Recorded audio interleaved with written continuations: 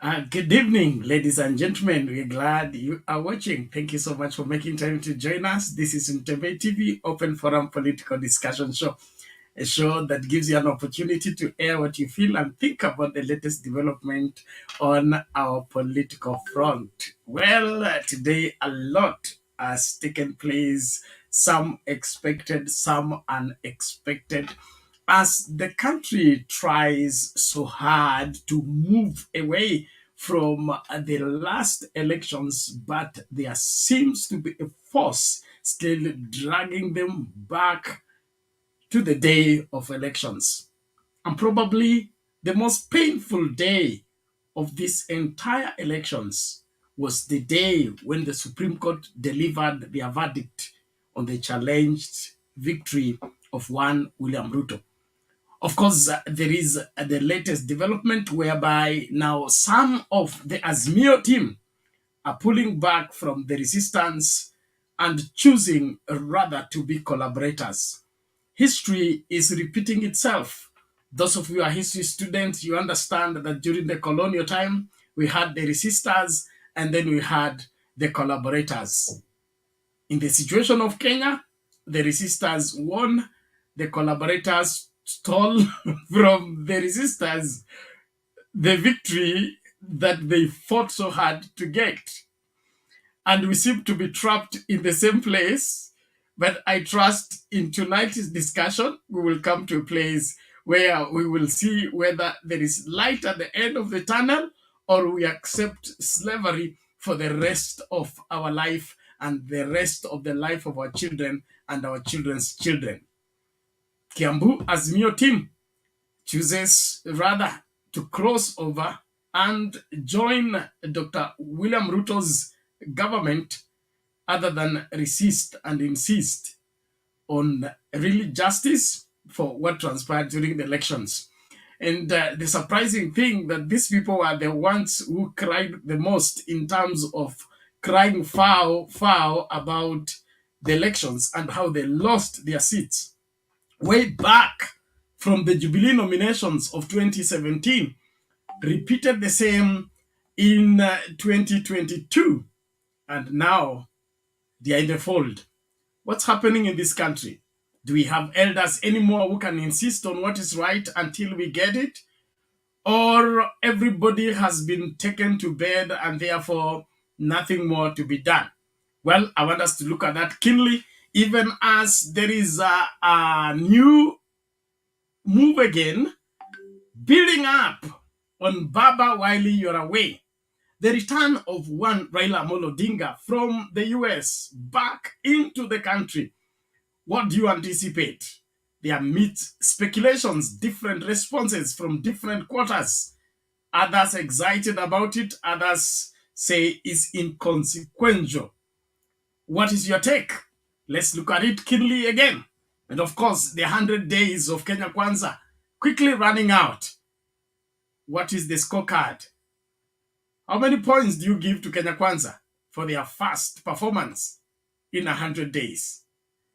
Karibu sana kila mmoja, tukajumuike pamoja tunapoendelea na kipindi cha leo, na kuomba tu tafadhali karibisha wawili watatu ili wote tukajumuike katika kuelewa siasa zetu na jinsi ya kushughulikia masuala haya ili nchi isitokomee, bali yote ikasonge mbele kimaendeleo, kisiasa, jamii na hata kidini. Asante sana, karibu kila mmoja, tafadhali karibisha wawili watatu, usitaze peke yako. Share that in your Facebook groups, share that link in your WhatsApp groups. Don't just watch, make sure that you're inviting somebody into this discourse as we look at it keenly from all angles. Is this it, or what is it going to be? Is Kenya caught up into a place where nothing will ever change, or there is inevitable change in this country that can be enforced? And it may not be political. It may not be taking the tribal usual channel. Something is cooking. What is it? Let's talk about it.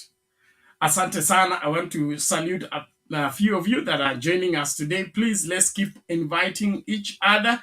Mato Makandet anasema kujeni tuoshe studio watu watu kabla ifunguliwe. Haya, tushafungua, wewe umechelewa na kifagio, lakini fine utapigwa tu kwa kuchelewa kusafisha studio mpaka umeleta homa ndani ya studio. Lakini karibu Chaka Ndume, nipo karibu sana. Nashukuru tu sana kwa kuendelea kufuata kipindi hiki na kujifunza mawili matatu na kutufunza pia katika maoni tofauti. Kuna Alexis Mulaki following, thank you so much. Ruth Onyango Uongo, kuhusu nini? Okay, boss lady, hi to you, thank you so much. Fabiano Adriano, niko ndani kabisa in Kilifi, asante sana, karibu kwa show. Kuna Paul Murithi, welcome home, asante sana. Kuna nani huyu, Fatan Abdullahi Mahmud, thank you so much, hi to you. Mary Wainaina, mama yetu huyo, karibu sana. Sylvia Nanjara, that must be my sister from the village, thank you so much. Kevin Oyera, karibu sana. We achana na Raila, anything touching Raila name achana nayo, focus. It depends on what you mean. Raila is the fulcrum of Kenyan politics. There is no way we can do politics without Raila Odinga. Until he's out of the scene, you cannot avoid him, even if you try. That's why you're talking about him, even you. So Kevin Oyera, karibu katika jamii kubwa ambayo inajadili siasa za Kenya na kufafanua mambo ilivyo, ili kila Mkenya amakinike, kusikwe na yeyote ambaye ataachwa nyuma katika kuelewa na kufuatilia siasa zetu ipasavyo. Joy Celine Makarinje, welcome, thank you so much. Gilbert Ingosi, I will never recognize Ruto as my president. Haya, mambo ni kama hayo. Thank you so much. Sylvia Langela, we are in a bad state because of Kenya Kwanza. Haya, ndio hiyo. Arike Henry Elias say you have taken a right direction. Let the say you have taken a right direction. Let the country come to peace. I don't know who is this that has taken the right direction. Is it Kenya Kwanza? I don't know if you can clarify that for us, because Kenya Kwanza first 100 days is what we're analyzing tonight, and many other political, of course, happenings that are pointing towards either Kenya is progressing or stuck in one place. Some fresh revelations reveal part of the discussions in the US about Kenya is the stalemate that we now have right now, with the legitimacy issues with the Kenya Kwanza government and the refusal to move on from the 2022 August elections. If you think the country has taken the right direction, you're now asking for peace, I think you're mistaken. You need to check again. You need to think again. Mambo hayapo vile unaoambiwa yalivyo. Kuna mambo mengi tu sana ambayo lazima yashughulikiwe kama nchi itasonga mbele. Na hii ni masuala ambayo tushazungumzia katika kipindi na katika forum hii kwa muda mrefu.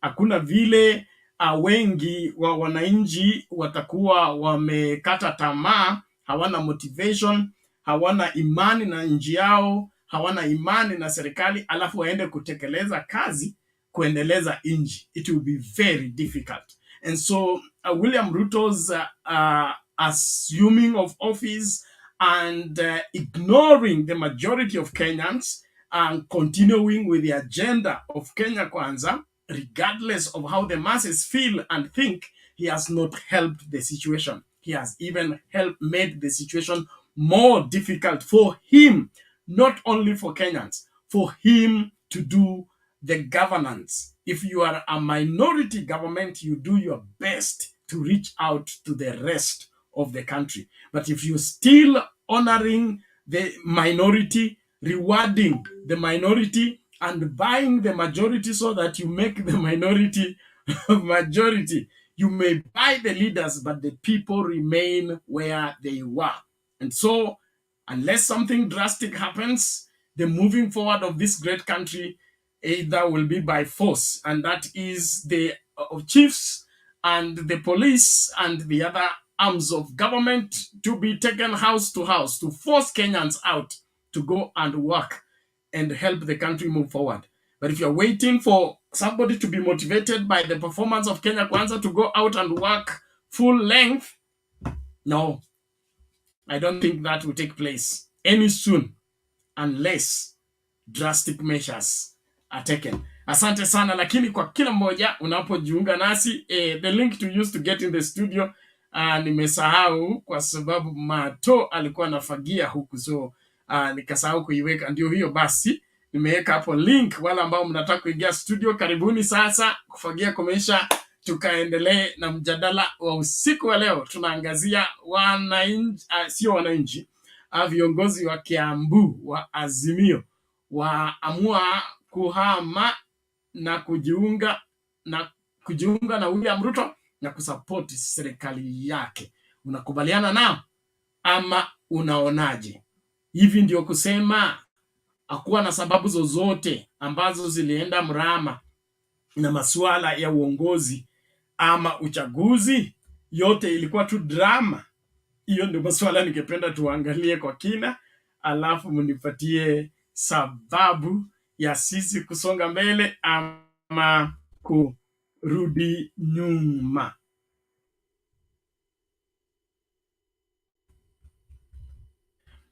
All right, everybody, thank you so much. As you continue, I continue to urge you, please make sure that you are inviting somebody to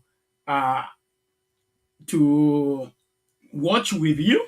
Don't let the show to go on without people joining and watching, and of course participating. We look forward to having a great time, even as we share on different views and different issues within our great country and how to get those things handled and prosecuted the right way. It is our civil duty to see to it that the governance of this great country is done the right way for the right purpose, and nobody takes advantage of another. And so, as Kenya Kwanza closes out the 100 days, in the remaining 7 or 4, sorry, about 5 days, the 100 days will have finished. We need to give them their performance. And of course, top on their performance was what they inflicted on the Kenyans, on the Kenyan people. The withdrawal of subsidies, that will be part of what will be considered in either ratifying Kenya Kwanza or sending them packing for failing exam in their first 100 days. So let everybody be on the lookout, even as we assess the performance of Kenya Kwanza. If there's something they have done well, is in an attempt to buy leaders to try and make a minority a majority, even when the Kenyan people have refused to budge. And in that kind of a sitting, I don't know whether Kenyans are there for sale. But going with what happened on Jamhuri Day, after the incentives were given and the begging of the people to attend, and the masses kept off the Jamhuri Day celebrations, it is a message that Kenya Kwanza must not take lightly. The Kenyan people are angry. And if Kenya Kwanza does not take it seriously, wako na shida. Karibuni, lakini karibu kila mmoja, maoni ya kila mmoja ni ya muhimu. Asante sana. Nani huyo? Simba Omari Said anasema hello Bernard, bado mapambano. Haya, mambo ni kama hayo. Benedict Rati, I am with Baba. US my is my friend of the people, for the people. Asante sana. In Kenya we follow our leaders, bwana. That is a factor that Raila keeps ignoring, and his political disadvantage. Dominic Odinga says in Kenya you follow leaders. They are leaders and they are self-appointed leaders. You should differentiate between that. Because if everybody followed leaders, why were the stadiums empty? Why were the county commissioners alone with the chiefs in the stadiums, including Wasingishu? Dominic, tell us something. Which leaders are these that we follow? We choose who to follow. And that is why those of us who follow Baba, there is a reason why we follow Baba. And no matter who invites us where, we've got an invitation, including state house invitations. We turn them down because we follow Baba. There is a leader and there's somebody who claims to be a leader. So if you assume that everybody sworn into parliament is a leader and he has a following, you deceive yourself, and that will be a big mistake from your end.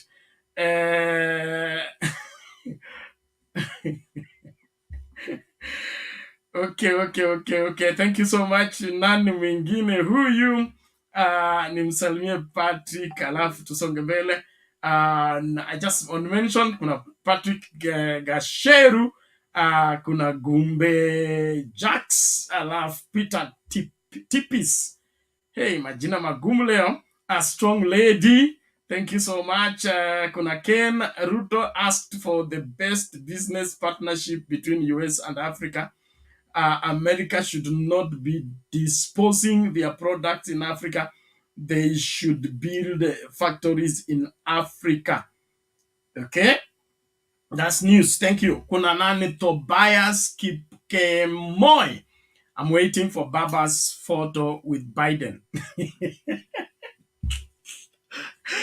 Wakenya. Sawa basi. Karibu lakini. Ndugu Chaga, namna gani huko? Niko salama sana brother Bernard, nimeshinda poa. Nashukuru Mungu. Karibu, niko salama. Yenyewe. Sasa Bernard. Unaona wakati tukisema tumechezwa, hii ndio picha inajitoa live. Kwamba tulichezwa na tulikubali tukahadaiwa. So watu washaanza kuonyesha their true colors now. Hiyo ndio picha tunaiona. Kwamba tumechezwa. Baba alichezwa vizuri tu. Hakukuwa na support. Kwa usishangae leo wamehama wa Kiambu, but kuna wale wa Nairobi wale wanaotafuta masaini. Wale walijitokeza kidogo, na nikalizungumzia juzi hapa kwamba kuna hao wanaotafuta sign. Ukidhania ni wao kidogo tu, but lengo hapa ni Jubilee kujitenga na Azimio, of which they did their part. Sasa ni kurudi na kukaa na kuwachekelea hao wengine, jambo ambalo linauma, jambo ambalo linaudhi, kwa sababu si vizuri ujitie uko kwenye safari na wenzako, kumbe wewe haupo kabisa, upo tu kwenda kuchunguza, alafu baadaye. But hiyo haitasimamisha kiu ya Mkenya. Hawa wajitenge, kwa sababu ni haki yao na ni mambo yalikuwa yashapangwa. Kwa hiyo sisi bado tutasimama na baba, madamu amerudi, tunamsikiza vizuri kila ambacho atakuja nacho. But kama wananchi wazalendo wenye kutupendea nchi yetu mazuri na kuitakia mema, hatutakaa tukinyamaza hivi. But for real, baba amechezwa na amenyang'anywa tena the last minute, ndipo waliponyimwa huu uongozi. Na hawa wanaojitenga hawa walikuwa wamo tu. Kwa hiyo nitarudi tu nyuma kidogo, kwamba wapi tulianza kuluzi election. Hata kabla hii uchaguzi, hata kabla ya kampeni wala kabla ya uchaguzi. Mahali dalili ya kwanza ni wakati wa BBI. BBI ndio ilitufelisha kabisa, na hii BBI ndio ilikuwa inatoa picha nzima ya uongozi ambavyo utakuja nani wa kura yenye ambayo ilikuwa inafuata, ambayo sasa hivi tumeshaipiga kwamba outcome yake itatoka vipi. So kufeli BBI kwa koti ilikuwa ni ishara wazi kwamba hata tushinde hiyo uchaguzi, still bado we are going to lose that election. Kwa hiyo tusishangae, hii ni mpango, wacha wahame hao watu wa Kiambu, na wengine kesho watahama Wanyeri, na wengine watahama, lazima watarudi maskani yao, kwa sababu lengo na shabaha ishatimia. Ni ile yetu 10 yake 10 ishatimia. Kwa hiyo hatuna jinsi, era wananchi tusimame na baba kama kawaida na tuitazame hii sarakasi, but tuna uwezo wa kuistopisha. Naamini kabisa tuna uwezo wa kuistopisha kabisa, kama tutaamua kabisa kikamilifu kwamba sisi tumechoka kuchezewa, haswa akili na watu wachache ambao ndo hao wanajitia wamo, kumbe hawamo kundini. Mimi kwa kweli Bernard, nimevunjika moyo sana sana sana sana sana, na kila kukicha na lose na kosa amani kabisa, kwa sababu kama kweli ni ushirikiano wa dhati haswa kama vile ambavyo kiongozi wetu Raila Odinga alivyoingia kwenye handshake kwa moyo wake wote, akili zake zote, kuhakikisha kwamba mimi na surrender na moyo. Watu hawakuwa wameingia, walikuwa wameficha mikono yao tu. Ndio haya tunawashuhudia haya. Wao hii mikojo tu imeanza kutoka, lakini mavi yako nyuma. Hii mikojo tu imetangulia, lakini mavi yako nyuma.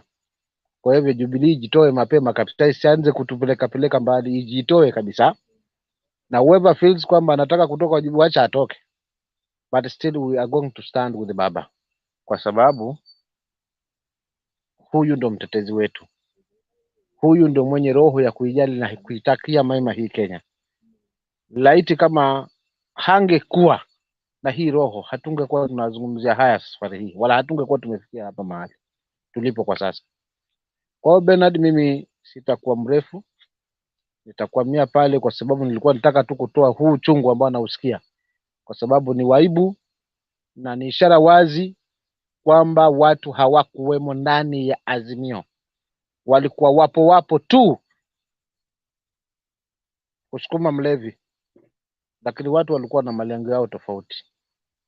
So those beneficiaries wenye wanaona kwamba watafaidi katika hii serikali, wacha wafanye yao, ni haki yao. Lakini sisi wa Kenya, kabila zaidi ya 40, lazima tufikirie lazima tufikirie, ukitaka kubadilisha hii, hizi kabila 40 ziungane na tuseme safari hii tunamsimamisha kiongozi. Hilo tundo langu kwa sasa hivi Bernard, kwa sababu ni waibu sana, waibu kabisa. Okay, thank you Chaga. Na kabla nikuache, naomba nikuulize kihistoria kihistoria na historia ya uchaguzi wetu, hakuna eti hajakuwa na candidate wa kabila hizo unazosema 40. Umekuwa naye mara mingi. So tutasimamisha nani mwingine ambaye atazidi huyu ambaye tulisimamisha? Nasema hivi, amenyang'anywa kila mara.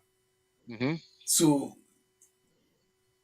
tofauti itakuwa nini na huyu mwingine ambaye mtasimamisha, kama kunyang'anywa is the order of the day?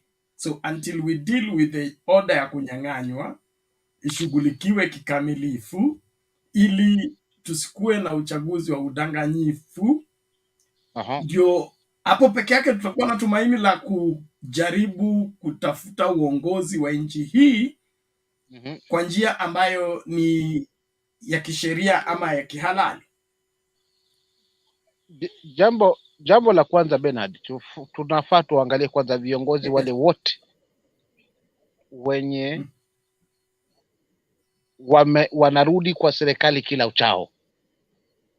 Tufikirie kwanza nini kiko ndani ya roho yao. Je, wanaenda kule kwa minajili ya Kenya, wanaenda kule kwa minajili yetu, ama kwanza wanaenda kule kwa sababu ya matumbo yao? Hilo ni lazima kwanza tujifikirie sisi wananchi, kabla ya kupigia hawa wakuu wetu. Tunaona wakuu, na wakati tumewatuma kazi tunawaita waheshimiwa, wakati wao tumewaajiri, kabla tuwapigie makofi na kuona kwamba labda tumepata kwa sababu fulani wetu yuko pale, fulani wetu yuko pale, jiulize pesa anayoipata pale na mshahara anaopata pale, je, wewe mwananchi? Alafu swali la mwisho ambalo lije katika akili yetu ni nini haswa, mbona huu hamisho na huu tunauona watu wanaungana kila siku kwamba sisi tumeingia hapa, nini kinaendelea hapo? Sawa sawa. Then tukishapata hivyo na tukishajua kwamba lengo la hawa viongozi si kwa ajili yetu, ni kwa sababu ya kutufumba macho, lakini wako kule kwa sababu either pengine wameahidiwa, either pengine wamenunuliwa, either pengine wamepewa pesa. Kwa hiyo ni kurudi sasa kuja kufanya kazi ya kwamba tuhakikishe kwamba wananchi wote wameamini, wananchi wote wamewakubali, lakini lengo si hilo. Hapo ndo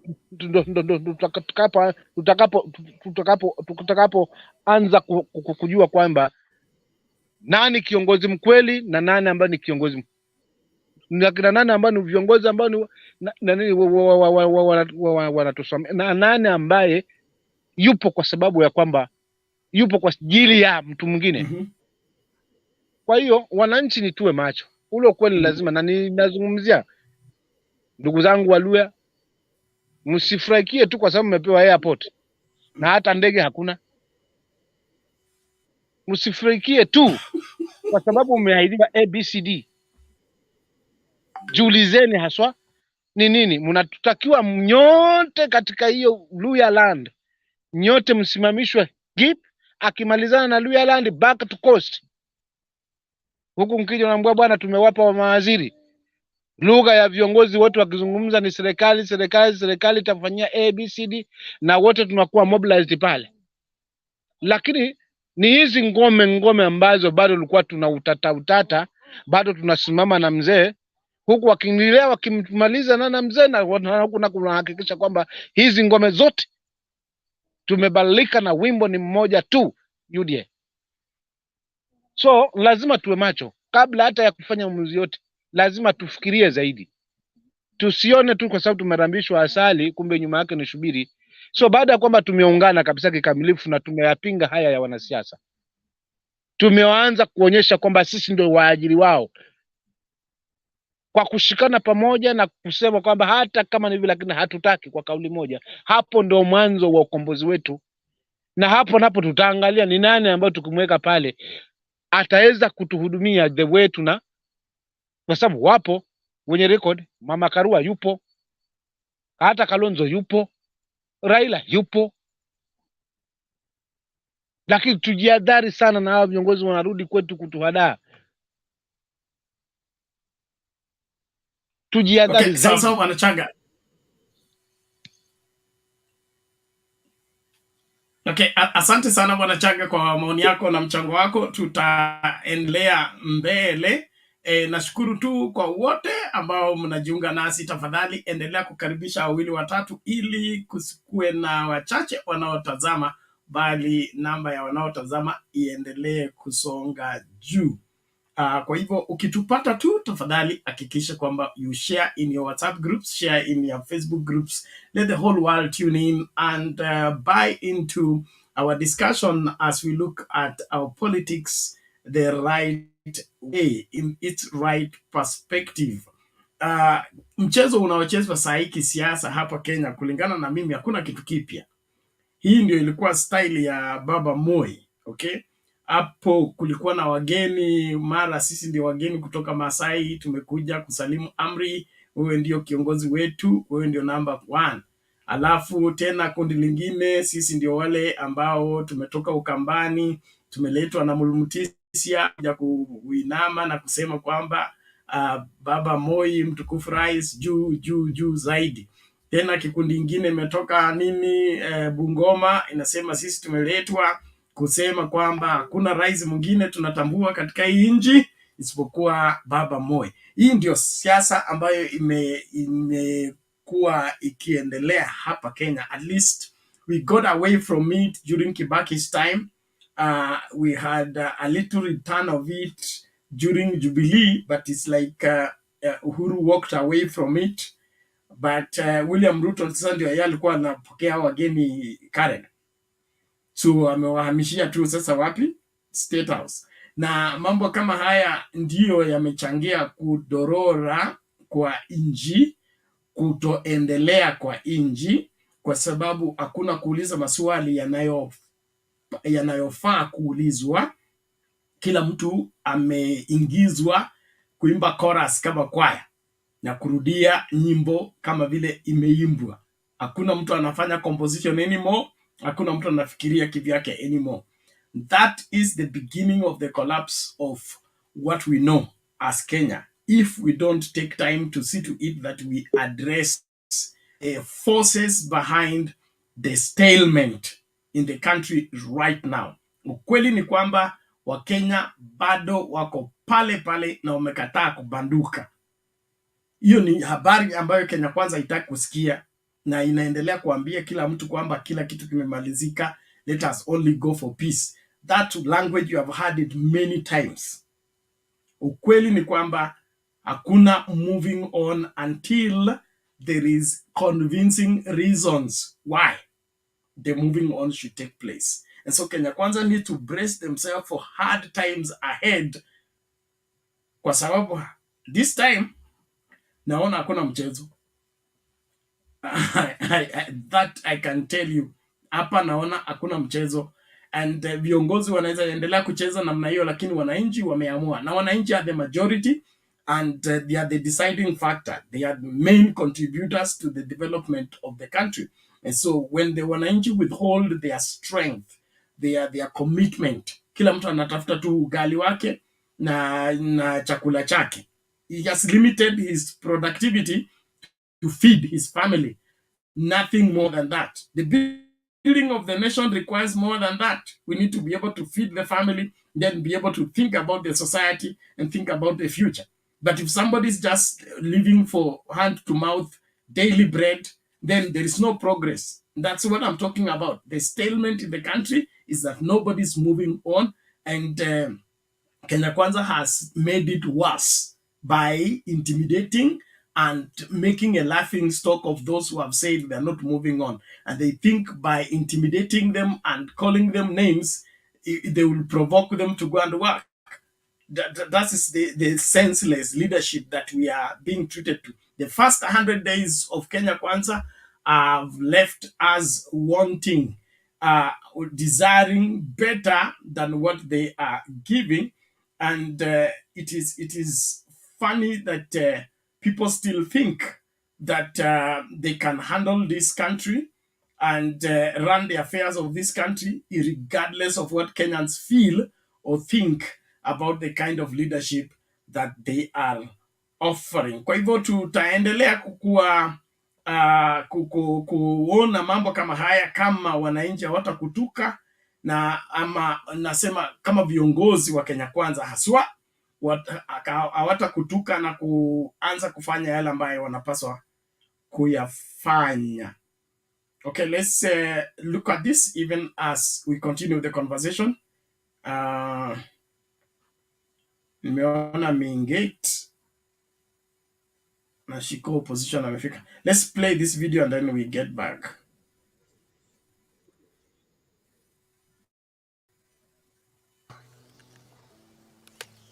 We acknowledge that it is now time to develop and transform this nation, and especially our economy.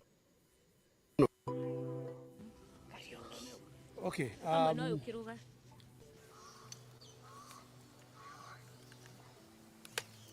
We acknowledge that it is now time to develop and transform this nation, and especially our economy, for the benefit of our people.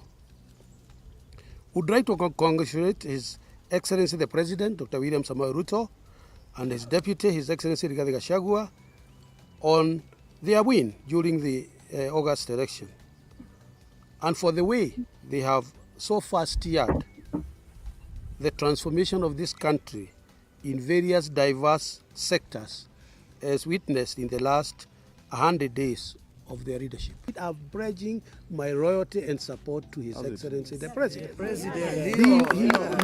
That's all. We want to be included in the current government. We've been with the government, worked with it, paid our loyalties to it. Now we have new leadership. We want to shift our loyalty to the new leadership. Development conscious, and we are there to stay. And we are making a clarion call to all the leaders, not only those who are here, even those who are outside. We never made it to come to here. Some of them are MCAs, former MCAs. Let us now join hands and create a better Kiambu.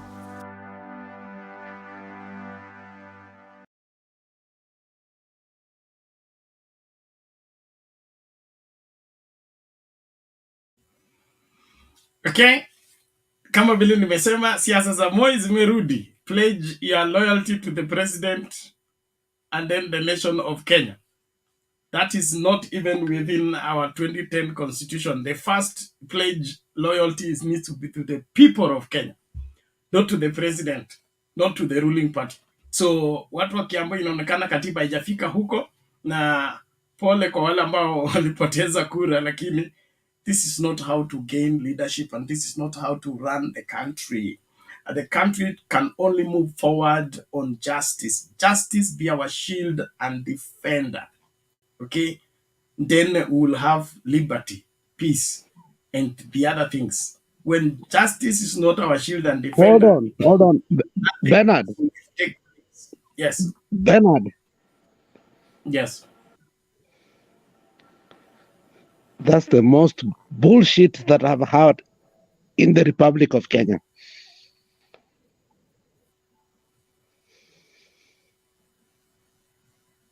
What is it? That's the most bullshit I've heard in Kenya. What I'm going to say is this: we must stop that kind of bullshit. What I mind your language, please. What I call bullshit. You should use proper noun before you begin to use the pronoun. No. I'm not going to refute what I'm saying. That's the most bullshit that's coming from the... Okay, let me just stop there. I'm pissed off. Take it easy. Take it easy, please. Take it easy, and please. You're going too far. Relax. Hii nchi tutaikomboa, lakini hatuwezi ikomboa ukienda hivyo, bro. That way, I advise you, it won't work. I'll give you a call. But that way tutaikomboa. That way tutakarangwa, tutawekwa kwa sahani, watatukula kama nzike. If we approach it that way. Tutakaangwa tukule kama tiswa. If you come from my village, you know what tiswa is. Hapana, take it easy. We must remain focused. Hata tukibaki watatu ambao umesimama na kweli, we are still able to rescue this country from the decadence. We should forget about the people who are crossing the floor. If they're crossing the floor to go and do what is right, then that's okay. But if they're crossing the floor to go and justify what is wrong and ratify what is theft, and we come up and say, we move on, the country need to move on, we want a piece of our cake. They're looking forward to eat. These are hungry people. We cannot rely on them for leadership. And so Kenyans of goodwill, wherever you are, remain sober, remain focused. The quest is still on. The struggle continues until we are able to free this country completely.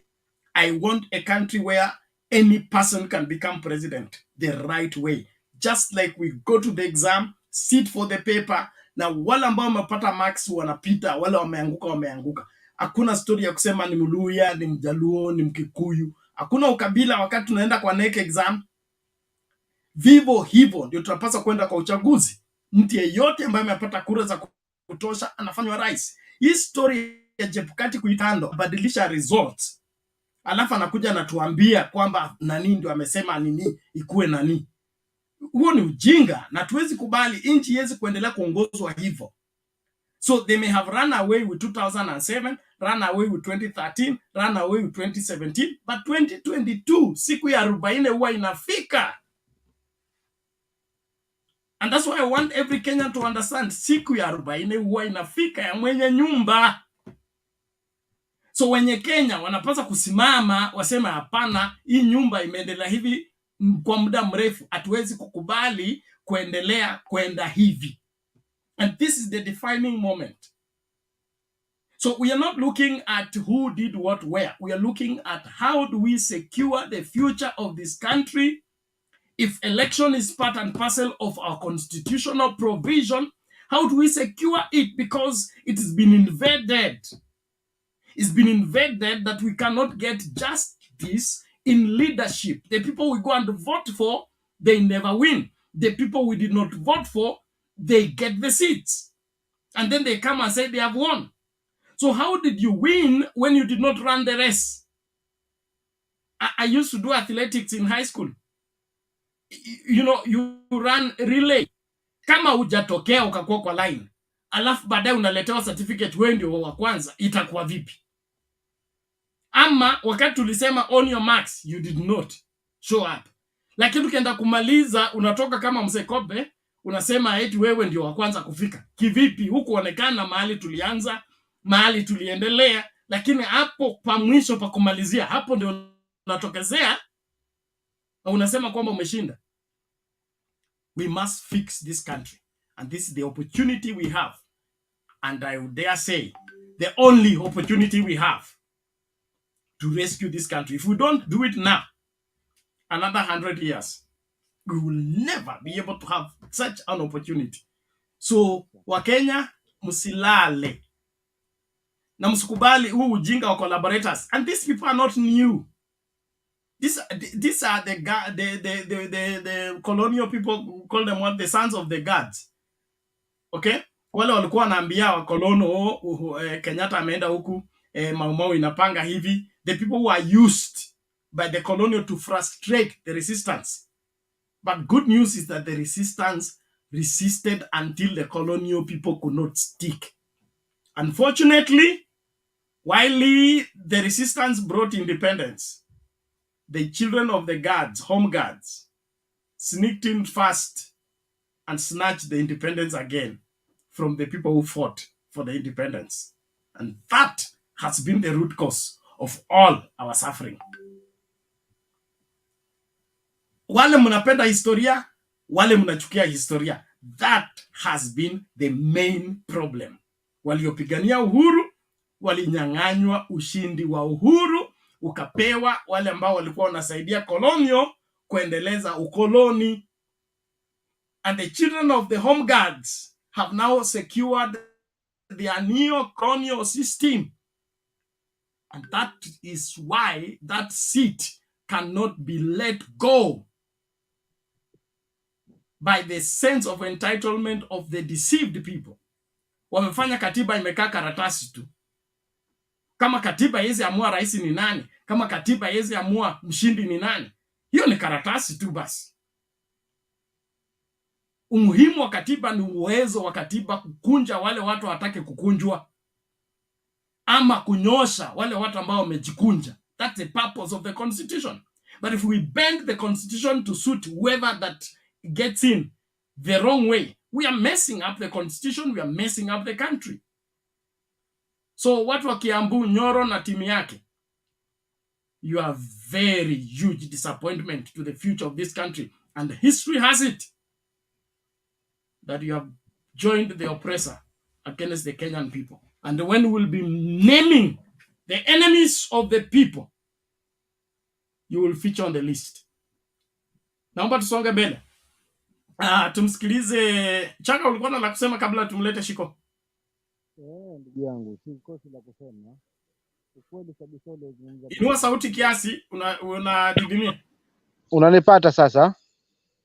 Hapo sawa. Yes. Ukweli umeuzungumza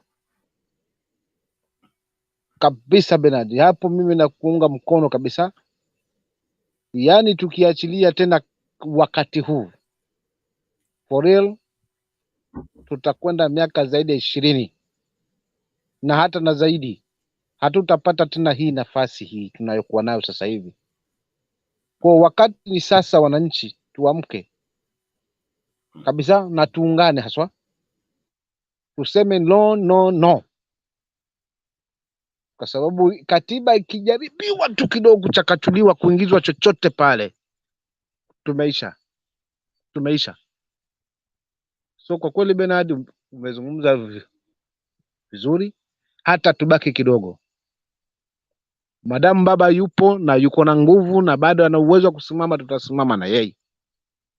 Awe na miaka 100 bado anatembea kuweza kufika Marekani na kurudi, bado tutasimama naye, kwa sababu huyo ndo mtu pekee tu katika Kenya yetu tunaweza mtegemea.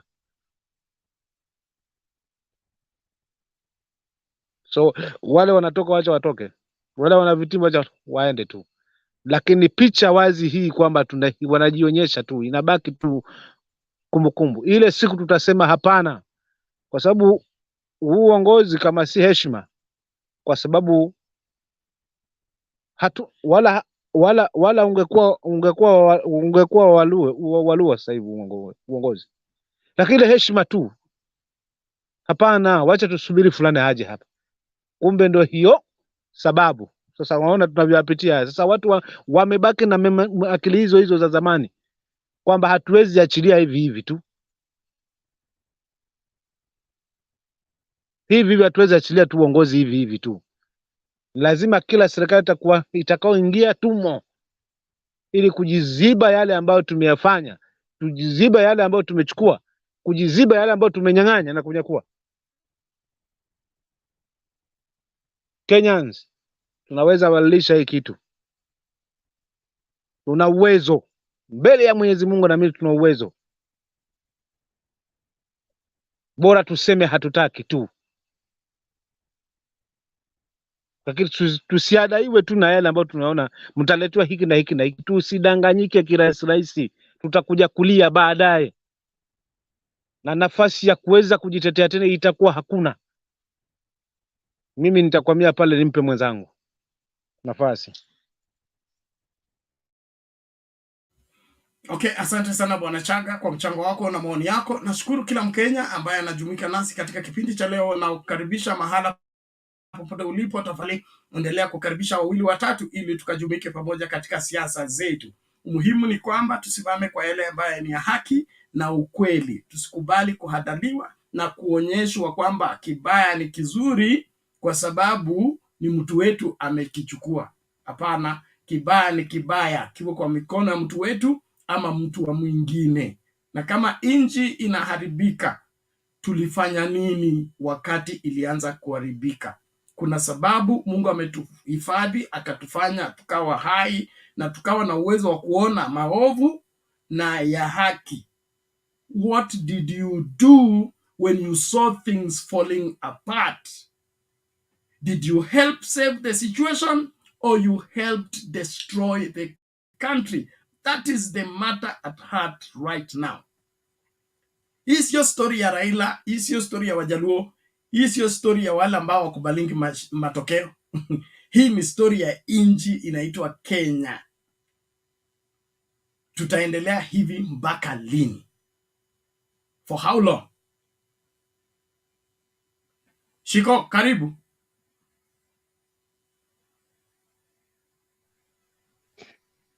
Hi guys. Hi to you. Welcome. Nimejifikisha huku niseme maybe 1 or 2, 3 things. Mimi ni opposition damu, and I'm from Mount Kenya. It's very unfortunate Bernard, ati watu wenye tulikuwa tunafikiria wako kwa Azimio, wenye you think you are together with a person, but at the end of the day kumbe ni sungura. Wakati ya huko anatokelezea, ukiingia kwa nyumba anajificha. But ningetaka kusema ni vizuri saizi wamejitokeza tuwajue. And I also feel this is my opinion saizi. Come 2027 kuna watu hatutakubali kwa mrengo yenye tutakuwa. Baba akuwe kwa ballot ama atuletee Kalonzo, let's rally behind the person baba mwenye atatuletea.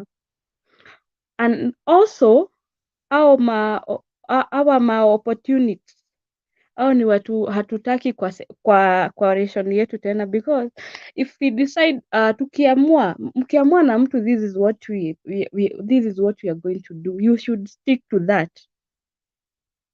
And one thing about my region where I come from, hawajui what we call royalty. Hawajui royalty ni kusema nini. They are not royal.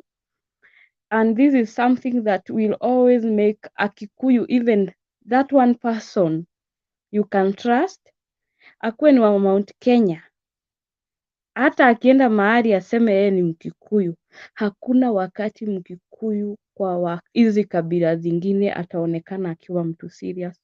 Sisi tutakuwa tunaonekana ni watu vigeugeu. Hata nimeona mwingine akisema kwa comment section, Judas Iscariot alikuwa Mkikuyu. Ni ukweli, hivyo ndio iko. Hakuna wakati Mkikuyu ataenda aongee mahali aonekane kama ako serious. Hata watu wanini behind Mkikuyu wanaona at the end of the day huyu hapana.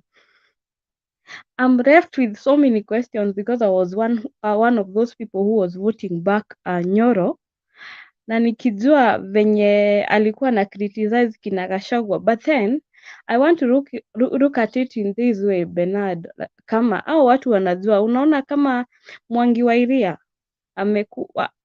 amepatwa na EACC, and they might have done dubious job when they were in power, wakati walikuwa hizo maviti zao za magavana.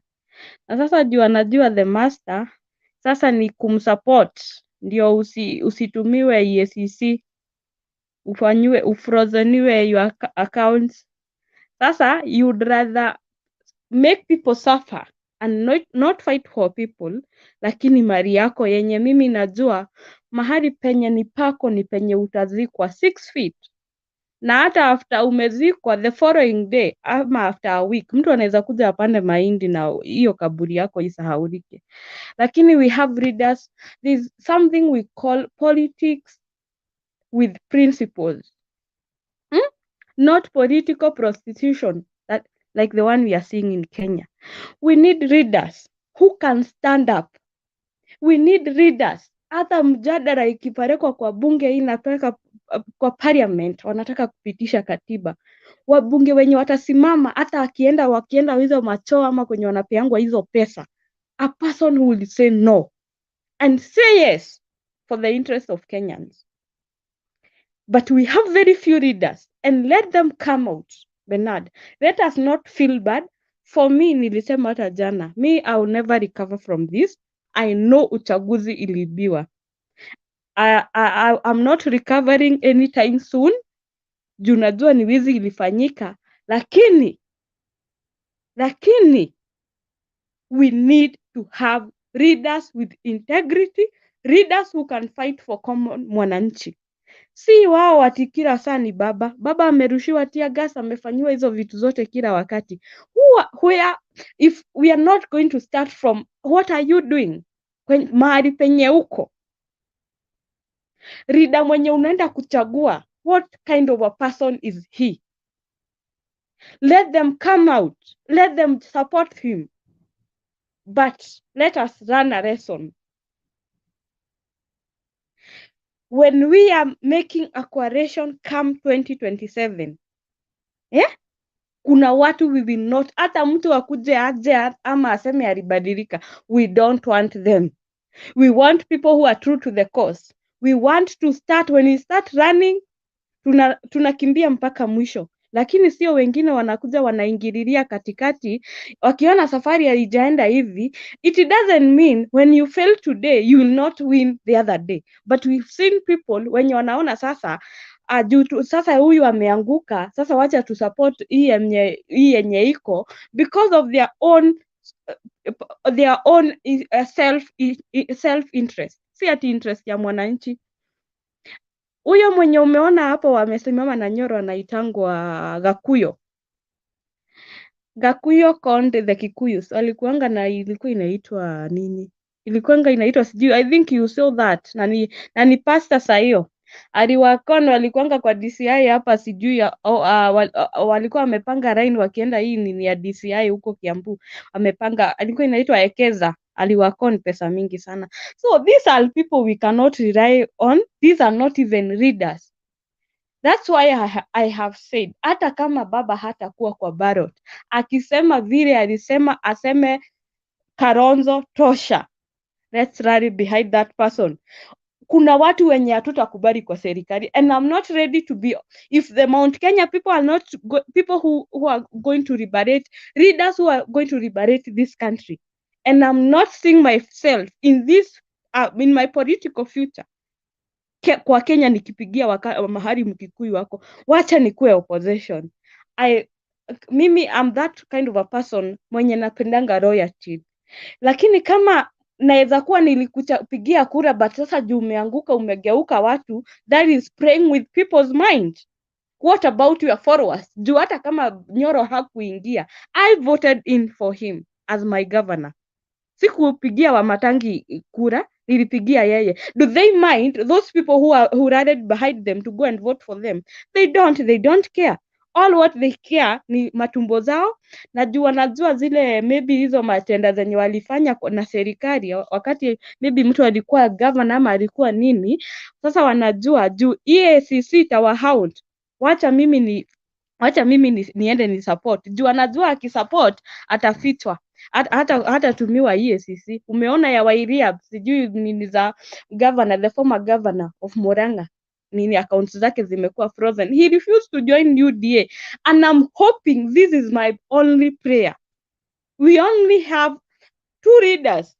Mmoja alikufa, mwenye alikuwa Peter Munya na Wahome Gakuru, the rich governor wa Nyeri, and this other guy Wairia. Those are people I can tell you for sure.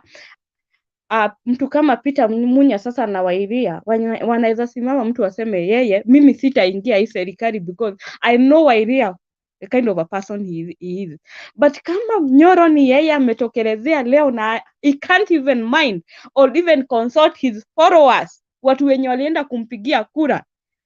Bernard, I'm telling you, mimi I'll never, if the Mount Kenya region, let them vote for Ruto. Watu hivyo wanasema wametoka na serikali. We are in this together. Hii wenye walitaka tutateseka sisi wote. But come 2027, I think Baba should run a lesson, and it's good. Kunasemekananga makosa ni kurudia. Ni ukweli. Ilikuwa ya 2007. Kibaki Sandri ati Kibaki alisema ati baba akaruka baba tena, wakaleta tukapata sasa Ruto Uhuru amemsupport. Tumesema Uhuru amesupport baba. Sasa ameona vile Wakikuyu wamefanya. Uliona Nyandarua, Kememia, Sisiri Karaoke, one of Uhuru CS amejoin. I'm a Jubilee party member, but I will always vote where Baba is. Baba akikuwa hayuko active kwa opposition, I'm not going to vote again, and I will never vote, and I will never rally behind Mount Kenya leaders wenye kama hao. Mahari Peter Munya atakuwa, mahari kama ni Wairia atakuwa. Those are the people I will look at to. But si watu wenye mtu anajari tubo yake. We voted for them, kina Nyoro. Shamelessly anaenda kusema ati I plead my royalty. It's okay, but Baba should run a lesson. And also, sisi lazima sasa tuanze kuangalia the leaders, and when kama ni coalition tunatengeneza wakati wa uchaguzi, we have to do due diligence. Tunajua watu wenye tuna associate na wao. We cannot be betrayed for the first time, the second time, then the third time, unless we are also fools. Bernard, hatutakubali hiyo. So wacha wahame, mimi sisikii vibaya, by the way, I'm happy. Wacha, unajua heli saa zenye unasikianga watu wakisema alianikwa saa 6 ya mchana, wacha watokereze, let them support him, but we will not need them when we are building our coalition come 2027. And it's not that Raila ndiye tu anaweza pigania wa Kenya. Tunachukua Kalonzo ama tuchukue kabila ingine. This thing about Mount Kenya, people being entitled about the presidency, ati itarudi kwetu, ati the Kalenjins and the Kikuyu, that thing should stop. And us, the youth, sisi tutaanza na sisi. We have to refuse it. Wacha hata tubaki watu watatu kwa this coalition ya Azimio. Mimi niko na Azimio. I will never support this government over my dead body. Wacha tubaki watu watatu. Let those leaders. Wacha nikwambie Bernard Nyoro ameenda kusupport Ruto. Amesema anamsupport. I voted for him as my governor for Kiambu. Have I followed him? Mimi nimemfollow. There are so many people, unajua wao hawakumbuki, mtu anaweza kuja kurudia aseme mnichague sijui nini. Mimi hajahama na mimi bado niko opposition. Hata wakati atakuja kusimama tena siwezi mchagua. Because this is a person, ni chameleon, siwezi mchagua tena. Mimi kura yake ni moja. Ako na over 300 people who voted for him in Kiambu. So hajahama na mimi. Mimi ningesema let's stick to the course. Wacha tufanyange due diligence, watu wenye tunajiunganisha na wao. And I would also want Baba to say yes to aseme Kalonzo tosha, because mimi Kalonzo, this was that time yeye akisupport Baba. Na tena tusiletewe deputy wa Mount Kenya. We need a person from another region. Sio kila kitu ni Mount Kenya. Na hiyo ndio imefanya hao watu wa Mount Kenya wamekuwa entitled with this presidency. Sijui wewe wanasemanga they are the Mau, they are the Mau, we are sons of Mau. Poro Cheng na kina hao wanaitangwa na wale wengine Wakamba. Kwani wao hawakuanga watu wa Mau? The entitlement yenye iko na Mount Kenya ni yako kakitu, lazima kukue deputy ama president ni wa Mount Kenya. Hiyo kitu iishe. Na nimerudia na wacha nimalize na kusema wacha wajitokeze tuwajue. Let's know them, so that at least next time we don't make the same mistake. As I finish, Bernard, I would want to touch on something. Maybe I would want to go out of the topic kidogo, niseme about the insecurity yenye imekuwa town. Kiambu na Nairobi na wapi. I want to ask you this question, you guys who are listening to me and my fellow panelists. Yeah? Haya, umeingia kwa serikali, umesema sisi tumeban special service unit. In less than a week, watu wameuliwa.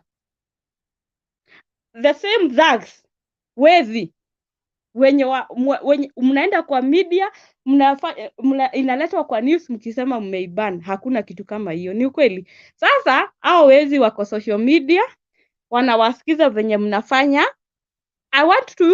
Nataka kuuliza hiyo ndio mniambie kama serikali haikuangi na kitu inaitwa intelligence, na wanafanya vitu zenye si lazima kila kitu iko kwa media, but because of that thing of wave na wanataka to be relevant, they can just say anything. So in less than a week watu wameuliwa Nairobi, watu wamenyang'anywa, kumekuwa na uizi. How can you go tell your enemy you have your own compound, uambie maadui wako, ama uende kwa barabara uambie mimi sina watchman, by the way watchman wangu nilimfukuza, mimi sasa sina watchman. You are telling them mimi sina watchman, kujeni muibe, so they will come and steal. You don't go and tell people. Uwezi enda uambie mtu mwenye unajuanga kuna kitu anakutafutianga, umwambie by the way nimekufanya next of kin na najua wewe ni suspect, unaweza nifanyia kitu kwa maisha yangu. Or rather kuambia mtu mimi sina watchman, watu watakuja kuiba. Then these people, madhags wako social media, they are following these leaders on their Twitter and social media pages, wanawafollow, wanaona kila kitu chenye wanasema. They even write, naonyeshwa news alafu unaona wanapost. So hawa wezi wanaona hivyo. Watu waliuliwa immediately hiyo special service unit, but because we want to to punish Baba and to punish Uhuru Kenyatta, that's why they banned the special service unit. Unasahau hakukuanga na hiyo kwa nini? Alafu anaanza kunini kushika hao watu wenye walikuwa kwa special service unit na kuanza kuattack George Kinoti. Those police officers, those CID au walikuwa special service unit, they know these thugs, they know they are from which slums, ama wanakuanga mostly wametoka wapi. So uwezi enda shule useme nimefuta hawa walimu wote kazi, nimeleta walimu wengine. You are supposed to have some others who are left. You don't transfer all the teachers because hao ndio watawaambia this is how we run this school, this is our system. But then we have a government whereby they are not intelligent. Wanaenda kuambia wezi sisi hakuna special service unit. Then watu wangekosa kuuliwa kwa nini? Hapa Ridgeways kijana alikuwa anaitwa Kigan, aligraduate the other day, aliuliwa na hao watu in less than a week after they banned the special service unit. Watu wakauliwa, but they don't care about the mwananchi. They just want to trade. They are there, they can just say anything. Ndio ukasikia mnaletewa mpaka pay bill mchagie serikali, alafu mnaanza kuambia unasikia sijui Rigathi anaenda kutoa almost 300,000. Yeye angekuwa wa kwanza kuweka hiyo pesa kwa pay bill. And if you are in Azimio, reject everything from this government and don't subscribe to the hustler fund. Wachana na hii serikali kabisa. Let's be in the opposition. In fact, I never thought opposition is this sweet. I'm very happy in opposition, and I never thought it's very sweet to be in the opposition. Let's reject anything from this government. Hawana mpaka, they were not ready to run this government. They were sponsored and they stole the election. And I would want to touch on this thing about Chebukati. There comes a time whereby we have to say enough is enough. Bernard, si tutaletewa mtu mwingine chairman wa IBC afanye venye watu wamefanya. Sasa Cherera wameresign. They had a lot of evidence they could have told Kenyans. But because we have a government whereby inauzia watu uoga, ujaribu kusema utauliwa, now they had to resign. What about us citizens? What are we going to do to avoid such? Juu inaonekana hata tukishinda wakati mwingine Baba won. We have done so much work and we know Baba won. What are we going to do if we have such a chairman wa IBC? Sasa itafika wakati sisi wananchi lazima tukue like our forefathers who fought for this country.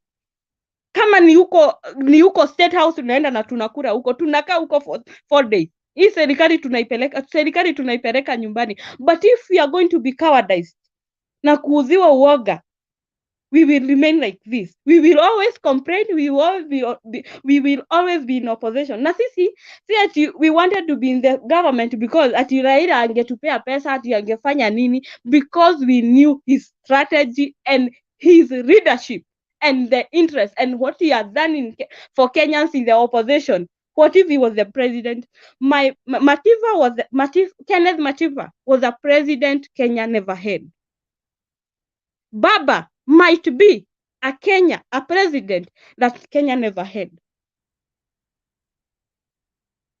We have to ask ourselves so many questions, and we have to think and think critically. Let those who are shifting, wacha watoke Azimio, they should even resign from the party. If they are from Jubilee, will resign. But let there be remnants from the Azimio coalition. And those are the people we should follow because they are true to the cause. Si mrida mwenye unachagua leo, like what they did. Ati unachagua after juu amechaguliwa anaenda anajoin hiyo serikali. Kama umeanza safari umesema wewe ni una support hii kitu, go with it to the end. Support to the end. We need such leaders. And we have to do our due diligence. When we are making a coalition, tujue watu wenye tunatengeneza coalition na wao ni kina nani. Me, I'm not saddened by the way. I expected it. I know them, the Kikuyus. I know them, not the Mount Kenya people. Mwejianika, and there is nowhere you will be trusted. Not even in Kenya. You will never be trusted. Na ndio unasikianga watu wakisema hawezi amini Mkikuyu. Now you have proved the Kenyans and the whole wide world. Whatever they've been saying about you guys, it's true. I'm true to the cause and I'm in the opposition to stay. Thank you, Bernard. Okay, asante Shiko kwa uchambuzi wako mzuri, tunashukuru sana. Suala moja tu ambalo ningependa kusema kwamba sasa hivi hatuzungumzii maneno ya 2027. Kama ng'ombe zimepotea, wale watu wa cattle rustling, alafu tumeenda sokoni tukakukuta na ng'ombe zetu zilizoibiwa, hatuwezi kusema tungoje mnada imalize, uuzaji uishe, ndio tuzungumze kuhusu ng'ombe zilizoibiwa. Kenya lazima tuambiane ukweli. Aidha kura zilikuwa za haki ama zilikuwa za uongo. Na kama zilikuwa za uongo, ukweli uko wapi? Kama kuna kitu ambacho ni lazima kishughulikiwe mara moja, urgently, ni hii story ya kusema kwamba whatever the Supreme Court decides is final. It cannot be final. It should not be final. Why? The sovereign power of Kenya rests with the Kenyan people, not with the Supreme Court.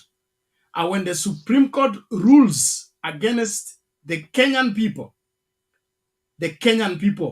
must stand up and say no to fraud, say no to corruption, say no to overturning their will and imposing on them a leadership that they did not elect. And so, before we discuss 2027, we must settle 2022. If there is any mistake I can call a mistake, was forgetting 2017 and concentrating on 2022. Without addressing 2022, there is no 2027. So we must settle everything concerning 2022 if there will be a 2027.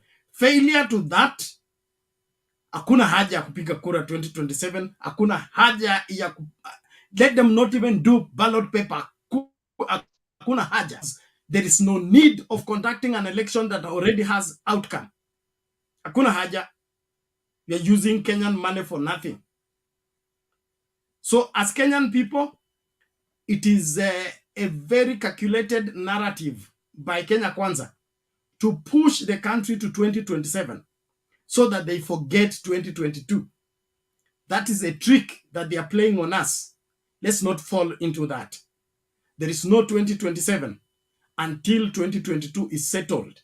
And every Kenyan is either happy or knows that it is impossible for us to get genuine elections in the country, and therefore we go for redefining. There are many options. We can apply for redefining at the UN and wherever else. Hakuna haja ya kuendelea kuishi kwa nchi ambayo hutapata haki na unajua hutapata haki. Kwa hivyo unakaa ukifanya nini? What will we be waiting for? We also want to be president someday. We also want to be governor someday. But how are you going to subject yourself to a process that is fraud from the word go? You have to bribe everybody. After that, pay the agent. After you pay the agent, follow the agent to see to it that the agent is looking at I. And then pay the chairman of IBC, pay the assistant, pay 7 commissioners. And after that, you give them assignment, tena waajiri askari wa kuwachunga. It can't work that way. We must restore this country back to order. And for that to happen, every Kenyan needs to get angry enough. Tuache hii mchezo tunachezewa. There is no 2027 without 2022 being settled. And from where I sit, 2022 is far from being settled. Naomba hivi. Alex, your mic is on. What's the problem? Okay, I'm muted. So naomba tafadhali tuseme ukweli. Tusikae hapa, tunashinda hapa kuambiana uongo. Haiwezekani. For this country, something has to be done right now. Their 100 days of Kenya Kwanza has proven beyond any shadow of doubt that they are out to not only justify the wrong, but now to institutionalize it, make it legal to steal elections and go away with it, make it legal, okay, to force people to Bernard, accept you, president. Bernard, hold That on. cannot continue. Yes, Bernard, hold on. yes. I've liked the submission of that lady.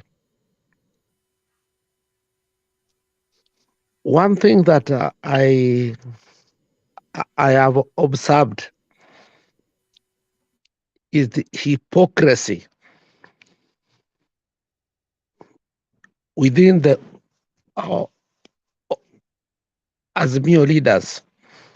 They have jumped to Kenya Kwanza, and I was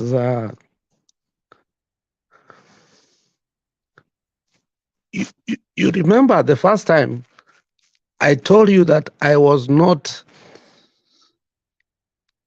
very submissive to Simbarati.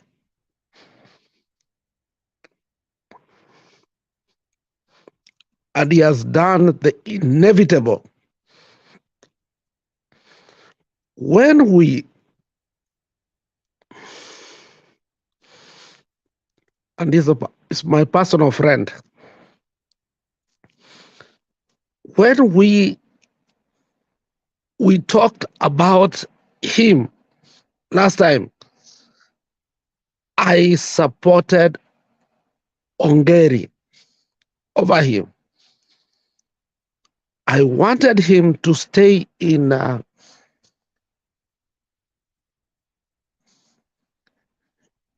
Nairobi. Akakuja Kisii, he won. But the last,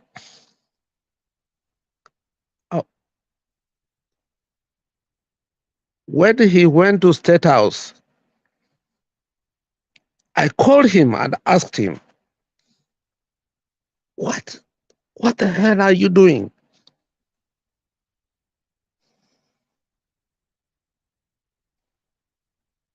Because Simbarati is the only alternative to Raila Amolo Odinga.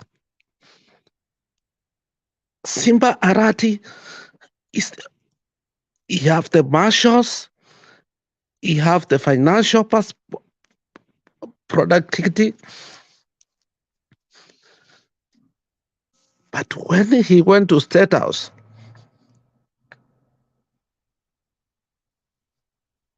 he disappointed even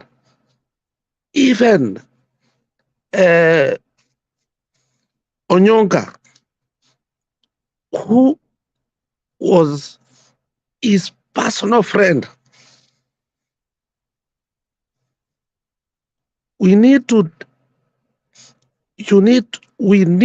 tell him that he should apologize to Kenyans, because when Winnie gave the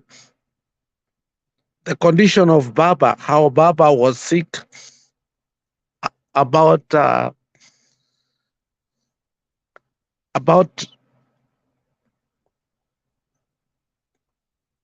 I think it was 5 months ago.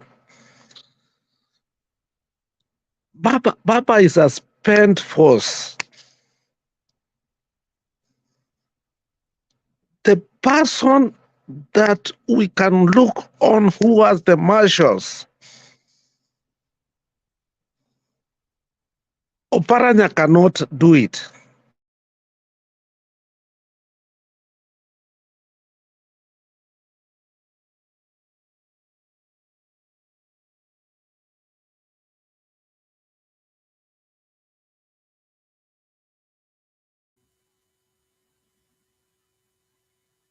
Alex, it seems your gadget is failing.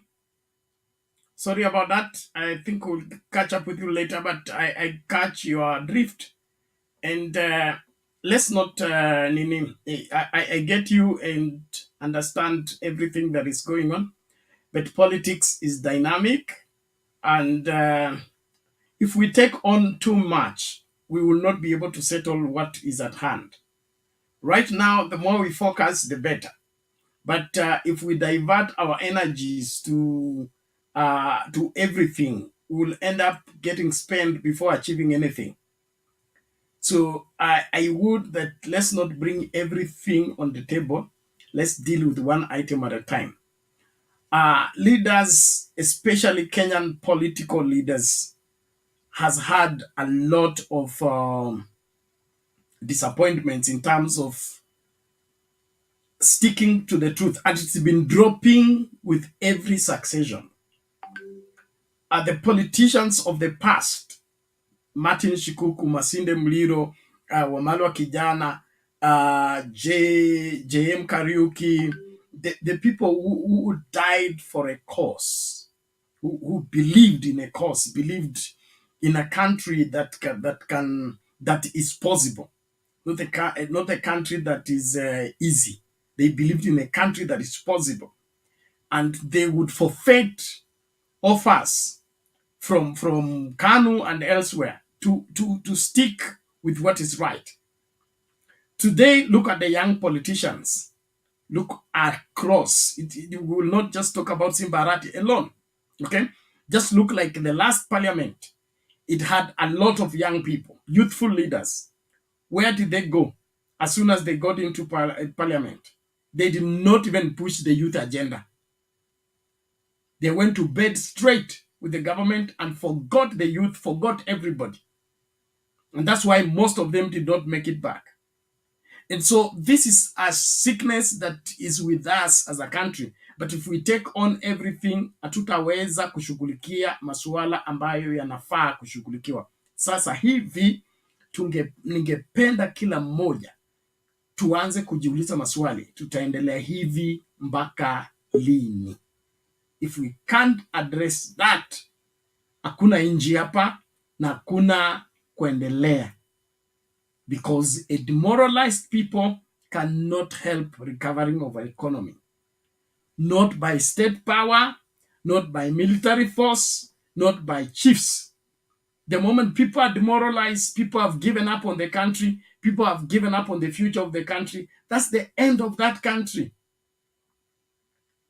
Na sasa hivi, my interaction with Kenyans, what I hear on the street and what I hear across the country, hakuna mtu akona morali ya kufaitia Kenya in terms of let me go and build the nation the way we were spirited up 2002 under Kibaki, working overtime, ensuring that the country is moving forward. Right now, who is doing that? Everybody's looking for something to eat. And that's a wrong state to be in. And so we will address the Kinasimba Arad and the rest, and the politics of convenience, other than politics of principle, the one Shiko talked about. We are suffering because of politics of convenience and winning elections by convenience. Enda ucheze tu kwa jukwaa na baba, utapigwa nini? Kura.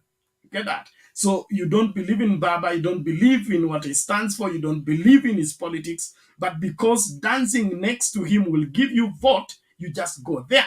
And that's where the hypocrisy is all about. But we will deal with that when time comes. Right now, we must tell ourselves the truth. What I know is that whatever the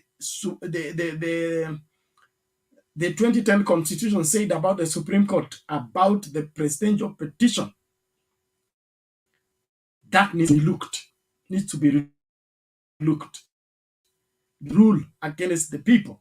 If the sovereign power is with the people should have a say after the Supreme Court has ruled on matters. And cases are never closed permanently. Cases are never closed permanently. If there arises new evidence to prove that what was petitioned was right, how is that addressed? And that's where we are right now.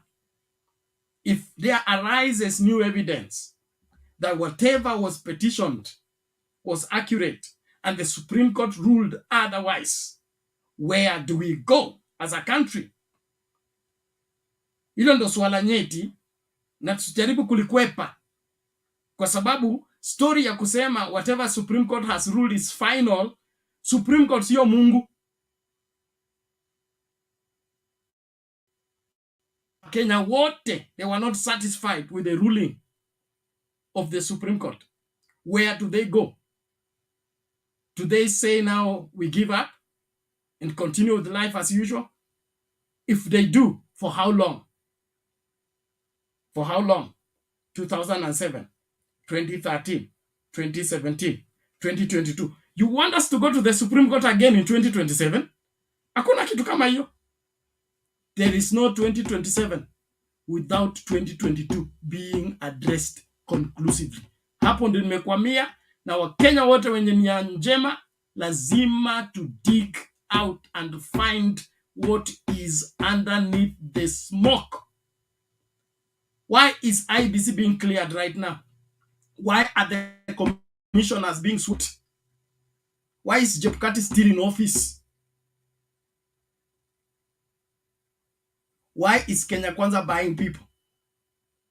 Why does Kenya Kwanza want to create offices that are unconstitutional? I'll play a video and then we can bring Island to make her submission. There was a guy here, I don't know, he kept dropping out, called Gu. Let me find his name. Nurdin, wherever you are, you can get back, because we give you opportunity as soon as your turn has arrived. So karibu, kama bado unasikiliza, njoo, alafu tutakupatia nafasi yako ya kuchangia as soon as you can, because you've been here before.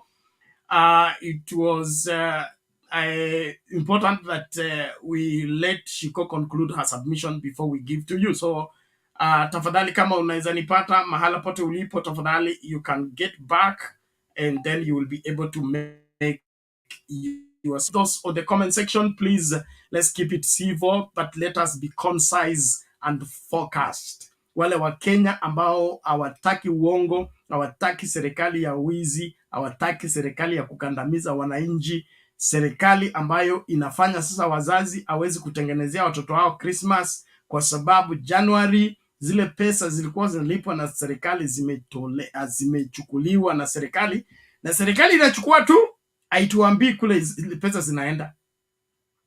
Wamechukua pesa ya wazee, hawatuambii imeenda wapi. Umechukua pesa ya petrol, hawatuambii imeenda wapi. Umechukua pesa ya subsidy ya chakula, hawatuambii imeenda wapi. Kwani hii ni serikali ya kuchukua tu? Badala kitu kidogo sasa ni kuchukua kila kitu? No. Let's ask right questions so that we get right answers. Let's listen out to this video and then we'll be able to proceed with the conversation. I want to appreciate everybody who is joining us into the discourse. And for the team that we discussed yesterday, I will be getting back to you as we continue the conversation. Let's get this video first. Alafu tusonge mbele.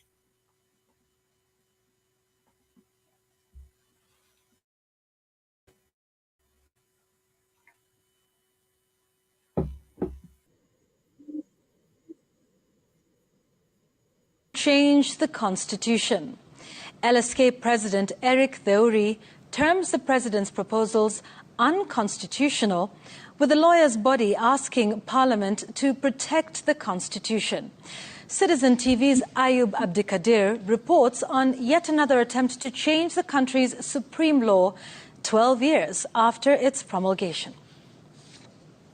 The lawyers' lobby says President William Ruto's move seeking to change the constitution is unconstitutional, and that Parliament should not consider the proposals by the head of state. We therefore call upon Parliament, that is required under Article 94, subsection 4 of the Constitution, to protect the Constitution and protect democratic governance of the country and the citizens of Kenya, to rise up to the occasion and safeguard the gains made under the Constitution. In his proposal, President Ruto said, "I propose that Parliament considers an amendment to Chapter 9, Part 4 of the Constitution to establish the office of the Leader of Official Opposition. The President bolstering his argument with the claim that the Constitution fell short in the provision of clarity on the full post-election fate of the minority side, saying the bipartisan approach between the majority and the minority sides does not extend to its full logical extent. The President also proposed the establishment of a formula that will guide the computation of the gender ratio in the National Assembly and to entrench various funds in the Constitution, including the National Government Constituency Development Fund, the Senate Oversight Fund, and the National Government Affirmative Action Fund. The head of state also pushing for cabinet secretaries to be accountable to Parliament, with his proposal, and I quote, "I recommend and request Parliament to consider the formulation of a mechanism within its standing orders to facilitate the participation of cabinet secretaries and chief administration secretaries in parliamentary proceedings by responding to questions raised by members of the National Assembly." The amendments are being initiated by the President contrary to the decision in the BBI case, and so therefore they should not see the light of day in Parliament, as there being a very clear precedent that has been set by the courts. The Law Society of Kenya says President Ruto now wants members of the bicameral parliament to spearhead the process despite the Supreme Court ruling on the Constitution of Kenya Amendment Bill 2020, affirming that the head of state lacks authority to initiate changes to the country's constitution. The core values principles laid out in Kenya's Katiba 2010 are transformative and progressive. And while it's inevitable amending the country's supreme law, many questions do come up. Is the process to change the country's constitution constitutional as the Constitution envisions? For those driving any amendment, have they lived by the principles of good governance and constitutionalism? 12 years since the promulgation of Katiba 2010, has the country's constitution been accorded the right environment to thrive? The process that led to the birth of the country's Katiba 2010 was people-driven and people-centered. How willing are those driving any amendments going to engage the Kenyan people who are supreme in a robust manner? Ayub Abdikadir, Citizen TV at the Law Society of Kenya, Nairobi.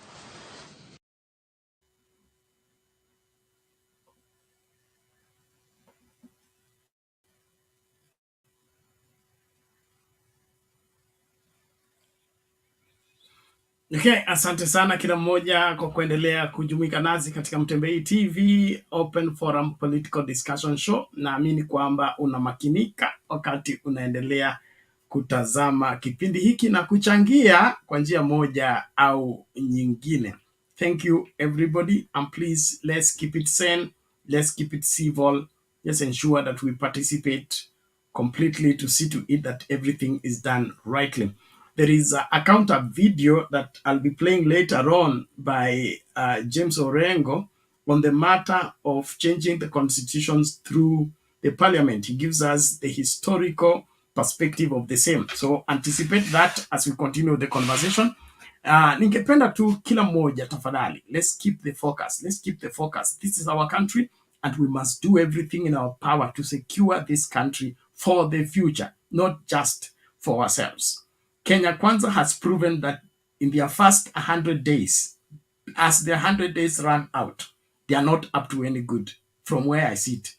Starting from their moves, their approach, and the decisions they have made so far on behalf of Kenyans, they have not shown any place in their decisions that the Kenyans are at the center of their consideration. All they are considering is when will they stay in power, how long they will stay in power, how will they perform in 2027. They have done nothing in terms of helping Kenyans move wherever, secure the Kenyan lives to be hell on earth. The 100 days are proving that, unless you have an otherwise consideration. I wouldn't see the reason why a government should come in force and the first thing it does is withdraw subsidies and withdraw kazi mtaani and withdraw pesa ya wazee and all that. You can't do that and still be serving the people. Unless you prove me otherwise, kuna kitu makosa. And then also look at their proposition. They are proposing something that will now seriously affect the structure of governance and without proper constitutional consideration.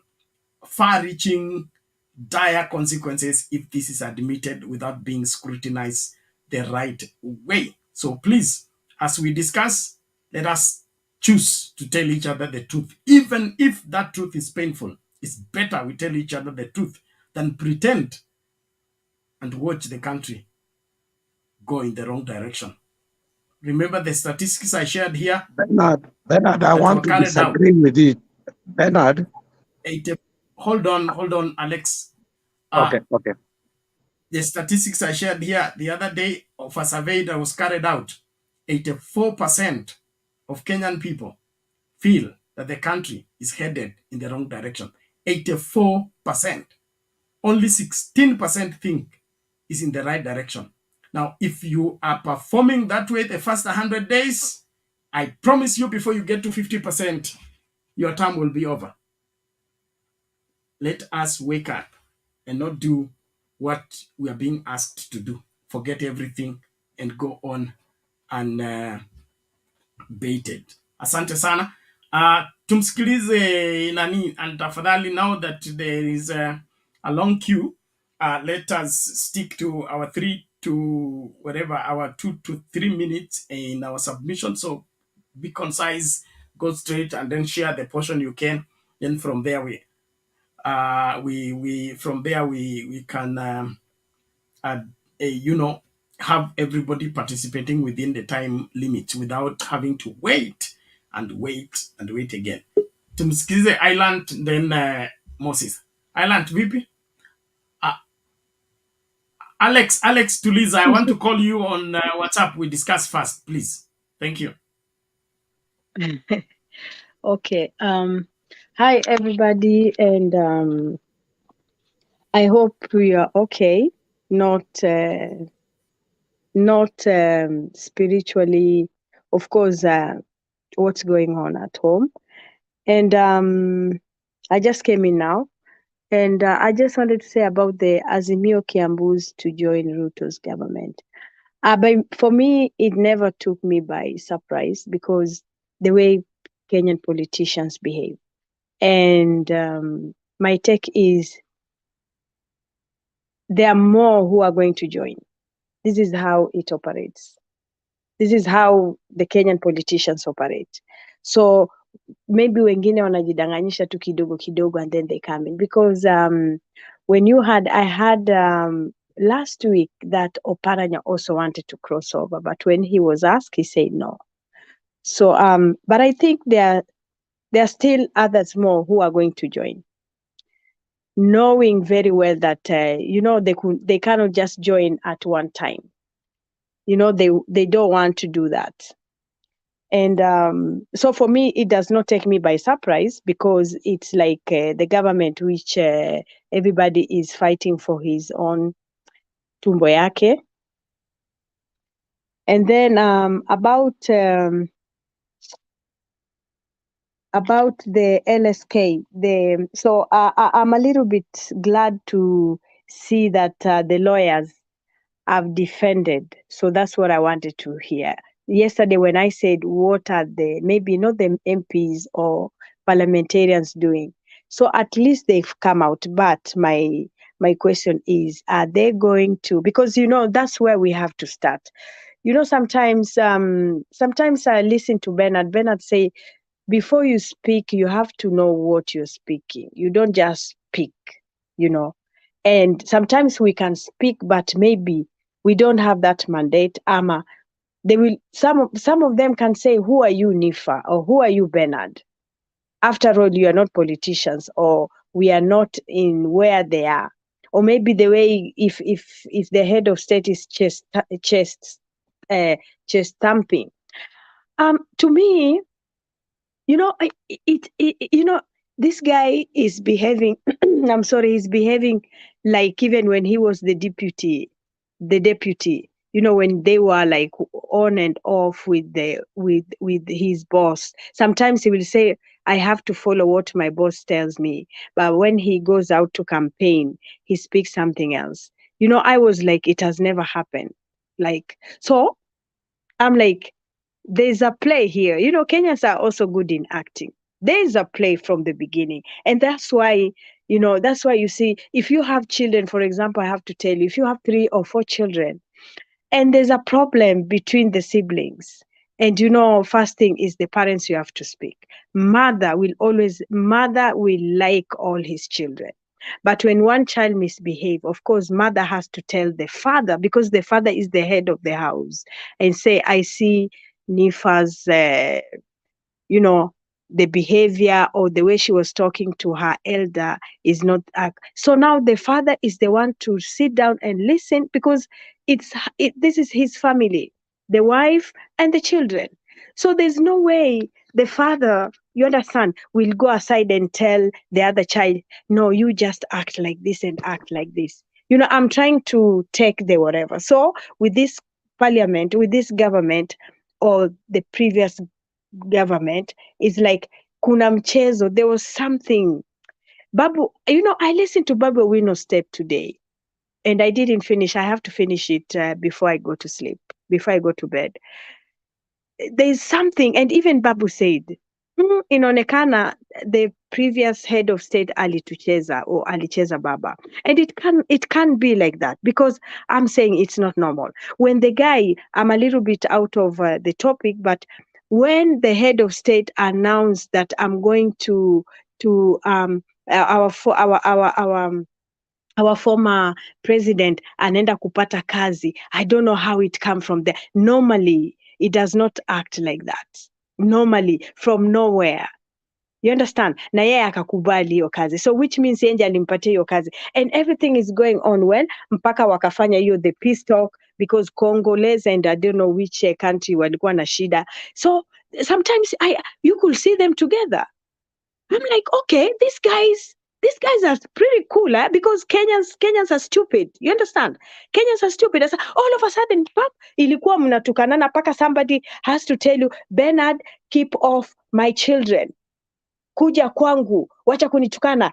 Who has that mandate? You are a leader and munachokozana. Yani it's like wanawake ndo huwa wanagombana hivyo. Unajua sisi wanawake, we are known to have big mouthpiece. You understand? Mwanaume anasimama kwa ninio, and your campaign nasema kuja kwangu, usinifate watoto wangu. And then all of a sudden things just change. So now they're talking. So I'm like, okay, you are the former head of state ndiye anafanya the peace whatever, while your country things are not good, mambo si mazuri. Mnapatanishaje wale wengine na nyinyi wengine mnazozana? I'm like, okay, so this is what's going on now. Anaenda step by step. I also read that nani anaenda kustahafu from Azimio. Ever since, how long were you Azimio's chairman? Unataka kustahafu from Azimio so that unaweza ukaendelea na ile. There's something, these two tribes wanacheza mchezo, na hiyo mchezo wenye wanacheza, they should remember Rwanda. Kenyans should remember, not Kenyans, citizens. Sometimes I saw like wanafanya watu ambao wako chini wanagombana, for example, huyu ako Azimio ama huyu yuko ODM ana attack mtu wa UDA ama mtu wa UDA ana attack, wanafanya watu wanagombana, but Kenya wafikirie, manake once you are there, kutoka inakuwa ni shida. Hata hizo pesa zenye wanazo, hizo pesa zao, siku zile mambo yataharibika. You understand? Siku zile mambo yataharibika. They should see the example. Look at Congo, look at Somali, look at Sudan. And those are also all East African countries. Rwanda walijifundisha. And that's why you see Kagame anajaribu. Rwanda walijifundisha. You understand? There were only 2 tribes, Rwanda. So now, just to say, to finish up, is like this. I'm sorry, Bernard, to take my time, because for me, I don't want to speak about watu wadogo wadogo. I'm speaking about head of states. You understand? Yule na mwenzake.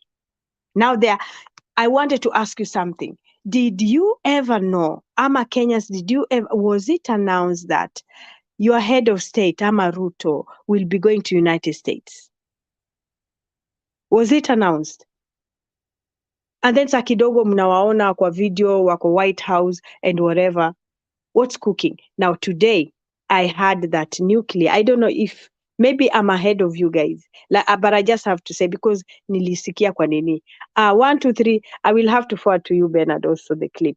Kuwa, kumbe wanaongea nuclear reaction itengenezwe in Kenya. This is not good sign. Just to let you know, guys. Hiyo sio mzuri. I don't know.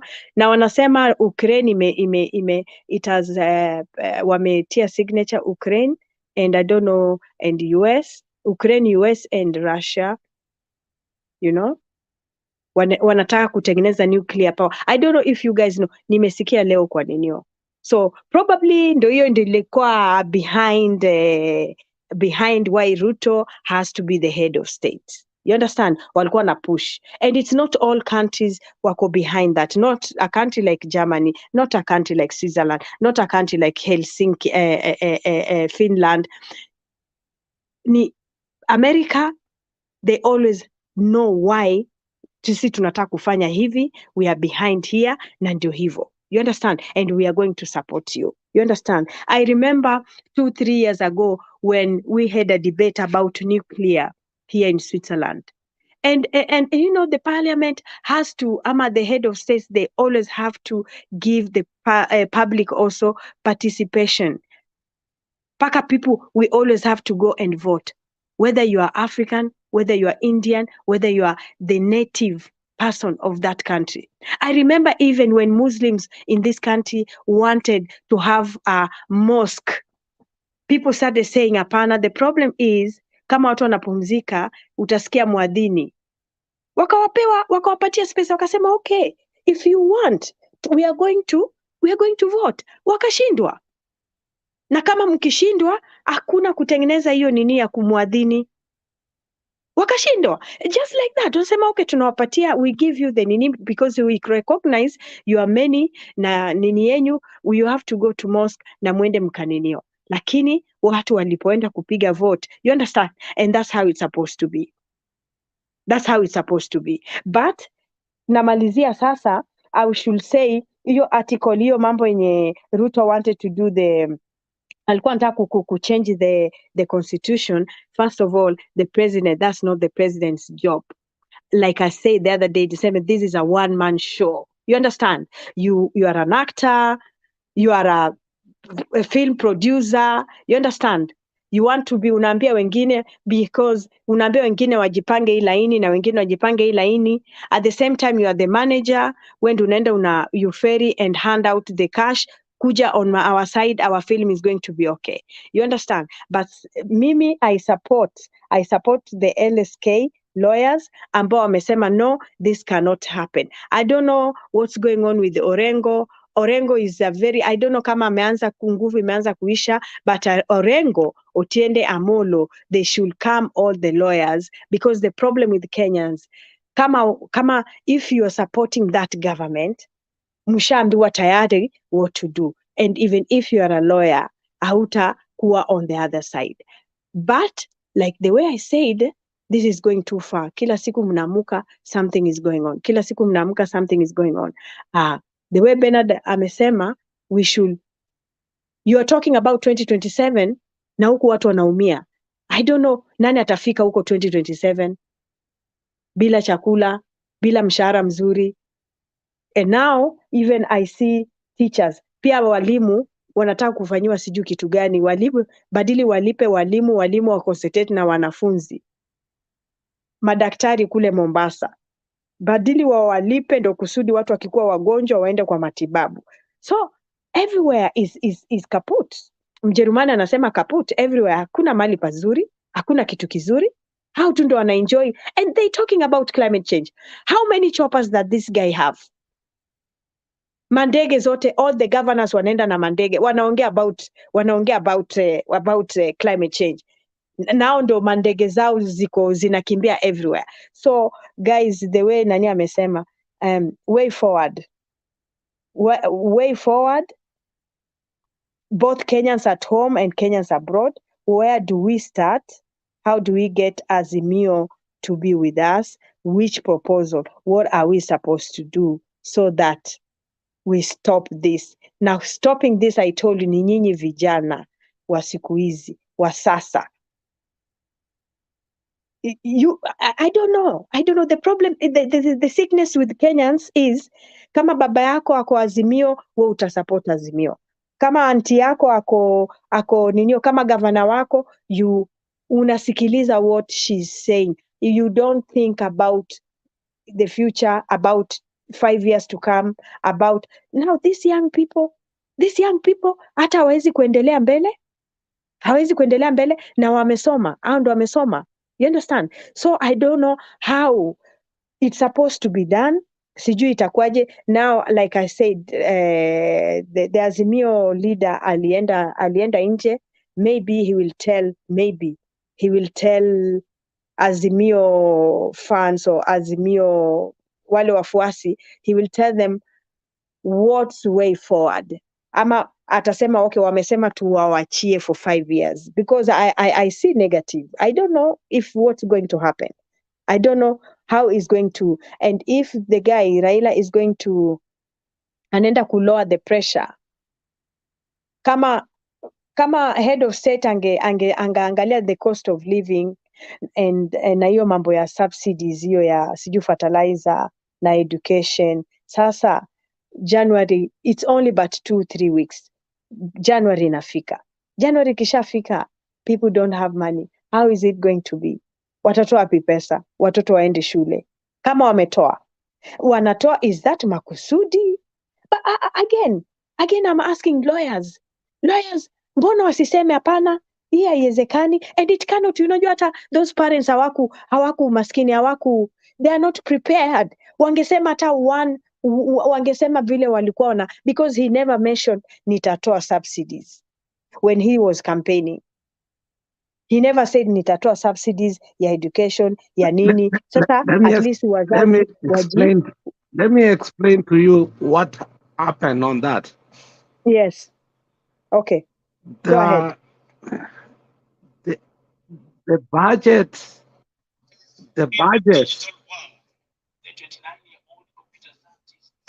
The budget for education is 533 million shillings. It's the most expensive. But what goes to schools is only 1 million.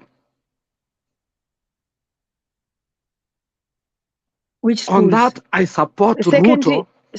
Secondary I don't like him secondary as and a primary. person.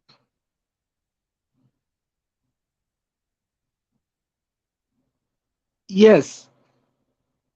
So the only money that comes to education is about 100. I think when I did my research, it was 120 million. But the budget that was proposed in both 20 this year is 530 million, I think. So you're saying 500. You said 533. I just noted it down. What we are getting is the cartels. Yes. So what we are having is cartels. Alex, thank you so much. But what's the role? Wait. Operating in Kenya. Yeah, wait. Alex, thank you so much. But what's the role of cartels? Both of you.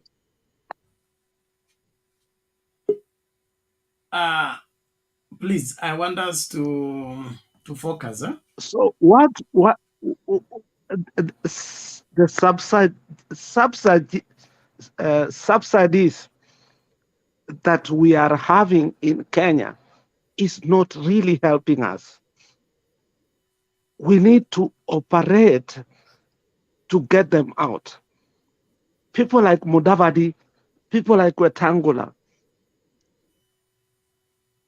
even Raila Odinga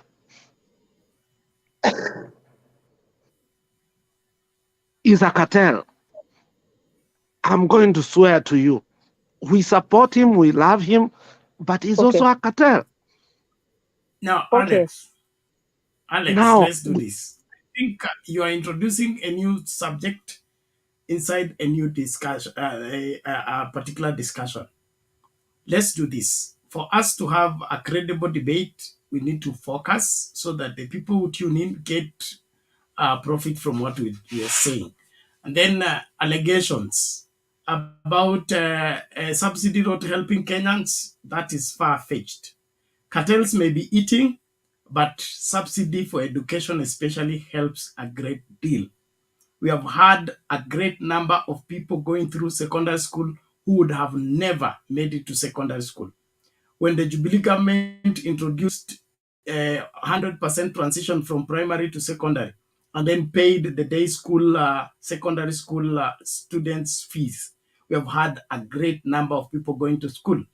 So I would not rule out the aspect of cartels eating, but subsidy help a great deal. Where somebody is supposed to pay 20,000, he pays 12,000. He can afford 12,000 because the government is supporting by paying that 8,000. That 8,000 makes a great difference. If 2,000 to the elderly people, is now an outcry right now because it's been withheld. Let's not drag everything and in the aspect of being wherever politically correct, we end up dismissing what is right, especially kusaidia wananchi. If the government withdraws all subsidies, that's just my question. What would that government be held responsible for staying in power? The purpose of a government is to safeguard the welfare of the people, make life comfortable, make life livable. That's the whole essence of a government. Now, if a government runs away from all responsibilities, subsidy, no. Kazi mtaani, no. Subsidy for education, no. Subsidy for food, no. Subsidy for petrol, no. Then why is that government in power in the first place? Is it for them to pay the police and pay the army and pay themselves from the tax being paid by Kenyans? What will be the purpose of that government? Why should we have it in the first place? So tusidanganyane hapa. Kenya Kwanza is running away from responsibility. Hawataki kushughulikia wananchi, wanataka kujishughulikia, and that should be the springboard of a revolution in this country. Hatuwezi kuwa wewe umeajiriwa kuwa a nun to my children, okay? Then you withdraw all the food for my children, all right? Then you want me to pay you salary. So, food, you're not feeding my children. Wash, you're not washing them. Clean the house, you're not cleaning, eh? But you want me to pay salary for what? Kenya Kwanza was hired to govern Kenya, not to make Kenyans suffer. If they are not doing their work, let them be fired. Island Maliza tumlete Moses. Okay, so I've had, and maybe Alex, you will speak your baadaye. Me, my take was the same. I'm like, if cost of living, your petrol, getting people to work, your fertilizers, the education. Education is very important all over the world. Yani, I don't know.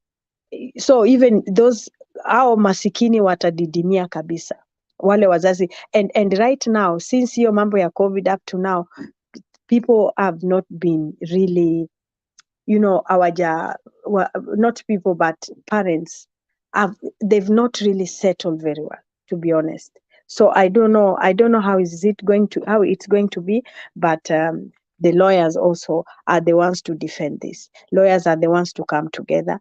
I understand in Kenya, they have a person who is the president. I don't know who is the president of lawyers. He's the one. He's the one. Now, Azimio also, they were saying we are going to oversight. The president said, yes, mnaweza mkatukosoa, mnaweza kutu oversight. But then every day, when Azimio leader is speaking, they start to shake. They start to say, oh, we mzoe wa kitandawili, wachana na sisi. And the way you address actually, kama sisi sote human rights, you understand? Kama sisi sote tuko, like now we are talking.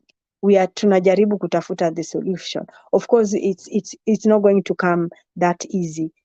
But kila mtu paka sikizwe. Si kila mtu anaweza kuongea. Some people are very, wengine hata hawana hata hiyo the wifi, wengine hawana hata the power, so not everybody is going to be intact. But my take is, where way forward Kenya, where do we start,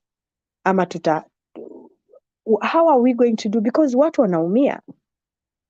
So that's what I just wanted to say, because sometimes you speak much, unaongea mengi, lakini wale wakubwa mali penye wako ndo wako. Hata watoto wao, you see they pushing their children. Mtoto anaenda huku anarudi huku, ako na bodyguard, ako na mafuta imekuwa nini, ama ndege, ako na pali penye wanaenda kulala kama ni hoteli.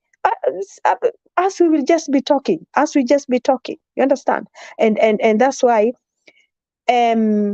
kumalizia kabisa, African countries ama Kenya pia nao wakikuwa na shida wanajua mali pa kwenda kujililia. Sasa hapo mahali ndio sisi pia tutaenda kuona.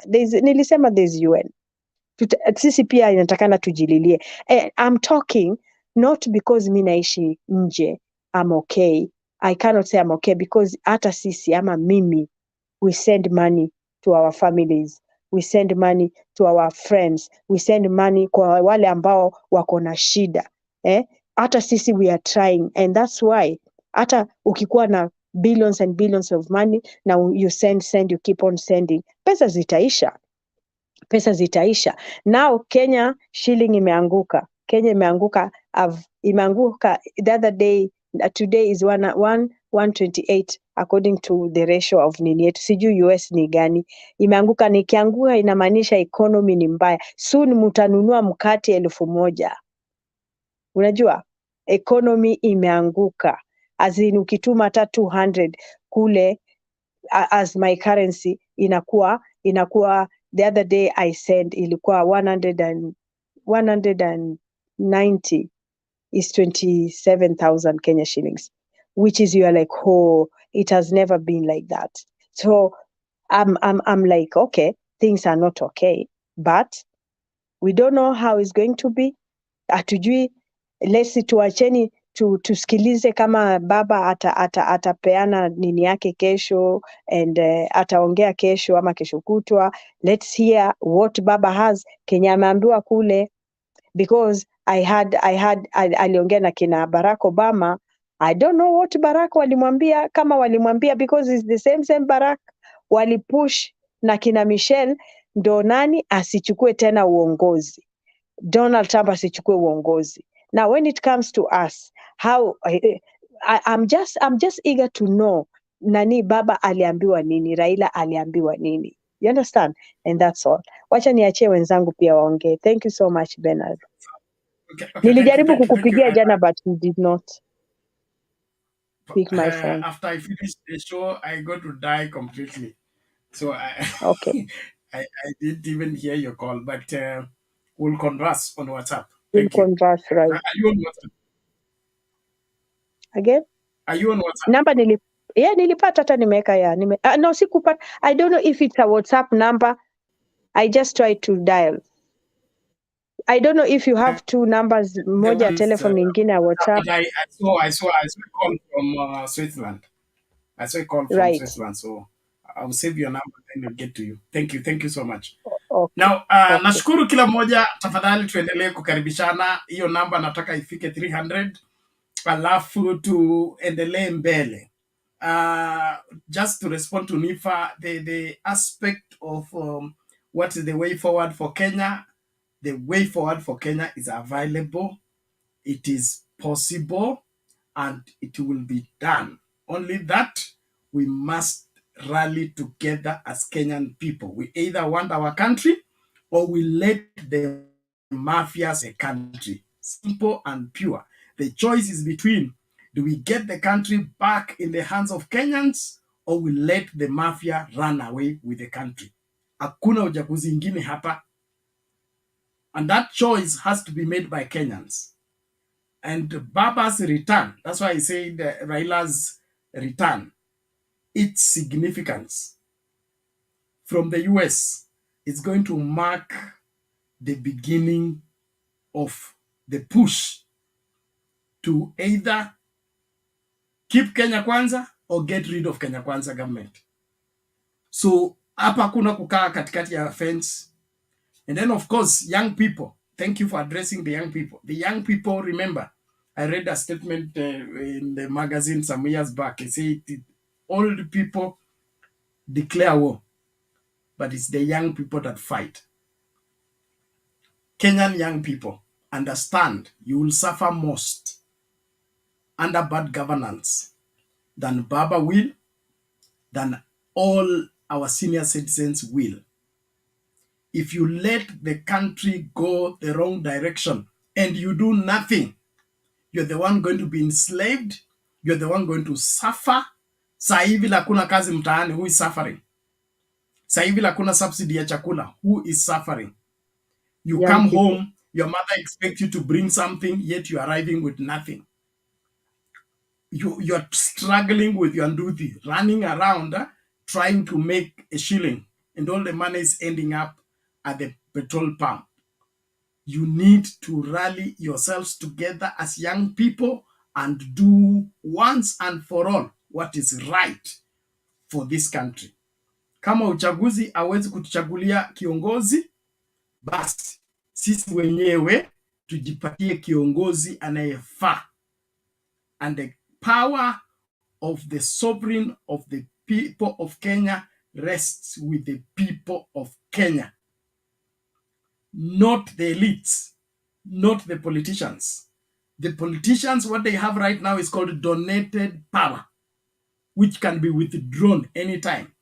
So tusikubali kugawa katika mirengo, usema hii ni maneno ya Raila, hakubalingi matokeo na nini. Saa hivi la school fees mnaenda kulipa 60,000, 100,000. Ni Raila atakuwa analipa? Raila shamaliza kuelimisha watoto wake, hata wajukuu. Sikiliza vizuri na uelewe. Hii ni destiny yako inachukuliwa na Kenya Kwanza. Wanataka kukufinya, ukubali kwamba wako na power. Usipokutuka na useme enough is enough, lazima tukomboe nchi, you will be part of the problem. But we are determined to solve you. We will solve you. Thank you very much. Naomba tusikilize video moja alafu Moses achukulie hapo. Link I keep sharing. Kuna wale ambao hawaoni link, wacha I will share it again. And also please, let's ensure that we keep it civil. Let's understand each other. Let's flow with the conversation. Remember, there are people watching. Okay, there are people watching and following without them participating. So please, whatever conversation you make, let it be understandable.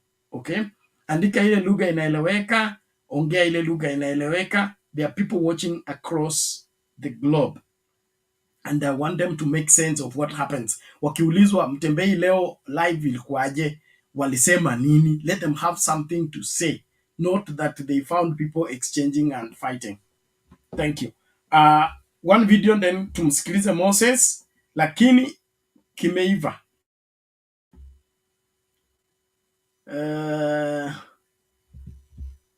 Right. Bado natafuta ile video ya Orengo haijakuwa ready, but tusikilize hii tuone nini kinaendelea.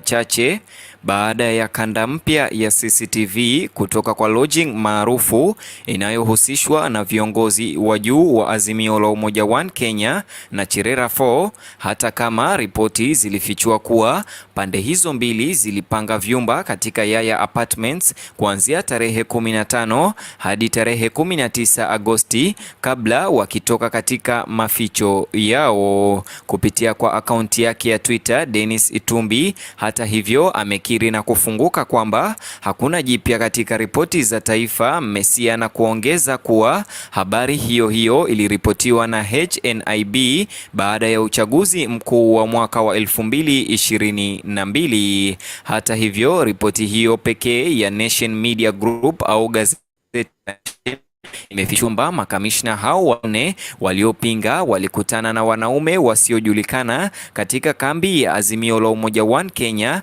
na wale wanaofahamu habari inayoendelea ikionyesha kwamba wanne hao au makamishna hao wanne walionyesha kuhofia maisha yao. Wakati wa mkutano huo, ripoti hizo zilionyesha kuwa Cherera na wenzake walipata ulinzi wa usalama masaa 24 na walikutana na watu wenye ushawishi wasiojulikana katika serikali, hatua iliyomfanya Raila kupokea ushahidi muhimu katika vita vyake vya mahakama ya juu ya kuweza kupinga ushindi wake Rais William Ruto. Je, wewe mtazamaji wa Simulizi Media una lipi la kusema kulingana na ripoti yake Dennis Itumbi kuhusiana na kanda hiyo mpya ya CCTV? Na kuachia uwanja huu wa comment section ili tuweze kushare maoni yako nasi.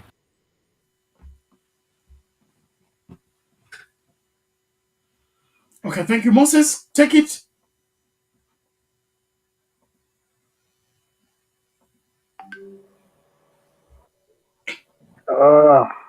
Thank you, Bernard. How are you, Bernard? Islam, Shuku, and Mzee Michael.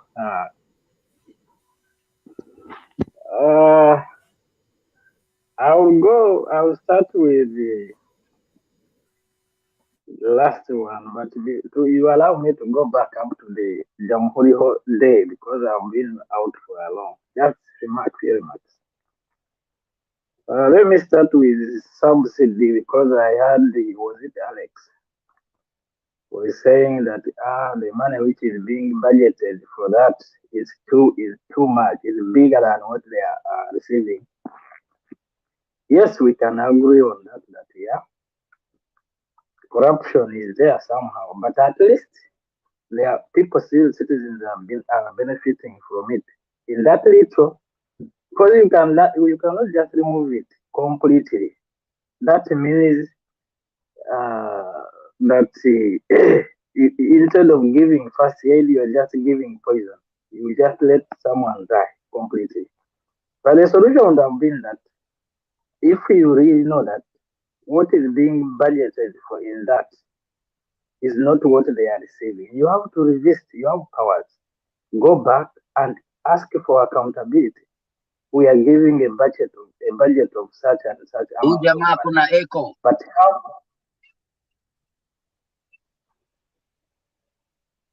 Yuko sawa. Iko sawa. Daddy Michael, mute your mic. As long as your mic is on, it will have an echo. So everybody mute your mic. Only the person speaking should have their mic on. Okay, thank you guys. I was saying, if you realize that the money which is being budgeted for that, like school section, for school fees, you just not have to remove it, but you have to ask for accountability because you are the government. Ask for the one who is responsible in that ministry that we are giving you such and such an amount of money, but we have had this is the amount they are being received. Where is the rest? So if you find out that what you are giving or what you are providing is bigger than what is being used, then to that until you leave that amount, exact amount that is being received, not removing it completely. That one, Alex was wrong. You know, at the times we have to support, knowing that Yes, Alex might have been maybe he'll be somewhere, but not all of his relatives. They are sons of his uncles, aunties, everywhere. Most of them they are going through these challenges. Okay, you should not think as individuals that for me I just have a route where I can get, but think of everyone. Because if everyone could be like that, those of Babas they would have just sat down and keep quiet completely because they can afford everything. Even if you say that they work, if they are sick, they can. We have one in hospitals abroad, they can afford that. So we should think about others, not only us. That being said, I will go to this the leaders. I saw them on social media, those of Kiambu and the likes of that kind. Bernard, for me, I will say that I think Baba should start rewarding his loyalists. And the reason why I'm saying this, there are people who are opportunists, you know, they shift with power. Once they hear power is on left, they go left. In center, they come center. Right, they go right. But the royalists will always stand with you, whether you have power or you don't have. Because like in Azimio last election, there are people who have been loyal to Baba. But because Baba is someone who is, he's not that one who rewards people according to what you have been doing. He always looks at someone's capability. Can you manage? Do you have? Hmm? But it's creating a lot of like it's giving a bad image. Because if you look those people who are shifting like wind, right, today they are here, tomorrow they are this way, they are this way. These people came just from nowhere. But you know, I think you should start thinking about that. Reward your people who are always there with you. You see, Ruto, he can never give you unless you have been loyal to him. If you look around his cabinet, most of the people have been his loyalists, apart from I think the speaker, Mudavadi. But the rest, they have been his. So, but even Mudavadi and Wetangula, they worked for it. They stood with him where everyone was not with him. For them, they were there for him. So that is what Baba should also look into. I heard Babu was talking about Uhuru, the former president. Yeah, on the other side, there is a point, but I think it is 50-50. It's like, it's convincing, not convincing, but it's like I'm confused. But though, I'm one of those who believe that he's supporting Baba. It gave some of us who supported Azimio some good votes in some certain areas of which maybe you could have not made that. So I believe that if it was all about election, about then Azimio won, but it was being snatched from them. It was just snatched. So his part of being in Azimio, it added something. Yeah, much positive than negative, according to my own thinking. Yeah. So I think we can leave it at that for Uhuru, and he knows because he said if I can meet him and they ask me one word to tell him, I'll just tell him that be honest. I think that is where whenever he has had that. Be honest, because if the reason why people can start believing such, because you have been a president. Why do you accept again to be employed by someone who have been your deputy? Sit down and keep. There are certain things that brings people to start doubting you. Yet you are not even that uh, suckers, but because of those things that are around you would make people start believing, even though it's not true. So, what the former president did for me, I was not one of. I was, if I was to be asked, I could not even recommend him to do such because if you really know that you supported the other one, why do you again start dining with a person you know that, and he knows his character? They have been together for quite a long period of time. I think around 15 or plus years. They know each other in and out. So he lost it, but with the time will tell. I will go back again, Bernard, to what happened on the holiday. I always go ahead and watch and listen. I want to know, see whether people are changing. But like people who are from East Africa, we a bit disappointed. I think in history of Kenya, this is the first government in just 3 months. They have broken each and every record that Kenya has had. Not in a positive way, but in a negative way. Because ever since this government uh, came in power, I've not seen anything positive, something that is real, apart from fake things only and lies. Like we are Ugandan, but we have been looking up to Kenya. We could even refer, we talk and say, you see what Kenyans are doing. Now, where are we going to be looked after? Because the Kenya we have been counting on is now also diverting. They are now leaving the Lord. They are just on the catching this way of Ugandan style. So we are very much disappointed in this government. Another thing, because I listened to his long speech. Mind time, so that the other things you can Yeah, share I'm later. summarizing. Yeah, these are a few things just I'm making remarks.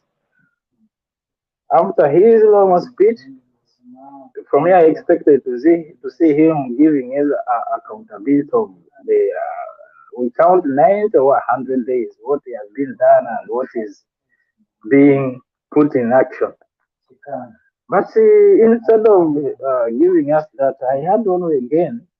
He was still adding us full of a lot of lies and also empty promises that will never be fulfilled. So I don't know. He talked of hustlers. I heard him saying that 15.4 people had already subscribed to that. But I was not expecting that from the president, Venezuela president. We were expecting something to say that, out of 15.4 million, these are the people that have changed their lives. They have opened up some businesses and this. But you are telling us 15.4 million subscribing on what? What has changed? Is it all about subscribing? Someone can subscribe on that so-called hustler fund and go and buy guy and eat. Can you tell me that you have changed someone's life? That is a lie. I'm just making remarks, Bernard. Just 1 minute, I'll conclude. Also, those ones who are promised scholarships. From nowhere, I heard there is a barcode, QR code. Yeah. Hold on. Yeah. We are getting a conversation, but there is somebody speaking behind you. There is either a radio or a TV on that is bringing in another voice. So that extra voice is making your submission very difficult to be followed. I want you to sort that out. Okay, then we'll give you another opportunity to conclude your submission. But we get your point. I want to bring in one aspect, and then we give to Mzee Michael to make the submission. There is a trap that is being set by Kenya Kwanza, and I see us falling into it directly. And what is the trap? The trap is let Azimio people blame each other for losing election. The truth is Azimio did not lose the election. They did not lose the election. The nation media seems to be the mouthpiece of this narrative of trying to push down the throats of Kenyans to accept that Azimio lost the elections, and the reason they lost the election is because Uhuru alikuwa anacheza Ruto, Uhuru alikuwa anacheza Raila, the Azimio team was playing Raila and all that. That is all fake information. They want to divert you from the real thing so that you keep chasing the air when you're supposed to focus on the right thing. If Kenya Kwanza won these elections, why are the stadiums empty on Jamhuri Day and on Mashujaa Day? Just answer me that, then I will accept your story of Kenya Kwanza won these elections. The majority of the Kenyans are running away from Kenya Kwanza like a plague. Then you're telling me that those are the same people who placed these people into office. That is not true. And so, tusikubali kuchezewa akili, eti wameita huko nani, anaitwa nani, Babo Wino, na nani mwingine wa Azimio, kwanza ku-explain how Baba lost the election. Baba did not lose the election. Kenya Kwanza stole the elections, ratified their stealing, and they want to use it as a way of getting into power a normal way. Because 2007, there were no consequences. 2013, there were no consequences. 2017, there were no consequences. 2022, they say we can still do it, namtadu. That is where we must bring to a stop.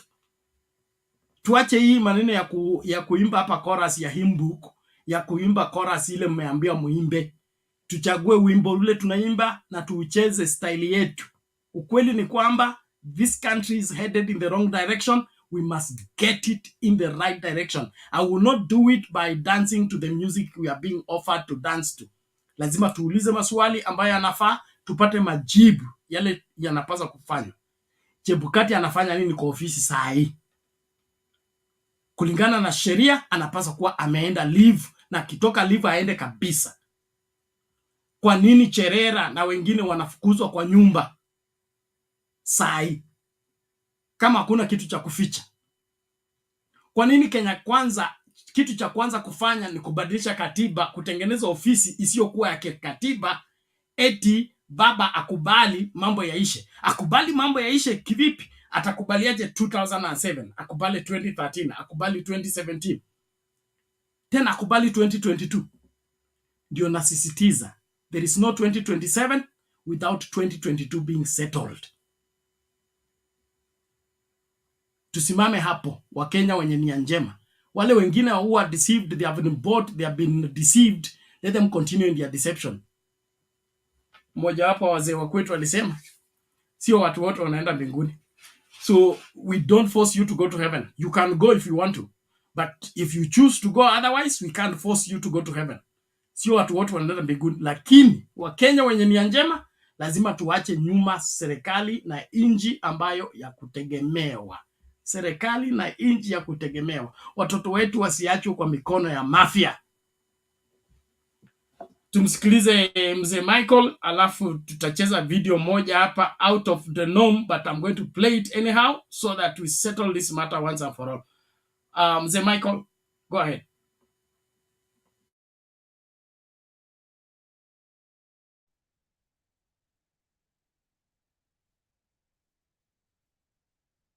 Habari zenu, ninawasalimu nyinyi wote popote mlipo. Tuko poa.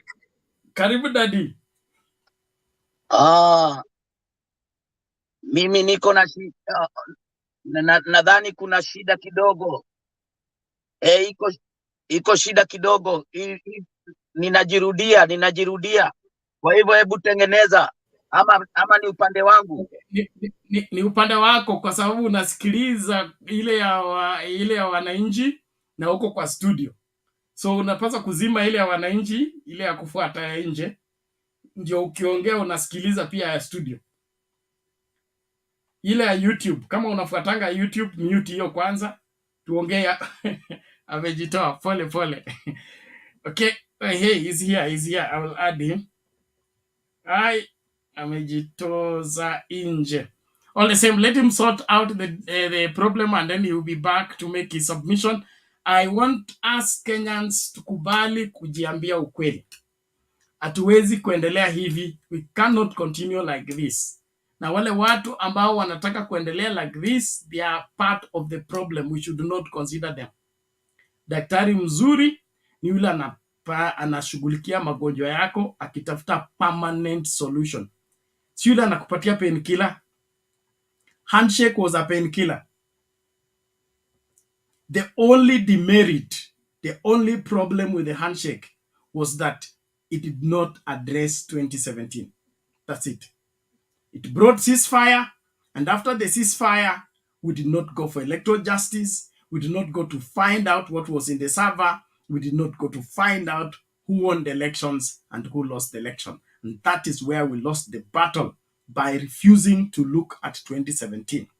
If we refuse to look at 2022, 2027 will be a ceremony, 2032 will be a ceremony, 2030 wherever will be a ceremony, and it will be now a routine. And that's what Kenya Kwanza is up to. Watawale vile wanataka, wawe wachache ama wawe wengi, haijalishi. That cannot be the case. Not in this great country. We have a responsibility over our shoulders to make that happen. Okay, let's listen now to this, even as we continue with our conversation. Tusikilize hii, alafu kuna video nitacheza hapo nini, tarajia in the next few able to minutes. access some of the documents filed against 4 IEBC dissenting commissioners, now known as Chirara 4. The documents filed before the Justice Agri Muchelule-led tribunal reveal that senior officials from Azimio One Kenya party had access to the apartments that hosted the commissioners and made frequent visits on several occasions, just after the press conference in which they denounced the results of the presidential election on the 15th of August. NTV's Sydney Chazima now with those revelations. This scene will forever be etched in the memories of Kenyans for a long time. It was a moment that threw the country into confusion, uncertain of what would happen next. And as Kenyans held their breath, back at Bomas, a chaotic frenzy preceded the final announcement by Wafula Chebukati, further fueling tensions across the country. And as the 4 commissioners walked away, little to no information has been forthcoming about their whereabouts since that day. NTV has learned that the 4 commissioners, through Edwin Ngonga, Raila Odinga's close ally, who was staying at the Yaya Apartments and Hotel 2 months before, in the month of June, managed to secure 3 rooms at the establishment, which is under Busaim Investments along Agwings Kodek Road. In this invoice number 51715, the 4 were booked in apartments 21, 23, and 27 on 15th of August. Their departure was slated to be on the 19th of August. At exactly 20:36 hours on the 15th of August, the Yaya Apartments and Hotel Management admits to the reception 4 guests in the company of bodyguards and other individuals. The 4 are identified as the 4 IEBC commissioners. 2 commissioners headed straight to the rooms, while 2 others proceeded to the reception to check in, but the 2 rejected to have their details taken. The 4 were booked in as tenants. None of their names are indicated on the hotel's logbook. Edwin Ngonga would later pay the bills on the 16th of August, the following morning. Interesting to note is the number of times high-caliber political operatives allied to Azimio One Kenya Alliance would visit the establishment. On the 15th of August, the executive director of Azimio One Kenya's campaign secretariat, Raphael Tuju, was booked in as a visitor at the Yaya Apartments at around 21:54 hours. His destination was apartment 23. On 16th of August, Tuju would visit apartment 21. This time, the vehicles he used had different registration numbers. It is not clear who exactly he visited in the 2 apartments. As earlier indicated, the occupants were only booked in under the name tenant.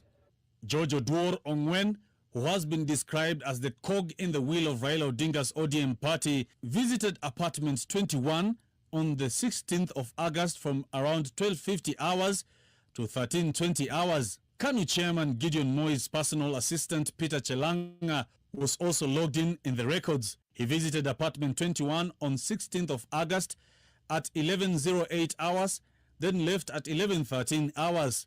He came back to the same apartment at 15:53 hours and left at 16:42 hours.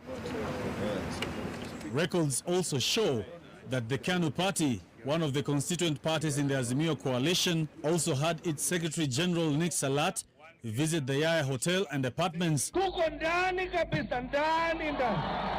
At 10:41 hours, 17th of August 2022, Salat entered apartment number 21 and left 8 minutes later. He came back to the same apartment 21 at 16:54 hours of the same day and left 4 minutes later. And on the 18th of August, Salat visited apartment 21 again from around 14:15 hours. This time in the company of Edwin Ngonga, who joined him 6 minutes later. The two left apartment 21 at 14:59 hours. The details of their conversations and which commissioner was in what apartment are unclear, but raise more suspicion. In his affidavit, IEBC Chair Wafula Chebukati indicated that the four commissioners wanted the results altered in favor of a runoff, a claim Embakasi East MP Babu Owino appeared to intimate to. I told him, Kibicho, we need to arrest Chebukati immediately for bungling elections. Do you know what Kibicho told me? Babu, wacha vita, wacha vita. Nikasema, what is happening na huyu mtu? Was this part? Was this? I'm telling you the truth. This man was supposed to be our person. Yeah. But what is happening? Is wacha vita. Nikamwambia, no, it is you to arrest Chebukati for bungling what? Elections. Then Cherera to announce Baba as what? As one. As the winner. You see. Or we go for a rerun. Also in his affidavit, IEBC Commissioner Abdi Gulie also swore that Raphael Tuju and Amos Wako attempted to force the commission to declare Raila Odinga president-elect or force a runoff in the August 9th polls. The claims were also documented by IEBC Chair Wafula Chebukati, much to the chagrin of Tuju. So there are 10 of us in that room. For him to claim that I made some offers to him in front of those 10 is a taradiddle. These revelations of what transpired at the Yaya apartments come in the wake of the anticipated sitting of the Agri Muchelule Tribunal, which is set to hear and determine the petitions against the Cherera 4. CCTV footage of whom visited the rooms will be availed. Juliana Cherera, Francis Wanderi, and Justus Nyang'aya have all since resigned from office, and only Irene Masit has stayed put. The tribunal, which will kickstart its proceedings on the 20th of December, insists that the commissioners will be investigated individually. Sydney Chazima, NTV.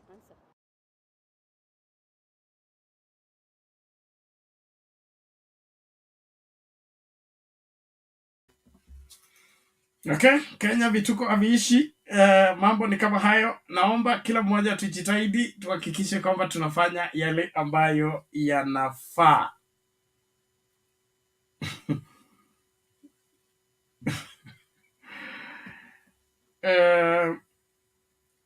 So the significance of Azimio heavyweight visiting the hotel and seeing the purported commissioners who are tenants. How was it supposed to alter an election that has already been declared?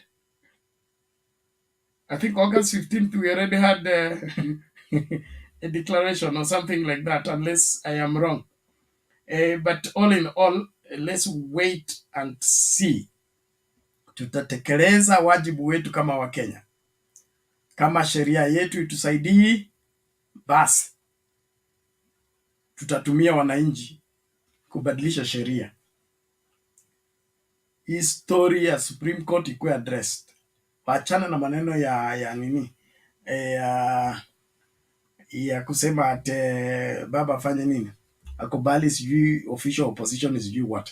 That official opposition thing, let it be given to another person. Baba ako na jukumu kubwa la kuokoa Kenya. Saa hii tunahitaji kuokoa Kenya like nothing else. Kama kuna wakati ambapo Kenya ilihitaji kuokolewa ni saa hii, kwa sababu the future doesn't look good at all when the mafia have the country. If the country has mafias, that's manageable. But when the mafias have the country, in the words of Mada Karua, hey, tuko babaya, tusijidanganye.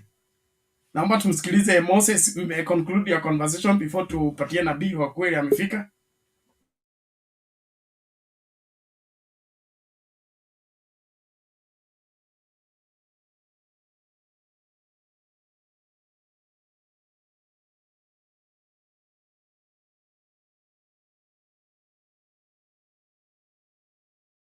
Bwana Moses, unmute. You are still mute. Unmute first.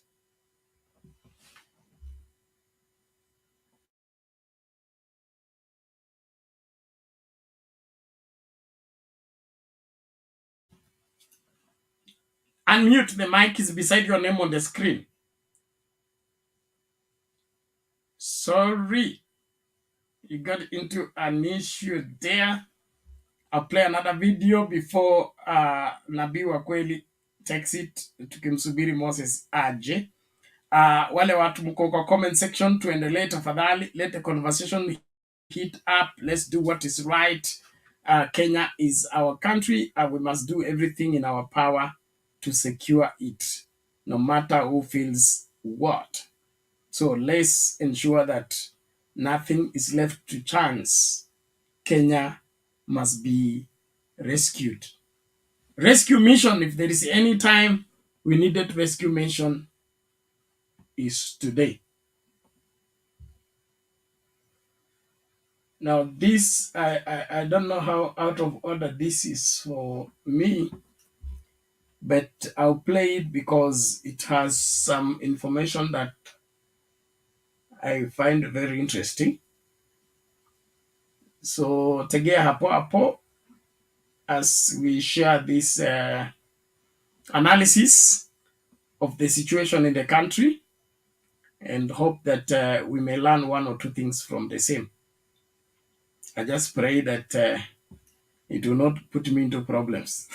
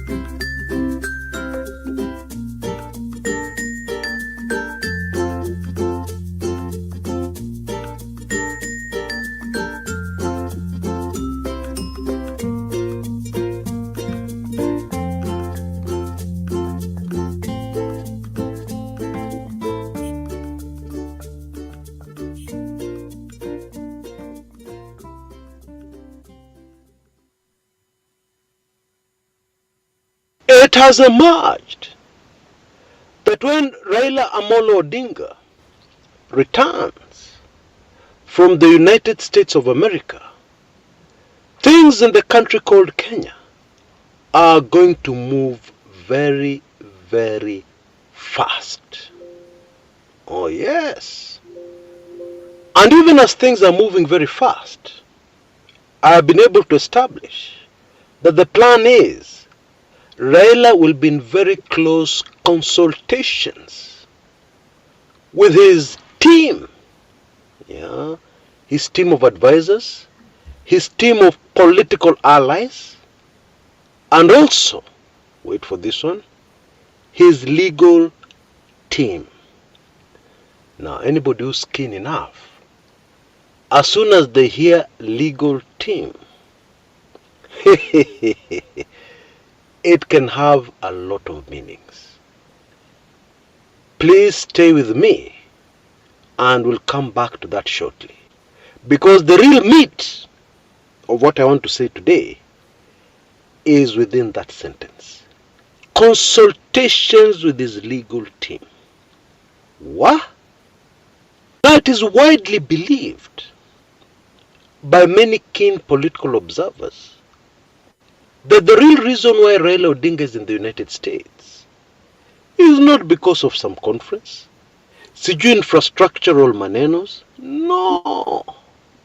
It is widely believed that Raila Odinga is in the US because of the stalemate, current stalemate, political, in the country called Kenya.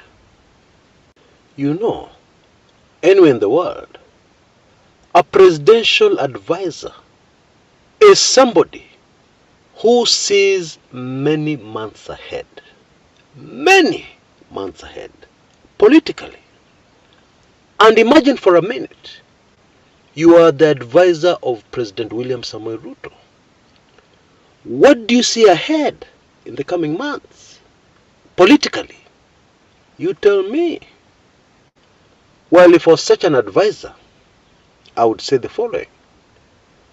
Mr. President, the coming months are going to be very difficult because the issue of legitimacy will keep on cropping up again and again and again. And it may reach this point where it will be impossible for you to focus on what you need to do as president, let alone your agenda, what you want to achieve during your presidency. I have told you the truth, Mr. President. Now, you know, there's some people, and I've come across very many people like this in recent times, in recent days, in fact. There are some people who are very intelligent, and they make the mistake of believing that they are the only intelligent people, that other people are not seeing what they are seeing. Oh yes, that's a human weakness. Because what I've just described, any keen observer of Kenyan politics who understands the country called Kenya will immediately know that this is 100% accurate. This is exactly what is going to happen. Indeed, it is what is happening already.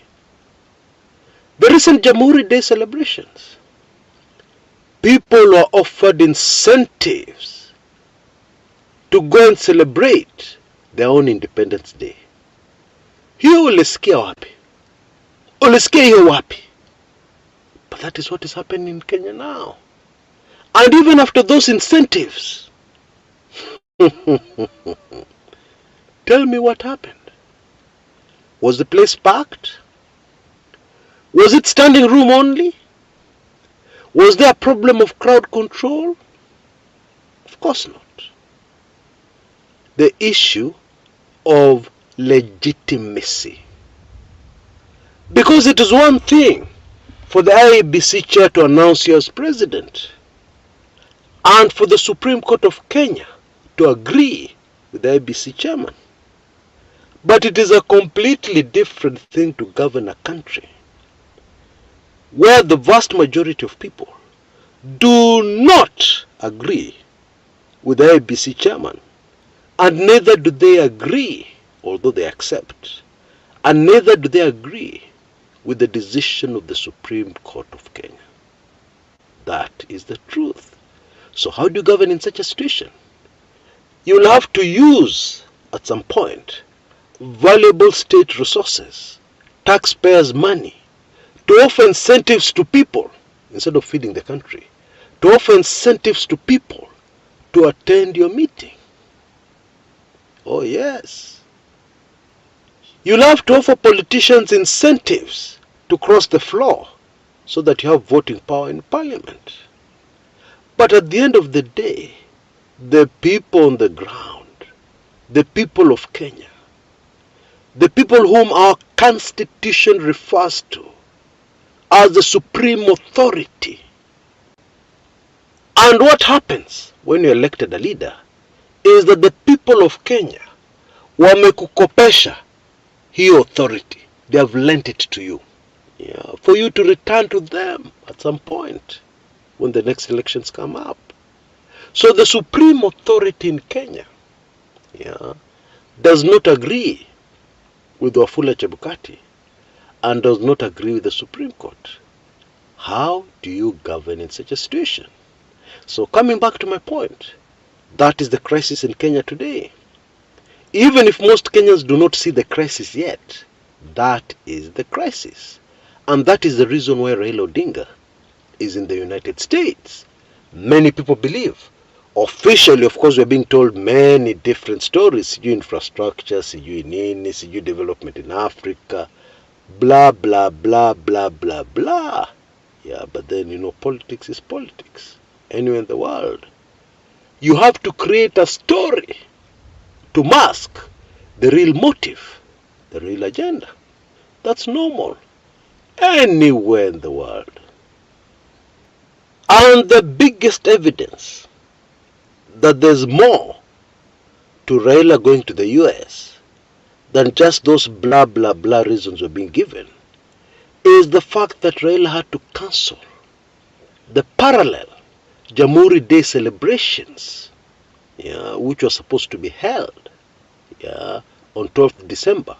He had to cancel them, and the excuse was he was going to be engaged, probably leaving the country. However, take note of the fact that President William Samoei Ruto, who is also at the same meeting, left the country after the Jamhuri Day celebrations. So what stopped Raila from leaving the country after the parallel Jamhuri Day celebrations? Ask yourself a simple question and give yourself a simple answer. Anyway, back to our main topic. What happens when Raila gets back to Kenya? Well, I can tell you for free, he is going to hit the ground running. Things are going to move very fast. But things are going to move very fast in which direction? What exactly is going to happen? Well, let me answer that question very directly. Bila kizungu mingi. Raila Odinga on his return will hit the ground running. Running in the direction of reclaiming his stolen victory over the presidential elections. Period. And I now want to present two key pieces of evidence to support what I'm saying. Okay? One, you already have. My previous video about the real election results. The real presidential election results. If you have not caught that video, please look for it and take it in. It's very short, and direct to the point. It has no analysis, just bare facts. Now, I did not tell you where I got that information from. And I'm afraid I cannot tell you. Not even in my weekly intelligence briefings. Because you see, we journalists have to protect our sources. It is so terribly important. So for now, excuse me on that one. But there's something even more interesting here. My source who provided that information, which I was able to quickly verify, did not tell me the original source of that information. In other words, who are the people who commissioned that mission of digging into the server to find the real results before alterations were made? They did not give me that piece of information. And therefore I am left wondering who it is, although I have a very good calculated guess as to who it is. But let's just leave it at that for now. I'm sorry. Evidence number two. is that we have been told, indeed multiple sources are telling us, that when Raila Odinga returns, he will be in close consultations with his legal team. Now, you don't need the legal team for political moves like protests, do you? I don't think so.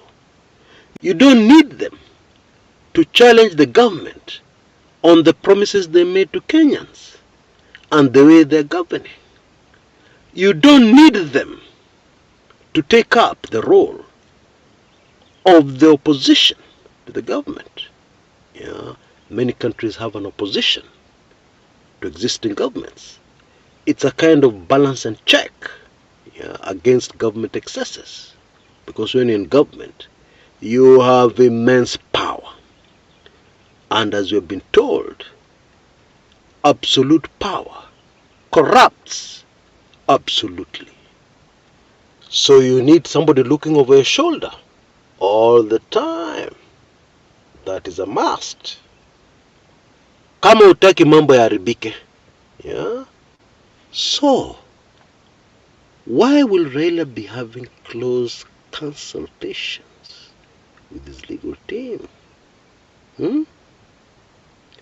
Well, it must have something to do with the events of last August. Let me tell you a story. And especially these people who keep on saying, the train has left the station. The new president has been sworn in. Kwisha maneno. Nothing can be done.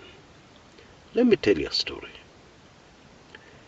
There was this man who was convicted by a court of law in the United States for murder. And he started serving jail time. And he served almost 20 years. And then one day, new evidence emerged that conclusively proved that this man did not commit the crime he was convicted for, and the crime for which he had already served almost 2 decades.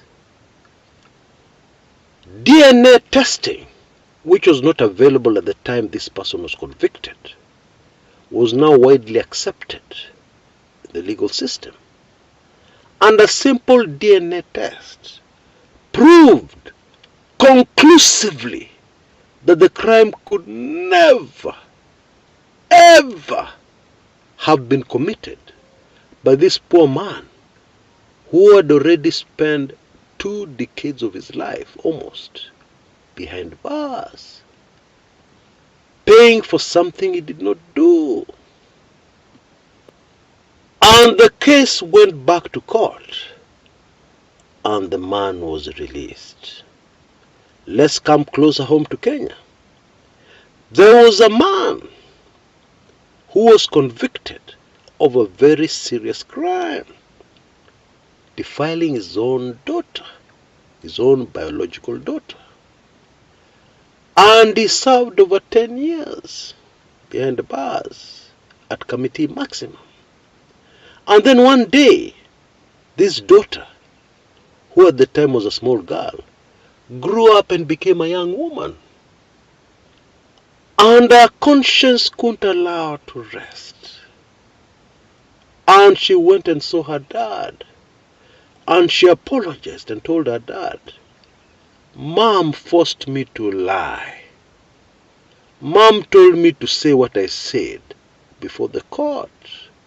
Mom got some assistance from some uncle who was a policeman," etc., etc. And you know how that story ended? The man has been released. New evidence can change everything. Oh yes. Now I know very many people are skeptical. Oh, you know the Supreme Court is in bed with the executive. Oh, you know the judiciary is in bed with the executive. They will never pass anything in favor of the other side. They are always going to favor the government and the executive. These two arms of government are working together, bega kwa bega, there is nothing that will happen, Chris. Forget it. Well, I'll not even respond to that. All I'll do in response is to tell you, Vindu vichenjanga. Until next time, this is Chris Kumekucha.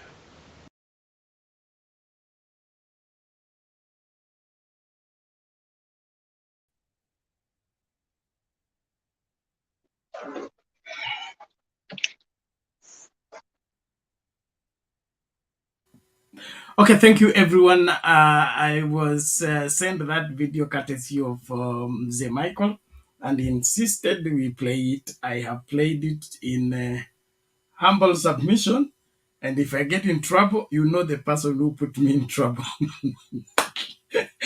Karibu mzee, tuambie mawili matatu tusonge mbele.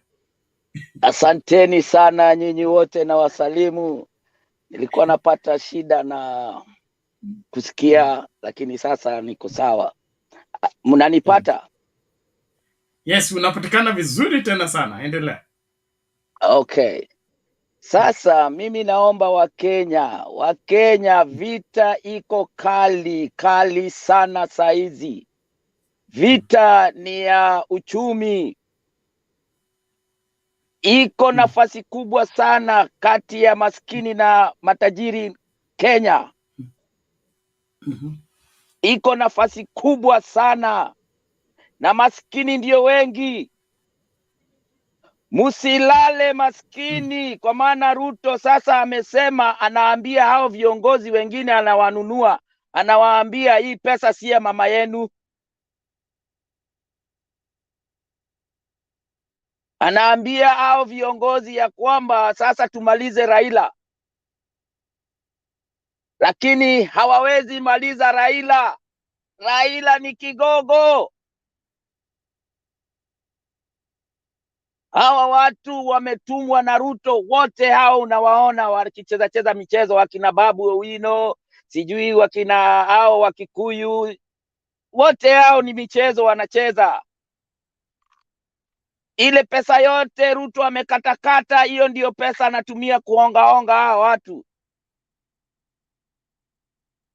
Ile trilioni 1 alipewa ndio anatumia kuonga watu. Badala ya kutengeneza Kenya, anahonga watu waende upande wake. Hiyo haitaingiana, kwa maana ananunua hao watu na familia zao. Sisi wengine hatuko huko kwenye hiyo hesabu. Hesabu yetu iko kwa Raila Amolo Odinga Jaramogi. Nitamtaja kwa jina ya baba yake.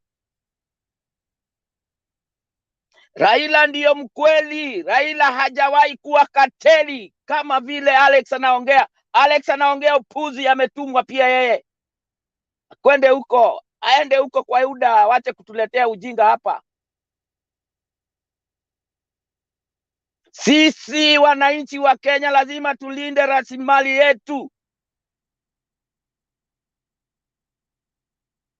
Wakenya muamuke, musilale tafadhali, ninawaomba. Munaelekea sasa kudidimia ndani ya shimo kabisa. Huyu Ruto ni mtu mbaya sana na bibi yake.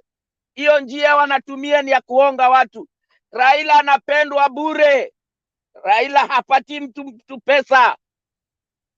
Sawa. Kwa hivyo iko tofauti kati ya Raila na Ruto.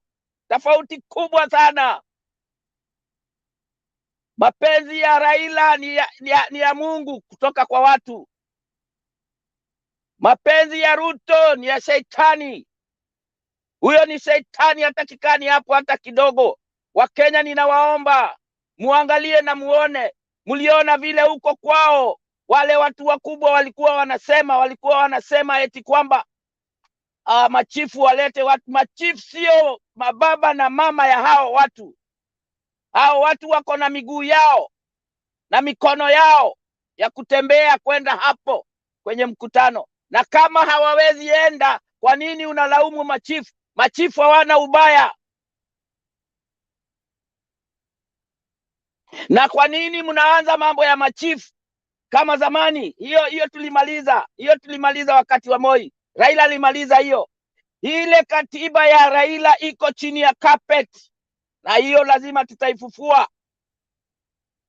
Hii ingine inaendelea ni ya Ruto na hao watu wake, na siku za mwizi ni 40.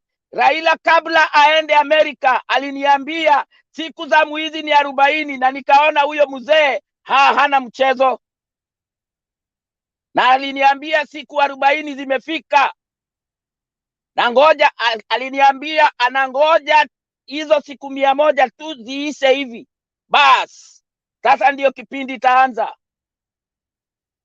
Mimi naangalia kwenye mtandao, naona watu tofauti.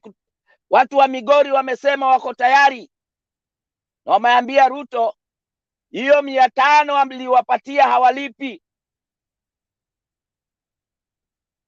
na hiyo pesa ni ya wananchi, sio ya Ruto. Kwa hivyo Ruto hakupatia watu pesa, na Ruto hawache mchezo. Wateni waambie nyinyi wananchi wa Kenya, mujifikirie sana saa zile mnapigia watu makofi. Maskini, musipigie watu makofi, kwa maana hao ndio wanaendesha magari kubwa, hao ndio wale wanakula kwenye mahoteli kubwa, na nyinyi ndio mmewachagua, nyinyi ndio mnatoa taxes. Hapana, semeni hapana. Mujitokeze nyinyi wote museme hapana, tutaki hii maneno. Tuone kama watatawala. Hawawezi, watafunga virago waende, kisha wakishaenda tuwakujie, tuwashike moja, waturudishie pesa yetu ya maendeleo. Ile pesa yote unawaona hao mabilionea wote ni pesa ya uongo, wanafaa kurudisha wote. Hata Uhuru Kenyatta anafaa kurudisha pesa ya Wakenya, awache ujinga. Hakuna yeyote ule tutapendelea, kila mtu yule ameiba pesa ya Kenya rudisha, na afungwe, apelekwe jela. Hapana kurudisha na kuachiliwa, pelekwa jela. Hii nchi ilipiganiwa kwa damu, hii nchi haikupeanwa. Dedan Kimathi alikufa, Harithuku alikufa kwa sababu ya nchi, na walikufa wakiwa watu wadogo sana.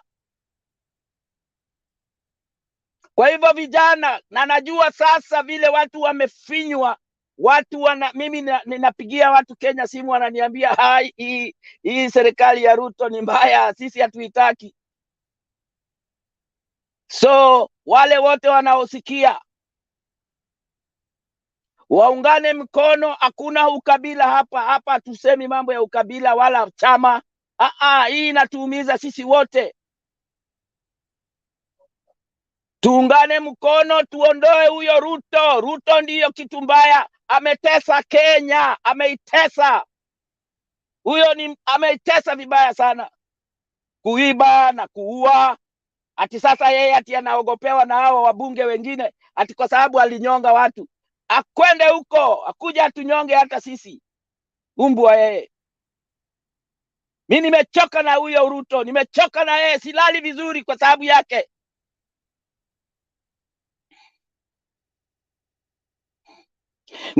Nikisikia tu hivyo roho yangu inaanza kuchapa, na inachapa tu kwa sababu ya huyo mtu mmoja. Naangalia hivi watoto wa Kenya pale wanaelekea, hakuna mahali wanaelekea bali ni shida. Hawa watoto wetu watapata shida sana. Hakuna mambo ya kuongea mambo ya 2027. Huyu mtu anafaa kuwa alitoka hata kama jana, si leo, jana. Na Kenya iendelee. Kenya, Raila akalie hiyo kiti. Bila Raila kukali hiyo kiti ni ya Raila. Hata waseme nini, hiyo kiti ni ya Raila. Wachana na watu hapo anakuja wakisema ati Raila aseme Kalonzo. Hapana, kiti ni ya Raila. Raila pewe kiti, akalie, aongoze nchi vizuri, alafu yule mtu atafuata Raila ndio ataendesha Kenya vizuri. Lakini bila Raila kukalia hiyo kiti na kuongoza Kenya vizuri, hakuna amani. Hakuna amani Kenya. kwa maana makabila zingine zimetengwa na ndio mingi. Kwani kabila ni mbili peke yake Kenya, ati Wakalenjin na Wakikuyu? Hiyo ni ujinga, ujinga kubwa, uongo ya mchana. Mnadanganywa mchana mkiona, na bado mnaenda kupiga makofi. Makofi gani? Hizo mandururu mnapewa zinawasaidia? Haziwasaidii. Kwa hivyo wananchi wa Kenya wale maskini, msifuate hao viongozi walienda huko. Hao sio viongozi, hao ni matapeli.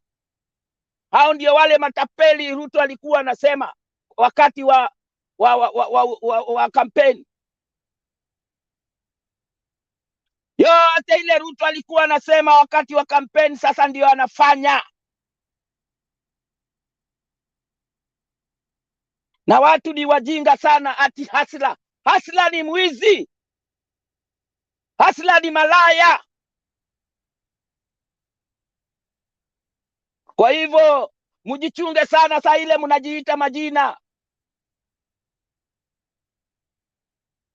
Ni kama vile Mungu anajiita I am whom I am. Hakuna binadamu anaitwa I am whom I am. Kwa hivyo mjichunge, usije ukajiita I am whom I am, kwa sababu utakuwa unachukua jina ya Mungu.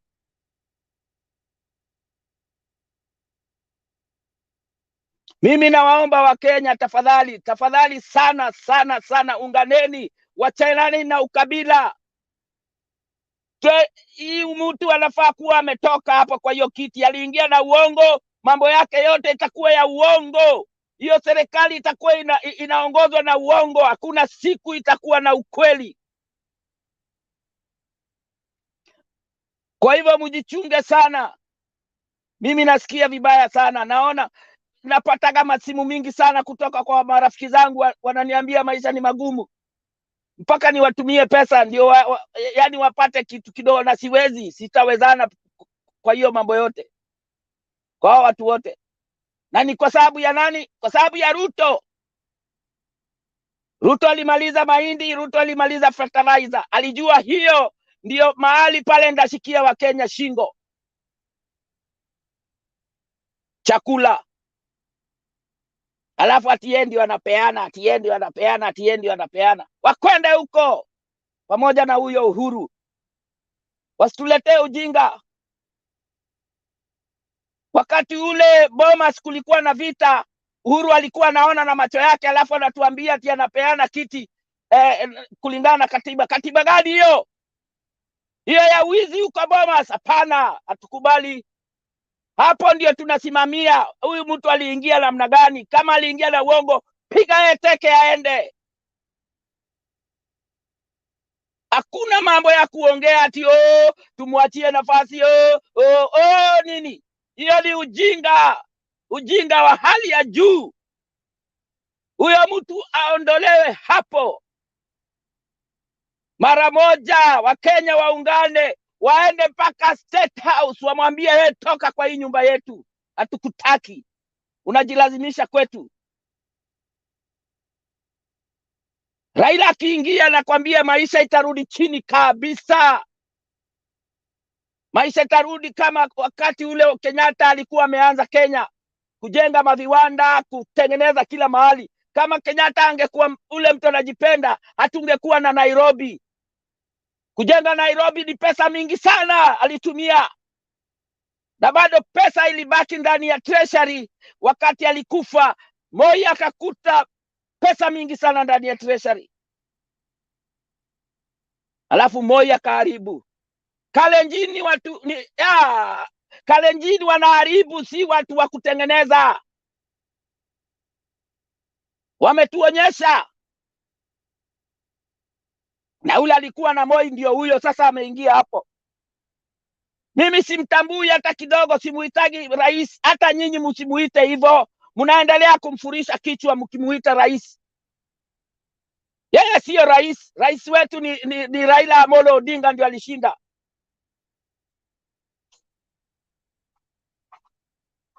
Na hivyo ndio tutaishi. Mimi nasikia vibaya sana nikiona watu wetu nyumbani wanateseka. Hii Christmas hakuna mtu atapata kitu, hakuna hata watu kununulia watoto nguo.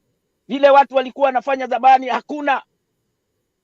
Lakini kwa Ruto na kwa Gachagua na kwa kina nani, hao wote mumeona wakienda huko, wale wanatembeaga na hizo, kwao kutakuwa na sherehe kubwa kubwa, kwa maana wamekula wa Kenya. Kwa hivyo wa Kenya, amkeni, ama bilionea tuwatoe, na wale wataingia kwenye hiyo serikali inayokuja, kwa sababu naamini kuna serikali inayokuja mzuri. Hiyo ya Raila inakuja, iko karibu kuingia. Watu wamekataa, watu wamekataa Ruto. Hiyo serikali ingine wakiingia, wanafaa kuanza kukata mishahara yao wote.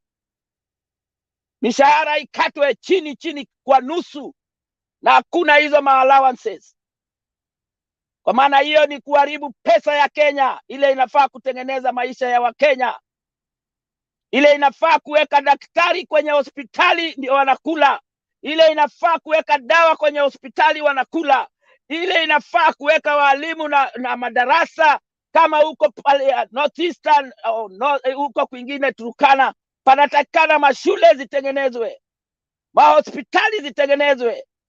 Watu wasikuwe wakienda mahali mbali kwenda hospitali, hiyo ni mbaya sana. Zahanati zinafaa kujengwa kama zamani. Mimi nikiwa mtoto mdogo tulikuwa tunaenda kwa zahanati, nilikuwa naenda Jericho dispensary. Jericho dispensary watu walikuwa mpaka kushonwa, wanashonwa. Unafanyiwa upasuaji hapo, kama umeumia wanakushona kwenye dispensary. Haikuwa ati lazima upelekwe Kenyatta, hapana. Sasa saa hii kutoka Jericho uende mpaka Kenyatta Hospital, na ukifika huko hakuna dawa. Hiyo ni maisha mbaya, na ndio hiyo maisha Raila anataka kumaliza. Raila ni mkweli. Wananchi, kaeni na Raila. Hata viongozi wakienda wote, msiwache Raila. Raila hawezi, huyo ni kichwa ngumu. Kama alipigana mpaka akatoa Moi, mjue Raila ni kichwa ngumu. Na Wakenya wanafaa kuwa kichwa ngumu kama Raila. Saa hii hakuna gia ya kurudi nyuma, ni gia ya kwenda mbele. Tutoe huyu mtu na hao watu wake wote, waanze kurudisha pesa yetu wote, na hizo pesa tufanye maendeleo. Kenya haitakikani kuwa vile iko saa hizi. Kenya inatakikana kuwa iko imara, lakini saa hii Kenya inayumba yumba. Kenya iko kama kiatu ya yule mwanajeshi aliyepigana vita ya pili ya dunia. Hiyo kiatu unajua iko aje? Hiyo kiatu inakaa vibaya. Hivyo ndio Kenya inakaa saa hizi. Kwa sababu ya nani? Ya Ruto, mtu mmoja. Ati mnamuonea huruma. Mnamuonea huruma ya nini? Yeye hana huruma na watu. Kwa hivyo hawezi onewa huruma, achukuliwe huyo mtu, huyo mwanaume. Hata mimi nafikiria kuandikia Biden barua, nimwandikie barua nimwambie, shame on you Biden, you interfered with Kenyan elections.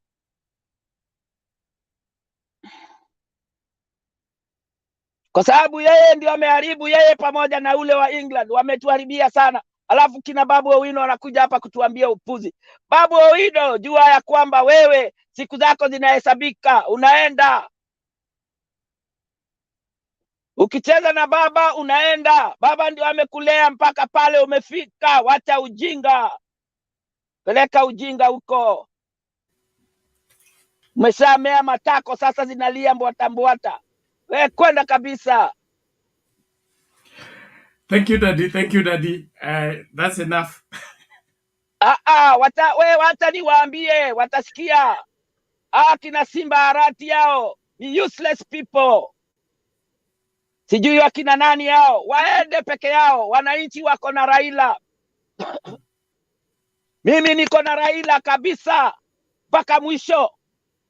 Huyo mzee lazima akalie hiyo kiti, na hivi karibuni ndio anakalia, kwa sababu watu wamesema hatutaki. Watoto wengine sasa mwaka ujao hawaendi shule kwa sababu fees imeongezwa. Baba zao na mama zao hawawezi toa hiyo pesa, so watabaki nyumbani. Nchi gani hiyo? Ni nchi inafanywa watu wawe hawana masomo ndio watawaliwe, wakaliwe. Na tukubali hiyo? Hapana, tumekataa. Tumesema hapana. Kila mtu aseme hapana. Hata mjadala wa hii stesheni iwe ni Ruto must go. Hiyo ndio mjadala mzuri. Mtu yoyote ule anakuja hapa kusema ati 2027 akae kando, hatumtaki huyo. Hao ni watu wale wametumwa. Sisi tunataka huyu mtu awe ametoka hata kama jana, si leo. Lakini itangoja ile msemo ya baba anarudi. Unajua wale watu wanaongea na yeye huko, wanaona baba husema tu akishaingia ndege akuja huku, anajua ile force ako nayo, anasema ile mahitaji yetu tulikuwa tunataka haijatimizwa. Sasa tunaenda kwa street na lazima tuende kwa street. Lazima ndio Kenya ikombolewe kutoka kwa hawa mabaradhuli. Watu wale hawana adabu na heshima na wengine. Ni watu wabaya sana. Hawafai kwenye umati wa watu. Hao watu wanafaa kuondolewa. Hao watu ndio zile viazi vilivyooza kwenye gunia. Tunatoa hizo viazi tunatupa, tunawacha zile zingine ziko sawa ili ziweze kuuzwa ama kuliwa na watu.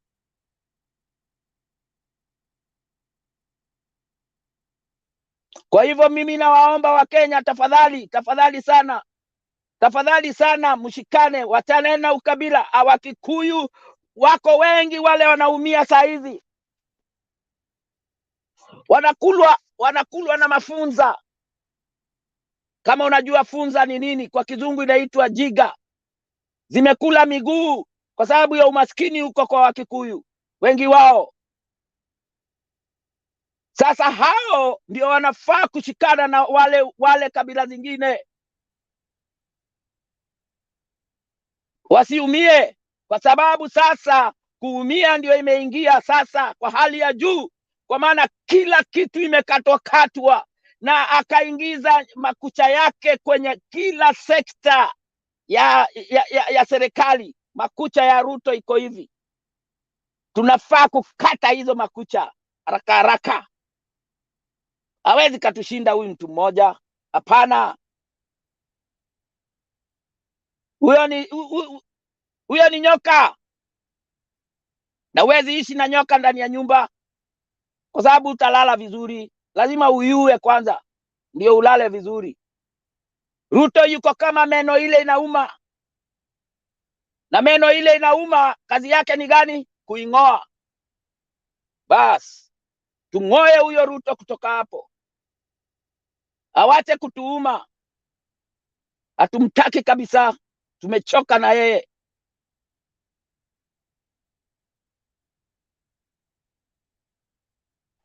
Sawa Bernard, mimi nasikia vibaya sana. Sisikii vizuri. Okay. Asante dadi, ujumbe umefika, tumesikiliza, alafu tutatekeleza ipasavyo. Tushikilie hapo hapo, na hiyo story ya barua hapa Wesco anasema wako tayari kuweka signature. Wewe andika barua, sisi tutasign na barua itaenda kule inapaswa kuenda. Yes, I want to write a letter. Both locally and international. Yes. Kwa sababu huyu jamaa lazima atoke atuambie kama hizo allegation ni kweli ama ni uongo. Kwa maana hajajitokeza. Yeye amekaa tu anatuangalia, aliambiwa Wakenya watu wanakaa wanasahau. Hatujasahau bado. Hiyo kitu inatuma. Sisi hatukuchagua Ruto, tulichagua Raila. Hao Wakikuyu pamoja na huyo Uhuru Kenyatta wanakuja hapa kutuambia ati ati Ruto alipita. Alipita namna gani? Na mlituambia wakati ule ilianza hiyo alipotangazwa, mlisema ati hata kwa Wakikuyu hakukupigwa kura. Sasa mnageuka ati serikali ya Ruto imekuwa ati serikali gani hiyo? Hakuna serikali Kenya. Terrorist ndio wako Kenya, terrorist.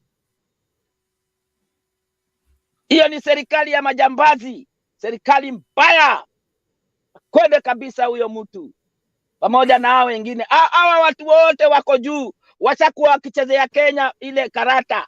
So hawa ndio tunafaa kung'ang'ana nao tuwang'oe.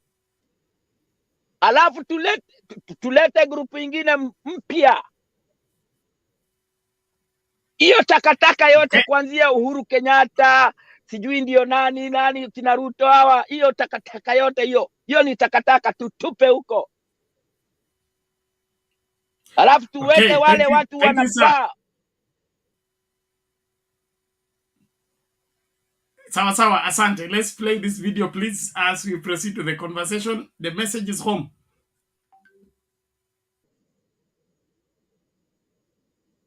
President. Na mimi nataka niambie Joe Biden kama Nuro Kanga. Nataka niambie Joe Biden hata kama asikii Kiswahili. Najua kuna yule mzungu anaweza kuwa anasikia Kiswahili atakwambia.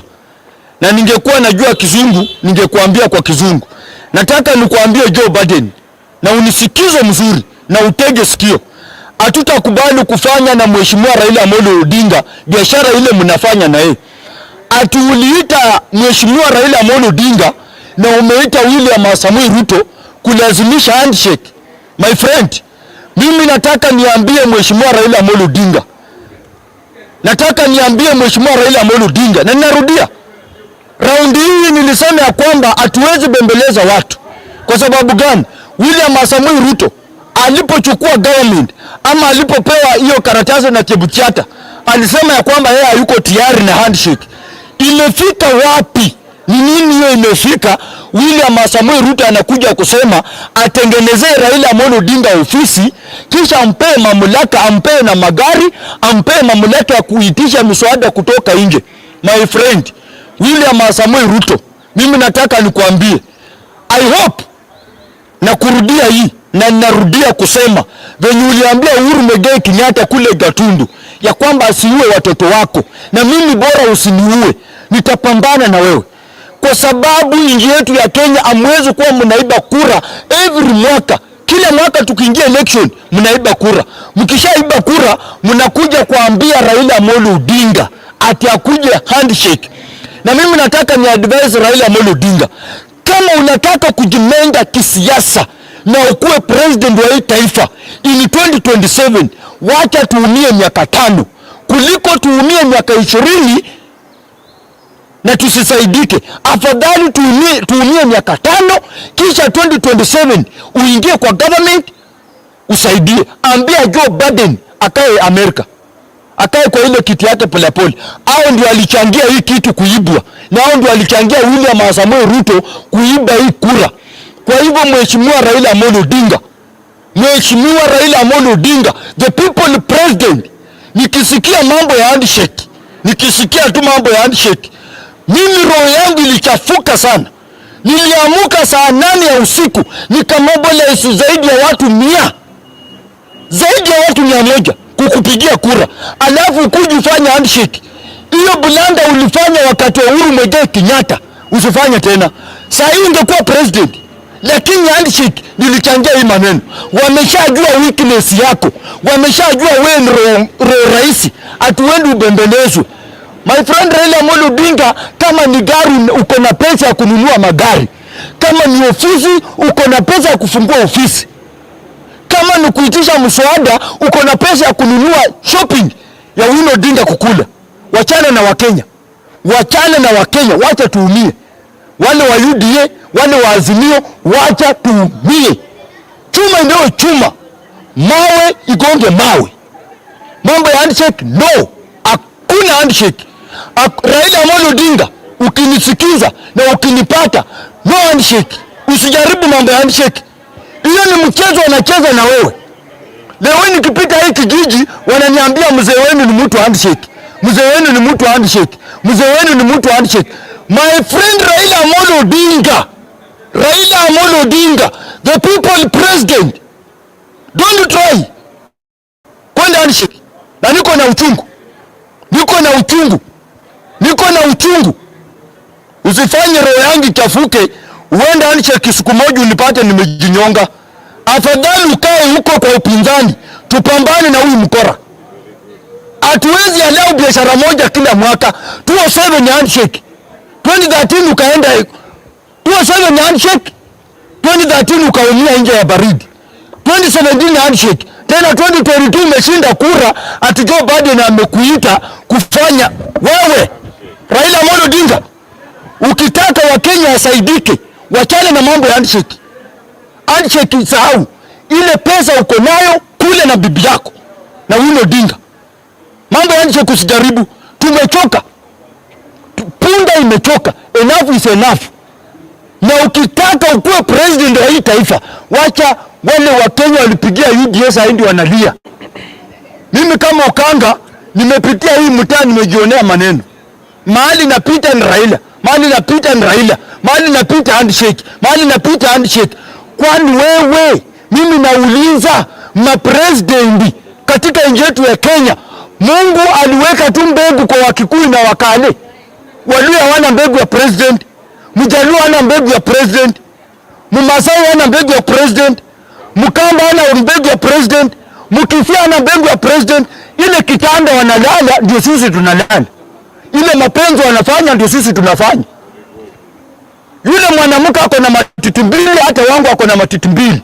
Si ati Sendro wanawake ako na matiti 6, ati ndio anazaa president. Don't allow handshake. Tumechoka. Na kila mtu akule kiburi yake. Nitaruhusu swali.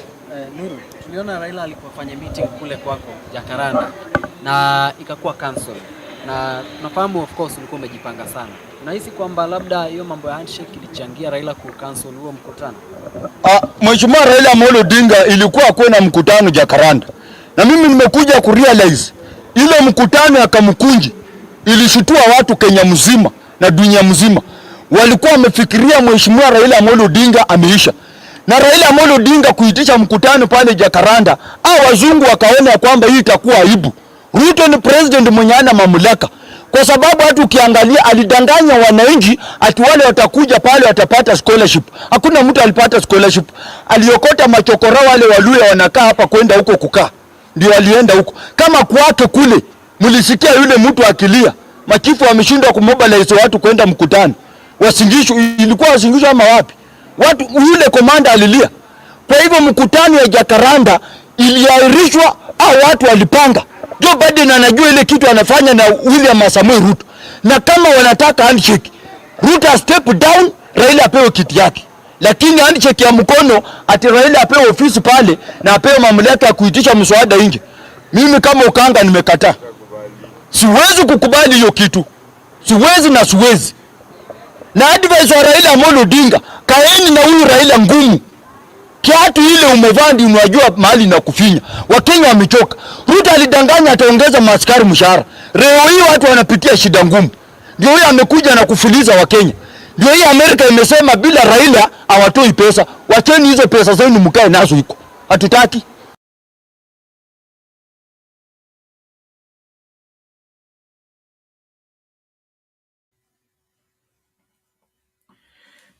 Thank you, ladies and gentlemen. That is how the ground is feeling and how the ground is thinking and the ground is speaking.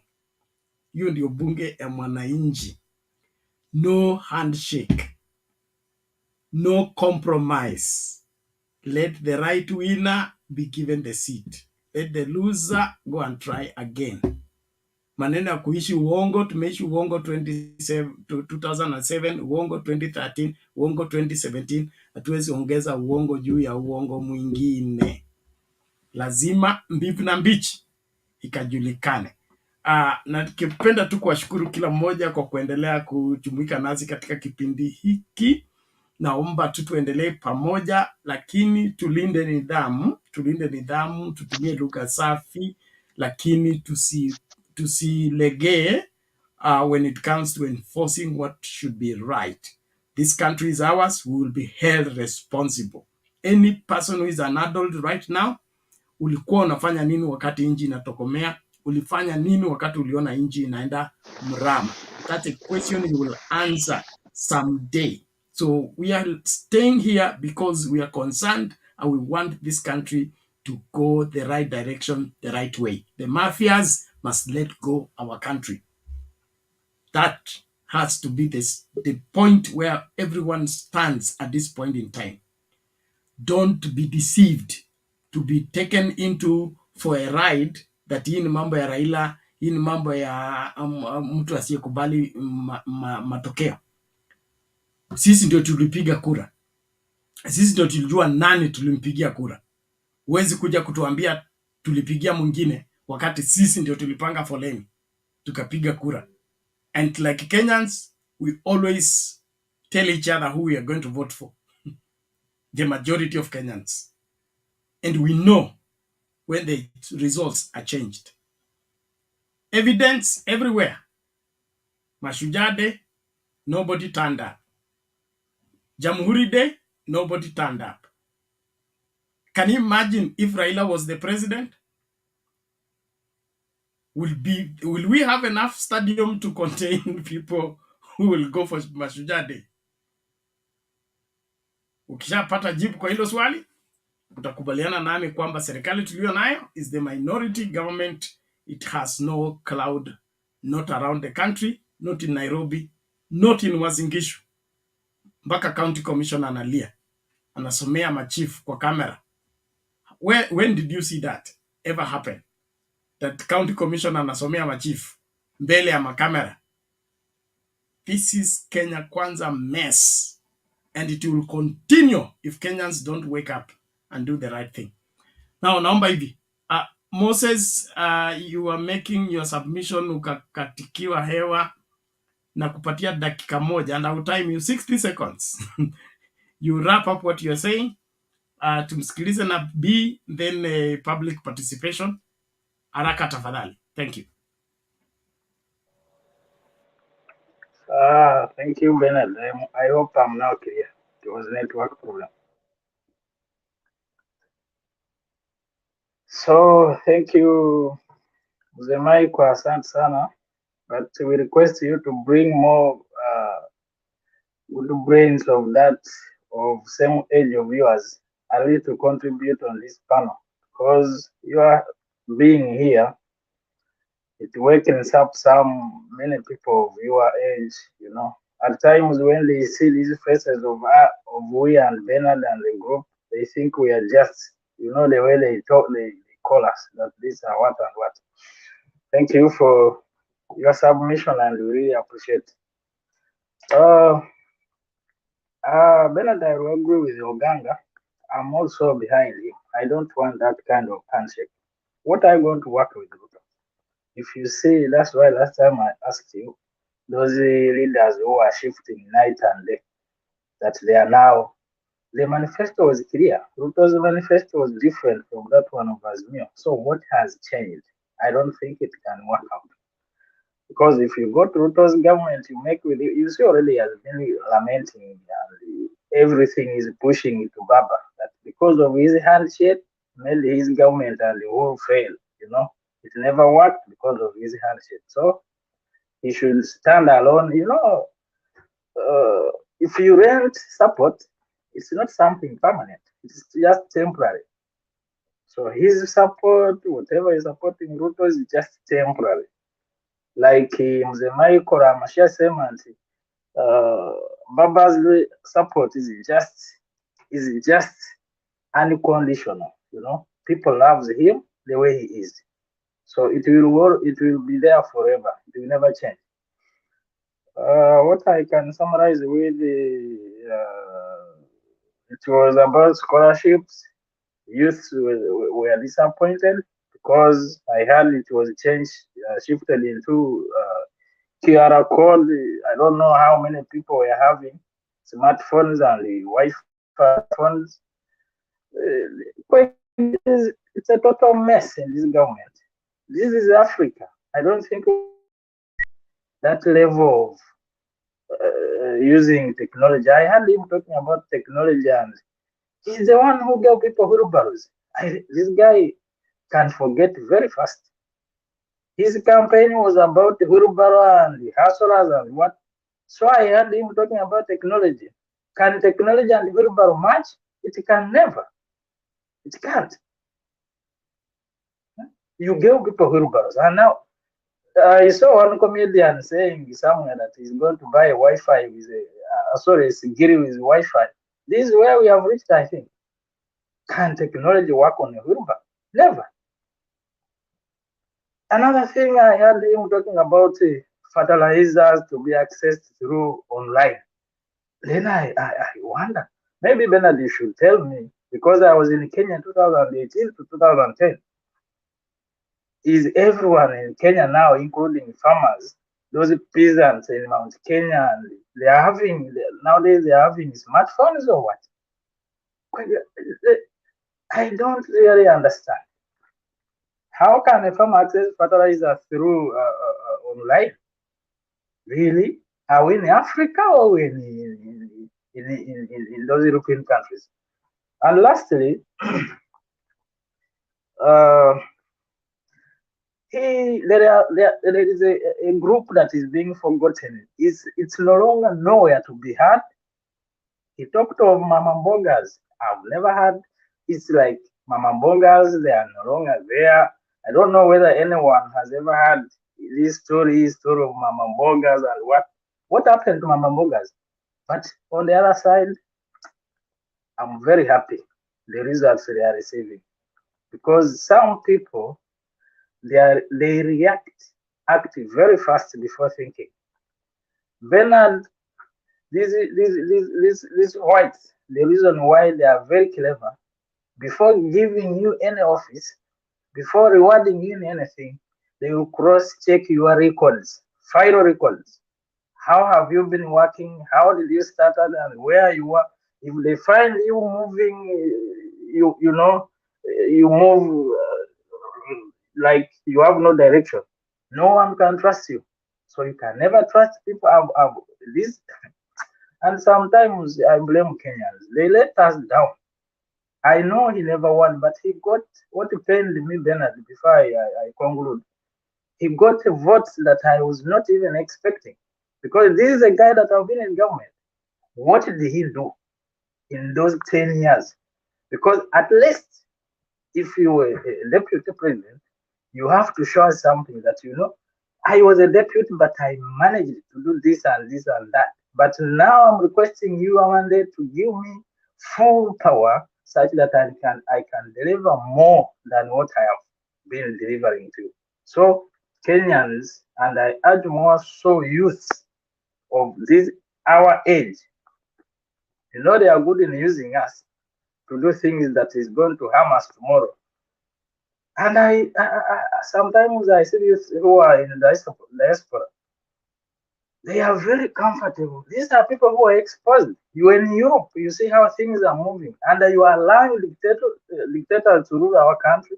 Even though you are in Europe, even though you are resident there, you will never get the rights that you get at home. Home is home, Bernard. Thank you, Bernard, for now. Okay, thank you very much, Bwana Moses, for that good analysis, reflection at the same time in piecing together why William Ruto. And that's a very good question. That's a very good question. If William Ruto got the 7 million votes, why would he be alone in the stadium for 2 occasions? Let's say Mashujaa Day, people were still in shock. Jamhuri Day, 3 months later, he still had to use a QR code. QR code, in fact, it was not scholarship. It's just discovering a link where people are offering free courses. Then you create a QR code for that link, then give to people to go and access a link where people are offering free courses zile hazina malipo. You get that? So just like Google analysis for wherever Google courses, the ones that are being offered for Africa. You just enroll, then you get tutored online, you do the exam, they'll give you certificate. You have done Google Analytics, you have done Google digital marketing, you have done project management on Google and all that. That is what people were given at the stadium. It was no scholarship. It was a link. Just like what we discover here, say, I have discovered a good political analysis by Kumekucha, unaweza ipata kwa hii link. Is that scholarship? Ruto anatubeba wajinga, lakini Wakenya wajinga waliisha Kenya. Lazima tujitahidi kuhakikisha kwamba mambo inafanya vizuri. Kenyan with love, there is something wrong with your configuration. I cannot mute your mic. That means kuna shida mahali. Rekebisha tafadhali. Nimeona wewe, si eti I'm ignoring you. It has finally accepted. Sasa sijui kama itatoboa. Okay. Inaonekana uko na veto power.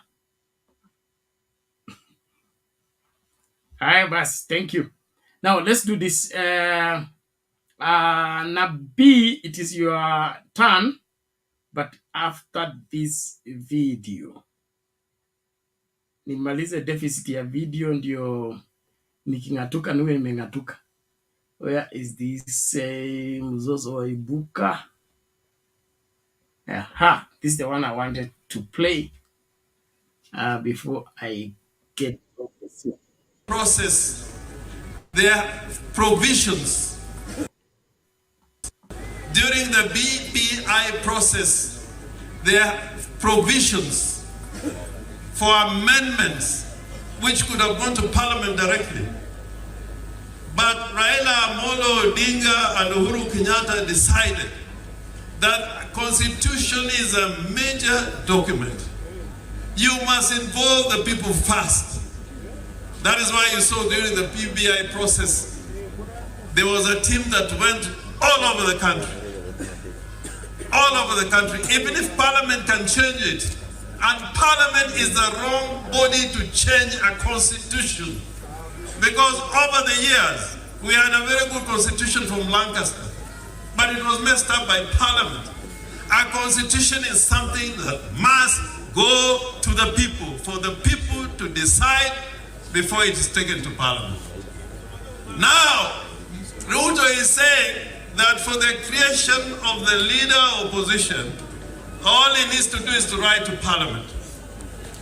But we had that office created under BBI. At that time he said no. He should tell us why he was opposed when that provision was in the BBI document.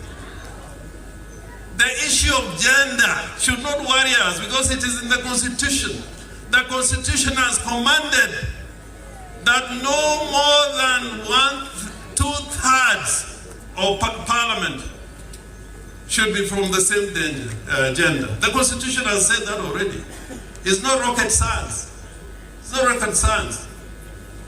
But I think if you read between the lines, if you allow this Constitution to be changed through a parliamentary process, then you'll be like that person in the desert who went camping and allowed the camel to come to put his head in the tent. If you allow this government to put his head in the tent, in the constitutional tent, and we know what they think about the Constitution, Ruto has never been a man who has argued for reform for the Constitution. When he is making those changes and proposals for those changes, you must make sure that you are doing the right thing. Read between the lines. And I promise you, if we stay with the people, if you stay with the people, you can never go wrong. If you stay with the people, God will be with you. If you stay with the people, you will continue to be strong. Let us continue to have faith in ourselves.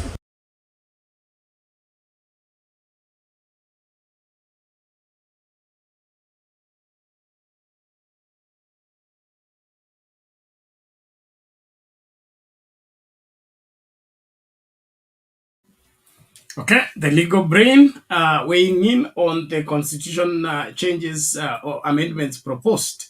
I think when James Orengo speaks, we all need to listen. Don't allow the camel to put its head in the tent, because you will put in his entire body and you will be the one to be pushed out of the tent. Watch out. Nabi. Hey, habari. Salama How are kabisa. you? Karibu karibu. Asante sana. Nasikia Wakenya you know, it is now coming out. You know, when I listen to Michael and I listen to many Kenyans, even where I am, I find the bitterness is boiling out. Because, you know, when you know the truth, you know the truth is, and the truth will always remain the truth. There is no way this man won an election in his first time. There is nothing like that. It does not happen anywhere in the world unless there is some cooking and boiling of some things. And therefore, we are very much aware that this thing was predetermined.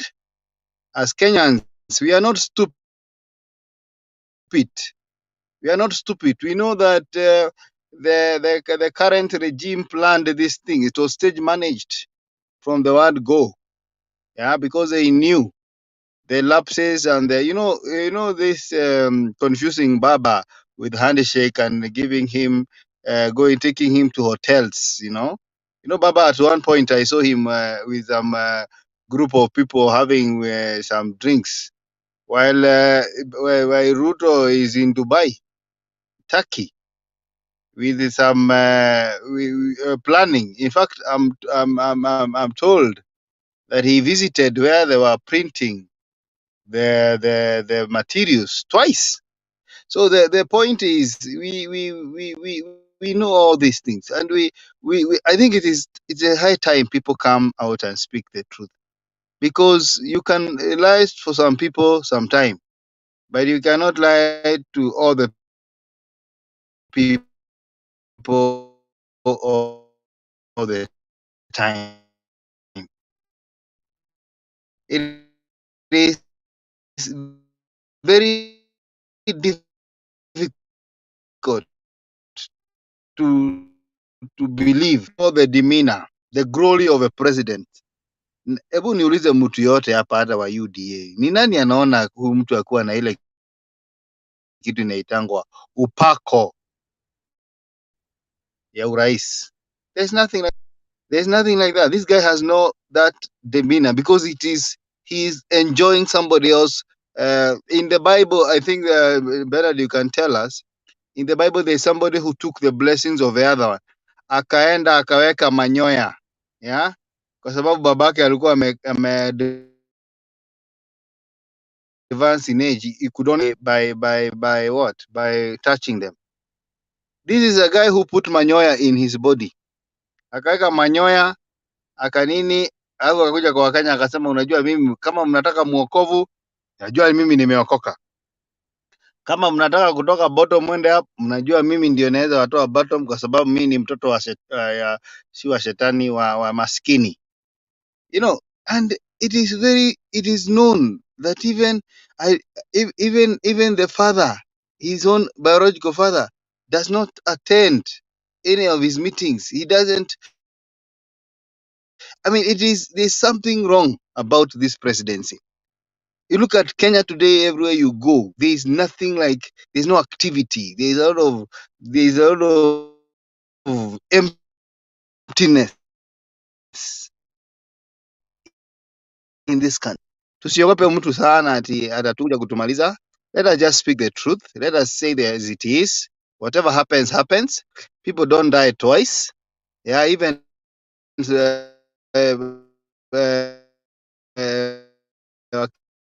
kina be what and Saito did what they did, they also died. So end up leadership, because I have never understood how Kenyans can wake up and vote for such kind of leadership. People who make make bad people look good and good people look bad. That tunaweza kuwa tuna castigate. And I am actually so dismayed by my tribe, the Kikuyu, because I usually tell even other tribes, it's a high time you start what we call protest to the Kikuyu products. Kama wewe unaishi Nyanza for example, kwa nini unaenda kununua vitu kwa duka za Kikuyu? If they really hate Raila so much to a point, they can go hungry, work with jiggers, and Mr. Rani is saying, because of hating somebody's tribe so much and somebody so much that you even suffer. You suffer economically because of hating somebody so much. I think it's a high time people boycott the products of the Kikuyu nation. I'm telling you the truth. I'm a Kikuyu myself. But I think ukipata duka ni ya Mkikuyu na uko Western, don't buy it. If you're in Kisii, don't buy it. I mean, they need to know that everything has a consequence. Yeah, let them suffer now forever, so that at the end of the day, we have a country that has respect to other tribes and takes everybody like a human being. Si kuenda kusema ati now we hate Raila so much that now we can elect a thief and a thug so that because of a hate of someone. That is very wrong, and I think it is important to put that across that this country belongs to everybody. And if you are not, doesn't belong to everybody, though, don't tell me anything, because I don't belong to your country. So it is important tuwe na kama ile ya Mahatma Gandhi, ile protest unafanya wasema kama ni hivyo, wacha wajimi. Siku hizi, by the way, when I see somebody ati sijui ni ananiambia yeye alikuwa anawaudie, bibi tunamaliziana hapo. Me, I don't buy. I better go a kilometer ahead kutafuta mtu ya Azimio nimununulie mkate. I'm telling you the truth, and I'm very good in that. Anaulizaga, hey, kunaonaje hii serikali tulichagua? Hey, serikali tulichagua ni mbaya. So najua wewe ulikuwa umechagua, naenda the next. So we need to have a boycott, a protest, what we call resistance. Ile ilikuwa kama ya baba, unasema that I will not do. I will not stay in that kind of a house. I will do, so that they also feel that they are hurting other Kenyans by believing they have the entitlement, political entitlement. They have the birthright. They are the people who should be presidents and deputy president forever. That should come to an end. We have other Kenyans who can be the president. We are suffering as this country. All subsidies have been removed in the name of mutu yetu, sijui nini. You know, we cannot allow that. And we thought that maybe Moi was bad. Kumbe there is a cultural problem. Hii mambo ya ufisadi na ukora, I think it's a cultural problem. Kama vile Maiko anasema. We thought there will be somebody from that area who can save the country. But people are suffering and are bitter because we have gone back to what we experienced in the times of Moi, where police now are even telling you the truth. Tutakutoa hiyo vitu kwa mfuko. So we are shocked as a country that watu wamefagao. Hata mwingine, another case of Cohen, top Cohen, wazungu wanakuja huku because their brother has been killed, and then our DPP says there is no case. Sijui wataweka inquest. Ati hiyo makesi alikuwa ameweka kwa sababu alikuwa anafosiwa na Uhuru Kenyatta. Kama unafosiwa na Uhuru Kenyatta, na sasa tutajuaje kama ufosiwi na Ruto? What kind of a leader is, what kind of people are these that are leading this country? It is a shame. A country that is 60 years of age. Ati Waititu ati kesi aliwekelewa. Waititu aliwekelewa kesi. Watu wanajua Waititu. So it is unfortunate that we are living in such a time. But let us rise up. Let us not fear. Let us say this as it is, that this country, this leadership is corrupt, and the church is supporting corruption, and the Western world wants to destroy this country by putting filthy people in leadership.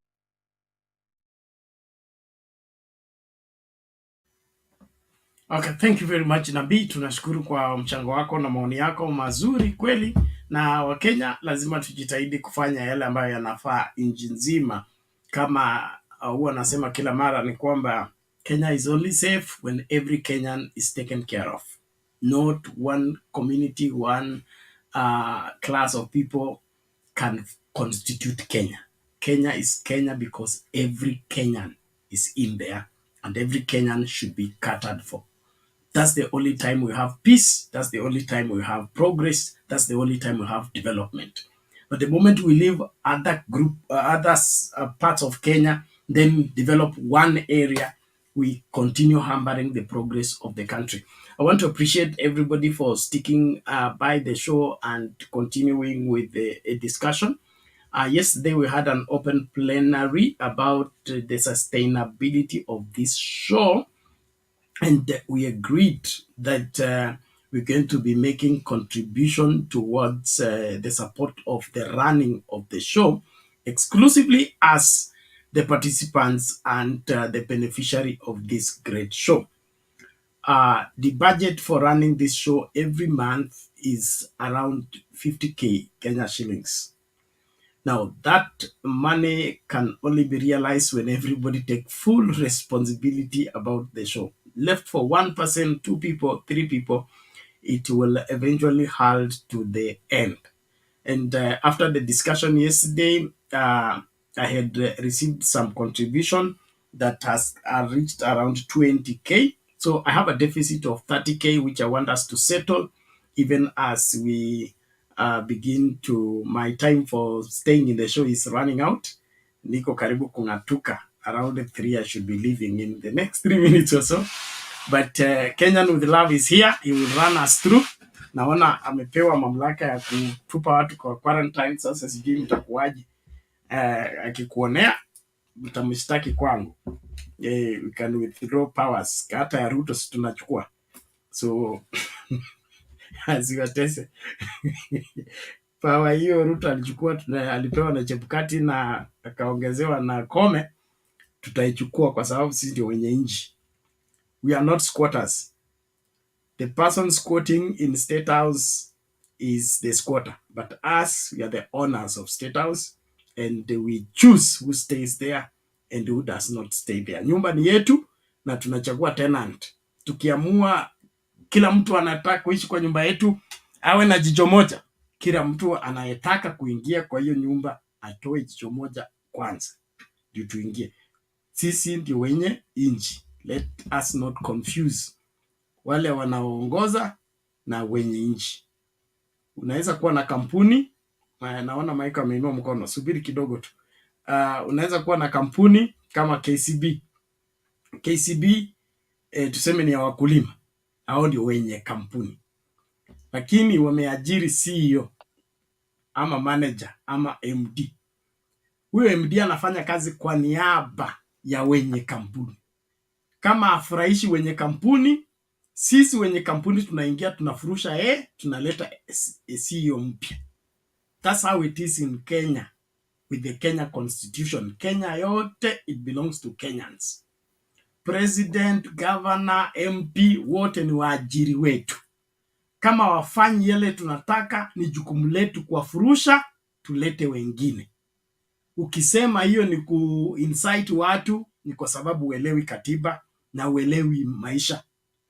Ukweli ni kwamba if the president is not performing, he should be shown the door. If the parliament is not performing, it should be shown the door. If the Senate is not performing, it should be shown the door by Kenyans. Hapo ndio tupo. So there is nothing we are talking about that is unconstitutional. Don't bring here your limited understanding of law to try and intimidate people, especially those of you in the comment section trying to brush off what we are saying in the name that those are our opinions. We are not sharing opinions here. We're sharing what is real in terms of our constitutional powers as Kenyan people and what we can do if the country is headed in the wrong direction. We can stop it from going in the wrong direction by standing in the way and say, Zusha. Nakumbuka ile kampeni ya Zusha. Dereva akiendesha gari na mko ndani na afuate sheria. Mnazusha afuate sheria. Hapo ndio tumefika. Dereva wa inji inaonekana hajui map, ajui barabara na anavunja sheria. Ni lazima afanye nini? Tuzushe, akamatwe. Yes, Mzee Michael, ulikuwa unasemaje? Ni zamu ya public na Benvito. Ninakuunga mkono kwa kila kitu ile unasema. Na mimi nataka watu wakumbuke hii muziki inayoitwa Who Can Bwoga Me? Who Can Bwoga Me? I am anabuogabo. I am anabuogabo. Hiyo lazima itaimbwa tena. Hiyo lazima tuimbe, tutoe Ruto na hiyo. Kila mtu aelewe namna hiyo. Yes. Asante. Good. Thank you, sir. Thank you, sir. We are unbreakable. Kenyan would love. Are you unbreakable ama wewe umeogopa? Unaona? You need to configure your gadget very well. Kenyan would love. Sikiliza vizuri. Ukiingia with the, what is it called? The administrative rights is different from when you ukiingia ukiwa participant. So as an admin, you enter the studio using the legal means. So we unachanganya mbili, ile ya kwako binafsi na ile admin. Kama unakuja admin, kuja admin, usichanganye. Kama unakuja participant, kuja participant. Organize that. I think that's what is messing you up.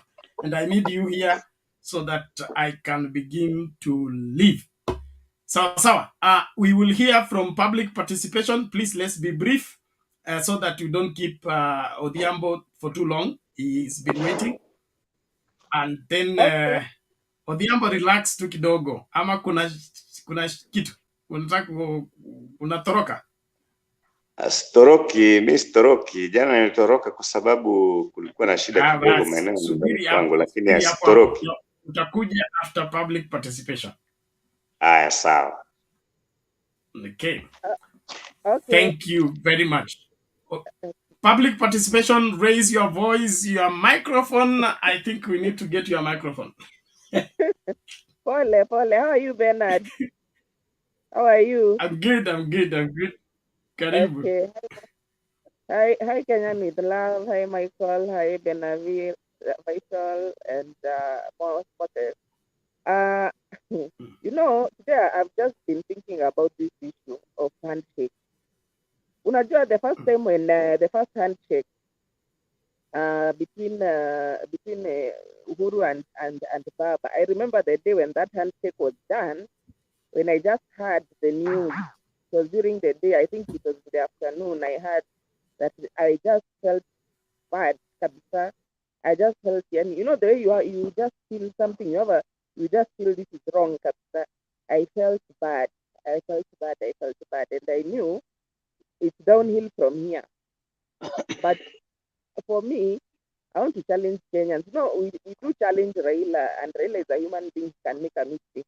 Anaweza make mistake, then alimake mistake na handshake, na ndio imeenda na yeye, na sasa hii anataka kuingizwa tena kwa handshake nyingine in the name of opposition, the opposition leader. But he's a human being. But what I want to appeal to Kenyans is that, Kenyans, let me tell you, we can talk about Raila, we can talk about government, we can talk about the judiciary, we can talk about ICC, but the reality is that each and every one of us is the government. When you see a successful country like these Western countries, or like the US, where recently 30 million Kenyans were applying for green card, kila mtu anataka kutoroka aende huko, and we see like West Africans are dying in the ocean wakijaribu kufika those countries. We need to ask ourselves, what is so special, as the Nuru Okanga is asking, that is it like white people, they have two heads and us we have one, or is it, what is our problem?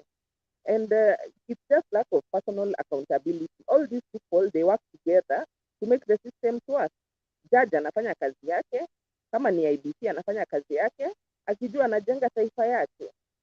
Kama wewe ni voter, unaenda unavotia the right person because unajua ni taifa yako unajenga. But Kenyans, we lack accountability.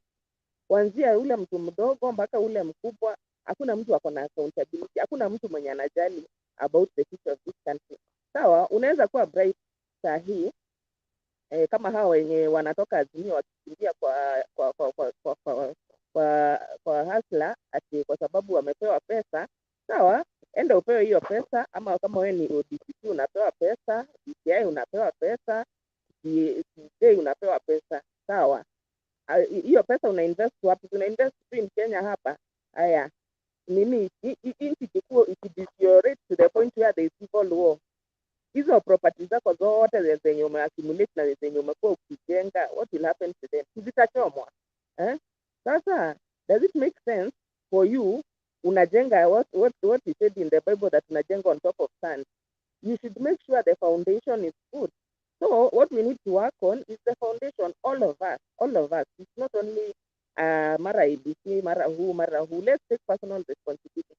Wewe kwa shamba yako, let's say uko na shamba kubwa, umeweka jamaa fulani hapo kama casual laborer. Haya, amekuibia akiwa casual laborer. Haya, siku nyingine sasa unampromote, unamfanya nyapara, ati ndio ana supervise, bado anaiba. After that tena anakuja unamwandika akiwa the manager of the farm, anakuibia sasa everything. So that's what has been happening. Constitution is very clear about the requirements of a leader, integrity. Sasa kama integrity iko hapo clearly, na tumemodel the constitution yetu against the American constitution. Integrity, if you don't have integrity, you are not supposed to be holding any public office. Sasa niulize, huyu jamaa tunamjua very well, ameiba akiwa tunamjua kutoka Y2K, ndio huyu akakuja tena 2007 tukamkubali tena, akaingia kwa Ministry of Agriculture, akaiba fertilizer, akaiba mahindi, bado tu tuna continue na yeye.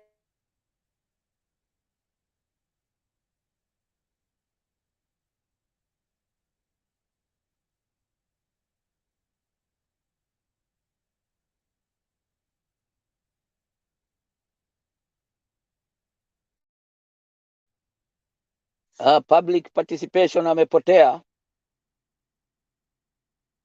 Kwa hivyo Kenyan with love. Sijui kama mnanisikia. Tunakusikia. Yeah. Nani alikuwa next? Mwenye alikuwa next aendelee kidogo kabla Bernard akuja. Kuna vitu najaribu kusota hapa hivi. Odhiambo. This.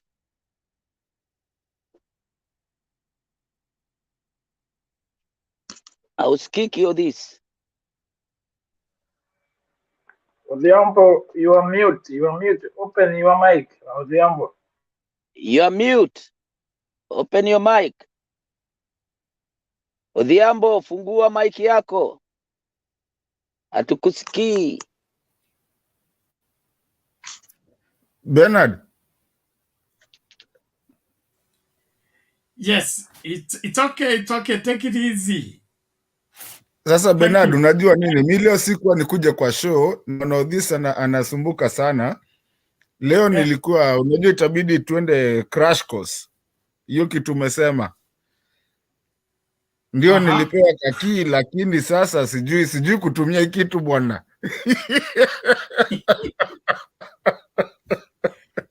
Leo ndo nimejaribu mara ya kwanza. Halo, hebu mwekeni huyu jamaa tumsikie. Michael, just hold on. Bwana Odhiambo, you are mute. We can't hear you. So what you do, relax. Don't panic. Relax. I'm there. Then, yes. Thank you. Go ahead now. Yeah, now I'm there. In fact, first of all, I'm sorry. Yesterday I went off while there was an issue which came into around my apartment where I'm staying, and I'm sorry for that. I went off immediately. I've heard of all those that you're talking about. I've came late. It's just when I'm right from work now. Now, sorry to take you back of all that you're talking about. Yesterday, I had some issues which I wanted to put across, but actually, the tragedy which came about into my apartment made me not to actually put them across. I went off. Now, if I may take you back, please just forgive me. Kwanza kabisa, I'm in Kenya. I'm a Kenyan, born in Kenya, live in Kenya, just came out of Kenya for the work purposes. Lakini, I'm a Kenyan. Naomba kuuliza, who is this Asla thing? You see, it's actually making me not to understand what the Asla is all about. Manake nimeenda kwenye dictionary, I've got the Asla is somebody else apart from what I'm seeing around. Asla is able to give money to people. Please, if I'm taking you back, please forgive me. Asla is able to give money to people. A hustler. I don't understand the meaning of hustler. Alafu the money is given out or is dishing out to people. Most of the people are talking about 600, 500, 600, 500. What is this money doing to people? According to the life standard of people in Kenya. My friend, I'm not getting it at all. Hii inaongezea watu poverty to the citizens. Kwa sababu utaborrow that 500. When you borrow the 500, kwanza itakatwa ile ambayo nasikia ni 25 bob, I don't know, 30 bob. You will get 470 or 475. When you get 470 or 475, hii hela utanunua unga, ununue chakula for that day. The next day you don't have that money, unadaiwa. Ukishadaiwa that money, you will have to pay it. And as you are paying, wengine huku wanateseka, bora ungeendelea kuzoea ile maisha yako ya kila siku. Sasa hii, it is bringing poverty. Ile dhiki uliyokuwa nayo itaongezeka kwa sababu umenunua chakula cha siku moja, ukawapa familia yako, watakuja kufa njaa siku hiyo hiyo. Baada ya siku hiyo wamekula vizuri, siku nyingine wanakufa njaa, watakuuliza, baba, ile uliotoa wapi?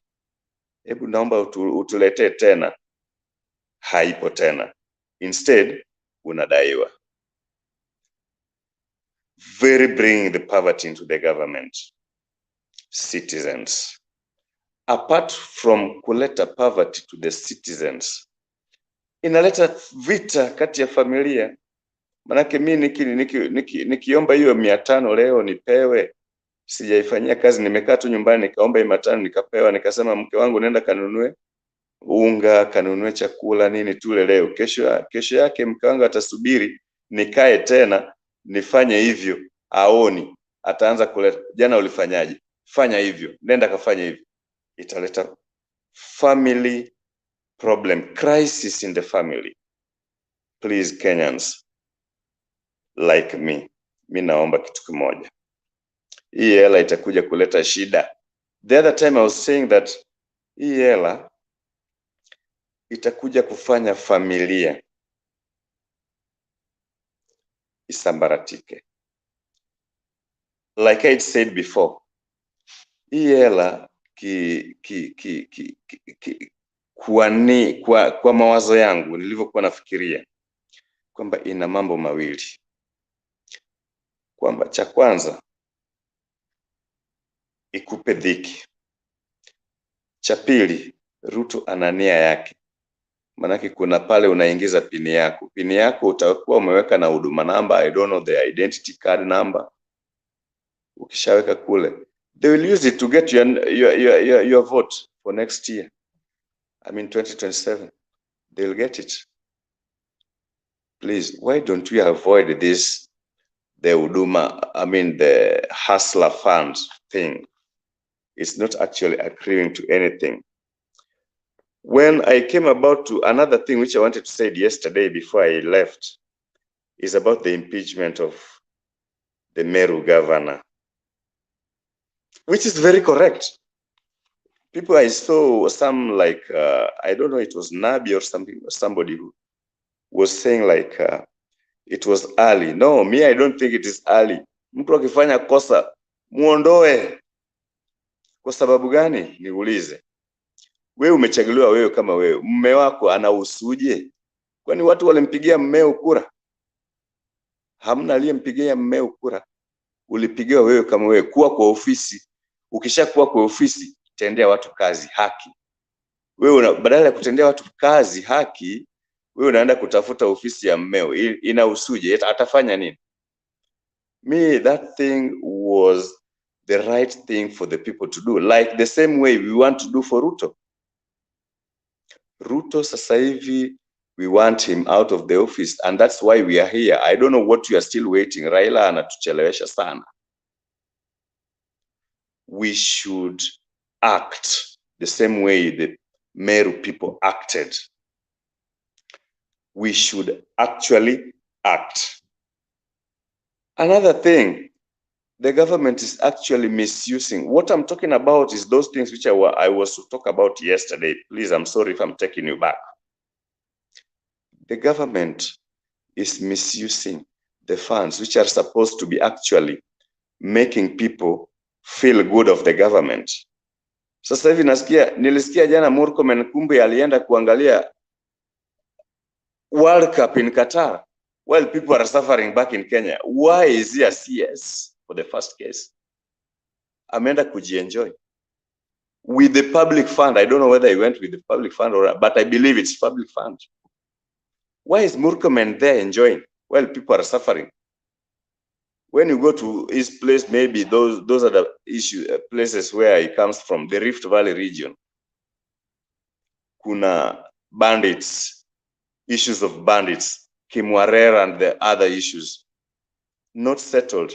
Why would he leave to those other places? Misuse of public funds. Please, those are some of the issues which I wanted to talk about. And then, the last issue which I wanted to talk about yesterday before I come to the issue of today, the Charlene. Who is Charlene? Is the Charlene the first lady? Is Charlene the president's wife to be the first lady? Why should Charlene come in front of the cameras and tell us that she's all over? I mean, I don't know how I can describe it. I don't think if Charlene should be having an office, which office is that? Then opposition leader, if he's to be given the office, the first lady should have the office. The first daughter should have the office. The first son should have the office. What are all those about? BBI wameikataa. So why should Charlene have the office? Waache kutuletea uzembe. Kenyans, we are lagging.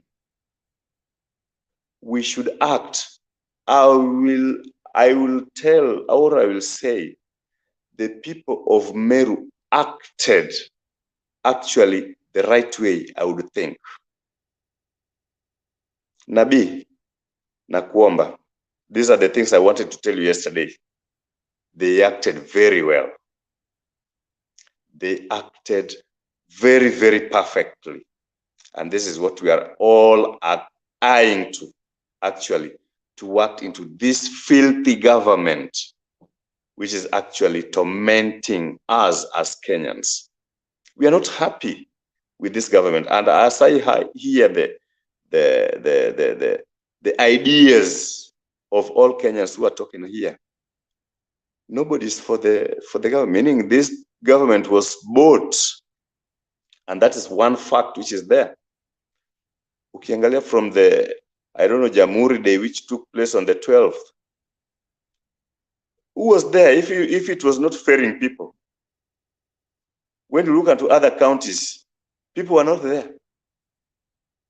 If it was not buying people or ferrying them in the name of scholarship, I don't know what, to Jamhuri Day. In fact, me, I was to come to Kenya to celebrate Jamhuri Day with Raila Amolo Odinga. And I testified here, if you can remember, Mr. Bernard, I said I'm coming to celebrate Jamhuri Day with Raila Amolo Odinga at Jacaranda.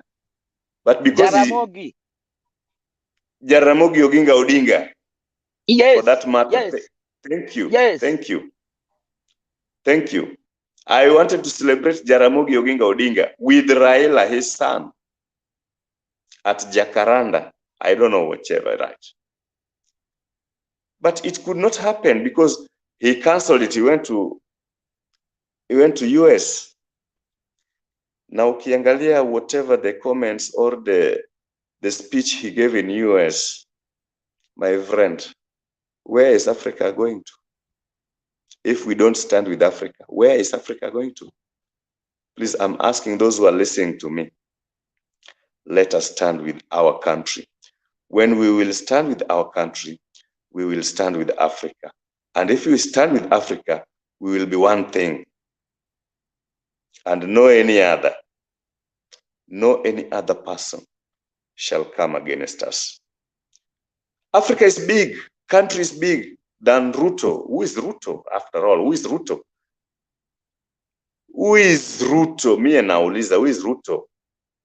Huwa mara nyingi nikimtaja jina Ruto, napatwa na jazba, napataga kutokuongea. Anyway, let me leave alone the Ruto issues. Mr. Bernard, sorry to take you back, and sorry for those who are in the studio. Please, I would like to know. I had a glimpse of what you're talking about, that to run the show is 50,000 per month, or is it per month or per week or per day? It was per month, something like that, if I heard you wrong or right. The show has to continue. It is us who are in the show. It is us who are to make the show continue. It is us to participate in the show. So please,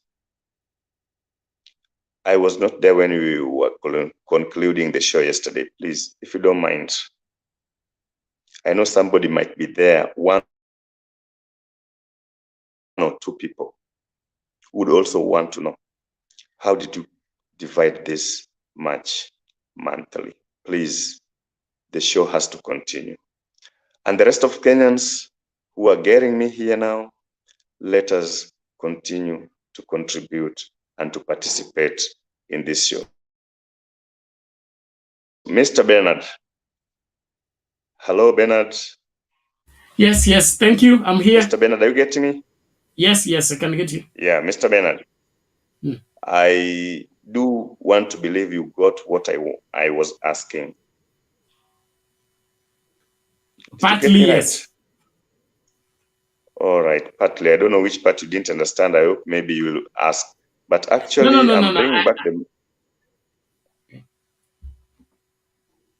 I'm bringing back the mic to you.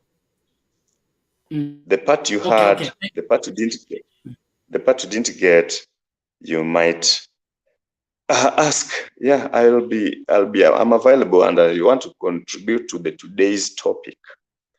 I'm still getting, because I came late. I came from work very late, and now I'm with you. I will glimpse. I've only talked of what I wanted to talk about yesterday. Sorry for bringing you back, and because of the tragedy I got in my apartment, that's why actually I've brought you back. I'm sorry for that. Please carry on with the show. I'll participate again later. Thank you.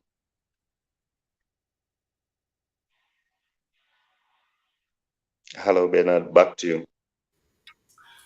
Asante sana, karibu tena. Tutaendelea na mjadala, and we must remain focused. Hii ni nchi yetu na lazima tutekeleze wajibu wetu kama Wakenya, kuhakikisha kwamba hakuna kupotosha nchi nzima kwa sababu ya watu wachache wapotovu.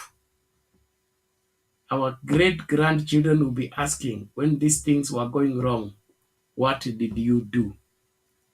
That should be a question that troubles every adult Kenyan right now.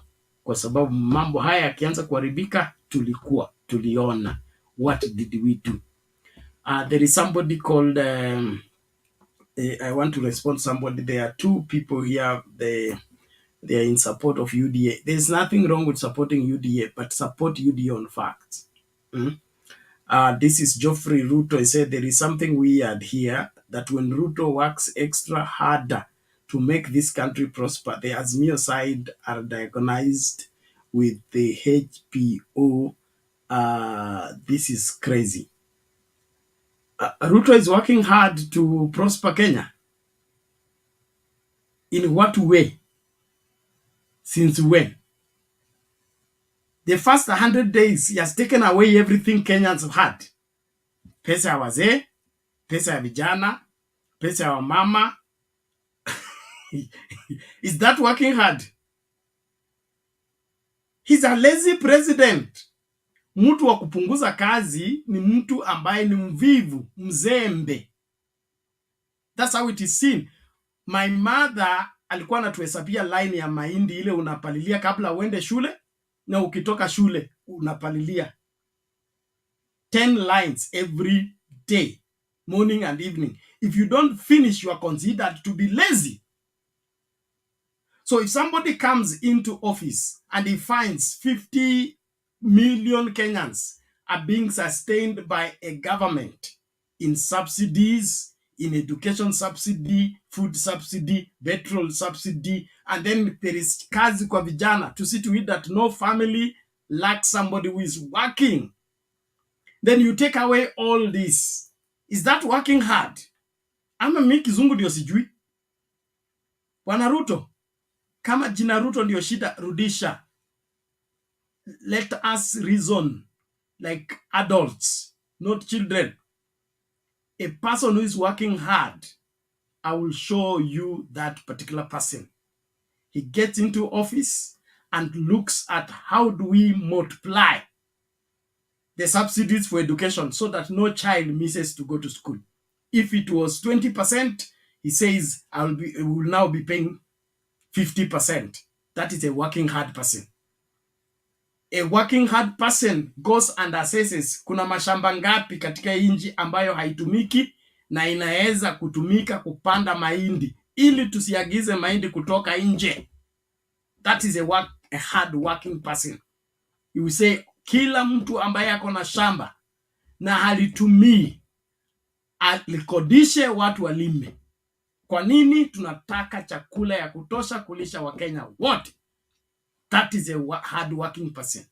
Lakini yule mtu anaingia na kazi yake ya kwanza ni kuleta GMO, kuchukua pesa ya vijana, kuchukua pesa ya wazee, kuchukua mpaka wazee. Saa hii kuna mtu ametuma picha ingine ina disturb sana. Mzee ako chini ya mti na ameweka drip on the branch of the tree.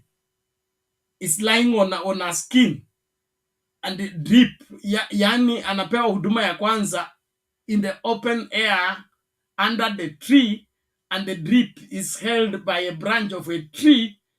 And you're telling me there is somebody working hard in oppressing Kenyans? I think he's working hard in making life difficult. You are right, he's working hard in making life impossible for Kenyans. He is working hard. Bernard, my phone is going off. Making life better, he's not. Let me make my submission. My phone is going off in like 2 minutes. Just let me make my submission. Please, can you allow me? Yes, I've allowed you. Go ahead, please, quickly. Okay, thank you. Kenyans, we are going through a rough time. The people that call me just to send them even $5. People call me just $5. They are desperate. Geoffrey Ruto, let me tell you something. It's not like we don't like Ruto. Ruto has made our life desperate to a point that I'm crying. We need, as a country, to put things proper. We don't have any place we can go. We have one country. And we are not here that we are playing politics. We are asking, how can we make our children better? Food, gas, and all those things. Let's not play politics. Let's have a conversation that is formidable to all of us. It's not about UDA and ODM. It's about how our children can go to school. Hii maneno tuache siasa so that we can protect the country. What Ruto is doing is wrong, whether you like it or not. Hatutaki Ruto aende. Yeah, no, Kenyatta, dakika moja. It's not that we are playing politics anymore. What we want is a solution to how can we move forward. Unanifanya nasikia The other vibaya. day, Huyo jamaa the aende. other day, when we were supposed to go to the parallel rally, Raila really disappointed Kenyans. We were affected. It's not that we were going to demonstrate. We wanted to tell him that Kenyans, we are tired of this bullshit. So what I'm telling Black na watu wengine wa UDA, tunawapenda. Sisi hatuna shida. What we want is to make a country that is formidable, a country that can create jobs, can create infrastructures. We want to move on forward. Wachani hii siasa ya ujinga. Thirdly, the other thing I want to say, Ruto si ati atumtaki, but Ruto is himself, vitu anafanya zina disappoint Kenyans. First of all, let me tell you the 3 things that he has done. Subsidies, school fees, maize. You know, we cannot deal with such kind of myopic engagement. So I want to tell you Kenyans, let's not take sides. Let's tell Ruto the truth that he's messing our country. When Raila joined with Uhuru Muigai Kenyatta, we saw a country that was prospering. But right now, where we have reached, we are going in a wrong way. Completely. Right now, I'm in Washington, D.C. with Baba. And I looked at his face and I told him one thing, that when he gets to Kenya, because I spoke with Gaucho, let us demonstrate and get this guy out. Kenyatta, let us demonstrate and get this guy. We have the capacity to do that. But we need a structured way. Okay, one more thing, and then I will leave other people to talk. The Baba is getting old.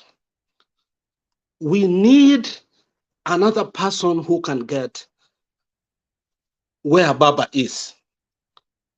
Because if we don't structure that, Ruto is going to rule for 10 or 15 years. We need to start telling Baba that he has reached his menopause. Okay? But the thing is that we come here and we talk. We don't have solutions. Stone PK has said here all the time, If we cannot go to the streets, we are going to suffer. People are suffering. Bernard, come January, watu hawatakuwa hata na school fees. Somebody calls you just for $10 because people are having problems. Life has become so difficult to Kenyans. We must, no matter what, we must sit down and protect our country. This man is destroying a country that we were almost the best. If Nigeria, South Africa, Kenya is even better than all these presidents. They have their houses in Karen, they have their houses in Lavington, they have their own, the presidents of Africa. We must protect our country. We don't have another solution. If we do that, if we make our country go into waters, the truth is that in the future, our children, and I have about 4 children myself, they are going to suffer. So what we need to do as Kenyans, it's not about UDA, it's not about Nini, it's about Ruto is destroying our country. I don't want to play politics. I want my country to be okay. So let's stop this nonsense. Okay? Sisi ni wazalendo. Thirdly, the last point. Mzee Raila has been exhausted. Let him get out of politics. He can play the international and the infrastructure things. Let us groom another leader. If we don't groom another leader, we are going to be in shit. We must start. Alex, wacha hiyo mdomo. Wacha hiyo mdomo. Raila hajazeeka na Raila ndio president. We Alex, peleka hiyo mdomo huko. No, let me tell you, my friend, what I'm saying is this. Hapana. International. Raila lazima akalie hiyo kiti. There is value in listening and there is intelligence. No. Hiyo unasema ya mwisho hatukubaliani nayo. Hiyo ikae. Okay. Raila lazima akalie hiyo kiti ndio Kenya ipone. Kenya iwezi pona bila Raila kukalia hiyo kiti. Elewa hivyo. No, I'm not saying that Raila. Alafu yule. Let me explain to you. Sikiza, wewe sikiza. Ngoja wewe. Alafu yule Raila akishamaliza, yule atachukua, huyo atakuwa anafuata nyayo ya Raila. Ndio tunataka. Hatutaki nyayo zingine baya. Siwacha nimalize my submission tafadhali. Yes, lakini hiyo mdomo ya mwisho. I'm the one who was speaking. Wacha tu nimalize in 1 minute. Alex, no. You cannot just speak like that. You are not intelligent. You are being nonsensical. You are being nonsensical. Let me explain what. Now, please, let's respect this show and let's respect each other. If you want to rescue the country like you're saying, it will take more than that. It will take more than talk. One of the things that we must all appreciate is that leadership is not given. All genuine leaders around the country, they will tell you that they did not aspire to be leaders. Leadership was thrown to them They found themselves in circumstances where they needed to rise up to the occasion and save the situation. That's how Raila came in the limelight. There was no ceremony called and say, we are now giving this leadership to Raila Odinga. If you attended that ceremony, you can remind me. Leadership found him. And just like leadership found Raila Odinga, whoever succeeds Raila Odinga, leadership will find him. But when we get into the so-called succession program, ile yetu tunafanyanga buhungu, unaona vile imeanza kutusumbua mpaka yule anatufanyanga sasa spokesman amechukuliwa. Sijui nani atatufanya spokesman tena. No. But let's do this. When we come to this platform, let's contribute towards the progress of the country. Geoffrey Ruto, and there is another now, Timothy Ruto, who has come. All these Rutos. I love your optimism and your passion to believe that Kenya Kwanza is going to make this country great. They are yet to convince me. It's not that I don't believe. They are yet to convince me. Siku njema onekana asubuhi. Their first 100 days has proven that they are not up to any good. If you think they are up to any good, I'll be here. You will show me the good. Okay? But for now, there is no good. From all their moves, from all the agenda, from everything they are pushed. What has Raila given to this country? A new constitution. He has given this country devolution. He has given this country freedom of expression. Those are things we can't buy in the supermarket. Those are things we can't get on red carpet sitting down. That is much more for this country than the handouts called Hustler Fund and all other handouts that are making you begin to post nonsense on this particular platform. If you think Raila has done nothing for this country, then either you just dropped here today or you have never been to any serious school where they educated you right to judge history properly and based on who did which event when and for what reason. If there has been a selfless leader, a person who has done more for this country than any other politician, dead or alive, is Raila Odinga. If you think you have another person, name them, both dead and alive. Their contribution as far as the progress of Kenya is concerned.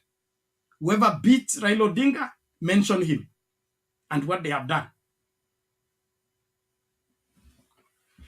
Now, let's do this. Let's do this. I want us to sober up. Let's do what is right and ensure that this country is rescued. 84% of Kenyans, according to the last survey I showed you here, think the country is headed in the wrong direction. Only 16%, who are these Rutos, the Geoffrey Ruto, the Timothy Ruto, the William Ruto, and the other Ruto. The 16% think they're on the right direction. But 84% of Kenyans know that the country is headed in the wrong direction. Now, if you say you are Democrats, you believe in democracy, 84% is bigger than 16%. You think all 84% are insane and only you 16% are the ones who are sane?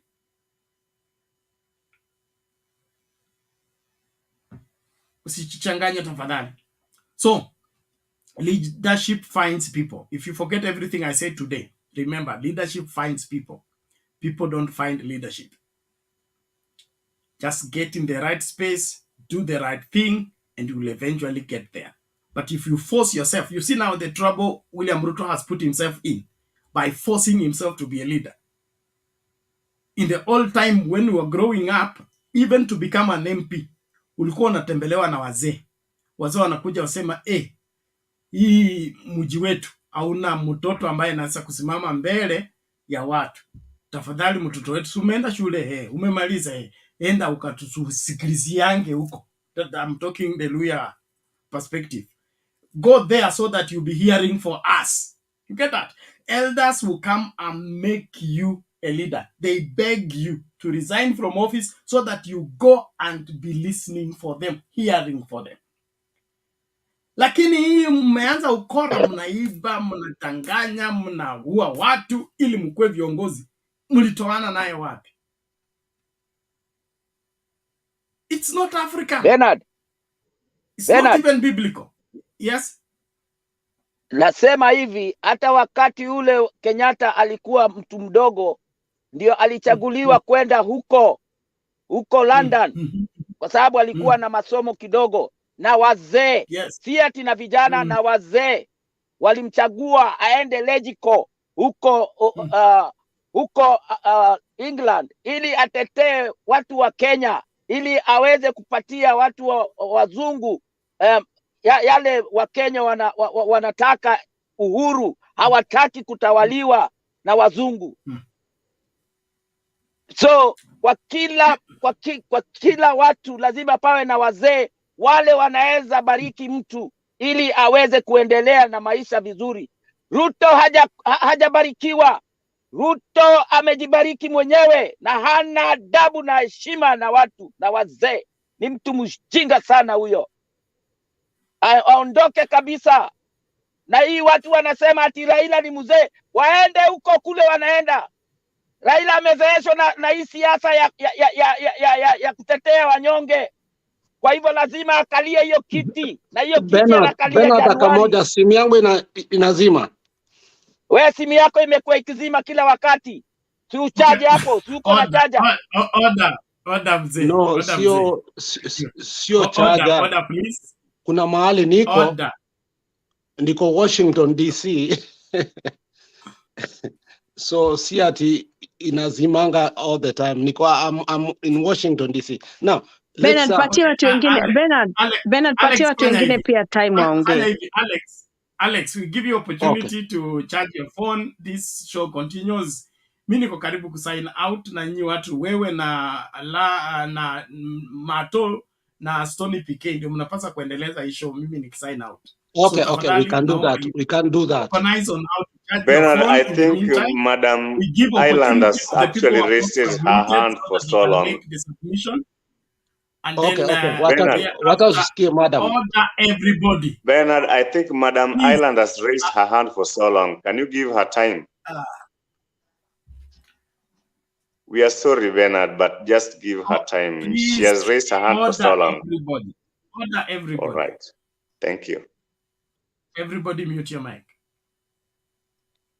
Yeah, we are doing that. Thank you. Mute your mic, Mr. Diambo. I don't want to begin to send people to quarantine because we are becoming indisciplined. Let's do this. When everybody is talking, what we are creating is noise. We are no longer communicating. Okay?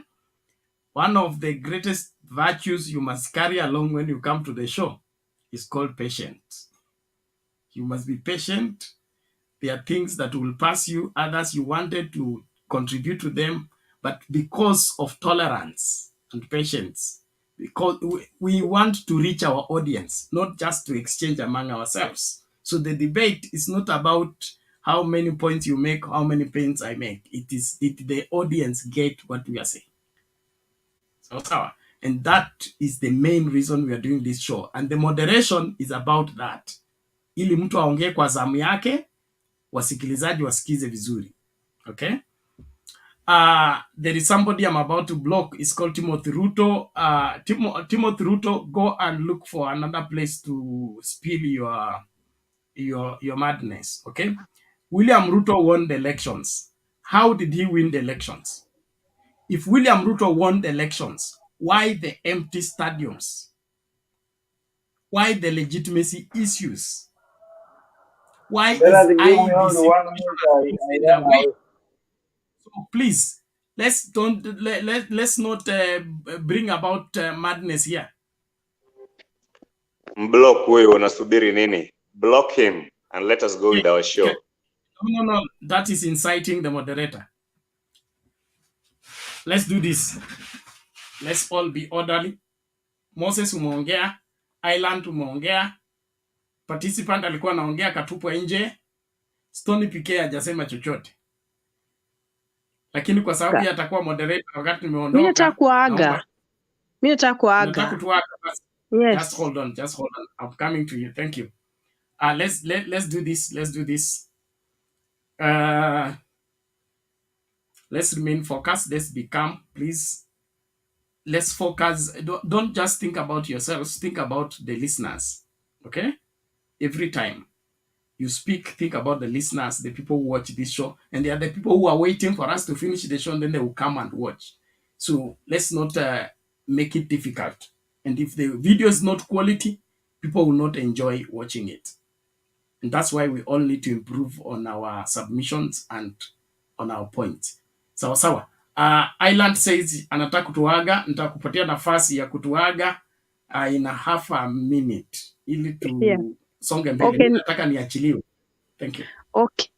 Okay, I think tukiingia kweli unasalimia and then also ukitoka unaambia watu kwa heri. Manake naona mtu ukitoka tu hivyo hivyo si mzuri. And then mwisho ninaomba pia msigombane, lakini Alex Media, Alex please, wacha kulia, unapeana your sympathy, unalia, and then ulisema ti Raila ni cartel, unasema Raila ni mzee, you know, it is not fair. And that's why Michael anakasirika because unauma na unapuliza. This is not fair. Hiyo tu ndio nilikuwa nataka kusema. Unajua, there's a way tunaweza communicate vile Bernard anasema, na mpaka sisi pia tukue na patience, lakini usikuje unadanganya, unalia, ndio watu wanaumia. Kila mtu anajua watu wanaumia. Lakini mara unasema tu Raila amekuwa mzee, nilikuwa na Raila. Sasa ulikuwa na Raila, ulimwambia Raila we ni mzee, ukae chini. No, Raila is not your age, please. Hiyo tu ndio nilikuwa nataka kusema. Kwa hivyo mimi nasema bye, mimi naenda kulala. Tutaonana kesho. No, let me respond to that.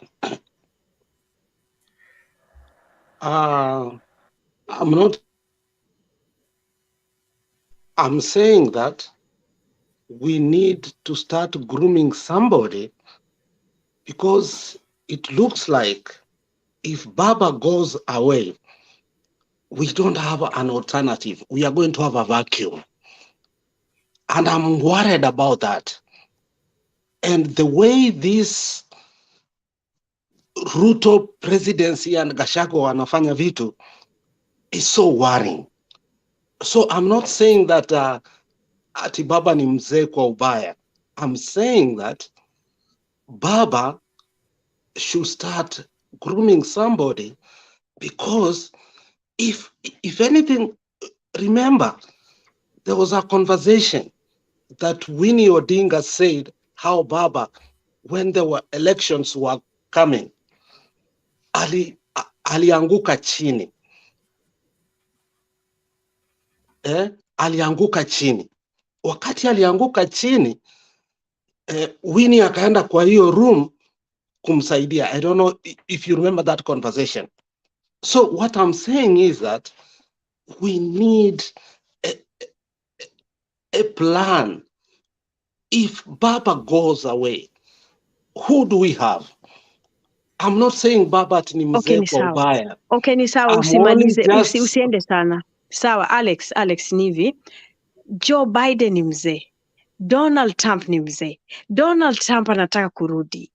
Pia, Donald Trump ni mzee. Joe Biden ni mzee. Bernasconi ni mzee.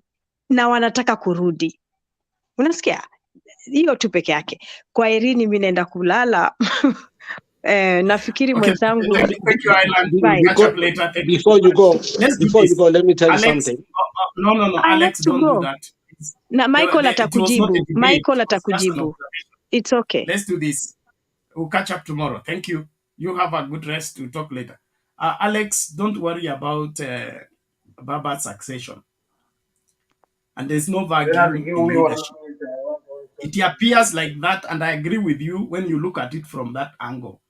But like I said, leadership finds people. People don't find leadership.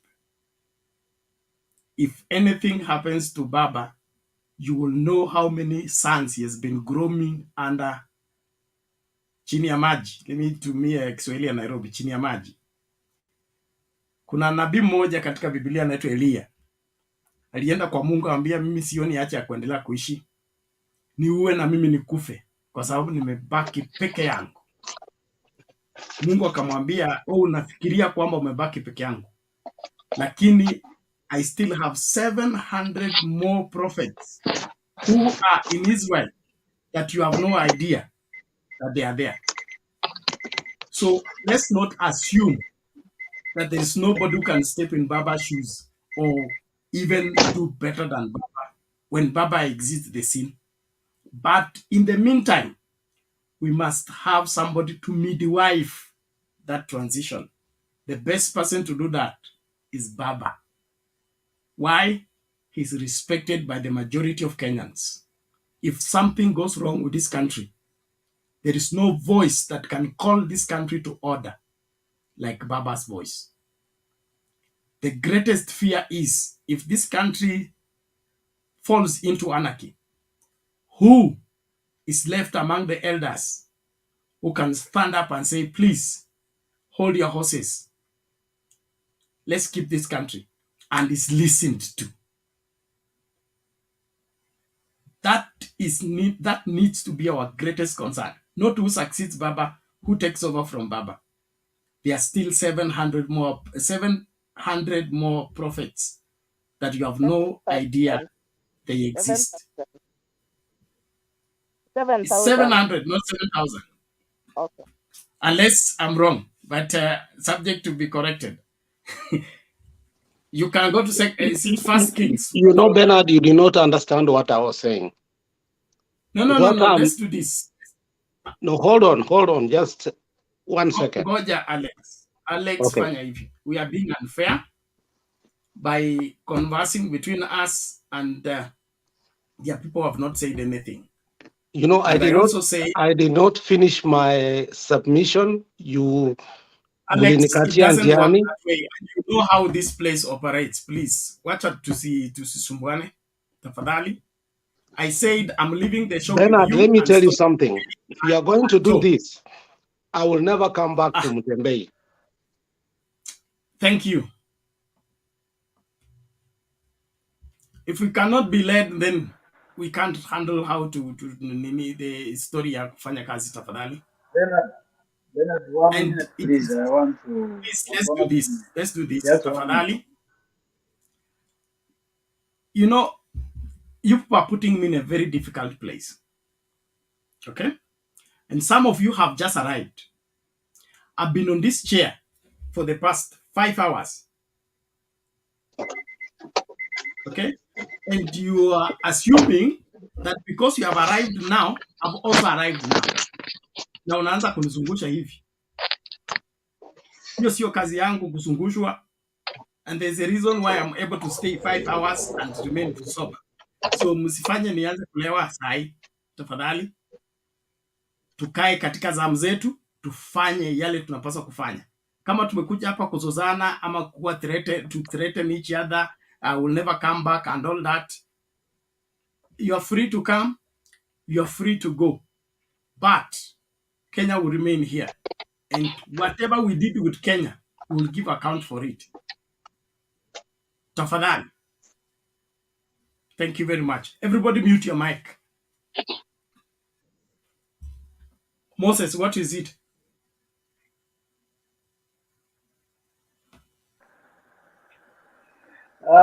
Bernard, we are sorry for interrupting. We are sorry. Just 1 minute and I'll rush out. I was just commenting on that Alex. Was he Alex or? What we want in Baba is not all about grooming someone. He has groomed people who are there, just that they cannot come out. And leadership is not all about grooming someone. If you are being raised up with your father, can you kill him or before? No, time will come. Now, right now, we need a foundation in Kenya. There is no foundation. And the only person who can lay foundation for others to follow is Raila Amolo Odinga. That is it.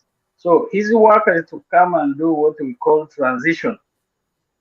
Either it will be 5 years or 4 years, but so long as he can lay the foundation for others to follow. I think that's what I wanted to tell the other guy. We have people like him, people who are very intelligent in Baba's coalition. We have James Ngo, even those of John, is it John who Muhammad or Muhammad? Many people I'm seeing Babu, but he is one of those people that are being groomed by Baba. Many people are there, but it's not yet time. So you should not get worried of that. But Baba is still having energy, and it's not all about age. So long as someone has a vision for the country, someone has energy to, someone who can act, someone who can do rallies, even compared to Ruto, you call him an old man, still have energy to move on. And he's the only person to lay the foundation for the better Kenya. And after that, we shall say bye-bye, Baba. But before that, no way. He's going nowhere. Thank you. And Bernard, I'm gone. Maybe after I'll come back. Thank you and I wish you the best. Okay, thank you Moses, thank you so much, and let's continue with the conversation. Asante sana kwa maoni yako, na tunaamini kwamba ujumbe unafika vizuri. Naomba hivi let's have public participation conclude her submission, then tutaenda kwa Stone PK. Kenyan would love, I think you have capacity to moderate now and add on. Just reporting so far on the contribution, we have gotten 11K. We are still trying to make up that deficit of 30K. So I've received 11K. What is the difference, mathematicians? Let's work out that difference so that we settle the bills without much push and pull. Sawa. So if you are yet to send your contribution, please do so. We are looking for 30K. We have gotten 11, so imebaki. Prove conclusively that the crime could never, ever have been. Bernard, nasikia kumekucha ndio inaendelea. Kuna maadministrator wangu ni kama wananicheza, lakini fanya hivi. Iko kumekucha ndio inaendelea saa hizi. Michael, unmute, we mute. Inaonekana inasikika, inatoka kwako. Who was convicted? Yeah, you are the culprit. I've got you. Wewe ndio unasikiza kwa link ingine and it's playing through. When your mic is on, sasa ndio unaingia studio, lakini ukimute ndio hivyo. But it's okay. So let's do this. Public participation, please conclude your submission, and then we bring in Stony PK. Yeah, sorry Bernard. I was out there, but I also want to apologize on behalf of my fellow panelists. Sometimes we can be very annoying. You can get emotional. You can see Alex was very emotional there. But I understand this situation. You can imagine when people call you asking you for $5, Mr. Sangap, and they are very desperate. Kama sahii tunaenda Christmas, kuna watu wenye haki hawana anything, alafu sasa January mambo ya fees. Oh my God, it's crazy. By the way, it's crazy. So the point which I was trying to make before I was checked is that hii responsibility yenye tunashinda tukisema Raila. Sawa, Raila anaweza kuja hapo kwa hiyo kiti akae for 5 years ama 10 years zenye Mungu atamjalia, lakini if we as individual citizens we don't take personal responsibility for our country, let me tell you, atatoka na mwingine another third will come the same way yenye 2006 basi alikuja akafanya everything yenye amefanya. After that things from yenye alitoka 2013 we have just been going downhill. So me, I'm asking every single Kenyan, because mimi nimekuwa na problem na even my close relative. Mtu anavutia 2013 amevutia Uhuru Ruto na anajua mambo yao, anajua background yao sio mzuri na anampigia tu. Sasa ikifika 2017 ndio sasa anaanza kusema na huyu mtu kumbe hakukuwa mtu mzuri.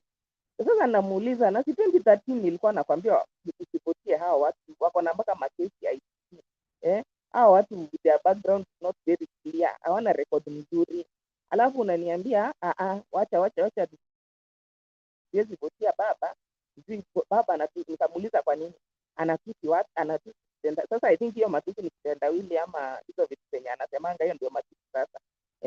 Sasa it's better mtu mwenye anatusi watu ama mtu mwenye ametoka kwa crimes against humanity.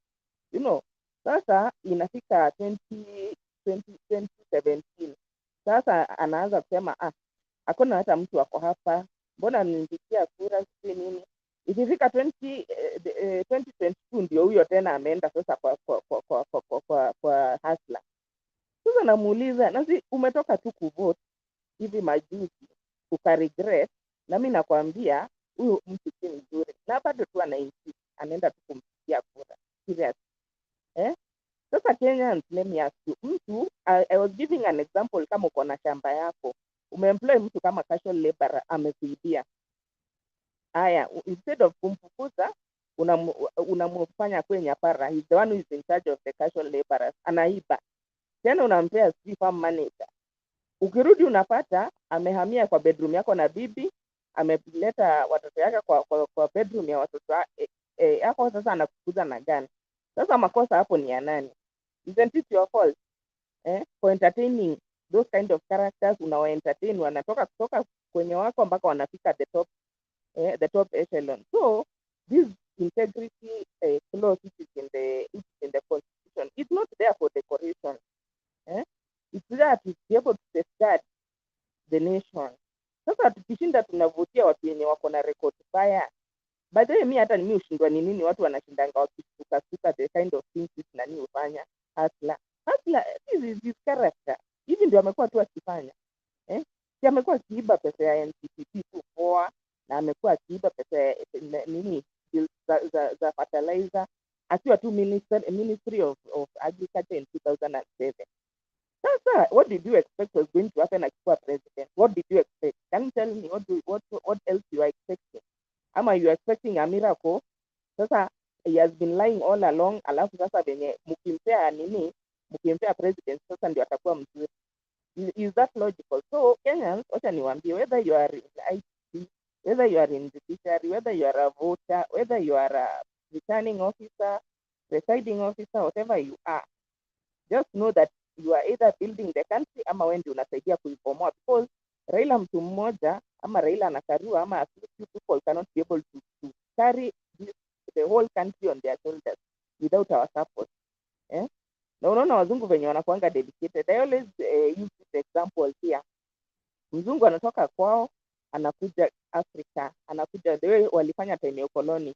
Farmers yenye walikuwa huko ndio ilikuwa comfort zone yao. Wanakuja huku wanakufa na malaria na wana colonize watu, wakilima chenye wanalima na wakipata pesa yenye watapata wanarudisha kwao kujenga. See that dedication.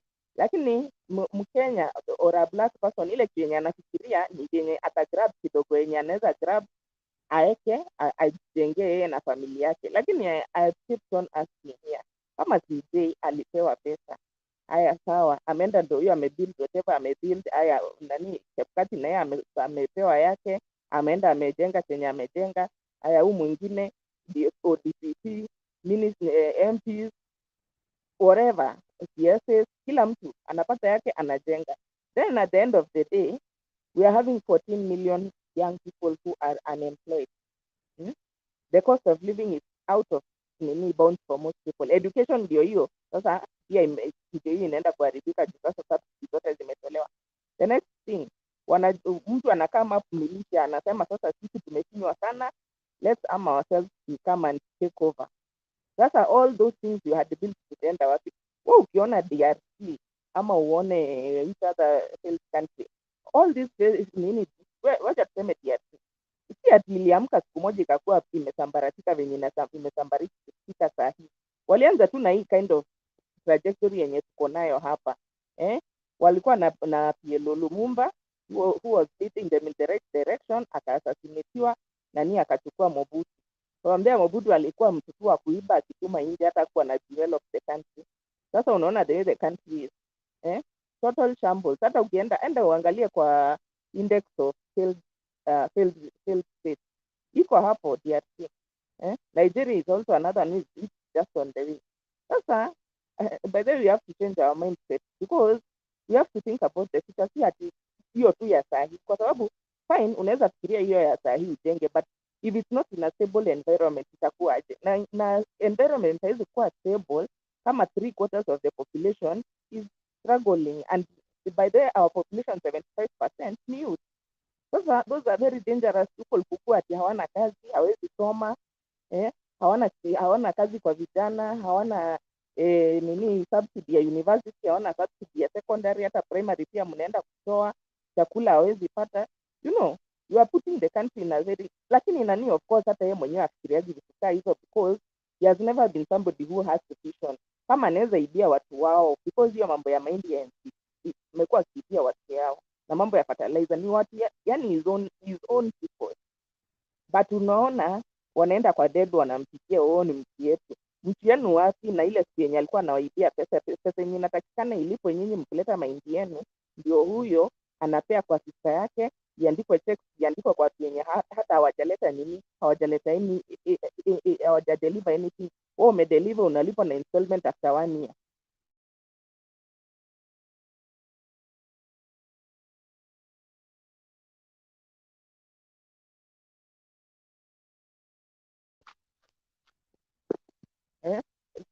We need to wake up individually, on an individual level, kwa sababu hii kitu it's from the roots. By the let's not talk at you Ruto ni mbaya, Ruto.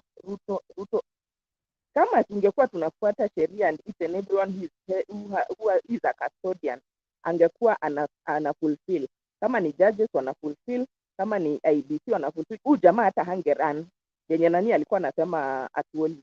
This guy should not have even been running in the first place, considering his nini. Lakini sasa unaona vyenye we are usually so good at flaunting the law. Sasa Sakaja ndio huyo akakuja, hana papers, mukasema hata kama hana papers wacha ingie tu. Sasa ameingia. What is happening in Nairobi? The first thing yenye maana ameona afanye after 3 months ni alete Nairobi Festival. Sasa Nairobi Festival ni ya nini? Barabara ndio hizo, they are terrible. The city is dirty, hawkers are everywhere, matatu wako everywhere, the place is out of control. Alafu sasa unakuja unatuambia ati Nairobi Festival. Who needs Nairobi Festival? Hakuna kitu kingine the whole 3 months yenye amekuwa hapo, hakuna kitu. And if there's something Sakaja has done, I'm daring you uniambie. Hakuna kitu yenye analeta. Sasa ni Nairobi Festival, tuende tukadance huko. Do we need to be dancing? And 65% of the population is living in slums and they cannot afford a meal. They cannot afford a packet of unga at 230. The roads are in bad state. Things are out of control. Kila kitu ni mbaya. And then anakuja kutuambia Nairobi Festival. You see the consequences. Ya kwenda kuvote for people who are not meeting the standard. But Kenyans, we have just impunity and flaunt. Hizi laws ziko hapo to protect us. Wakisema ni degree, kuna a reason why they are saying there's a degree, and they need a certain caliber of person mwenye amekuwa na hiyo fortitude akae mpaka 4 years ama apate degree and all that. Sasa nyinyi mnataka kuchukua tu mtu based on ati anajua kuongea, sijui ni nini nyingine, alikuwa super senator. Walikuwa super senator but he's not meeting the threshold. That's the bottom line. Sasa Kenyans, we also have to come to a place whereby we respect the rule of law, because sisi wenyewe ndio tuna flaunt nini. Unaanza kusema hapana, mbona mnamtoa kwa sababu ya degree? Kwani Raila ako na degree gani? Anaweza kutuonyesha certificate, anaweza kutuonyesha picha. Uhuru ako na degree gani? That's the kind of a mentality we have as citizens, na ndio imetuleta to where we are. And what I'm telling you, and you'll remember what I've told you, sahi hata Raila akichukua hiyo kitu, and individually bado tuko na hiyo mentality of impunity, I can assure you ataka hapo 10 years afanye progress. After ametoka, we'll just backtrack, because we'll allow all those bad elements to be able to operate. You can see now what has happened with us allowing to run. First of all, this guy called Hustler should have never even been on the ballot. The way I told you was saying, he should not have been on the ballot if the requirements of the Constitution on integrity, I think it's section 6, he should not have been there. Sasa ndio huyo mumeleta mwizi amekuwa akiiba from the word go, hakuna kitu constructive ashaifanya, ni mambo yenye mambo mbaya tu associated with, na mnampea nini, mnamwalao ana run. What else do you expect from him? Of course ataenda bribe watu wa ADC ama wa threaten. Of course ataiba kura, si amekuwa akiiba mpaka fertilizer na pesa ya mahindi. Sasa hii yenye the stakes are high ndio atawacha. What did you expect? Kenyans seriously. So Kenyans, each and every one of us, we take personal responsibility. Come a member of IBC, even the judges, IBC knows your section 6. Why are they allowing people to run who are not meeting the threshold of integrity? Then now we are left with a side there. Ameingia anafanya vituko left, right and center. Now we are in panic. Oh my God, ametoa subsidy yote. Of course ametoa subsidy, anaenda kuipocket. What did you expect was going to happen? Alikuja akakuta pengine pesa sio mingi venye alikuwa amefikiria, and he has to recoup ile pesa yenye amekuwa kidish out. And the reason why people are not coming for his function zenye yako is because walikuwa wamezoea kupewa pesa. Supporters yake walikuwa wamezoea kupewa pesa, and in fact what they were saying that why mbona baba hakuwa anapea watu pesa.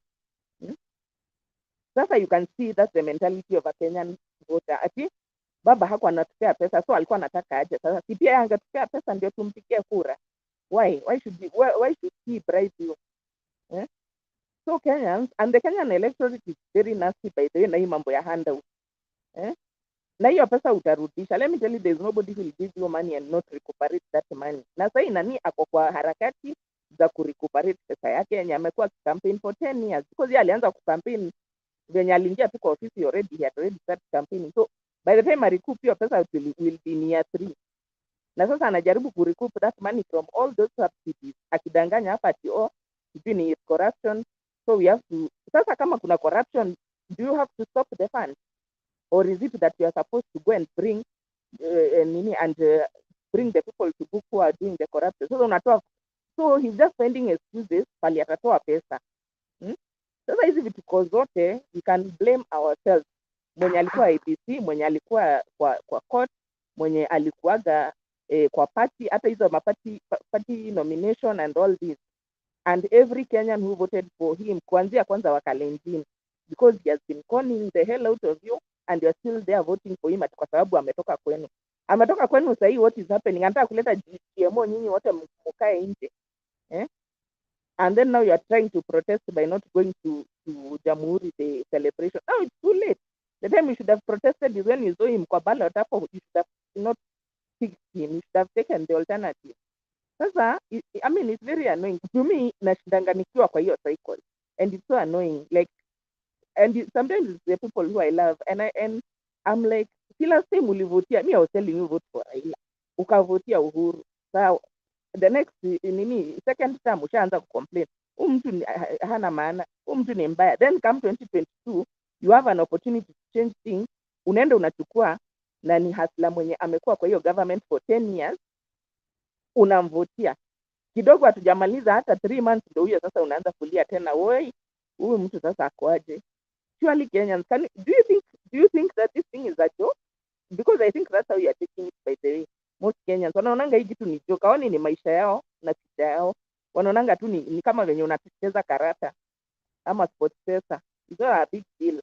Let whoever will win, our life will go on. Is your life going on now? Kenyans, let's be serious. Thank you, Bernard. Okay, thank you public participation, we appreciate that. Sasa naomba ni kangatuke, nitaachia Kenyan with love and Stony PK wataendeleza kipindi wakisaidiwa hapa na pale.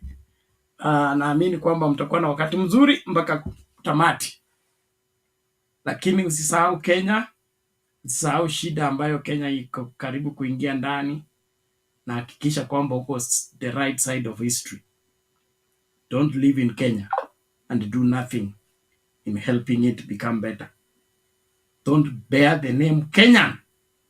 Na wakati Kenya inaharibika, you did nothing. My grandfather and hao watu wengine waliishi time ya Jomo Kenyatta. Lakini hakuna mtu anajua jina ya my great grandfather and my grandfather. Although they played their role, maybe ilikuwa chini ya maji. But please, let's do something in our capacity, wherever we find ourselves. Just housekeeping. Kenyan would love, as Tony PK na Nancy walikuwa hapa, wapewe first priority. Okay? Nabii aliongea, profesa akaenda. So akirudi tena, amepata ujumbe mpya kutoka kwa Bwana. Weka yeye kwa bench kwanza. Hawa watu watatu wamalize, ndio nabii akuje. Okay? So nabii ataongea tu baada Mulumbu kuongea. Tuko pamoja? Umepata hiyo mkururo? Stony PK, Nancy, Mulumbu ndio consider nabii. And of course, since mnashare title ya nabii, msiingize corruption hapa. Mkwe tu manabii lakini mheshimu sheria. Hata rais anaitwa nabii siku hizi. Unabii wake ndio sijaona. Nilihama mimi si nabii tena bwana. Hii nabii imeharibika. Jina imeharibika bwana. Jina imeharibiwa. Jina imeharibika bwana. Mimi si nabii tena. Bernard, we thank you so much for what you do for us. Unajua hii show isipokuja siku tatu bwana, kuna watu karibu tuende hospitali bwana.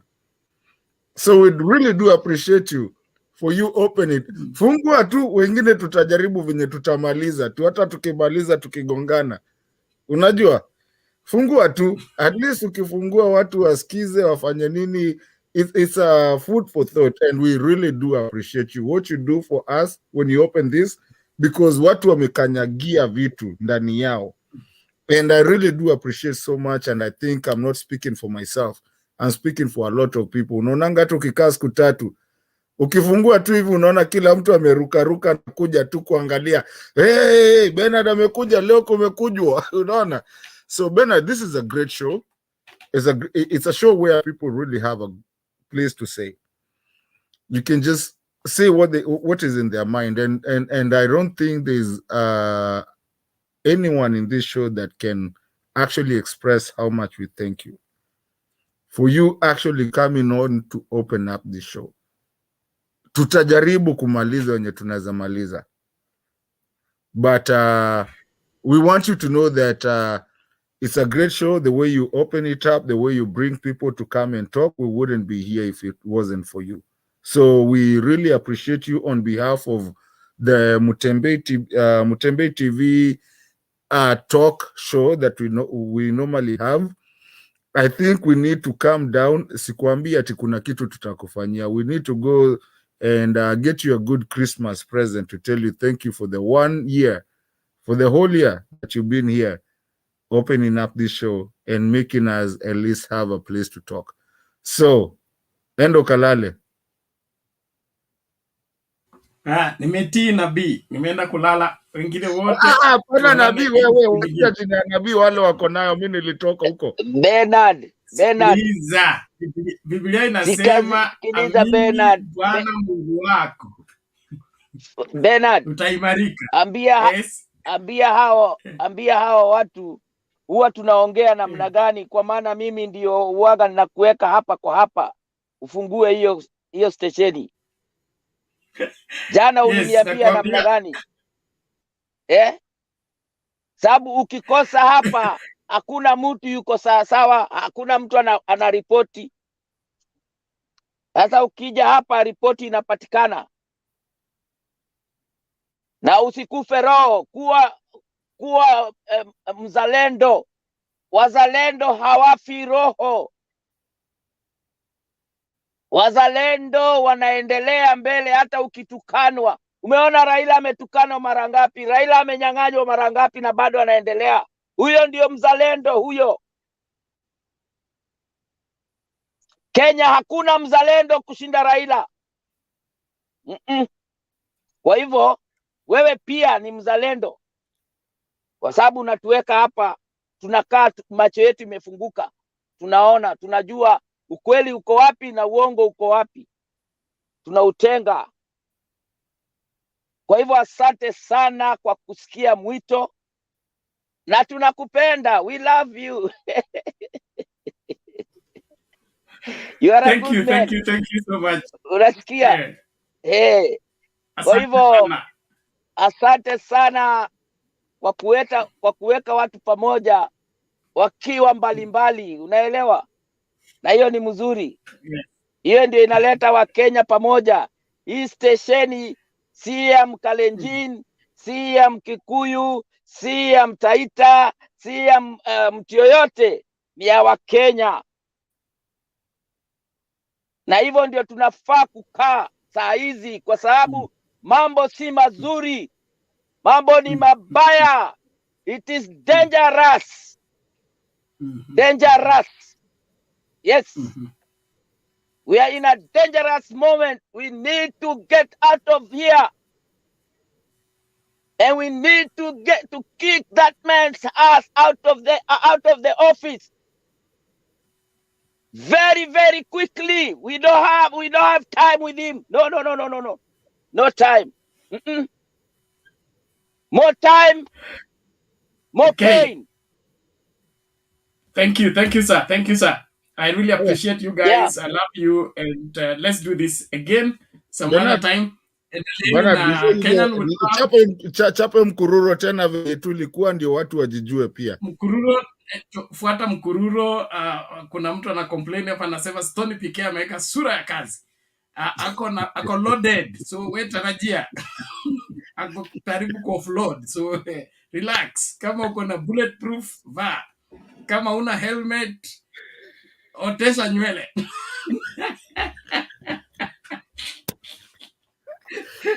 Nichapie mkururo tena ndio watu wajijue. So it's Tony PK, Nancy, Mulumbu, then yourself, of course. Alafu Nabii to be considered thereafter. Naona Nabii amekuja mpaka ndani ya motoka. Huyu ndio atanibeba nikienda State House. Maybe anaenda State House pia.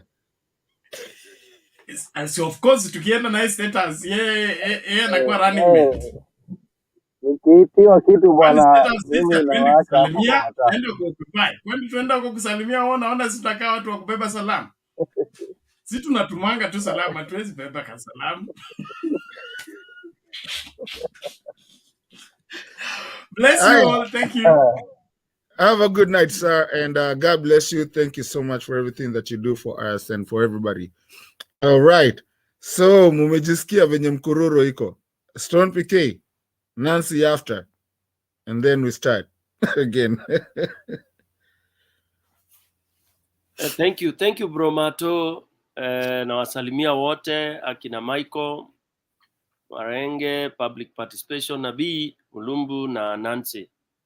Sura ya kazi ni kweli, na si kazi nzuri. I want to echo what Michael is echoing. Akujachekwa, akujafurahiwa. Na why I came to the show early today, huwa asifiki saa hii, nafikanga ile masaa ya injury time, is because nilikuwa nasikiza for the last 3 hours. Nilikuwa nasikiza tu na nimefurahi. This is the best show today. Manake imechukua the right direction. Na sitazungumza na Kiingereza mingi because nataka hii show isikizwe na watu wale wenyewe. The people who matter, wale wako mashinani.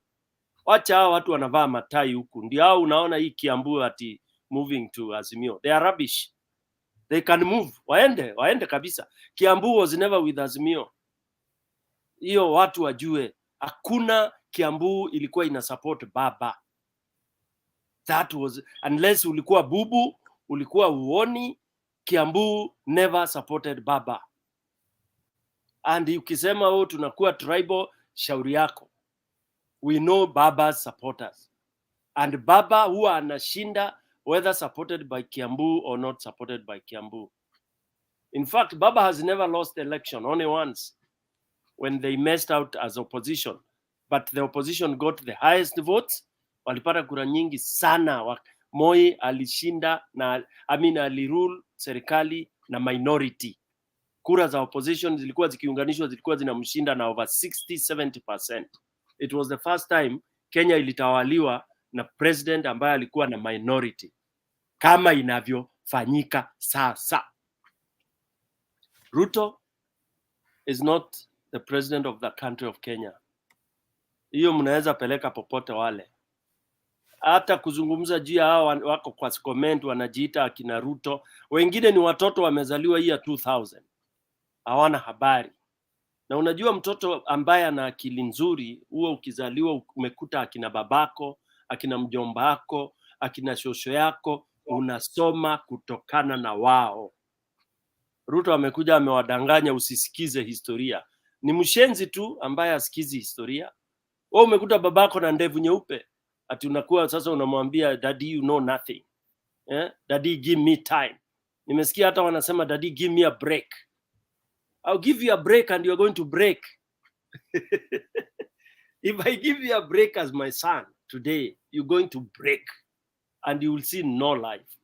So Wakenya ndugu zangu, ninaanza na hii kusema kwamba ati Kiambu wamedefect. Ndio vile tunasema hapo, the Kiambu Azimio team crosses over. Wakenya hiyo hisiwashitue hata kidogo. Focus ni ile moja. Ruto should not be sitting on that seat. Tulikosea sana pale Bomas tarehe 15 wakati tuliruhusu baada ya yeye kujipatia ile karatasi pale na ule kipara. Wakenya, mimi kwa hii TV nilisema tuandamane wote hapo State House, hapo Bomas, tuzime hizo taa. Because mimi nimezaliwa Eastland and we never take nonsense. I said we mobilize people, tell Ruto you are not the president. Kwa nini ma TV yalizimwa yakakuwa frozen and they were not counting votes for the last 3 days? That by itself tells you there was something shady. Uwezi kusema kwa nini kura ziliachwa kuripotiwa namna ilivyokuwa ikifa. Hiyo ni tosha tu.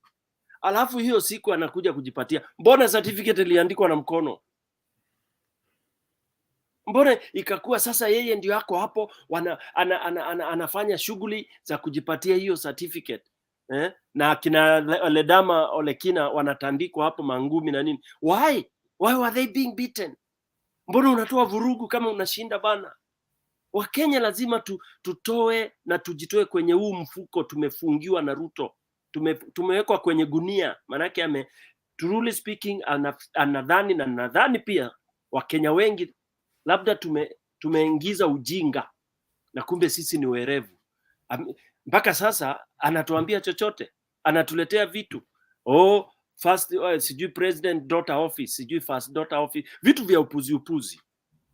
So Wakenya wa Kiambu tusishughulike nao.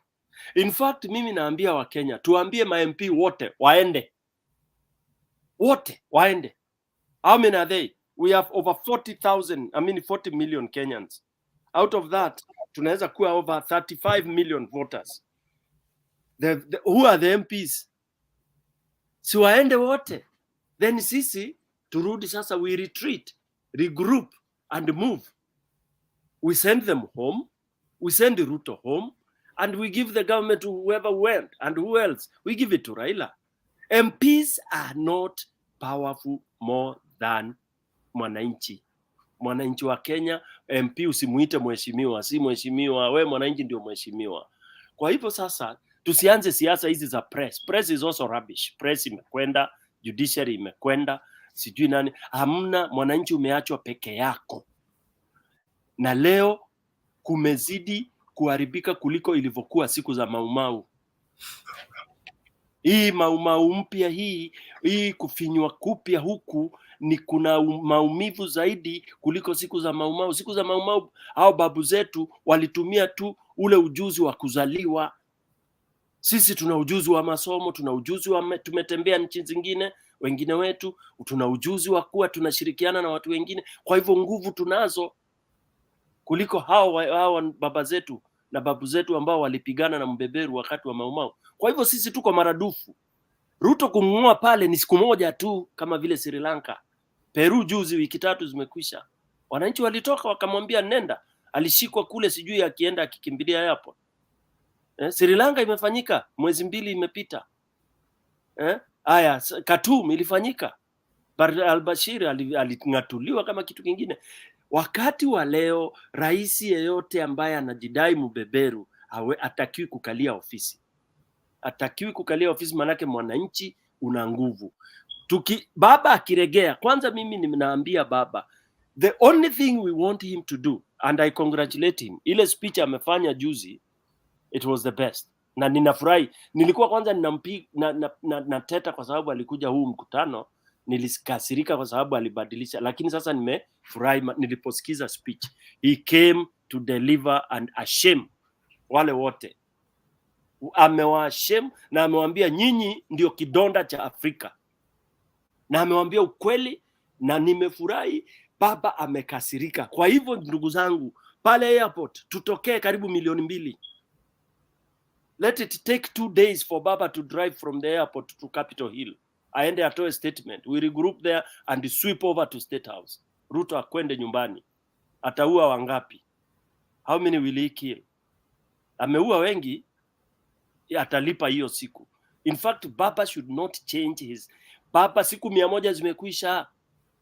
Baba, while you are away, we regrouped and we decided you land, we are sweeping over to State House. Tuone Ruto atafanya nini. If we don't take this chance, then let Ruto tuache Ruto atawale basi. Yeah. Naona wengine watu wanaitwa sijui Ruto wanasema Ruto is working very hard. These are devil worshippers. I said that yesterday. Devil worshippers are the ones who cherish when Kenyans are suffering, when human beings are suffering. That is what devil worship is all about. Yani furaha yao ni watu wakigandamika.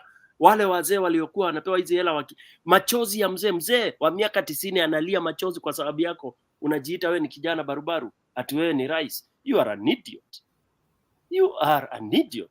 In fact, the best thing he could have done is not to touch that little coin that mzee at 80 alikuwa anapata, anaita hela yake. Ananunua kachumvi, kasukari kake, ananunua kadawa kake. Yani hategemei kijana wake. Yeye anajua niko na 4,000 nimepata baada ya mwezi moja ama mwezi 2. Okay? People know the power you feel when you have that money that you call yours. Hata kama ni shilingi 1.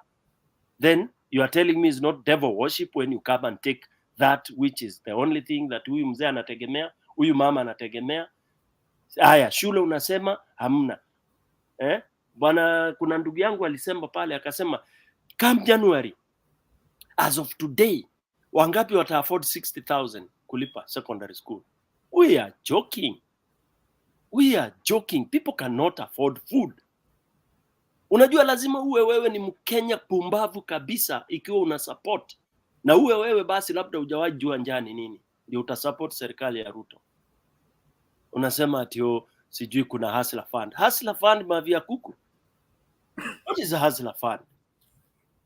Yeah? So Kenyans, tafadhali, kama mnataka kutawaliwa na Ruto, kubalini tu, ni sawa, muendelee. Na msipige kelele. Nilisema hata hii studio tufunge ikiwa Wakenya watakuwa wanasema tupatie Ruto siku sijui miangapi, sijui. Mwizi ni mwizi. Mwizi akiingia nyumbani, umpe siku 1, siku 2, ni ile tu, ni mwizi ule. Hakuna vile atabadilika. You wait for Ruto ati sijui. Hebu nipe formula moja ile Ruto ameweka. Formula, because sisi nilifunzwa mahesabu na mwalimu mmoja alikuwa very very smart primary school. My mathematical knowledge was based in the right foundation I got in primary school. Alikuwa anaitwa Mr. Chetty. Alikuwa anasema the moment you miss the first step in a formula kwa hesabu, you are finished. Hata ukichukua masaa 4, you will never arrive at the answer. Never. A squared plus B squared is equals to 2 squared. That's the first Pythagoras theory. Ukikosea hapo useme a to the power of 4, alafu ukiteremka chini umeanguka. Kwa hivyo si need miaka 3 kusubiri kuona ukipata answer nzuri. Wale wanaelewa hesabu wanaelewa what I mean. Ruto has no social, political, economic development formula for this country. Because he's a thief. Mwizi hana formula, mwizi ni kunyakua. Alafu yake iko kwa culture yake.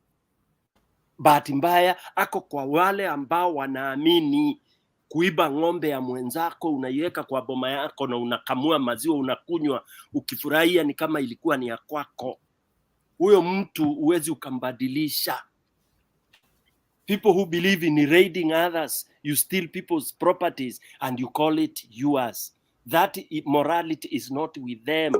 So yeye imekita kwa damu yake, mizizi yake. Kwa hivyo mnamuita mwizi nini? Ndio Ruto hata ukimuita mwizi anakuangalia kwa macho hivi, anakuambia take me to court, na ni mwizi. au unaona kwa comment wanasema oh, Ruto is doing well in the economy, na anaiba hata wa sasa. Hizo mapesa zote ameenda amechukua in this 90 days amepata mikopo karibu 1 trillion. Zimekwenda wapi? So Kenyans, you are doomed. Hamuna njia nyingine. Njia yetu ni ile mbadala, njia ya kuvamia Ruto na kumung'oa na kumfurusha. Manake tulipiga kura vizuri, tukamchagua yule tuliyetaka, akatunyang'anya. Mimi mamangu alikuwa ananiambia ukiwa shuleni, ukiwa una maandazi yako, ukinyang'anywa na huyu anakunyang'anya, fukuzana naye mpaka umnyang'anye pia.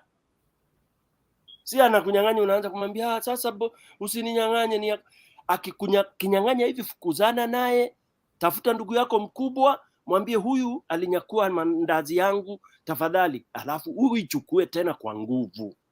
So Kenyans, ndio niwaachie wengine manake tuko na muda. We have no choice but to take that which is ours. Lazima tuichukue kwa nguvu. Tulinyang'anywa kwa nguvu. Inaweza kuwa tulitrikiwa pale Bomas, tukatrikiwa tena pale pale tulisema tukae chini, sijui ati Supreme Court. Mimi niliambia watu kwenye hii studio, hiyo Supreme Court ni upuzi mtupu.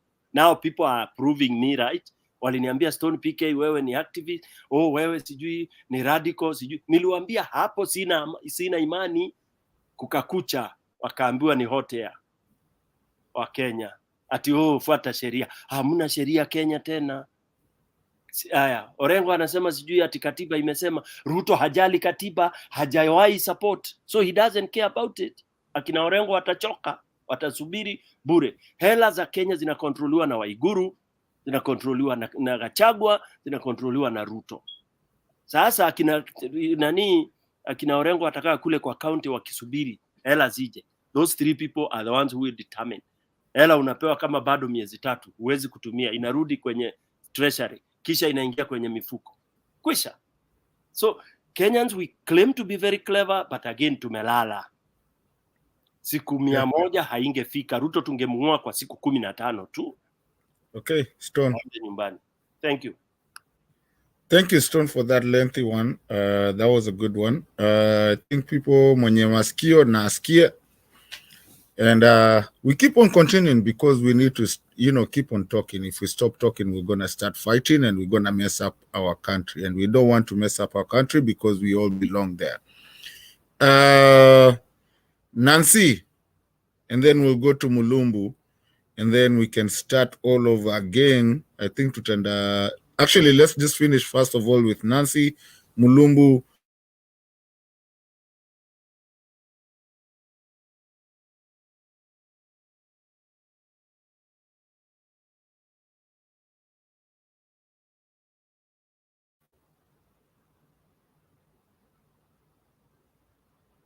Unmute.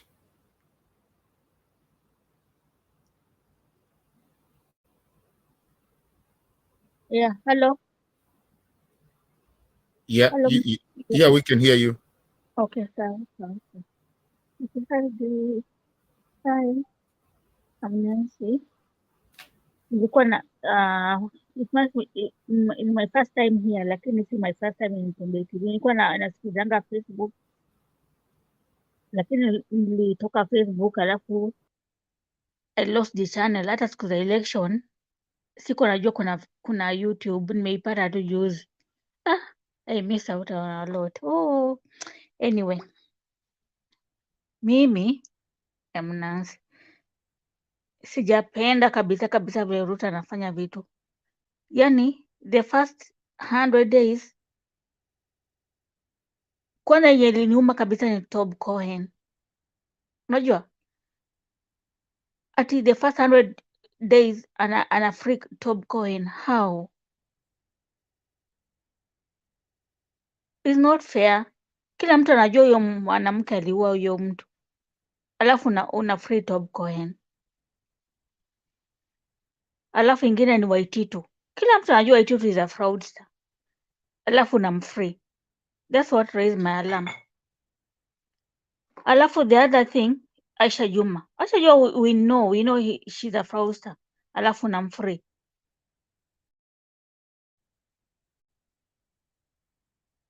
Na wengine tu wengi.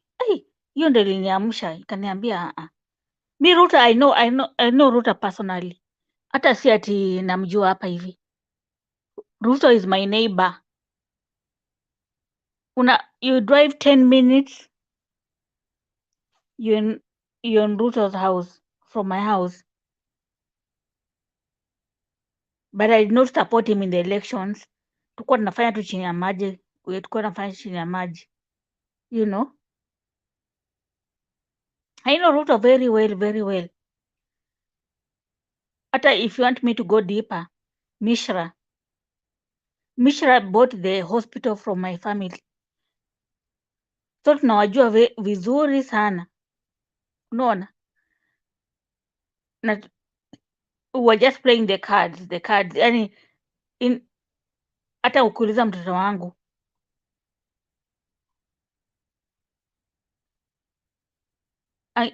they could be in the same school with Ruto's family, lakini au ni wakubwa. Anasoma na Makurmen family. Lakini hata ampendi, anasemanga ati huyu mtoto ni dictator, huyu mtoto ati anatuambia cha kufanya sahihi. So everything they do, they teach their children. Mtoto wangu ampendangi, anasemanga mi sipendi ya watoto. Sipendi mtoto wa Makurmen. Kila saa ananiambia Manu, do this, do this, do this. Lakini tulikuwa kupata benefit of a doubt. Hata Ruto sasa ananijua. Akiniona hapa hivi ananijua. That's why simuogopi.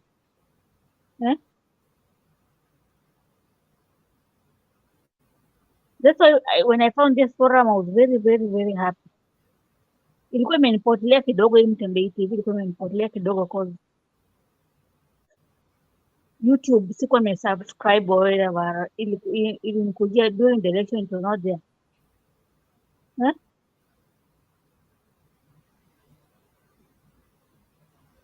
Sasa hii vile anafanya dictating everything. Sijafurahia kabisa. Hata najua sasa hii sijui kama anaonanga hii station, lakini akiona ananijua. I'm more vulnerable than ninyi wote mko hapo hivyo. Hata familia yangu akiniona hapa sasa hii wataniambia what are you doing? Okay, they call me Lucky. What are you doing? Utanyamaza. Utanyamaza kabisa. My dad is late. If he sees me in this forum, he'll be very proud of me. Because he alikuwa politician number 1, but underground. Akisema Amakisi, akisema Nyamira ni Ben Momanyi, hivyo ndo itaenda. Akisema ni Kiangwe, hivyo whichever my dad says, huyu ndo tunaelect. Lakini aliniambia Mlaki, mimi sitaki kuwa active politics. Niko kazi active politics, you won't see me at home. You know? But whichever he says goes. Till now, hata mimi nikienda huko niwaambie watu wangu hivi ndo tunavote. Hiyo ndo itaenda. You know? Just go. Bad luck. COVID ilikuja ilimchukua na yeye. Ilikuwa he was among the first victims. But right now, there is no successor. If I go there and say, hivi ndo kunaenda, ndo ule kutaenda. Na mimi nimekasirika sana. Kukasirika.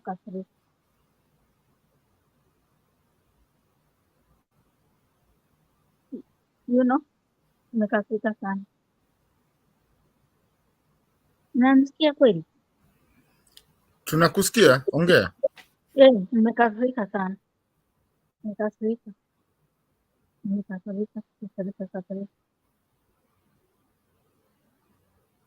Wacha ni stop tu hapa sasa, sababu niko job. Hata sasa nimejiiba tu kidogo, niko job. Australia hata wenye waliniona earlier hapa hivi it's like 10 o'clock mchana, hata sijaona mtu wa hosteli hapa.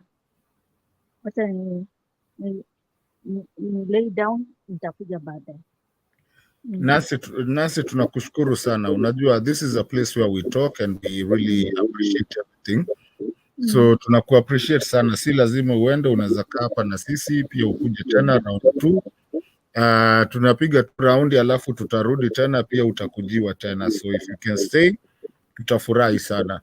Hapa ni mahali tunakuja, tunaongea, tunafunguka, and we help our country through it. We appreciate you so much. Asante sana. Mr. Mulumbu, how's today? Today is like yesterday, nothing changed. Allah? Though we have snow, but Kenya, there's nothing changed in Kenya. All right. Tell us about today before we go back to Nabi and then our dad, Mr. Michael. Thank you so much. Thank you so much, guys. It has been a wonderful day. Good morning, good evening, good night for some of us. It's a wonderful day. God has just enabled us. We are still breathing, so we can discuss what's ailing our country, so we can see what to be done. Mr. Give me a second. Nancy, can you mute, please? Thank you, sister. Okay, thanks. The only thing you can do in Kenya is people to come together. If they really love the country, I know we have very few people in Kenya who have got an idea, who don't understand, that are killing our country. But I will start today with Meru, because Meru, they pitch their governor. This is what is supposed to be done. If Meru, they found that their governor they elected is not a right governor for the county, why they did, they threw him out. They did not wait ya kwamba ashachaguliwa, well, let's just move on. No. And what happened there is what is supposed to happen in the parliament of Kenya, and then that's what's supposed to happen to Kenyans. Kwa sababu Kenyan parliament, wale MP wote wako kwa mfuko, everybody's quiet. Everybody, vile waliteta kidogo about ya GMO, walienda wakafunga mdomo kila mmoja, nobody's talking. Because they are feasting from Kenyans. Walipewa tikiti ya kwenda kufeast on Kenyans. So mkingoja wanasema, oh, it's 5 years, move on. Mtazidi kufa. Tumeanza kufa, mtakufa zaidi. It's coming, it's gonna be worse. So I thank many people, what they did is what's supposed to be done to Ruto. And then, first of all, I would like to talk to my friend Alex. He was here before. But I think wherever he is, if he's listening, he'll have to hear what I'm gonna say. Alex is among us who has been here for a long time. And Alex is a very good contributor, and he's so much good when he explains to people, we do understand.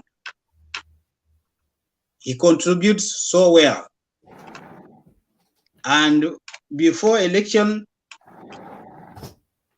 he gave good words and good advice and contribution to make us change the country.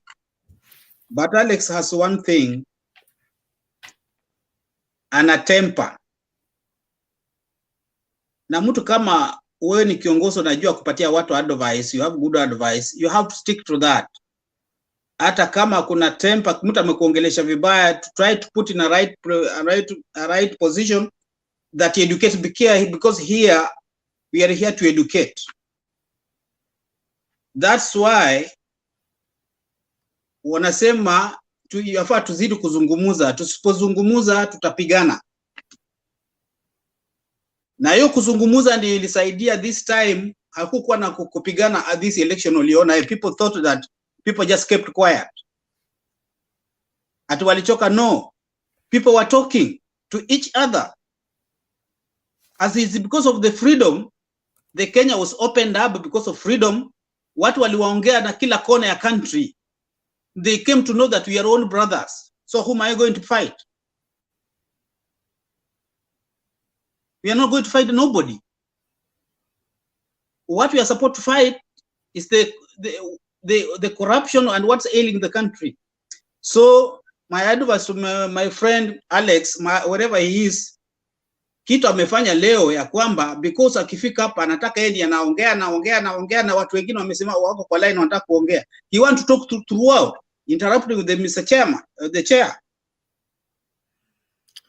Mr. Mulumbu, I'd really want us to stick on the point. That has happened, it's gone, and please, can we stick on the point? Yes, let me just finish it, because we have to advise each other too when we are here. Kama wewe ni mtu mzuri hapa huko hapa kwa advice wengine, sio vizuri vile alishukia. Kama ni hivyo, siwezi rudi kwa hii channel kama hivi nimeenda. Think when somebody like Alex akisema namna what he's showing, and mtu ambaye uko na kwa nini ya mbele ambapo kueneza umoja na kuchangia kusaidia watu kuelewa what's happening. It's not fair. He should learn about that. He's a grown up person ambapo na maono mazuri, he stick to that. Akiambia ngojea kidogo, he support angoje kidogo, hiyo ndio kuonyesha watu wengine wale walio wakuja wageni. Thank you. Nimaliza na hiyo. Okay. Let me come to something was said here about the umri. People are talking about Raila. Raila amezeeka, yafaa rudi nini, atafute mtu aweke. Somebody said here a very good word. Ametoa maoni mazuri sana. How old is Biden? Nasifikiria ni is older than Raila. How old is Trump? Nafikiria they are all about the same age. Trump bado anataka kusimama. Biden leo amesema ya kwamba anafanya nini? Atasimama. Hivyo ndivyo nini polls zinasema. Anapasimama. Na he's almost going to 80. What we need is somebody who has the brain, who can bring up the country.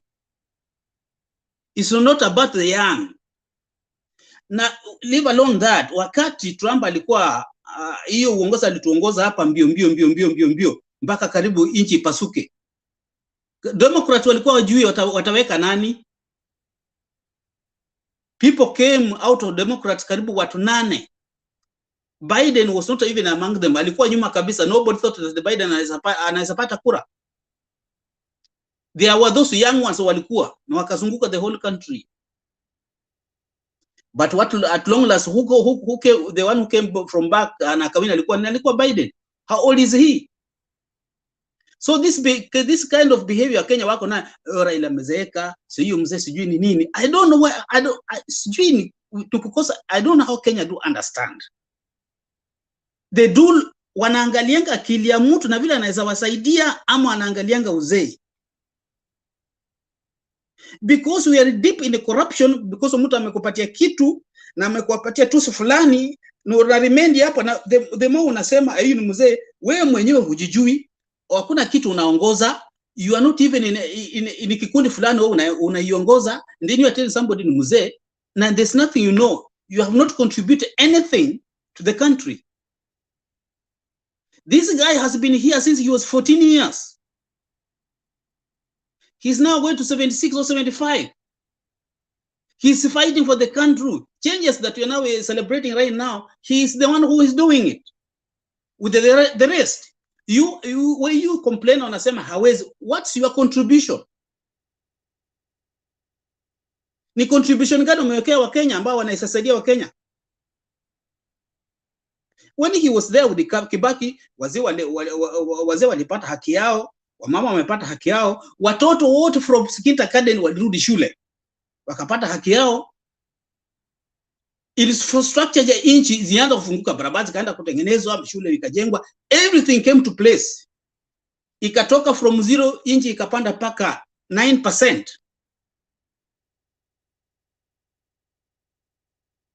Vile vijana mliingiza vijana hapo walitengeneza nini? From 2013 to 2022, what have they done? Where are we right now? Then unakuja hapo unatuambia Raila ni mzee, yafaa waende waangalie mtu waende kugurumu mtu mwingine. Bernard amesema vizuri, kiongozi hapewi tu kupewa. Hautoe kwa mnyumba kuja fanya. Kiongozi anaonekana kwa uongozi. Inaonekana yenyewe inakuja. Na anything happen to Raila right now ndio utajua kuna viongozi. They just pop out. For now, the person that's there can hold the country together. So hii sio kila mtu anakuja hapa anatuambia fulani ni mzee. Mzee, what have you contributed na uzee wake? What are you doing? Ndio tuondoe uzee wake huo. So guys, let's look to what can somebody bring to the table? What can somebody has done to the country? These people that are looting the country here, they don't have any vision. They have contributed. Now wamepewa uongozi. Yes, wamepewa uongozi. Now it's 3 months in a collapse. What have they done? Wametoa pesa ya vijana. Sasa vijana sasa hiyo ukienda on the parks wamelala. Wamengojea ifike jioni muende muibiwe. Hawana anything. Hawezi nunua dawa. Mzee hawezi nunua dawa. Hawezi kunywa uji. Wazee wanakufa kwa manyumba kwa sababu ya matibabu. Hawezi kuenda hospitali kama huna pesa. You cannot go. Hawezi peleka mtoto wako. Mama hawezi peleka mtoto hospitali kama hana pesa. Hata Panadol hawezi nunua. And then at the same time unawapatia fuliza. Unampatia 500 unakata 250. Hana chochote, amelala siku 3 hajakula. Unampatia deni. Hiyo pesa anapata naenda kuikula hapo saa hiyo. Wanataka ilipe in 14 days. Umemuongeza njaa hujamuongeza? Huyu mtu hujamuongeza njaa? Umemuua kabisa because he has to fight to refund that money. Now at the same time the family is waiting for him or for her. Atapata hiyo pesa ya kulipa hiyo fuliza? Au atapata pesa kupatia watoto chakula? These kids are dying. Huyu mama na huyu mzee anakufa stress. We are killing these people. Umechukua subsidy umetoa ya chakula. Umechukua subsidy ya petrol ambapo hata kama unafanya biashara transport hii inasaidia kwenda na kurudi, ndio chakula unaongeza hiyo chakula. So how these people are going to survive? Na hiyo pesa vile umetoa umepeleka wapi? Hizo bilioni umepeleka wapi? What are those money working for? Hiyo pesa inafanyia nini? Kenyans. And then you call this government. Na unajua Ruto hana huruma. That guy has got no sympathy to any human being. Tena anafanyanga na macho kavu na amekaa utadu. He doesn't blink his eye. Hata kobo unapapara hapo nakufa. He doesn't care.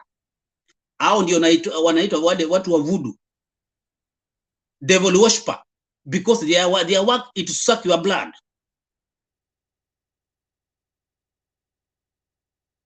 And I'll still say, our Kenyans, we are being killed with our own brothers. Saa hii imetukumba wale mandugu zangu kutoka mountain wenye walikuwa wanapiga maklapu, wale wenzao wanaambia bwana this no this is not the right thing. Wale wanasema is this the right thing? Sasa njaa imewaingia ile mbaya hujawahi kuona. They are the first people now crying. Unaona huko unandini hata wakati wa Jamhuri Day some of them walikuwa kutoka kwa manyumba kwenda kwa nini kwa rally. Inawauma hata kuliko sisi wale wengine wenye wako kwa hiyo ni area.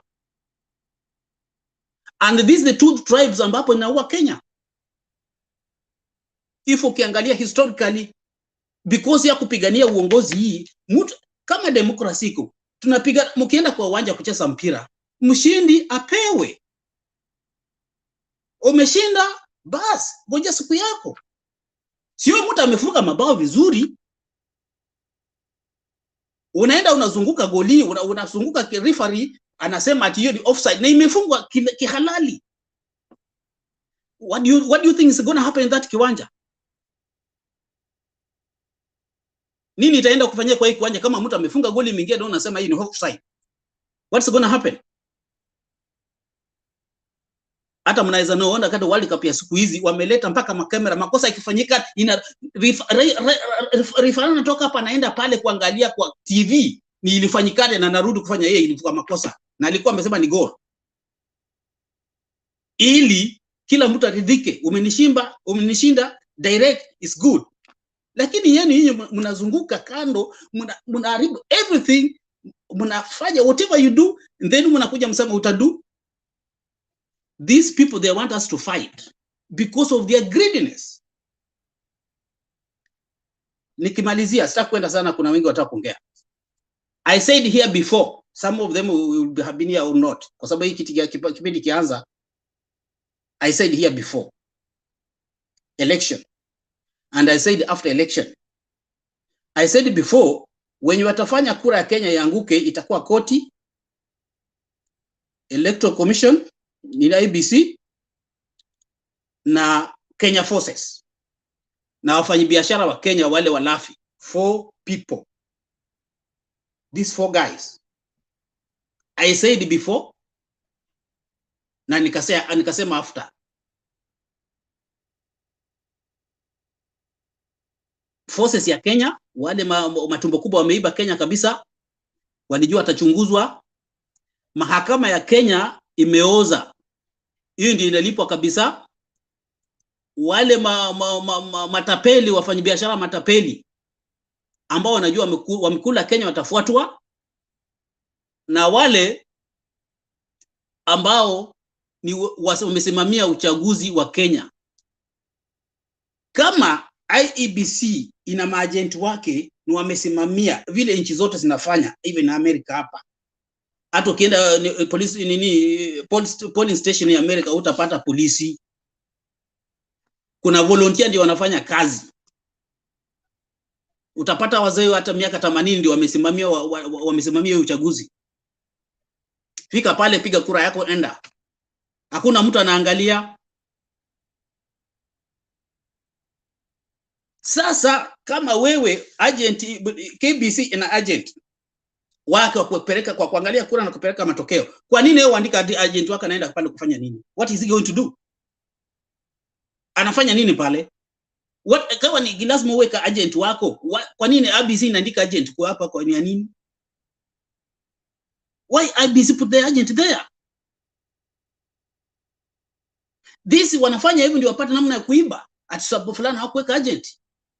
But there's somebody here came here on this platform and said before election.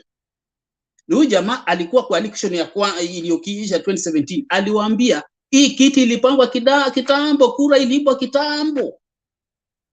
Maagents unaona nini imeandika au Ruto aliwalipa kitambo. Maagents unaona wameandikwa hiyo, KBC imeandika wake na candidates wameandika wao. Hao ndio naenda kubadilisha hiyo kura. Na akasema mimi niliitwa niende, nikakataa, siwezi. A friend of mine aliniomba laptop aenda tumie, nikasema no. Hii kiti ikipatikana wata trace my laptop and I'll be found guilty. Akasema huu uchaguzi siingii. So if you don't be careful, PK nafikiri ulikuwa hapa. The guy said very well, this thing is already gone.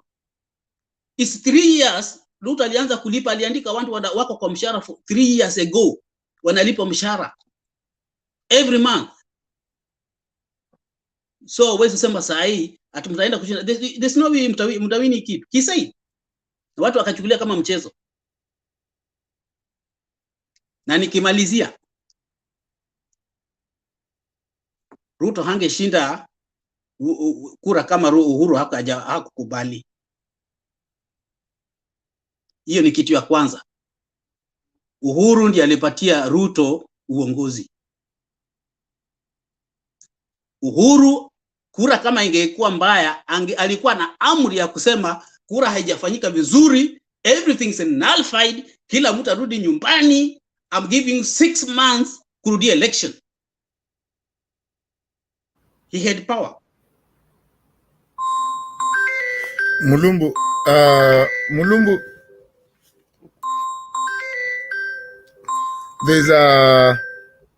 Let me just be finished. I'm finishing. Today, nimeona kitu Baba Wina amesema. Exactly what I said. What Baba Wina said today, what nimeona kwa interview, is what exactly I said. That this election, Uhuru alijua everything. Because mnamkumbuka, there's a time after election, Azimio la Umoja walitayarisha kwenda ku announce na wakaweka hata kitambaa nyekundu. Basi ikajulikana ya kwamba kuna mchezo unachezwa huko Bomas Kenya, wakasema ngojeni kwanza. Na wale wasade waliona kitu ilifanyika. So hapa tuache kudanganyana. Kitu kilichoko wananchi wa Kenya, mtoke nje. If you want to change your country, this is your country right now. Let's talk about it. Baba kirudi, unajua hata Ukraine right now, they are dying for their country. And they are dying in thousands. Kama hangekubali kufa kwa hiyo nchi, hangetoa Urusi. They were ready to fight for their country. And we Kenya, if you are not ready to fight for your country, our country, asanteni, Mungu awabariki. Mulumbu, thank you so much for your contribution. We really appreciate it. I hope people are listening. The people who are listening to us and the people in the comment section are wanatusikiza kila mtu. I hope you're listening to us. One thing I want us to refrain from is also throwing fingers there. We don't know where Uhuru was. We don't know what happened. So I'd really want not to push that. Babu Owino said what he wanted to say, but it's not the truth and the bare truth. We don't know what happened. Something happened at Bomas. Everyone knows that. Something happened at Bomas. We don't know. Uhuru has never come to say anything. And I'd be, even though I'm not supporting him, I'm not saying that he did anything. Ama alidanganya, ama hakudanganya. I'd really want us to walk on eggshells when it comes to that. As a channel here, I want us to really educate people, and even actually more so do the civil education on people, and especially the young people, the hustlers, so-called. So tusitupe majina kubwa kubwa, while we don't know exactly what happened, unless you actually know what happened. Dadi suniache tu nipatie nani nabii, alafu tukukujie ndio ikuwe mzima, tukuache yako mzima. Michael, ni wewe ndio naita dadi. Siwache nipatie nabii kwanza, alafu tukukujie tafadhali, kwa heshima. Ndio utupatie mzima ikuwe yako, si ati kidogo kidogo. Alright, nabii ni yako, alafu tuende kwa dad hapa Michael. Asante sana bwana Kenyan with love. Nashukuru sana Stony PK ameongea vizuri, like a revolutionary, you know.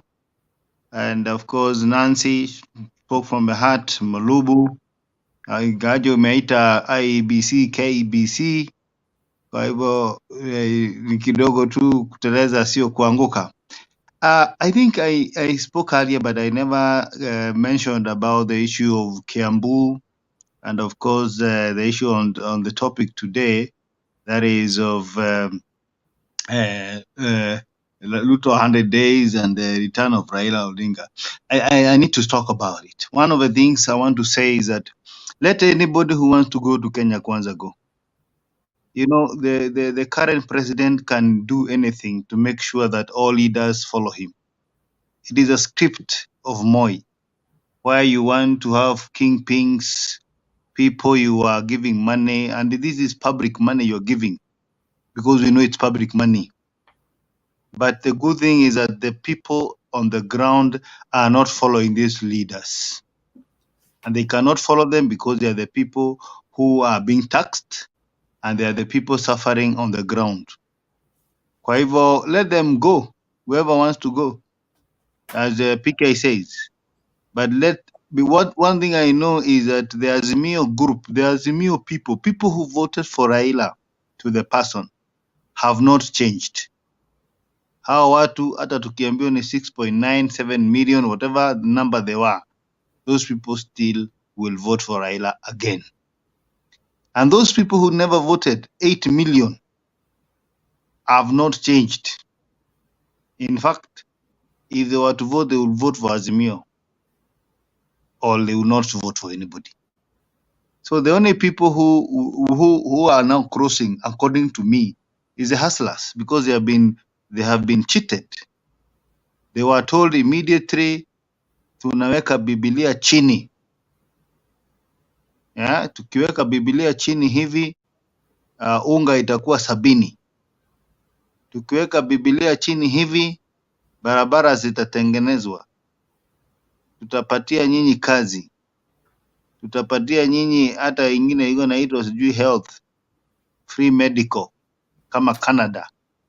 You know, before December, nitamaliza hiyo cartel. Nikiweka Biblia chini hivi, hiyo cartel ilikuwa inakula mafuta, haitakula mafuta tena. Mafuta itarudi 100. So swali yangu inakuanga hivi, kwa sababu Biblia iliwekwa chini, ni kama iliwekwa chini na ikararuliwa, kwa sababu cartel hawakuli ile pesa ya mafuta, ama hawakuli ile pesa, they are not eating the subsidy. But again, in fact, despite the fact that the cartel are not eating that money, the people are not also eating. So the question is, where is the money going to? Huh? Does it mean the current president want to buy some planet somewhere? Because this is a planet. You cannot be taking all this money and you want to buy land. I mean, land is cheaper. Maybe you look for some planet somewhere like Mars or Pluto. Uite jina Pluto, Ruto sasa. That's my Mars, that's my planet. Because it is unbelievable that all the subsidies removed, we do not know where the money is going. And therefore, we are worried as a people of Kenya. And I want to say, whoever wants to join KWANZA because of his stomach, to go. But for the 4 months he has been in power, 3 months, this is the most unpopular government amongst Kenyans today. So whoever is joining that, thinking that 2027 wataenda waanza kuita watu waambie watoe bottom wakipeleka up, it will not sell anymore. Because in fact, people are asking them as a family to sit down, the president and the family, so that they also devise on new lies. Because we want to know, the lies must correlate. Yeah? Chelina akiongea juu ya smokies, babake ama mamake anaongea juu ya kubadilisha maji iwe sijui nini. We need to get good lies, because these lies are becoming boring now. Every day, there is a new lie. So for me, Bwana, Kenyan with love, I think it's high time to toy mediocrity in our midst, and I think it is important to rally behind Baba. Baba si mzee, kwa sababu hatujamwona akijikojolea kama marais wengine wa huko Sudan. You know, hiyo ilikuwa aibu. Kwa hivyo Baba is still very strong, very, very strong, and we are going to follow Baba until he gives us a successor.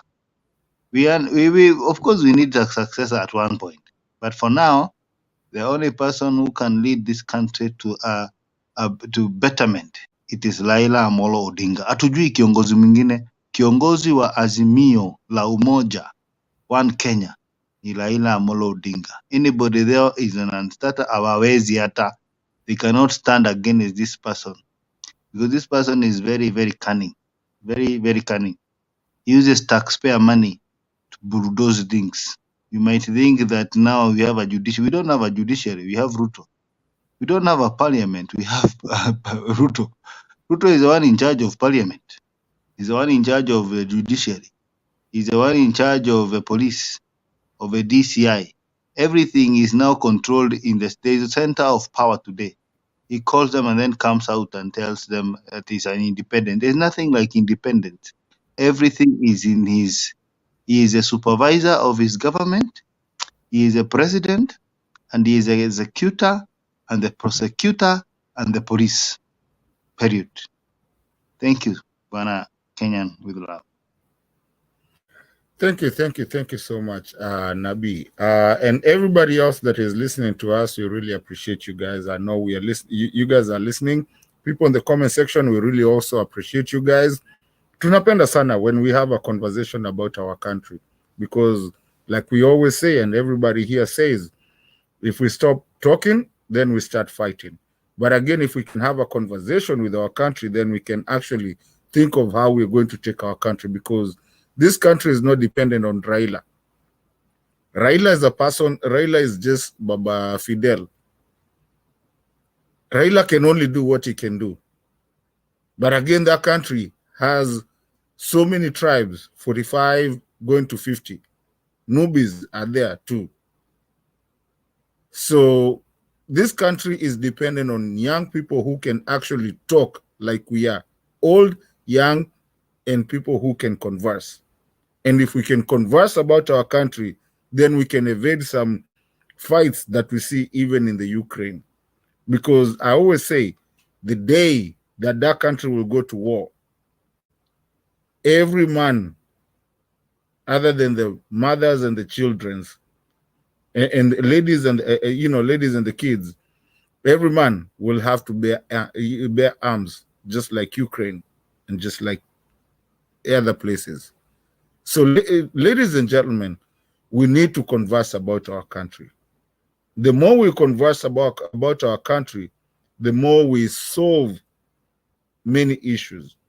The more we listen to our elders, like Mzee Michael here, and the more we also talk, the more we're in the same side of leading our country to not being colonized again, whether white colonialism or black colonialism. Either way. So we have to keep on talking about this country, because it is our home. East or West, home is best. And that's where our kids are going to recognize where their parents came from. And we are at that point. Anybody in this channel is not a kid. So those kids are going to be recognized by that country. If not that country, nimeona watu wa East Africa pia wameanza kuingia hapa, which is going to be an East African hub. We will also be the East African hub, just like we have the USA, United States.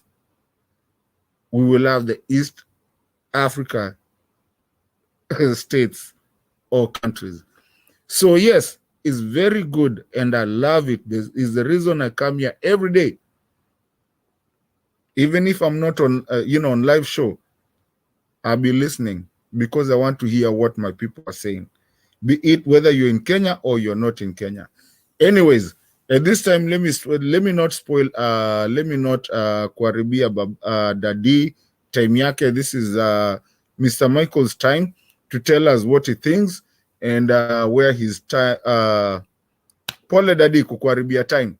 I know you've been waiting for a long time. I really do apologize. Nile tu lazima nifuate mkururo. Bwana Kenyan with love, uliona maneno vile yalitendeka kule Bomas, wengine wakapigwa mpaka na kiti. Kulikuwa na maaskari, askari na bunduki. Uliona hao askari ni wanani? Wa Uhuru. Hawakuwa askari wa Ruto. Uhuru ndio alikuwa katika uskani. Steering ni Uhuru. Kwa hivyo wacha kusema watu wasimuonyeshe kidole. Watu watamuonyesha kidole. Yeye ndio ameingiza Kenya katika hii shida tuko nayo saa hizi, kwa kupatia mwizi uongozi. Na yeye alituambia hatapatia mwizi uongozi. Huyo ni nani alipatia uongozi? Wewe. Kenyan with love. Watu lazima waonyeshe Uhuru kidole.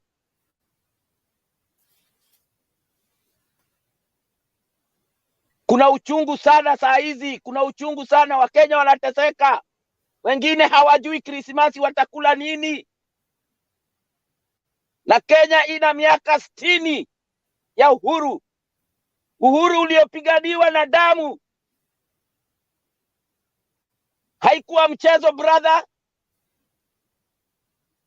Wakenya walikuwa wanavurutwa chini, wanafungwa na kama wanavurutwa chini. Ndugu yangu, wakati wa kupigania uhuru.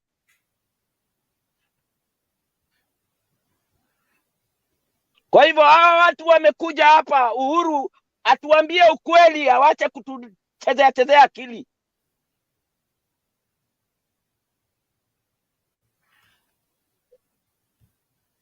Alipatia muizi, alituambia hatapatia muizi kiti. Alipatia nani? Muizi, muuaji. Hii ni mipango yao, wote hao. Hao wote hao ni takataka, waondolewe huku katika siasa ya Kenya.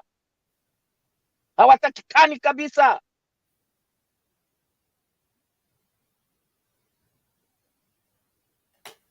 Katika utaratibu ule ulikuwa unatakikana, Bomas ilikuwa wale waliokuwa wameshindana wote walikuwa wakae mbele ya Chebukati yawe pale na hao wamekaa hapa mbele yake wote. Si ati akae nyuma ya Chebukati, hapana. Uliona Ruto alikuwa kama umbwa inangoja mfupa.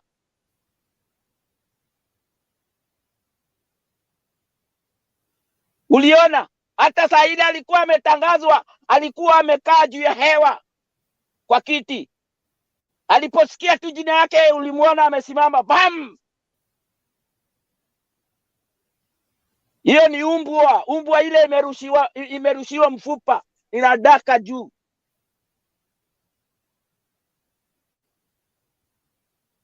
Alafu huyo ndio mnaita ati president. Hapana, huyo sio president. Pale kulikuwa hakuna utaratibu hata kidogo. Ati Uhuru anasoma karatasi akituambia nimefuata katiba. Katiba gani? Katiba ya mapolisi hapo Bomas. Hiyo hakuna katiba. Na Kenya hakuna katiba mpaka saa hii. Hakuna katiba. Ile katiba Raila alikuwa amechagua iko chini ya carpet. Na hiyo ndio tunataka kuitoa hapo chini ya carpet. Iye Kenya iendelee. Otherwise saa hizi Kenya hakuna maendeleo. Hata maendeleo yote, project zote zilisimamishwa zote. Ili huyu mwanaume apate pesa.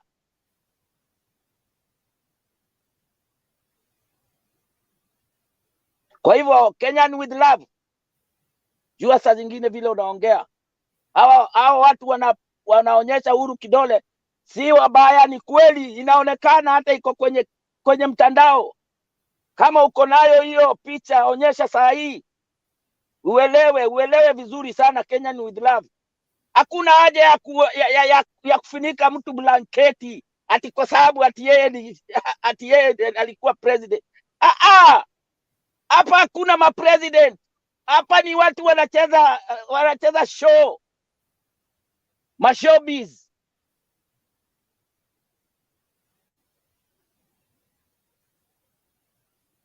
Wachana na watu wafanye vile wanataka saa hizi. Na mimi naomba Raila akirudi watu waende wamlaki kutoka airport.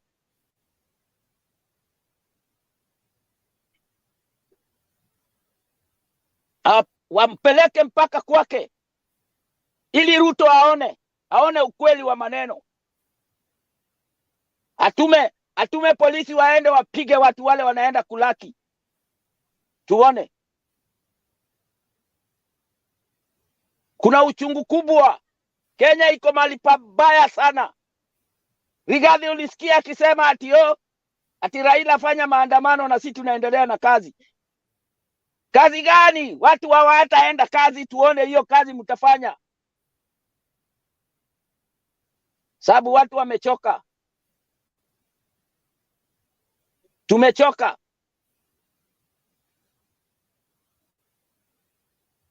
Kwa hivyo wacha kutetea huyo Uhuru. Wewe alitukanwa hiyo muda yote, alitukanwa. Akarudi akapewa kazi. Kazi gani hiyo anapewa? Ya kufanya nini? Ya kusaidia Kenya na nini?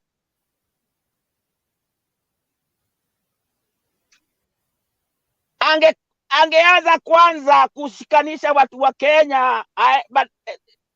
Hujatoa ile kitu iko kwa macho yako kwanza, unaenda kutoa ya mwingine. Itatokaje? Utaonaje kuitoa? Utaiona.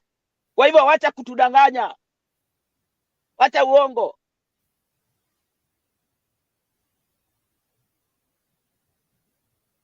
Kenyan with love, unatakikana uchemuke.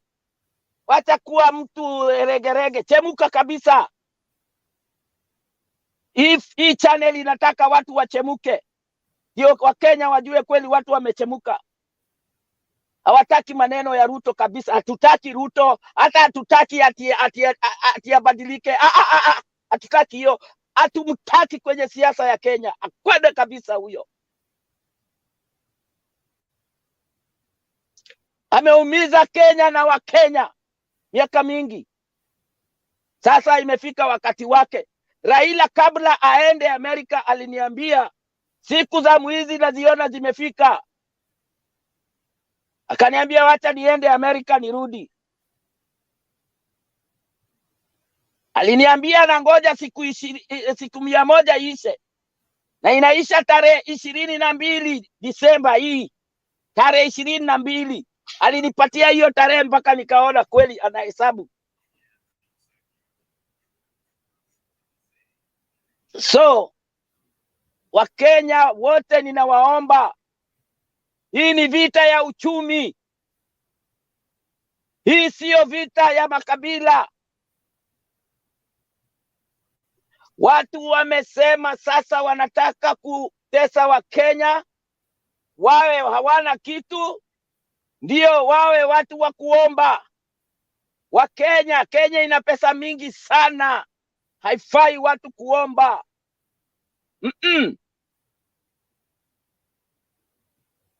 Kenya ndiyo mlango ya Afrika. Kwa hivyo fikirieni vizuri, kama ndiyo mlango, pesa ngapi inaingia? Pesa mingi. Kwa hivyo hizo pesa ndizo zile hawa watu wanaiba. Na zinatakana zifanye maendeleo.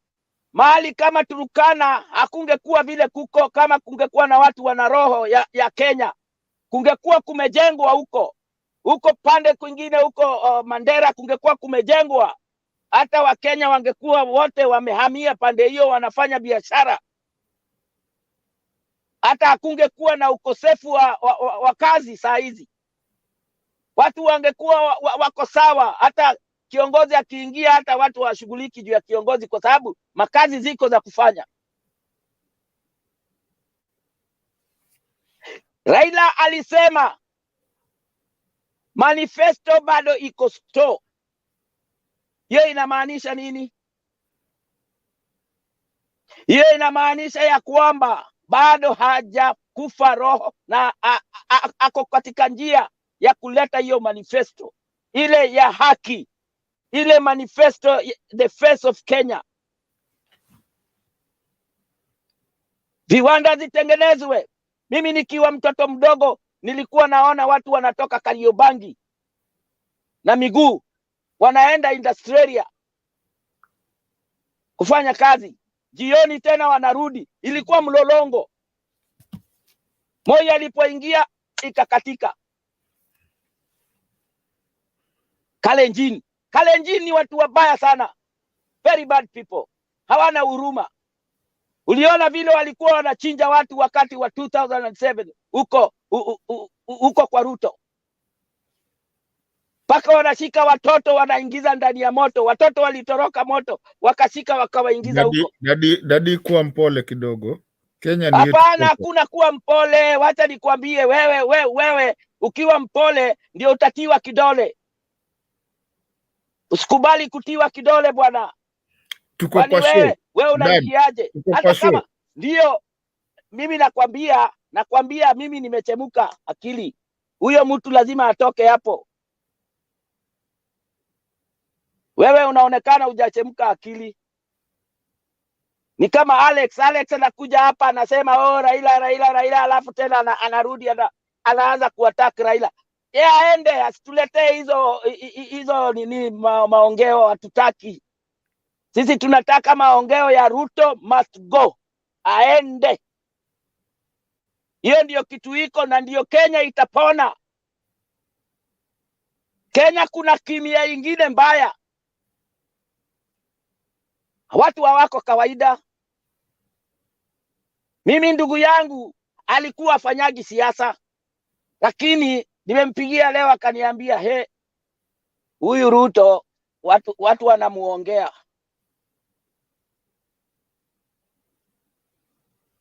Nikamuuliza watu wameamuka? Ati wameamuka sasa. So mimi nikajua hapo kuna hope sana, kwa sababu ndio ndugu yangu angeweza kuongea juu ya siasa. He is a half brother to me. Kwa hivyo nyinyi, wewe Kenyan with love, ile kitu unafaa kuongea sasa ni wale watu wanapointiwa fingers, wacha kuwa protect because they participated. Menielewa? Na mimi napenda kuongea Kiswahili kwa sababu najua kuna watu mashinani huko hawasikii Kizungu, ili wapate ujumbe kamili. Kenya tunahitaji Ruto aende kabisa, atoke hapo.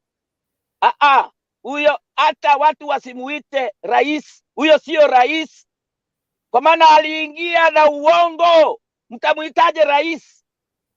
Wewe saa hii Kenyan with love, uende uchukue kitu ya mtu huko ukiwa Kenya, utawachiliwa na ni kitu kidogo tu umechukua bas.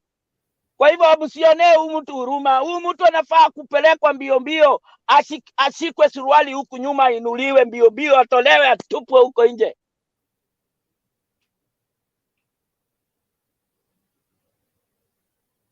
Mtu amenyonga watu, huyo si mtu. Ndio kwa maana hao watu wengine wako kwa bunge wanamuogopa. Pia anawaambia mimi nitakunyonga. Ni kweli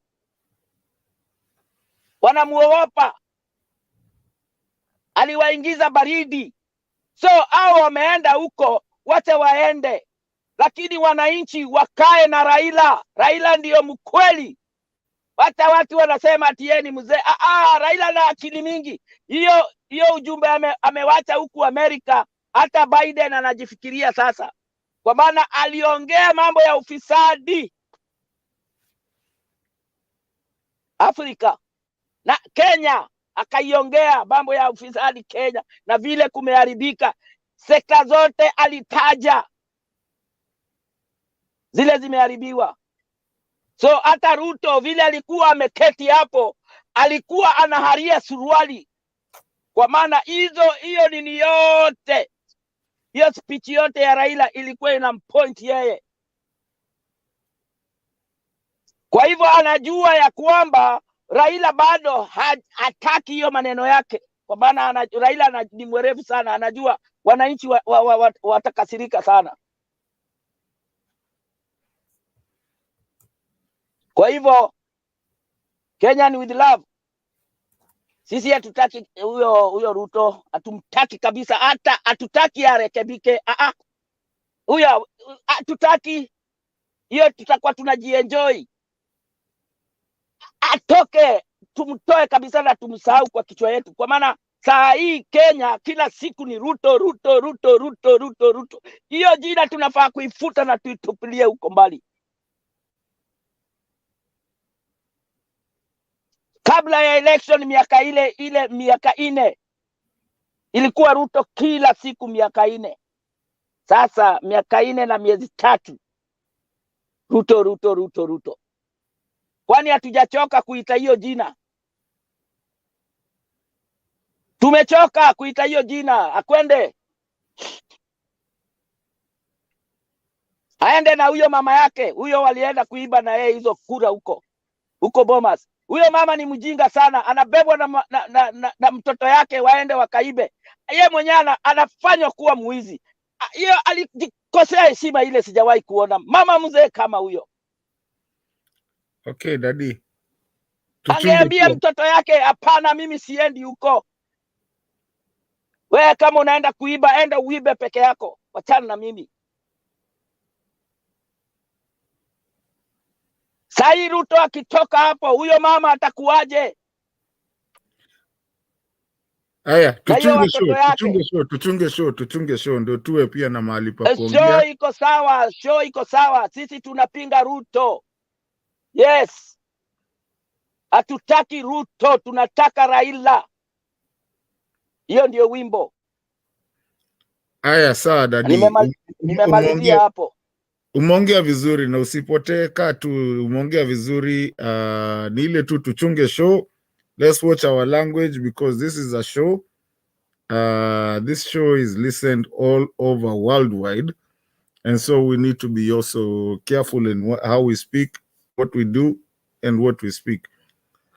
Yes, we are all frustrated. I am frustrated myself. Na dadi, ndio najua umenigonga sana, lakini if I wasn't hosting this show right now, ningekuwa hapo na wewe. Na nakujanga nikiwa mkali pia. But when I sit on this seat, lazima nikuwe mpole. Manake pia niko na responsibility ya make the show to move on and to be a good show that will be listened by other people. But what you're saying is actually very true. Ile kitu umesema ni kitu ya ukweli sana. Tunaishukuru na kaa nasi hapa, sikiza tu. Ladies and gentlemen, the people who are listening to us, kama kuna kitu unataka kuja kuongezea and everything, the link is there, nimetuma, so you can come in and have a conversation. I think we still have another probably 1.5 hours before we close the show. So if you can come in and have a conversation, tell us what you think, tell us where mali imekufikisha, and so we can always have this conversation, because like we always say, if we stop talking, then we start fighting. Tafadhali, kama kuna mtu anataka kuingia kwa show saizi, link iko hapo, kuja utuambie venye iko, tukuje tufunge vizuri and everything. So I think we still have another 1 hour. I think we can do a good 1 hour, an hour and a half. So tafadhali, just click on the link. We will add you into the show. At this point, Stone PK, pole sana my brother, when ni mtu ya hapa. Let me go to Mzalendo and then I come back to Stone PK with your permission, because Stone PK, you were next. Is that okay? He's actually on the phone, so Mzalendo. Hey, habari zenyu bwana. Habari ya Wakenya popote mahali mlipo. Hey, jamaa umeongea bwana. Hey, who's this guy? Michael bwana, hiyo hasira ni mingi sana bwana. Hiyo hasira yote. Hiyo hasira wacha hiyo mtema hiyo matembaya bwana. Sisi wote ni Wakenya, kama ulipigia Ruto, kama ulipigia Azimio, siasa imekuisha. Sasa we need to look at ways of building our country. You know, one thing I always say is that, you know, this word called democracy, sometimes we misuse it, but let me just tell you what democracy is. Demos means people. It's a Greek word. Demos means people, kratos means power. So, power by the people. That is what democracy is all about. So when we talk about democracy in Africa, democracy in Kenya, it means the power is with the people. So any elected leader, even the previous Kina Kibaki, you saw what happened in Kibaki's regime. Kibaki was elected by the people. That was a good show of democracy, people and power. But when you look at how to grab power, Michael, I want to tell you that kuna vile Azimio ikujua kuchukua ile uongozi. Uongozi. Mzalendo. Wacha pia mimi wacha niongee mambo yangu. Mbona unataka kunikatisia nisiongee? Hapana, Huyu jamaa ameongea hapa mpaka akasema Ruto ni muuaji, sijui nani. Yes. So sisi sasa tunataka this is what we've been talking about. Let us have a democratic space kuongea kama Wakenya. Raila anafuata sheria. Ruto hafuati sheria ni gani? Wewe wacha wewe. Raila alikuwa anataka taratibu mzuri ya Bomas pale, kila mtu anaitwa. Unajua Ruto walienda walivamia Bomas. Wacha nikuelezee kidogo. Kura haikuibiwa Bomas. Kura ilikuwa inaibua kwa polling station. Order, Mr. Michael. Let me, Mr. Michael, with all due respect, let me mute you. Anyway, let me, I need you to protect this show. Not that unani-mute kwa sababu nimetaja jina ya Raila. Then now I'm going to be muted kwa sababu nimetaja jina ya Raila. Why are you muting me? Okay, then mute yourself. Mute yourself for a minute.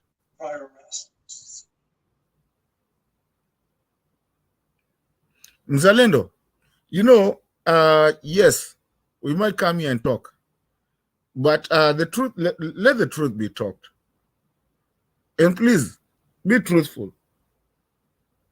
It doesn't matter whether you're in UDA side or you're in our side.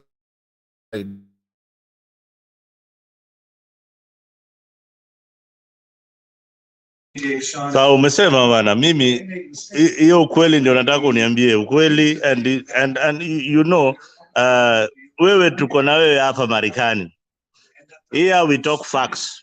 If you have lived in the diaspora, there's a way you see things differently from the way we see things at home.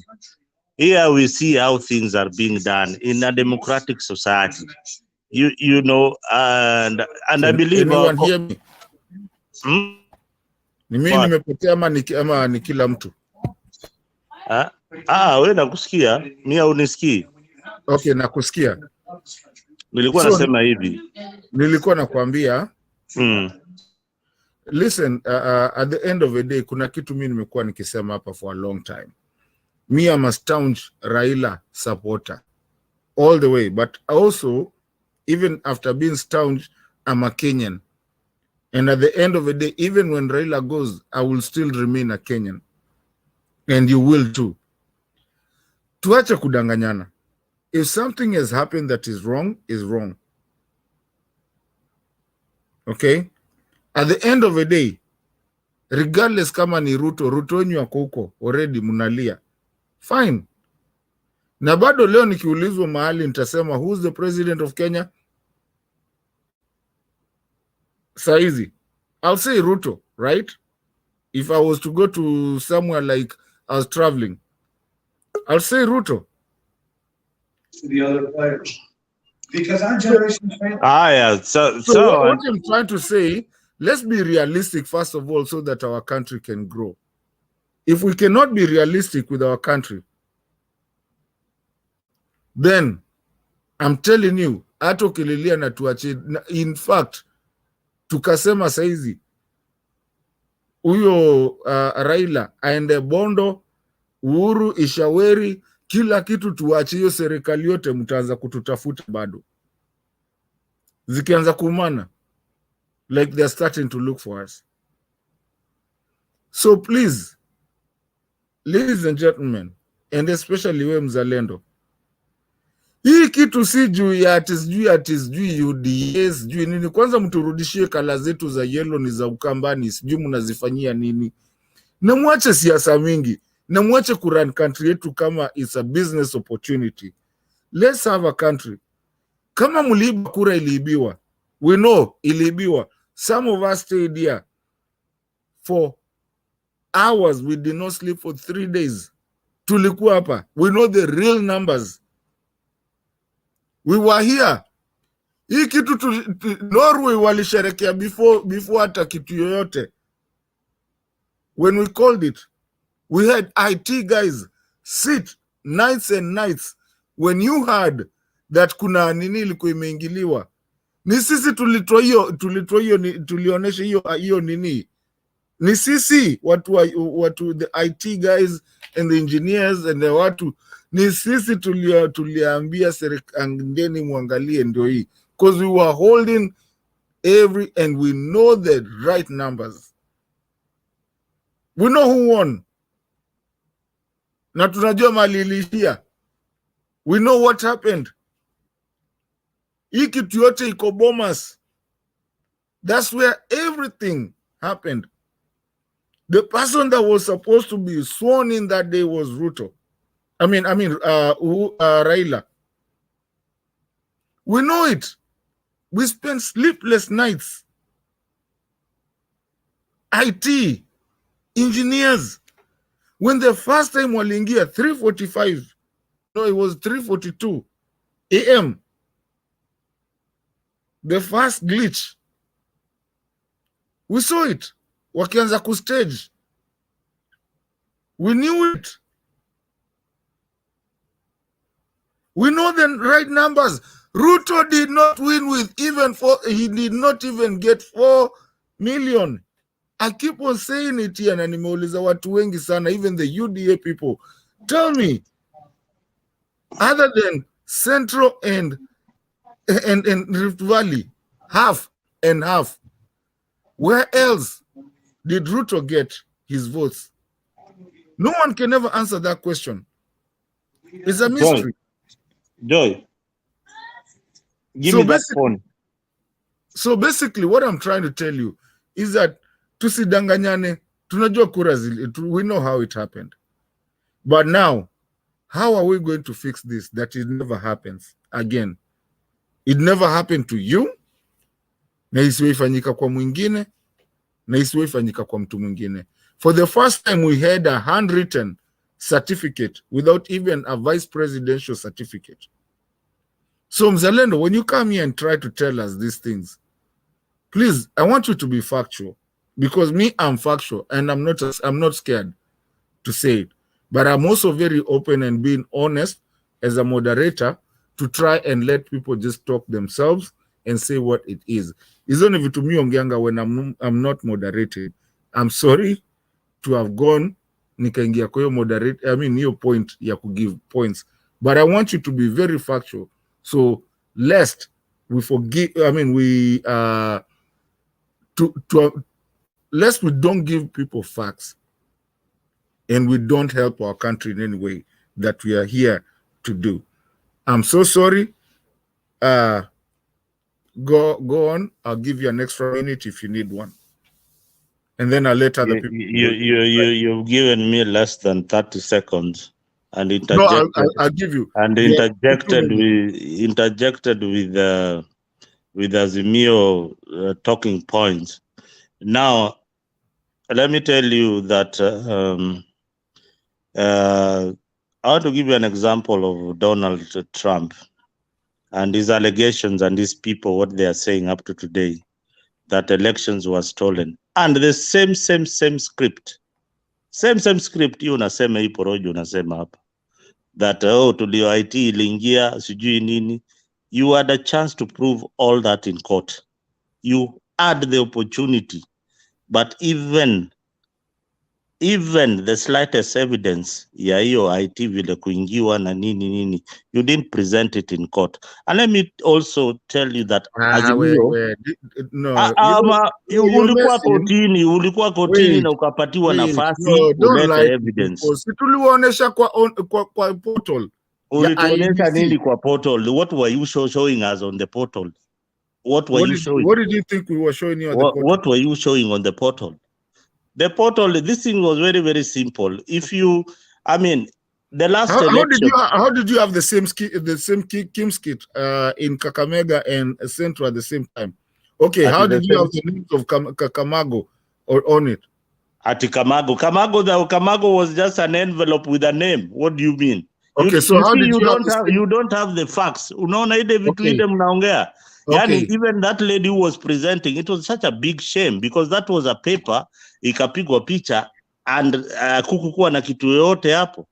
I mean, seriously, how did you have the same Kim's kit record in Vihiga?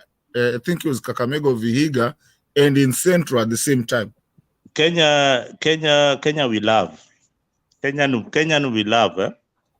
No, answer me. How do you have? I want to answer you in a very, very simple. I don't know about the same Kim's kit in Kakamega and the other, because I know what IBC presented was very, very simple. If a Kim's kit failed and you had got agents in Kakamega, you would have rectified that situation by replacing the Kim's kit. There are 6 of them. Hata ikianguka ikiharibika unaleta ingine. Ikiharibika unaleta ingine. Those things that you're saying. So serial numbers, Kim's kit mili Kim's kit moja inafanya 2 stations. Okay, well, let me say that whatever that the Kim's kit zile zilikuwa na serial mbili, but kura zilikuwa ni ngapi zile ziliibiwa hapo? Yes, Kim's kit ndio hiyo uchatuambia ati serial number zilikuwa 2 na kura ngapi ziliibiwa? Serial number ni moja. Moja, yes, na ni kura ngapi ziliibiwa hiyo Kakamega na hiyo. Yes, ile ilisaidia Ruto akuwe president. Hiyo yote simungepeleka kotini. That is very, very strong. Mtatuambia ni hot air. You know why? Because that cannot make a difference in the elections. It is very, very simple. That is how the law works. The law is an ass. Hapa we had very, very, very, very, very, very good lawyers supporting Donald Trump na hizo stories za hacking sijui nini. The same company ile ilifanya Kenya is the same company ile ilifanya hapa US. And they had the same said today wewe uko hapa, how many lawyers have been sued because of the same allegations which they cannot substantiate in court? And the Republican, wait, wacha, MAGA walipeana $5 million. Mtu akuje tu na evidence kuonyesha that hii kura ilibiwa hivi na hivi na hivi na tuwapatie. Mpaka wa leo hakuna mtu mmoja hata alitokea hapo na evidence kuonyesha vile hiyo kura ya ile Biden alishinda ilibiwa. Same allegation, same script. I mean, kura hii kitu kama ni wizi ile ilifanyika ilikuwa ni ya deep state. You thought that you had the deep state, you didn't have it. And let me tell Michael that Uhuru has not been in charge of the country. It was Ruto who was in charge of the country. And Ruto is not even coming. Ruto is coming in as a second term in his presidency. Hii kitu yote mnafikiria ati Ruto ni first term. Ruto ndiye alikuwa in charge of the country all along. Na musidanganywe, usidhani ati sijui nini, sijui kina Kibicho, kina nani, kina Matiangi. Hao walikuwa watu wa mkono tu. Those are civil servants. Kazi yao ikishaisha wanaenda nyumbani. But the guy who knew where to press, and somebody analyzed it very, very clearly. This has been a student of Raila. He has been a student of Moi. He has been he put Uhuru into power. So mulikuwa mnaenda kumtoa namna gani? How? He has been in all these things. And he aliingia siasa at what age? And he has not lost any election. This guy was just smarter than the opposition leader. And let us just go back to what can help our country. Our country needs a strong opposition that can check the government of William Samoei Ruto. We don't need this demonstration. Hazitatuletea anything that itasaidia hii nchi yetu. We need an opposition that itaonyesha Wewe unaongea upuzi. pesa imeibiwa. Unaongea upuzi, peleka mdomo kubwa huko. Unaongea Wewe upuzi. sasa matusi nayo, sasa ukinitusi angalia watu wa Azimio bwana. Hii ndio kwa sababu Raila alishindwa kura. Matusi, mlikuwa mnatusi Ruto left, right and center. Sasa hii bado mnatusi tu. Bado mko kwa hii kasumba ya kutusi watu. I mean, you don't have to abuse me to put your point down. But and that will not change my point of view. I've been in politics. I've worked in ODM. I've been in the secretariat of ODM. I know what happens in that office better than some of these people who are yelling here. You know, kura mali mali ODM mali Azimio ilishindwa ni they didn't know how to organize themselves for this race. Ni kama tu mchezo wa mpira. We are now watching the World Cup. You have been beaten in the last World Cup. Today you had a rematch between tuseme France na Morocco.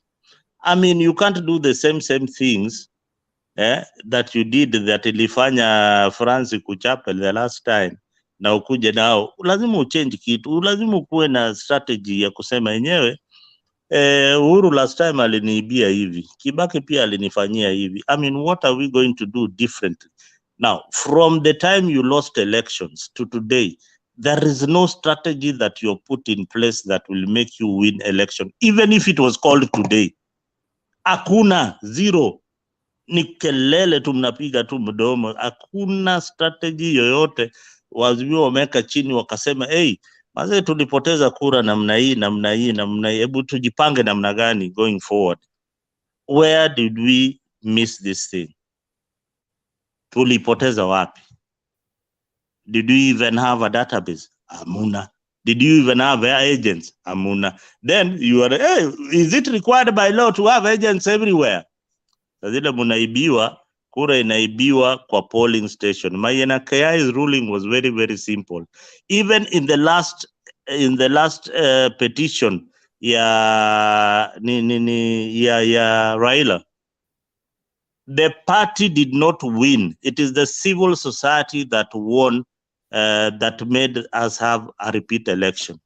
They did not have any evidence, but Kiai had got the evidence. In this election, even Peter, the only person who had got tangible evidence is Okio Omtata, and he was ignored.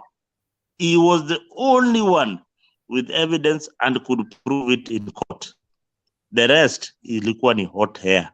Alienda akaambia party leader wenyu anahitaji 1.2 million ya Supreme Court inataka, hakupatiwa. That is the only strong case that would have taken us to the ballot again. But otherwise hizi ingine ni kelele tu bana. So ule jamaa ananitukana hapa, ananitukana bure tu. Mimi nina maoni yangu, niko na I've got my democratic right to support who I want. Siwezi lazimishwa ni support niangalie vitu vile watu wa Azimio wanaangalia. Mimi naangalia vitu pia objectively na niambie watu shida ilikuwa wapi. Hapa I think ni hayo tu ndio niko nayo. Sio nipige pengine kama uko na Julia, nimekuona, habari gani? Mzuri sijui Ndeto umeenda na wewe ndio moderator. Na Stone bado na habari mzalendo, good to see you. Nice to see you. I mean, we had a very hot debate here about kura ilishaisha na bado mnapiga siasa za kura. Ile kitu iko sahihi ni tuangalie Kenya itaenda mbele namna gani. I saw the president the other day launching internet business. That's a very good thing. I saw the owner of Mtembei TV on the launch. That was a very, very positive thing. That is where the money is, internet business. Pesa iko hapa kwa mtandao, so let's youth be engaged positively. Waanze kujitengenezea pesa yao. And I saw the ICT minister ameweka internet free in some markets in Nairobi. Those are good things. Those are things that I think will help so many youths and so many traders. So hizi ni vitu zingine, step by step tunafika mahali tunataka kukua, but it's not going to be easy if we don't have a strong opposition leader in parliament, because at the moment you are seeing every Tom and Dick and Harry is joining UDA. So hiyo ndio shida iko pale. So we need an opposition figure, hata kama ni Kalonzo ama ni Raila, akuwe pale anakosoa serikali mahali inaenda wrong. So in the 100 days hakuna mtu wote ameshakuja na kitu inasema ati Ruto ameiba pesa sijui mahali gani na kuipeleka parliament. We have seen nothing. Ni kelele tu. Hizi roadside ama bunge la wananchi proclamations, hizo hazitusaidii nchi. Sheria zinatengenezwa bunge la Kenya na Senate, na hizo ndio sheria zitasaidia nchi ya Kenya. Hizi mambo ya ati watu bunge sijui kina Gaucho kina sijui nani, look at the people now selling policy points for Azimio. So wacha tuangalie ni nini inaweza saidia nchi yetu. Asanteni. Ladies and gentlemen, in this show, yes, we are all allowed to have our mindsets and how we think about everything. But I want to really talk about something here real quick before I bring my bigger sister here and my boss, Julia. Ladies and gentlemen, I just want you guys to really not really be diverted too much by what these UDA affiliated people are. Remember, you have a constitution. That constitution defends you, and that constitution needs to be defended. People died for that constitution. When you hear Mau Mau, and when you hear the Mekatililis, people died for that constitution so that people can follow a certain way of governance. We were colonized, and people really fought for that colonization to go away and for us to have self-governance. Self-governance came with also laws, and those laws are the reason we have prisons. Mwizi wa kuiba kuku is the reason they go to the magistrate. Mtu wa kuenda kusema uliiba, are you guilty, are you not guilty? And that came with the lower court, Supreme Court, appeals court, all the way to the Supreme Court. That's called judiciary. Then people had to sit down and understand how we're going to live. What laws are we going to use to live, and how are we going to live? Then there came the parliament and everything. And then now we also had the people who are leading the country. That's why we have 3 arms of government. And ladies and gentlemen, a wrong is a wrong done by someone who has power or the little man in the village. A wrong is a wrong. We have people here that nowadays, where we've reached in our country, we don't understand that there's that difference of power. And that's why if you can capture everything of them, you will find people calling themselves hustlers and actually supporting vitu mbaya zenye hazifai kwa zikifanyika kwa hii country yetu. And unless we we either educate or get rid of people who really don't understand what a country is and what governance is, what infrastructure and what development is, we will end up where we are still are. Either we go back or we stay where we are. There was people who died, who gave their lives, Kina Tomboya, to even bring or make sure that Africans could go to the white nation, could go to the developed countries, as some of us, we hear them talking about here. People who don't love their country in any way, do not see people hurting, do not see kids not going to school, or people, fees, subsidies being taken away. Subsidies, some of them that we did not even understand were there. Just because somebody is doing good somewhere, they want to come and tell you, no, everything is good. They don't understand, because they're wearing a shoe every day. They've never seen a kid not wear a shoe. Probably some of them come from very rich families. And they just want to just look at a wrong and not talk about it. Ladies and gentlemen, you've known me for a long time, but I will never stand for that. And I'm hoping for those people who never really understand even why they have the opportunity to come in front of people and defend a rogue government that is messing the small mwananchi, the mama mboga they used to talk about, the wheelbarrow pusher that they used to talk about, the person that walks in the streets with no shoes, because them, they can wear a shoe, so who they don't care. I'm telling Kenyans, do not. Your president is wearing Louis Vuitton, yet is taking your subsidies that you used to use away from you. At the same time, you have people who can support that. We will stand. There was people, they've come people before that. Moi, Idi Amin were there. But today we have enough activists.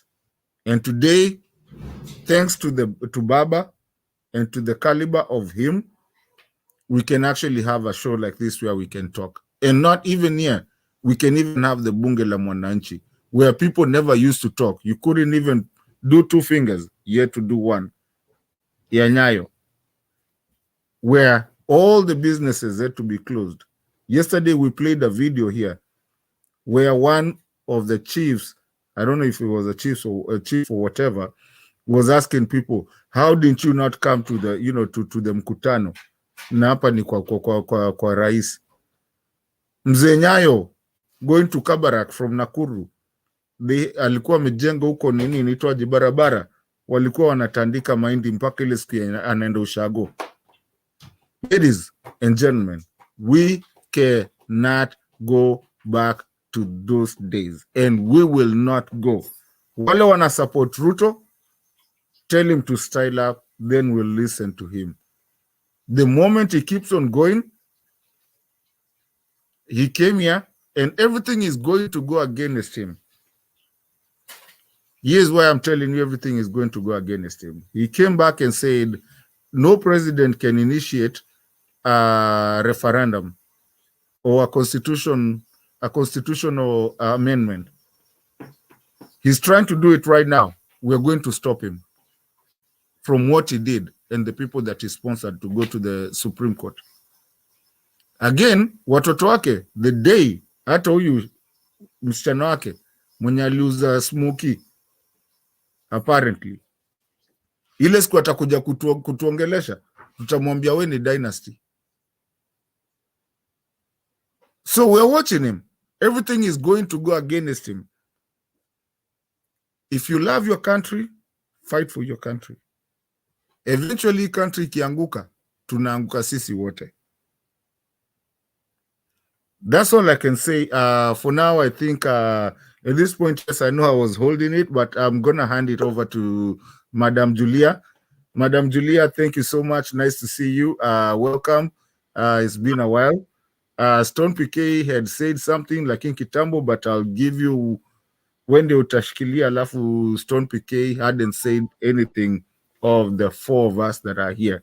And anybody that is on the comment section, anybody that is listening to us, please come in. Chaka Mundume, I can see you. You're coming in. And anyone else that wants to come and changia, tafadhali, you're welcome. Julia is here. Stone is here. I'm here. And let's have a conversation. The moment we stop talking, we start fighting. Madam Julia, tusalimie. Pole sana, tumekuwa kali leo. Asante Mato, sitaki kushikilia na naomba endelee kushikilia. You are driving this car very well and I'm seeing a lot of wisdom from Kambani. Please keep it up. I just wanted to comment on, I think there was a big fight earlier between Mzalendo and Michael and watu bado wanaambia Michael arudi. Michael, wherever you are, the crowd in the comment section is asking you to come back. Maybe Ndeto should send Michael a link. Sijui kama Ndeto alimtoa, but Ndeto, you're in charge. You are in charge, and I think when you give us directions, we are going to take those directions. Now, I want to agree with Mzalendo on several things that he said that Ruto was in charge of the government, not Uhuru. Actually, Ruto had taken over almost, in many areas of the government, because that is Ruto. Ruto has dictatorial tendencies. He's controlling. I can describe him as a man with hunger for power. A man, I can, to use a strong word, I can use greed. He has greed for power. On the contrary, Uhuru doesn't seem to value power. And I think we can understand why Uhuru doesn't seem to value power, because I think the two people are different. That is why Ruto calls Uhuru a dynasty. Actually, Uhuru, being born in the palace, born in State House, brought up in State House, ni nini ingine itakushtua ati umekuwa raisi, ati where your father has been president, you are born there. In fact, you don't know that people are not born. Maybe Uhuru was surprised that people are not born in State House. He just realized that some people are born elsewhere. So those are two different characters. One is used to power, and the other one is not used to power, and is dying to grab that power as fast as he can. No wonder Ruto had the audacity to say that he wanted to slap the president. He had the audacity to say that. He shamelessly said that. When Uhuru responded, Uhuru said that, yes, I was ready for that slap, and I was willing to give up power. That's what Uhuru said. That's a gentleman. So if Kenyans look at the two people, who is a gentleman? Uhuru is a gentleman. And I won't talk say like Ndeto. I never really used to think Uhuru is any hero, Mr. Ndeto. But after this, Uhuru is my hero. I'm telling you, I admire that man. I wonder how somebody can be brought up in the palace and brought up as a son of the president and still afford the level of humility that Uhuru Muigai Kenyatta has. On the contrary, Ruto akona madharau mingi, arrogance na madharau. For him to have the audacity to say that he could have slapped the president, Mzalendo, mimi huwa naona kama huo ni ushamba. Let me be a bit crude here. You people, have you seen people who rise to power or who gain money that is not accounted how they behave Ndeto and how their children behave? That is how Shireen is behaving. You people, tell me something. Have you ever seen Uhuru's children? Does any one of you know how Uhuru's children look like? Apart from one time when I heard there was kind of a wedding, I don't know, Uhuru's son was wedding some girl from Nyanza, which ilipita tu, si hata kama Uhuru alitaka tuone hiyo kitu, lakini somehow the press brought it out, but we didn't see. Seriously, I have never seen Uhuru's children. These are grandchildren of the first president of the Republic of Kenya. Yet hawana hiyo heirs. Hata hutujui wanasomea wapi ama walisomea wapi. I also want to say that I struggled very much to know Moi's children. Apart from this Gideon, I have been trying to find out who are Moi's children, and the likes of Jonathan, even the sisters, hawajulikani vizuri. Hawa watu hakutokea in the limelight. I'm not saying there's anything wrong kutokea in the limelight, But the way that you display yourself and what you are trying to tell us tells us about your family. And I saw Charlene Ruto saying that she has an office. I saw a clip. I hope Mzalendo saw that clip. And then she was introducing some young people there, and she was the director of the first daughters. I mean, I never heard that. We know they are the first family. We know, we accept this is the first family. But I never saw Kibaki's family. I mean, I never saw them come out from that point of view. I never saw Moy, and even if Gideon was more close to the father, and we knew Gideon, I think we knew Jonathan from the Safari Rally, and they didn't come out like, here we are, we're the first family. But I see a different situation with Ruto and his family trying to assert themselves on Kenyans by force, like mtatujua, hamutujui, mtatujua, kama mtatujua, leo mtatujua. See, me, that is something that I find like it's some level of primitivity that they need to come out of. They need to accept that we are the first family and we don't need to shout it at the top of the hill. So that's the kind of a character Ruto is.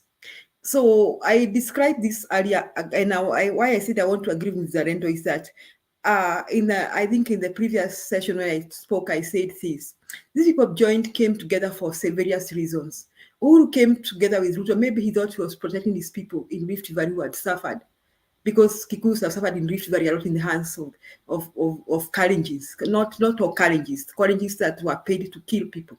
And I think Uhuru thought that maybe by working with Ruto, his people were going to have peace in Rift Valley. And Ruto took advantage of this, and he knew this was the way to presidency.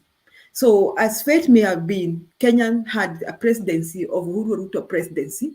And because Ruto wanted to take control, I think I want to agree, Uhuru unconsciously did not see this coming. And that is why it seems the first time Uhuru appears to be being held hostage by Ruto. So, and that is where we had massive corruption in the first term. In fact, if there's anybody who vandalized this government, it's Ruto and his hoax. So we had massive corruption in the first term. And I think I remember Uhuru saying in the first term that, which also didn't please me, that ati mnaona sijui tunapoteza pesa ngapi, sijui kwa mwezi, sijui kwa mwaka ama nini. Then Uhuru was saying that tunataka nifanya nini. I didn't like that attitude. I thought you are the president, the buck stops at you. So acha kutuliza unataka nifanye nini. You should stop it. But he didn't stop it. He allowed Ruto to get away with it. That is why Ruto has the audacity to say, I could have slapped the president. Me, I'm thinking, Ruto should have worked under the people like Mother Karua, or work under the people like Kenneth Matiba or Baba. Hangefungua hiyo mdomo yake kuongea wanaongea matope. Such people would not allow him to go that far.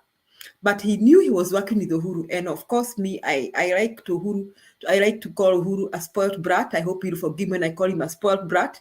Because Uhuru let the man get away with his nonsense. Hiyo matusi na madharau na hiyo yote. Chenye Uhuru angefanya, angesema kama ni mbaya ni mbaya.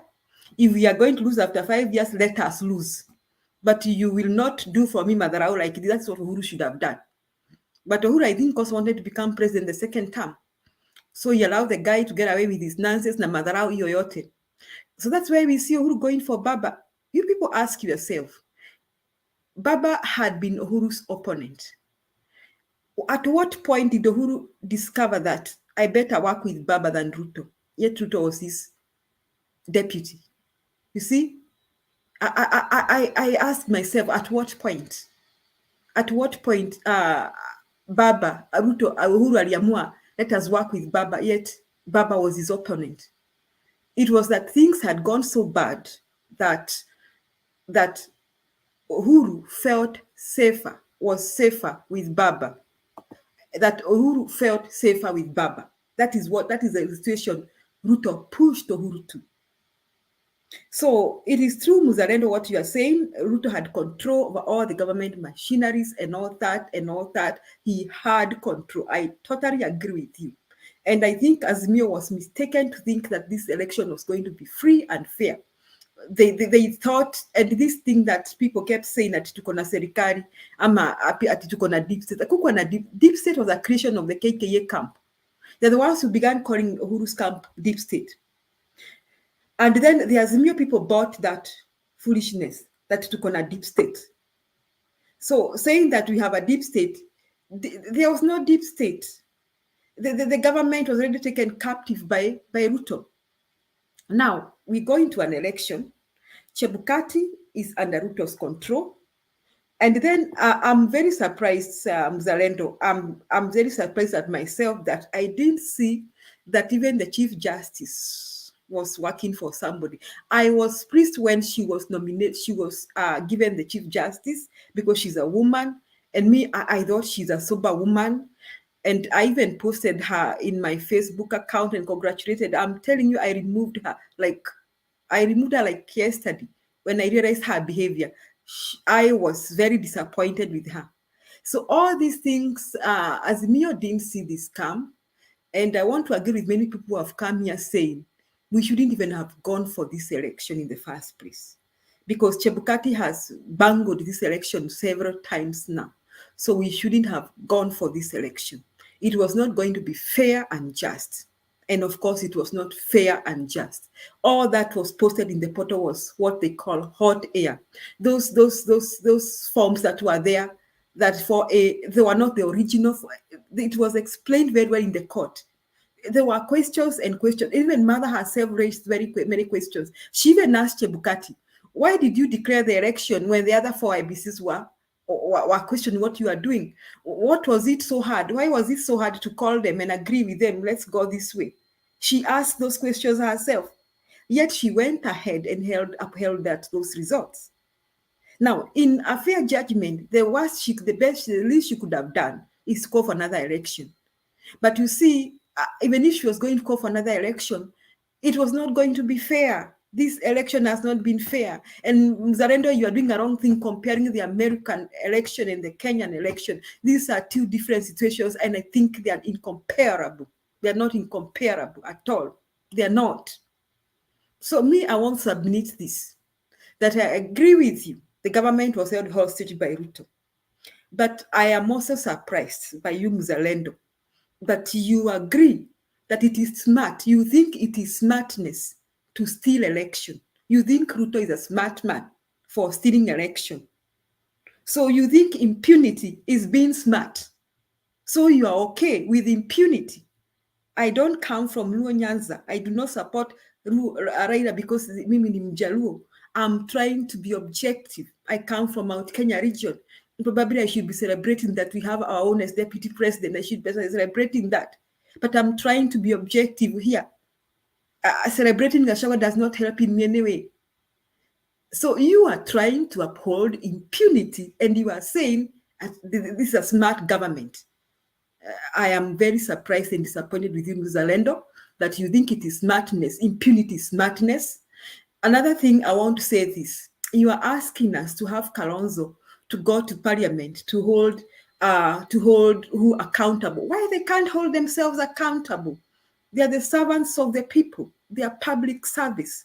They should hold themselves accountable and they should work according to the law. Unfortunately, Mzalendo, yule mzee alikuwa hapa, though he was very aggressive, mzee Bwana Michael, aliwaita serikali ya majambazi. Hii ni serikali ya majambazi. I don't have to mince my words. These people are either suspects of crime against humanity, or they are suspects of stealing, corruption. They are suspects of murder. And some of them are suspects of the 3 things: crimes against humanity, corruption, murder. They are in the government. They are cabinet secretaries. You think that is smartness? Is that what you call smartness? We are having criminals in the government. These are committee customers, committee maximum prison customers. These are supposed to be jailbirds. These are actually jailbirds. Then you people, you don't tell me that is what is called smartness. Na ni parliament gani si mnataka tuende? Who are in this parliament? These guys who are being bought. Kama hii topic naona leo inasema some people join Ruto's. These parliamentarians of us, whether from Nyanza or from Mount Kenya region, these are hungry dogs who are ready to take any meat and join Ruto's camp. So the truth is, the Kenyan Mwananchi, Kenyan parliament won't gonna help you. whether they are in Azimio or Kenya Kwanza or wherever they are, they aren't going to help you because they are ready to be bribed anytime. So if you see people coming to complain here and you are asking them what they are doing, why they are complaining about a stolen election, I understand where they are coming from. Some of these people, the election has been stolen from them about 3-4 times. What do you people want them to do? To wait for 2027 and then you confirm another rigged election? I don't think they are going to do that in their normal senses. I don't know what they are going to do. I'm not going to tell them what they need to do. But I'm saying this, it was even a waste of time to do 2022 before we deal with our problems of 2017, 2013, 2007. It was a big mistake to go for this election. In fact, let Ruto do his kadabra ya drama ya kufukuzana na kina Cherera na kufanya hivi amalize haraka. Lakini I think Azimio should tell him, do your thing and organize your fake electoral commission and tell them, Mr. William Samoei Ruto, we don't think we are going to have another election in the way you think. We have been there. Someone may ask me what I'm thinking. I don't know. I'm not thinking for anyone. We were there when Kenya fought for independence. Those of you who are young, who are not born, should read the history books. And those of you who are too young to understand how we fought for multipartyism should read the newspapers and find out how we fought from multipartyism, how we came from single party to multipartyism, how we acquired our constitution in 2010. I think Kenyans know where we're coming from. So I want to tell Kenyans that you cannot sit and let these guys get away with it. I want to say, aluta continua, the struggle continues. Asante ndetu. Aluta continua. Asante sana mama, my sister Julia, we really appreciate you so much. Umekataa kushikilia, but unajua ni mkubwa wangu, wewe ndio mdosi. Leo umeamua kunikanyagia.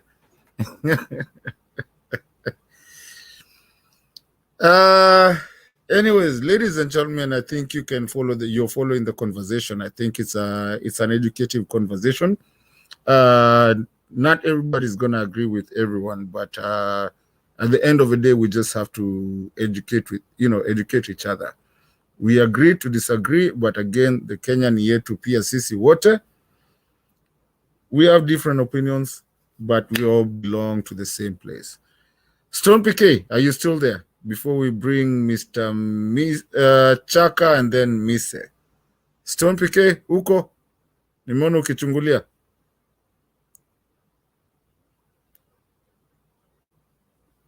Stone amelala bwana. Chaka yuko hapa, aendelee. Alikuwa hapo tu. Maybe ametoka kidogo. Aya. Chaka. Tupe uhondo. Asante sana nani Mark. Alafu Julia, Stone PK, Mzalendo na brother Mise.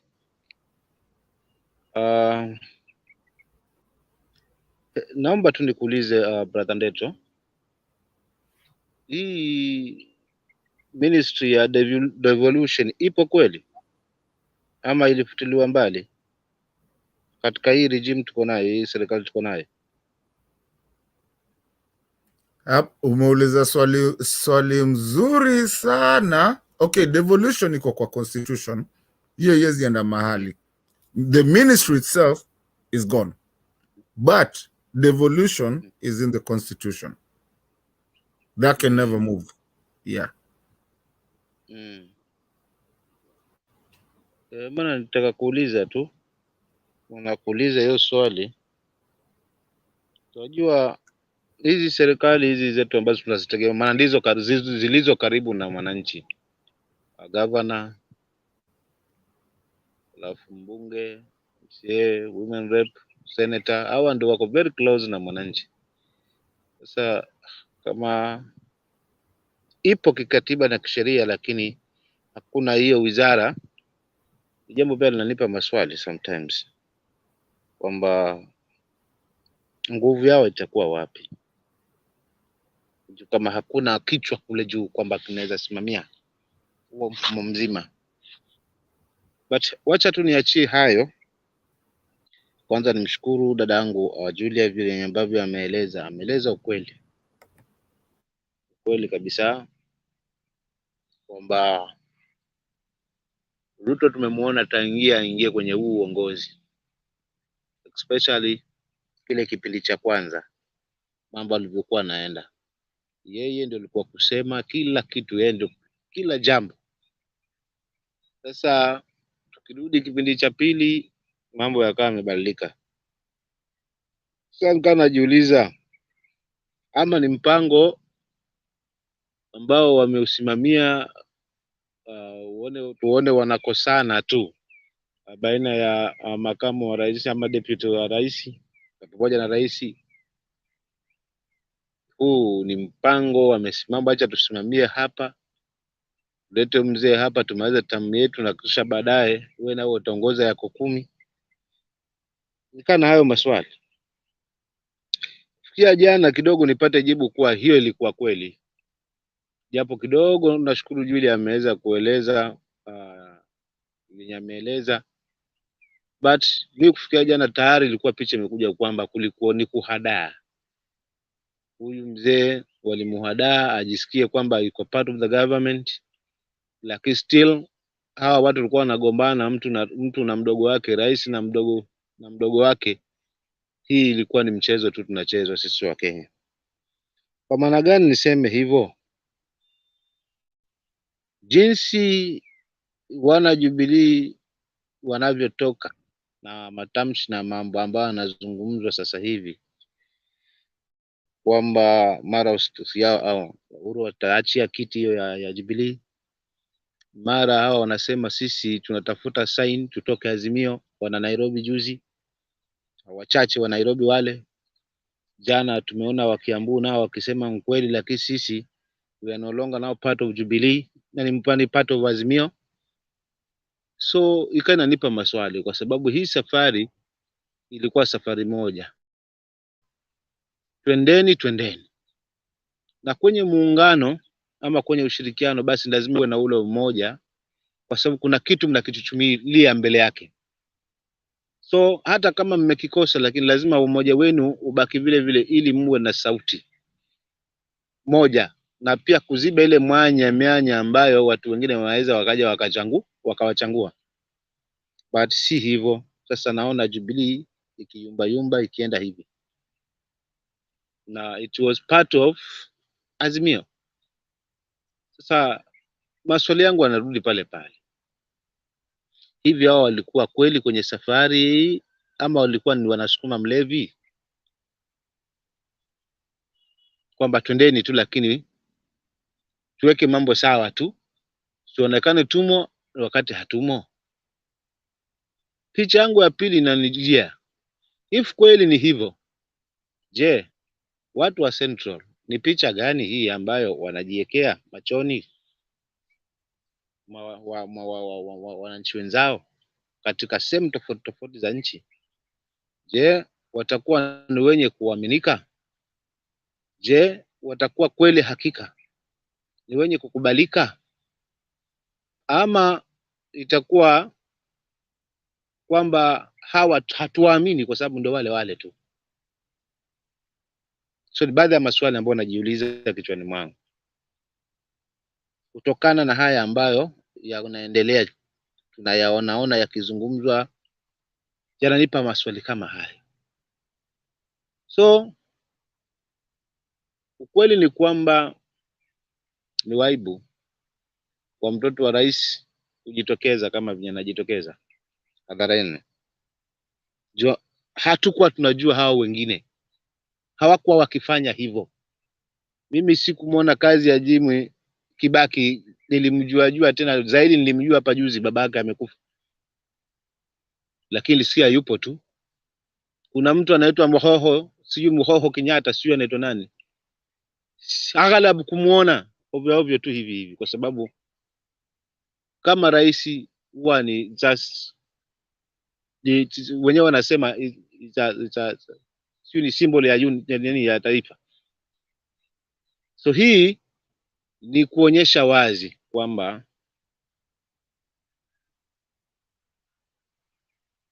ulafi wa mamlaka, ulafi wa madaraka ndio unachangia hivi, kwamba nimepata, wale walikuwa nasema sitoweza kupata, nimekipata. Wewe kama ni uongozi nimeupata, watanifanya nini sasa? Na mimi niko hapo juu, so everybody will have to salute, lazima nipige salute. Ambapo uongozi si hivyo. Uongozi si uchu na madaraka. Uongozi ni utumishi. Uongozi ni kuunganisha watu. Uongozi ni kutatulia watu shida zao. Kwa hiyo hii it's a bad picture. Huyu msichana anafanya kuzunguka kila mahali akisema yuko na ofisi, yeye ni wa first family. Hiyo haitatusaidia. Tunajua wapo first family, tuna first lady, kuna first what, but hiyo haitatusaidia kama wa Kenya. Kwa hiyo kile ambacho tunahitaji kuona ni kuhakikisha, je, chaguzi zetu ni wakati gani ama ni mwaka gani zitafanyika zikiwa na haki, za uhaki, kwa sababu hii haki ndio tunaikosa hapa Kenya. Si kwamba watu wapigi kura, watu wanapiga kura, lakini zao mwisho wa siku tunakuta kuna matatizo, kuna mambo ambayo yamejitokeza, yatafungwa kwa sababu ni lazima tusonge mbele. Kenya ni kubwa kuliko wengine, wacheni tusonge mbele hivyo hivyo. So tumekuwa katika hiyo hali. So ili kukomesha na haki iweze kupatikana katika hii nchi, je, ni kwa jinsi gani? Ili tukiwa hapa tuweze kujadili hili kwa pamoja, kwa sababu hatutaendelea hali kama hii for how long? Chaguzi zitakuwa hazina maana, hazina thamani. Mahakama zetu zitakuwa hazina thamani kutokana na hali ya maamuzi kama haya ambayo yametokea juzi. So itakuwa kuna haja gani ya watu kwenda election if already outcome itajulikana, mipango inapangwa tayari kwamba watu washapanga rais ni fulani, na kibaya zaidi hata mataifa nje wanasupport. Mimi Mkenya mnyonge nitafanya nini?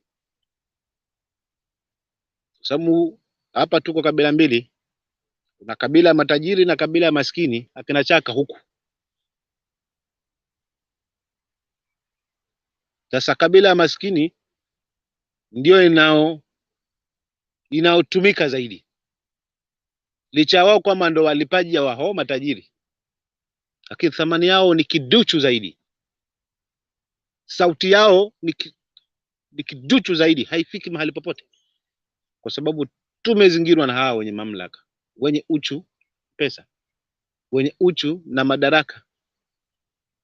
So for real, Kenyans, lazima turudi pamoja, drawing board, tuone ni jinsi gani tutavyokuamua ili chaguzi zijazo tuhakikishe kwamba ziko sawa na zina uhaki. Yule amekosa akose kikweli, yule amepata apate kiukweli, ili tustopisha haya mambo tunayaona, kwa sababu yashajenga mizizi.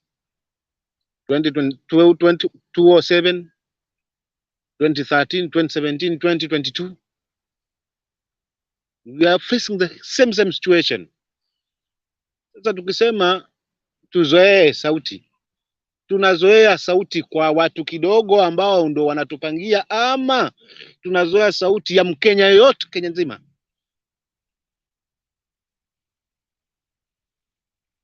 For real, mimi kila ninazungumzia kila siku, Wakenya turudi pamoja. Hawa watu wachanguke wote wa Azimio, but still mimi upande wangu binafsi nitasimama na baba. Wamponde wamfanye nini, lakini mimi nitasimama naye, kwa sababu huyu ndo mwana mageuzi. Huyu kajitolea muhanga haswa. Kinachosubiriwa tu ni kuja kuandikwa historia yake na kusifiwa wakati huo, lakini sasa hivi anaonekana kikwazo, kizingiti kikuu, kwa sababu hana hiyo roho ya ulafi na kujiinua na kujikuta ni yeye kila kitu anaweza. Si kwamba pesa hana, wala si kwamba hana uwezo, lakini sasa anatazama hili taifa lisiingie kabisa kwenye dimba. Sasa tutazame wale walikuwa wanafikiria kwamba yes, tumepata serikali, kule tunapelekwa back kwa machifu, zama hizo za madisi na madio na machifu. Wakati huo mwisho wa siku bunge ndio litakuwa ni sauti, ndio linaloamua kila kitu cha Kenya hii, na bunge kama tunavyojua ndio hilo limeshikwa mkononi, watu wananunuliwa kila uchao. Jamani, uzalendo uko wapi? Je, hii nchi tunaipeleka wapi? So ni wakati wa kuonyesha wananchi kwamba sisi ndio kusema, kwa kuungana wote na kusema sisi twendeni hivi, kama ni maandamano twendeni, kama ni kwenda kwa ofisi twendeni, tukomeshe haya tunayoona katika mahakama zetu, kwa sababu wengi sasa hivi wameluzi imani na mahakama kutokana na ile picha yenye iko pale. Wengi wameluzi imani na mambo na ABC, na wengi pia wataluzi imani na masuala pia na polisi kule tunakoelekea sasa hivi, kwa sababu itaregeshwa wakati ule hakuna tena urafiki baina ya mwananchi na polisi. Akija kwako we roho mkononi, ndivyo umefanya sawa, hujafanya wewe itajulikana mbele mbele. Tulitoka enzi hizo, sasa tuna uhuru kidogo wa kwenda kujieleza mahali. Sasa uhuru huu tuache ukipromotion, turegeshwe back to where we are coming from. Kenyans, let's focus. Let us focus. Tukiruhusu huu msitu wa wala milungula, tukiruhusu huu msitu wa wenye waliopora kujana na kuungana pamoja, Kenya tumeisha. Tutamezwa, sauti hizi zitafungwa, tutakuja kutamani tu siku moja tutokee katika TV kama hii tunazungumza uhuru kama huu tunazungumza. Na si mbali tunakokwenda. Huu uhuru utakuja kuishia mwisho huu. Utakuwa ukiamka ni lazima usupport.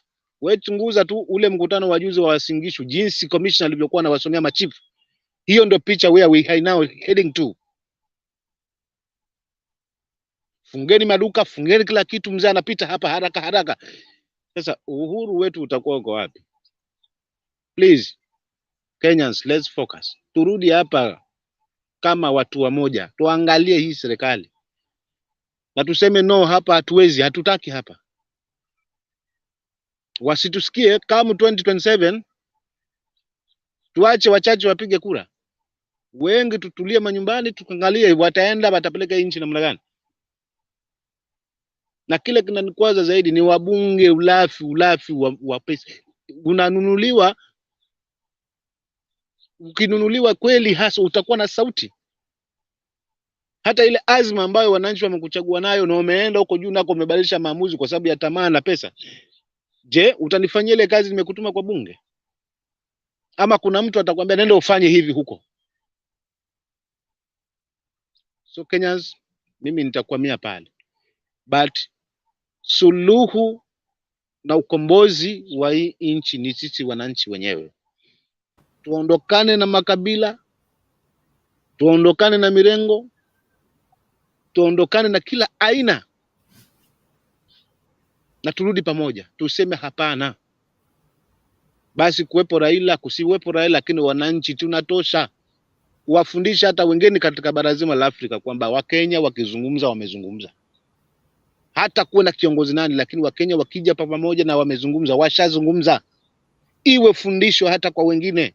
Wale wamekaa kwa madaraka miaka nenda miaka rudi wakinyanyasa watu wao.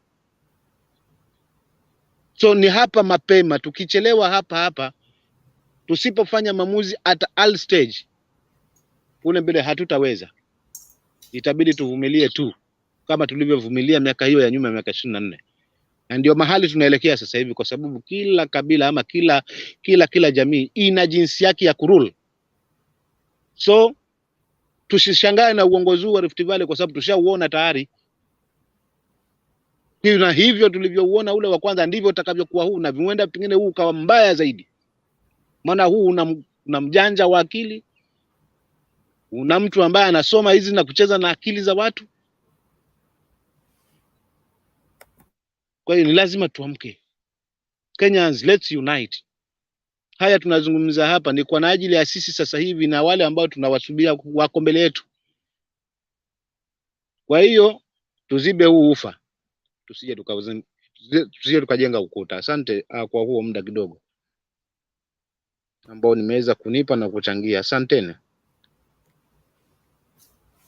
Chaka, asante sana, twakushukuru sana. Kaa tu hapa tu, tutafunga pamoja. Twakushukuru sana muda wako ambao huo unatupa, huwa tunashukuru sana. At this point I want to go to Stone. Yes, Julia. I want to demystify something Chaka said, which is, I think this thing is a creation of UDA and people, Azimio people are buying into it. Now, naomba tuache, I think niliona Babu, I'm beginning to think Babu has been bought. Na mtu mwingine naona amenunuliwa ni, I understand Chaka, kuna watu wengi wamenunuliwa, ni wewe tu hujanunuliwa. Shukuru Mungu uko na msimamo. I saw Simbarati State House. Now, when I watched Babu Owino's interview, I'm convinced he has been bought. Because first and foremost, this notion that Uhuru didn't contribute to Baba's success. Baba got over 900,000 votes from Mount Kenya region. Yenye hajai pata ever in his life.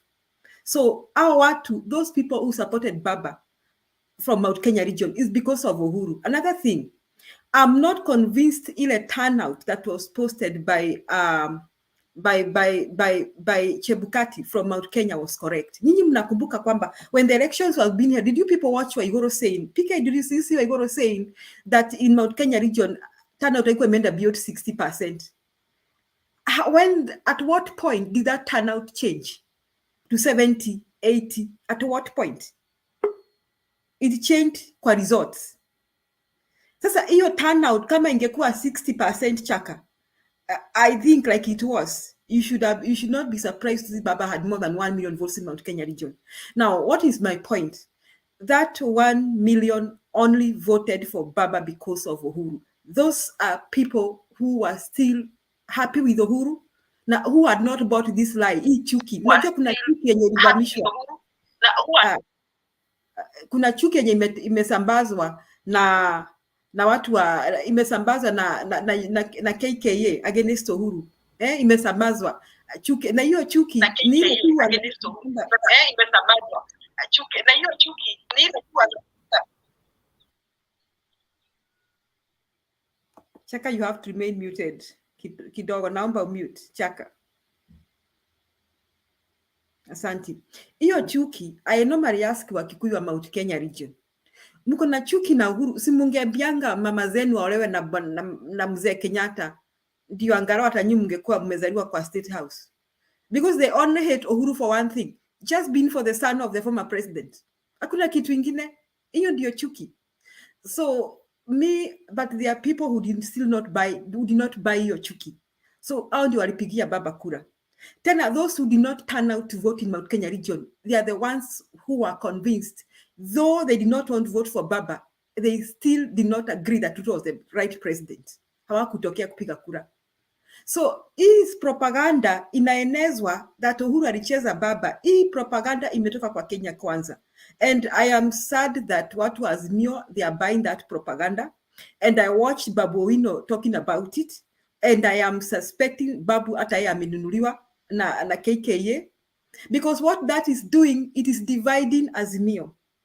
Let people from Azimio side not forget that Baba has sympathizers from Mount Kenya region because of Uhuru Muigai Kenyatta wenye hawakuwa 2013 and 2017. And those sympathizers still feel Baba should be the president because of Uhuru. But now when we start turning to this propaganda inatoka kwa KKA, that is meant to cause a further division. Sasa ili kwamba hata hii sympathy iko kwa Mount Kenya juu Uhuru will go away, because mukichukia Uhuru, then those people who backed Baba because of Uhuru will have nothing to do with Baba. Watasema ajipange tu hata yeye. But then I also want to agree with you Chaka, kuna kitu tutakubaliana na wewe. Nikiangalia these people who are working, the cabinet secretaries who are working with Uhuru, I really don't trust them, Chaka. I don't blame you for not hata mimi siwaamini kabisa kabisa kabisa kabisa.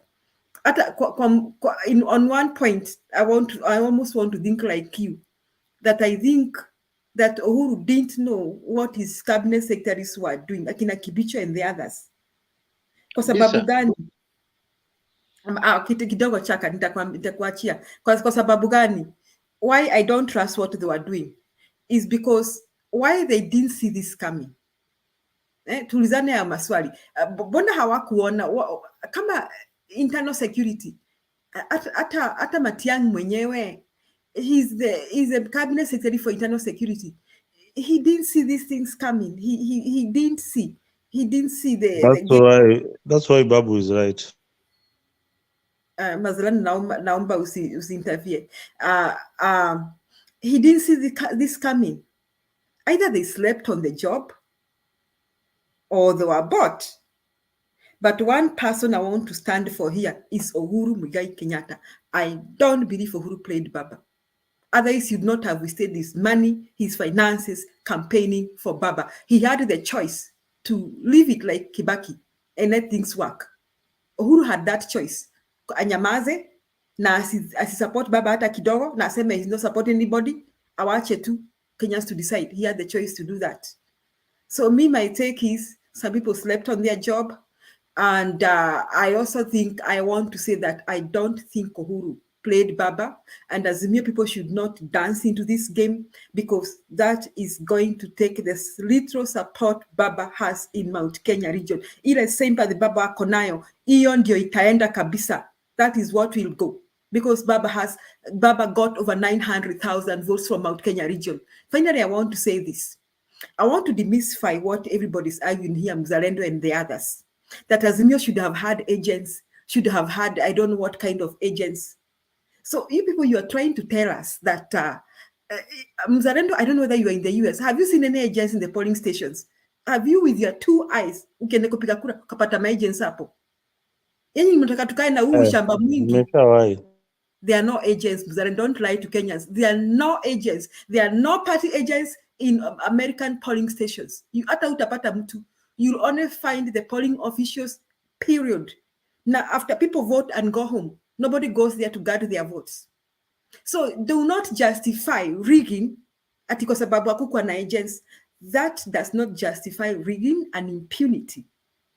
The law should just apply, and the Electoral Commission officials should just do the right thing, with or without agents. People don't need agents for election to happen.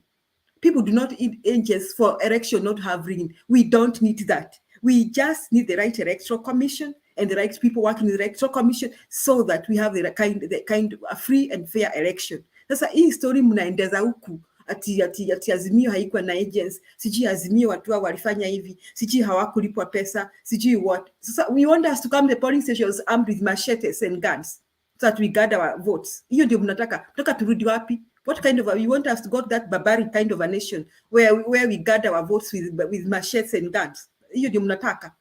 Because that is where Kenya Kwanza wants Kenyan to go.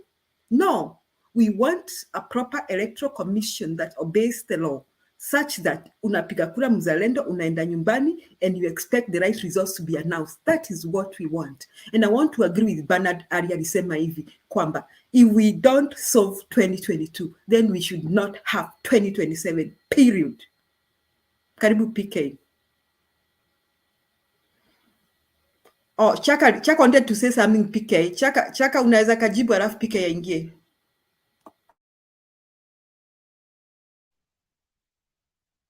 Sawa. Mimi na mawazo sawia na yako Julia, kwamba Uhuru alicheza pati yake tena vizuri, na pale mahali nilimkubali Uhuru kipindi kile nikaanza kubishana kwamba hapa hakuna game inaendelea, ni wakati alivyosimamisha Kalonzo, kwa sababu Kalonzo alifika mahali akawa yuko njia panda, huku hayuko. Na kama si Uhuru kuingilia kati, wallahi napa kwa Mwenyezi Mungu pia kura Ukambani tungeiluzi, sababu kulikuwa tayari kushaingia moto. Labda ndio alikuwa ameshaenda, Wetangu alikuwa shaenda, lakini akasimamia pale, akangangana pale, ndivyo tukaweza kunusuru kura yote ya Ukambani. Sasa hapo nilipomkubali tu Uhuru kwamba, na nikawa nabishana nikasema hapana, hakuna njama iko hapa. Lakini kile ambacho kidogo natofautiana hapo Julia ni kwamba haya mambo yalijitokeza wazi na watu walikuwepo na uwezo ulikuwepo na serikali ilikuwa mamlakani. Mbona waliruhusu haya mambo yafanyike, wizi ufanyike hivi? Mbona hakungetokea? Mbona hawangestopisha? Mbona hawangemfunga huyu mwenye na bango lile election kama Chebukati? Wangemuingiza ndani. Ndio hapo kidogo naweza nikakubaliana na Babu Owino kila ambacho anakizungumza kwa kiasi fulani, kwamba kama kweli wangefanya jambo, hawangeachilia tu. Sasa ndio pale napoona kwamba je, kuhadaa kunaingia namna hiyo. Na kama si hivyo basi Uhuru yuko kando, kama alimwamini basi watu wake ambao walikuwa nyuma ya Uhuru hawakuwa pamoja na yeye, na ndipo sasa hivi ndio washaanza kuonyesha their true colors, where they belong.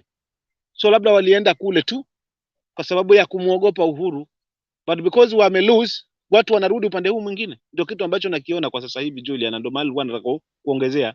So mimi peke yangu siwezi mlaumu Rais Uhuru Kenyatta hata kidogo.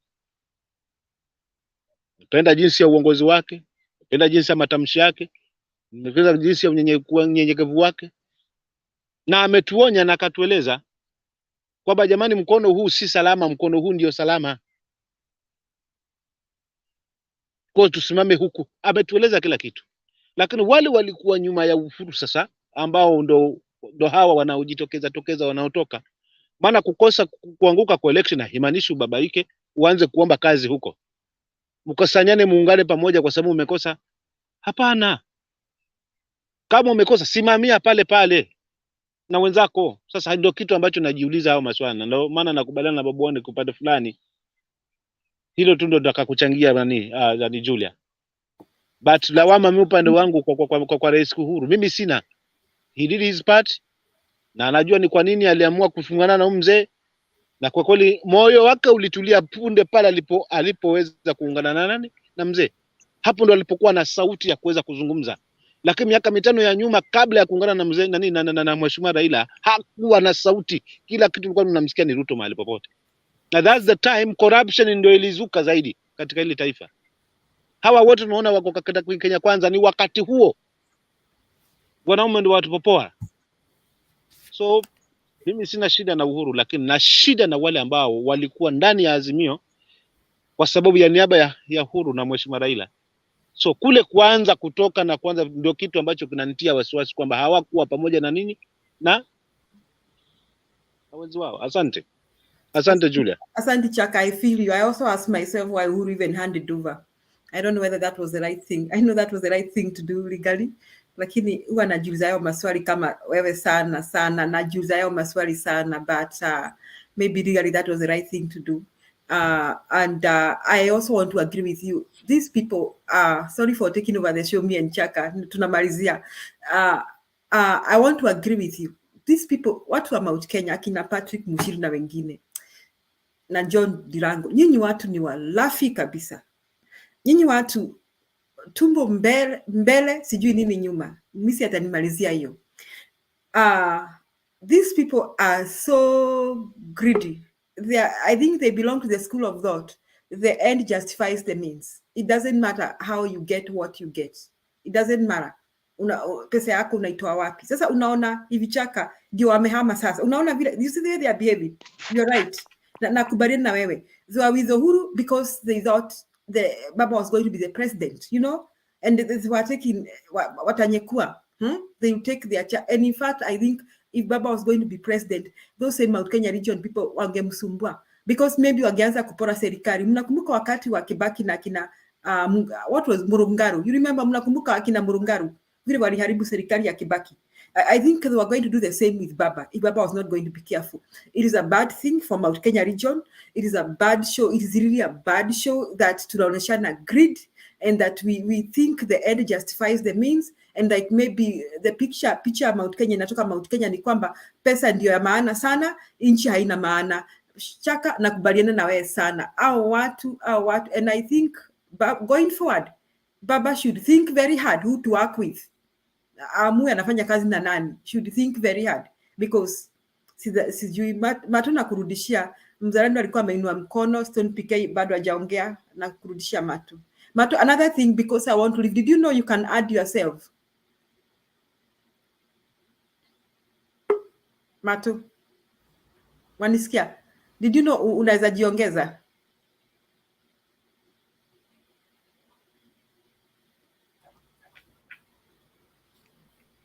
You can add yourself once you get. No, I did not know, Julia. I'm fighting like being my first day. I'm really I mean about niko hapo hivi niko Ukraine. Napigana na Russia. You can once, especially unaona hata you don't even need to use the link yenye tunatuma hapa. Your laptop, you just type StreamYard, hiyo link inatokea, inakuonyesha show iko live. So you just say, you click I'm going live, unajipata uko ndani ya show, and then you can add yourself. You don't even need to wait for someone to send you a link. You just go search StreamYard, the laptop that you used to sign in, yenye ulitumia link nayo, yenye ulifungua nayo, so unatumia laptop. Yeah. Yes, your laptop, because if you use another gadget, you can't get the link. So that laptop, I think what I'll do, I'll send you the link somewhere. Your link when I type to my laptop inatokea, you click, inakuonyesha kuna show. Sasa you just join. You don't have to use the link ya kawaida. Then when you join, picha yako inatokea hapa chini hivi vile umetokea, you just click on your name, you see add to show. So you add yourself. I'm in a battle today, yani ukajua ile ukajua kule niko chini, sasa hizi unaweza nichukua huko chini ya shamba bwana. Nimepigana na hii kitu. Utazoea tu, unajua there is always a first day for everything. So I think you can take over. I think kuna Stone PK Mzalendo alikuwa ameinua mikono na Mise Baja hajaongea. So tunaomba msamaha, tumeongezana na Chaka, but I think it's a good show. Endelea Matu. No, hata umefanya vizuri sana, and thank you for supporting me on my first day on it. Mimi hapa niko, like I told you, I'm in a war, I'm in a war zone with this thing. I don't know what to do, where to go, which to do, what to touch. Naguza kitu napata nimeguza ile mbaya. But I think, Julia, I think you can stay with us to funge, because I think I'm going to close it here in about 10-20 minutes, because it's 10 already. Tomorrow will be Friday. Maybe I can stay long and maybe learn more, unless you want to keep on going. So I think let those who have not spoken speak, then maybe you can wind up. Yeah, that's what I'm saying. Yeah. So at this point, I think I'm gonna do it as Stone PK, Mise Pole, Mise, and then I see a James Kimathi who just came in, kama bado atakuwa, and then we do our all closing remarks after those three, because I think everybody else has spoken. So Stone PK, if you're still there, wewe anakuja napotea. Mbona mnatafutaga watu wako na watu wako hapa? Sawa, pole sana Mzalendo. Okay, Mise. Mzalendo, unajua hawa watu lazima watafutane, wanaitana kumera kwa sababu Kumera. So but ndugu yangu Chaka Mdune, habari yako? Umeamka vipi? Julia, habari zako? Kenyan with love. The struggle that you're having with the technology is the same struggle Azimio is having to accept the reality. That is how mna struggle. So we understand that you are struggling all around, but we will give you a benefit of doubt. So mimi nataka nianzie kwanza yale maneno watu wamesema hapa. Kwanza nataka kuanzia yale vile wamemkashifu yule msichana ama familia ya Ruto, sio msichana wa Ruto, kwa kazi ambayo anayofanya. I think watu wa Azimio saa zingine huwa wamekosa kazi mbadala ya kukosoa serikali. The first family is overworking for our nation. So if we are penalizing them for working for our country, then we don't know what we are looking for. So Charlene Ruto is not just an ordinary Kenyan citizen. This is someone who was an ambassador who worked closely with other representatives or diplomatic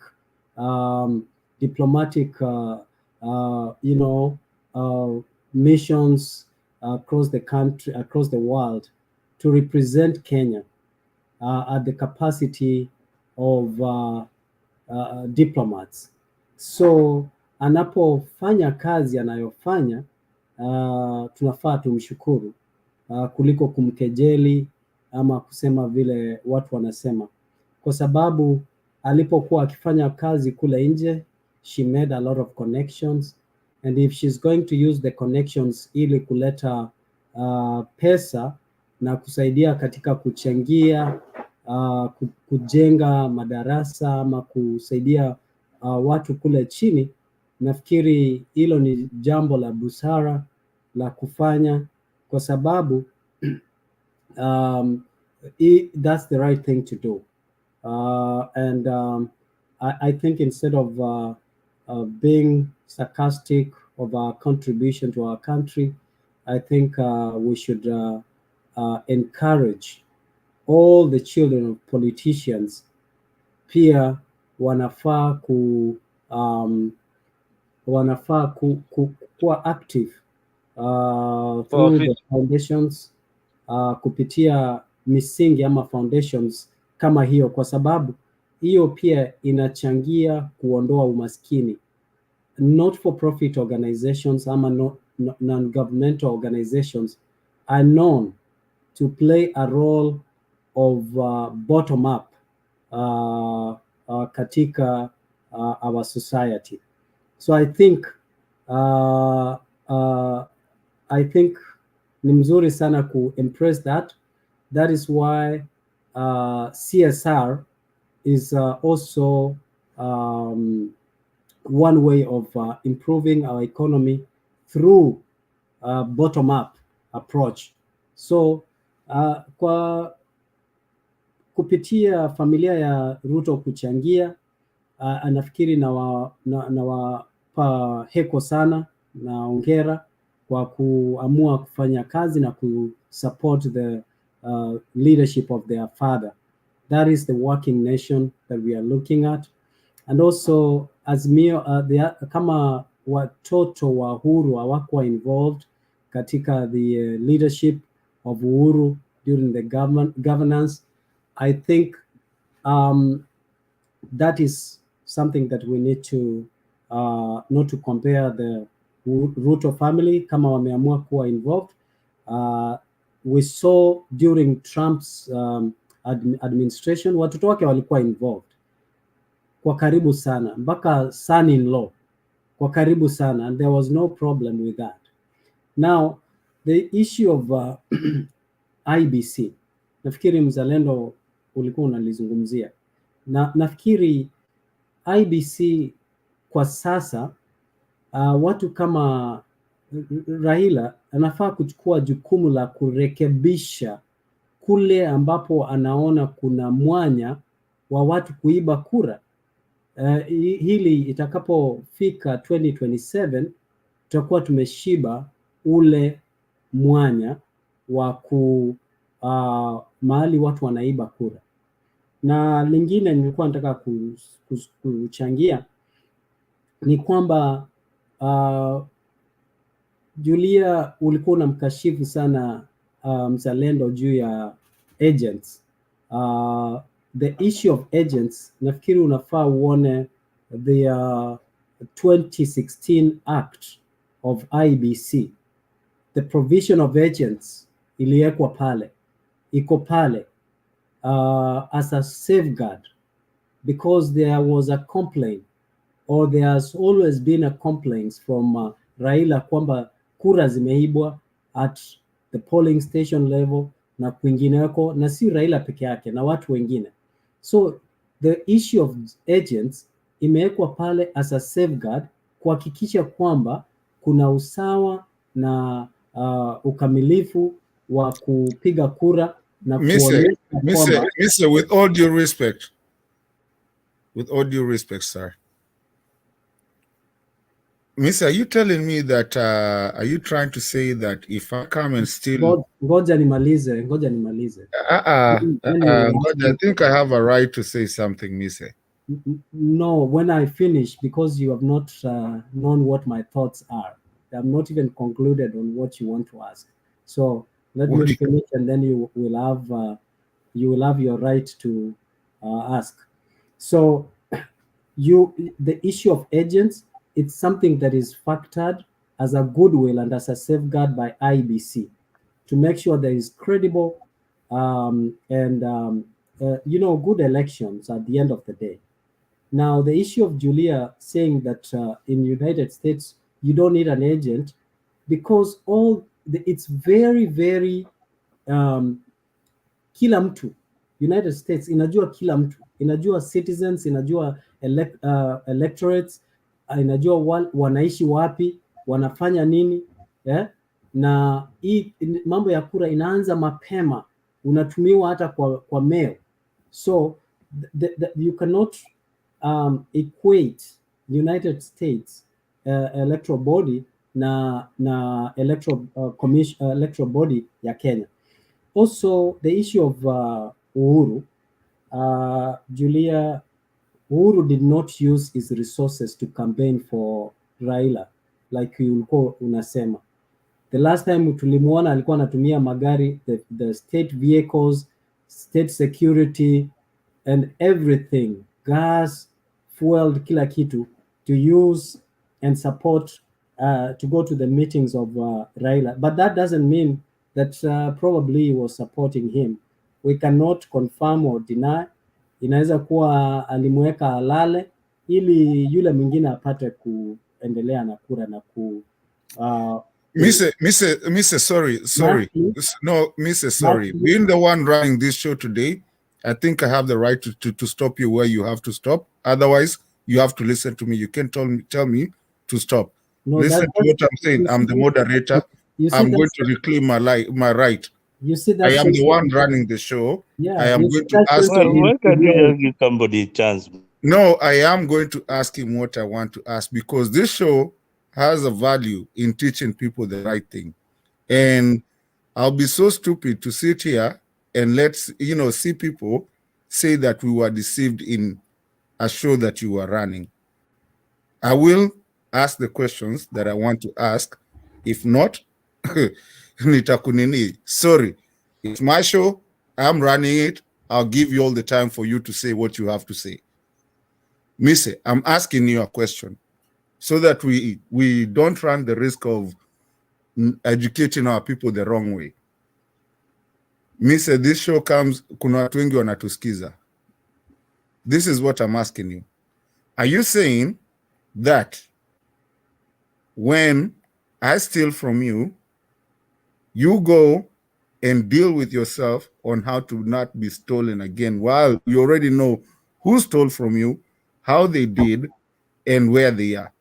Are you telling me that nikikuja nichukue hiyo koti yako umevaa na unajua mimi ndo nimekuja nikakuchukua nikaitoa, that you will let me go free so that, and then you will blame yourself and say, well, ameniibia, sasa next time sitafanya nini? Don't you think you have to act? It's a question. Thank you for that good question, but you don't have to invoke and say you are the moderator, you have to do this. I already know you are. So saying it is redundant. But what I was saying is that if you see a problem as a leader, you create solutions for the problems to rectify the problem. If you don't rectify the problem, then you come back again and complain of the problem, then you are part of that problem or you are the problem. Ndio maana Chaka Mduna akasema usipo Shiba suppose Siba sijui Siba Uba utajenga ukuta. So that's what we are saying. If the problem is IBC, then now there's no election in the next 5 years. So talking about and lamenting about the stolen election is redundant. So the next election will be 2027. How can we create, how can we mitigate this problem of stealing election or election malpractice again not to happen in 2027? We do have the opportunity now. We do have the influence now. We do have the forum now to rectify that. We can't wait until when it is 2027, around July or June, is when you have to start to saying that the chairman of IBC must resign. You see, you are misleading us. So that's why we are saying now is the time. The truth is people have to move on and understand that the president of the Republic of Kenya now is William Samoei Ruto, unless and otherwise he dies, unless and otherwise is incapacitated. Those are two grounds, or maybe is impeached. Those are the grounds which we will have another election, and not even another election. We will. So that is what I'm trying to say, that it's only a waste of time to come every day and cry, oh, the elections were stolen. Elections. Now it's time to move on and build our country by providing solutions. And that's why we are saying the best person to come here to bring these reforms is Raila Amolo Odinga. And Chaka Mdune, unasema kwamba Raila anapenda nchi ya Kenya. Raila hataki si pesa amekosa. Kama apendi pesa basi, ama kama anapenda nchi ya Kenya, basi mbona analipwa mshahara? Mbona anachukua pesa? Mbona akiingia kazi pia anapewa marupurupu? Mbona asifanye kwa kazi ya bure? Hakuna mtu apendi kazi. Hakuna mtu apendi mamlaka. Ndio unaona hata sasa mamlaka ambayo ndugu yangu Kenya with Love amepewa leo, anataka kunikandamiza na kuniangamisha hapa. Kila mtu mimi bando zangu zitaisha kabla sijakuuliza swali, na naomba nikuulize swali kabla hizi bando zangu ziishe. Na pole pole moderator kwa kuingilia kati, lakini mimi nikuulize swali moja tu. Hivi unaamini chaguzi zinaibwa ama hauamini? Hilo ni la kwanza. Katika hizo akili zako na vyenye umeanza kusubmit hapa, vina kujieleza, je, unaamini kwamba chaguzi zinaibwa ama hauamini hilo?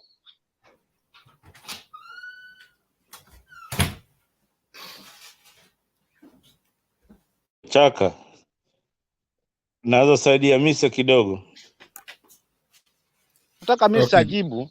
Okay guys, let's have some order. Mwenyewe haswa.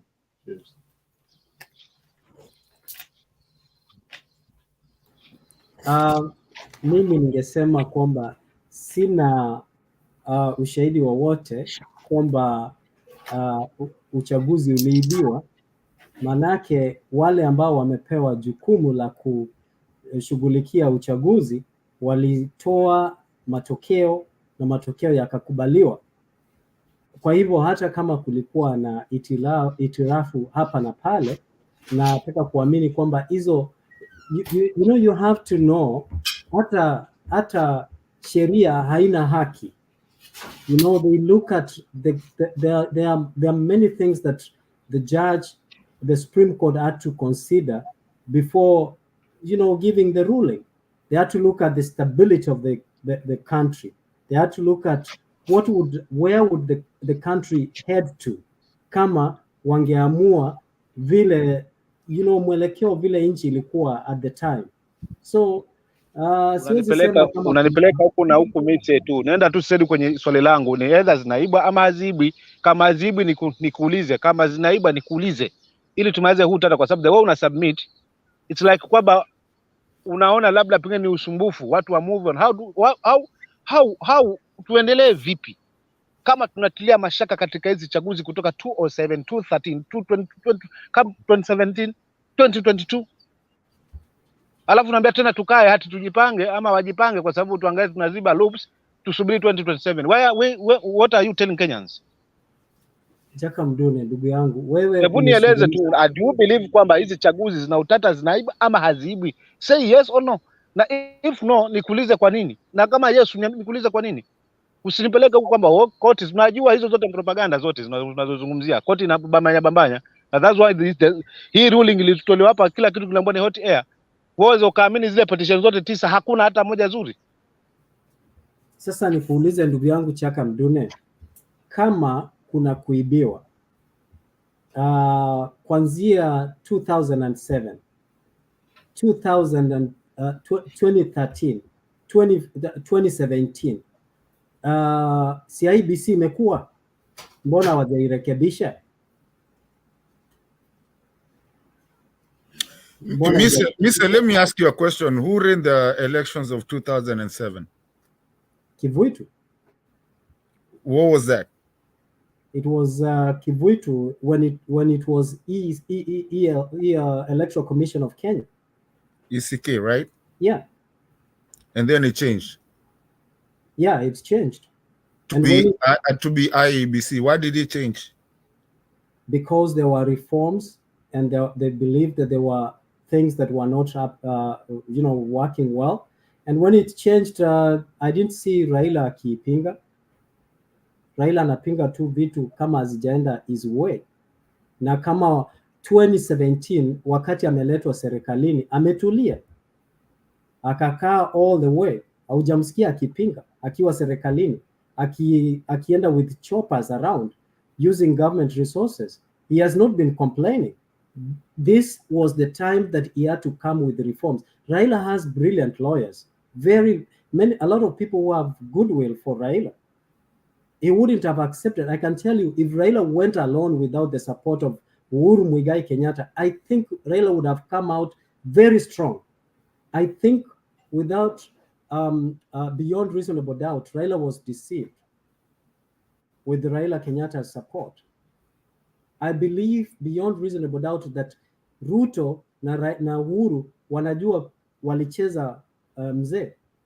If Raila was on his own, he would have been very strong. Anyway, Mr. Just finish. Me, I don't want to go back, back and forth with you. I don't think you understand what the country is. I don't know where you were in 2007 when it was happening.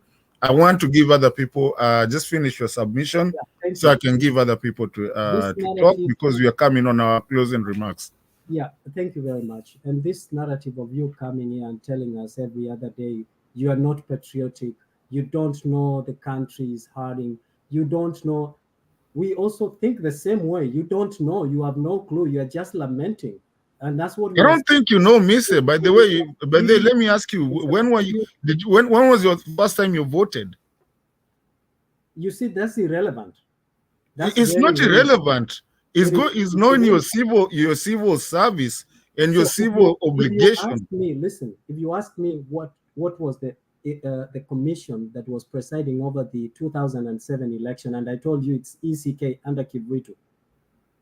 I worked for ECK in 2007 when they were rolling out the project of dial-up, doing returns online. I was involved. I went throughout Kenya to implement that project. So anyway, finish up so we can move on to somebody else. I think for us to have a debate that is meaningful, it is, don't come and suppress and patronize people of divergent opinion. We respect you and we accept what you guys are saying.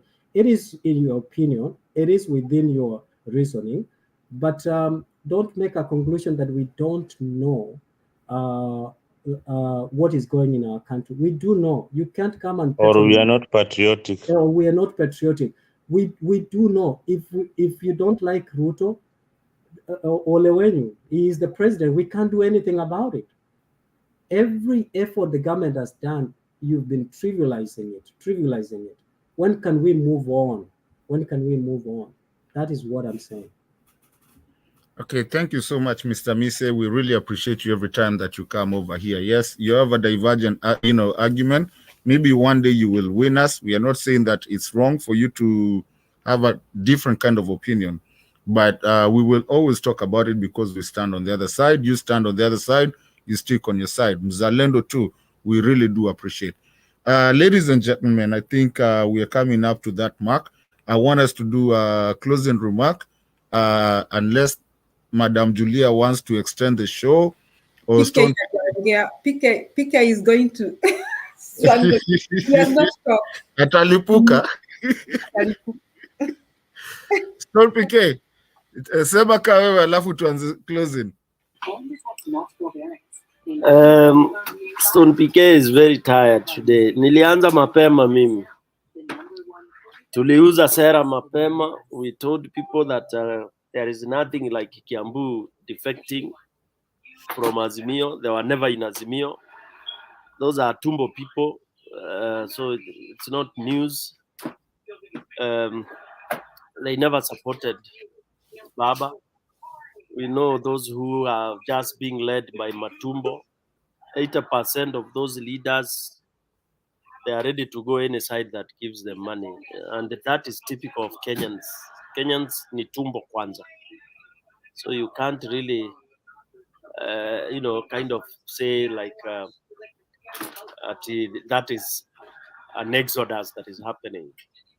And and that is what the regime took advantage of. It's not about winning. It's about ruining. It's about corruption. And I think in my earlier submissions, when it was so hot, I told people that even having this kind of show might end up to not, because it's also legitimizing the stolen government. When we come here to debate and explain how votes were counted, how so and so never defended votes, that's really garbage kind of thought. It's so archaic to think of defending of votes in the 21st, 22nd century, and when we claim that our country is in the league of those nations that are growing, and we have educated and learned people debating and saying that so and so didn't defend his vote and didn't do that.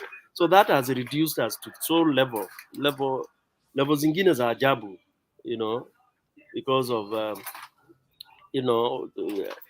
psychophancy to corruption.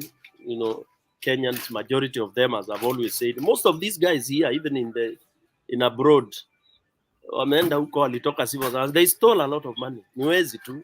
Mtu yote amefanya kazi kwa serikali ameiba. Most of them, I said pick 10, 8 of them are corrupt.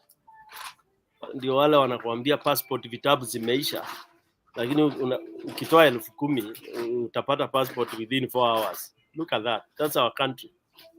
So basically these discussions have become useless because Kenyans believe in theft. Kenyans believe in conning. Kenyans they don't believe in anything straight. That's why we have the highest rate of cheating in schools, even in colleges, in campuses, degrees, fake. And that has come to be seen and to be proved. Yeah, that's why we support and adore and look at this kind of government and still stand. Some of us have the energy to even defend it. With those few remarks, wacha niseme asanteni sana. Thank you very much. Good to see you all. All right, Stone, hold up, because you're still going to have your closing remarks. That was your remark, but you're still going to have a closing remark. Let me see. Let's do this. Let me start with Mzalendo for closing remarks. Julia, pole, najua kwa nini nimekuweka hapo, utatufungia. Unless you want to say something other than your closing remark. Okay, so let's start with the closing remarks right now. Last round, I will start with Mzalendo closing remark. I'll go to Mise, then I'll go back to Storm PK, and then I'll come back to Julia. I know where I'm saving Julia for last. So, Mzalendo, closing remarks. Thank you very much. I would like one day to see you as a fair moderator, somebody who looks at his country in a clear lens and not in a an Azimio perspective. I want you one day to come up in this show and give Kenyans a clear direction of how we want to see our country. We talk about these elections that were stolen. We talk about reforming IBC year in, year out. We have seen about 3 generations of IBC transformations. The Cherera 4 were brought in to actually rig their elections. That is something that is there, and you saw it in broad daylight when they came out in a press conference. Instead of telling us how the elections are being stolen, they didn't even have figures to show that elections were being stolen by Chebukati in broad daylight at Bomas. So the only way of getting our elections right is to make sure that we have people of integrity probably running IBC. But that said, I am sure that Chebukati was very, very transparent in the last election. And being that he was taken to court the other time, he tried to do his best. Na pia lazima tukubali kama umeshindwa umeshindwa, kama umeshindwa na ukubali matokeo ya kura wakati uchaguzi imefanyika. We are going now to 2027. You have seen defections in Kiambu and all that. Julia, I want to tell you that Mount Kenya were only supporting Raila because of Uhuru. Now that Uhuru is not in politics, there is no support for Raila in Mount Kenya. So the Azimio boat is already sinking deeper. The votes in Mount Kenya is no longer going to be there. So, as I said, I am not in Azimio, but I hope the 3 of you would one day talk to the Azimio leader or the Azimio secretariat to strategize on how they are going to counter 2027, because what UDA is doing is that it is targeting the right vote, and that is the youth vote.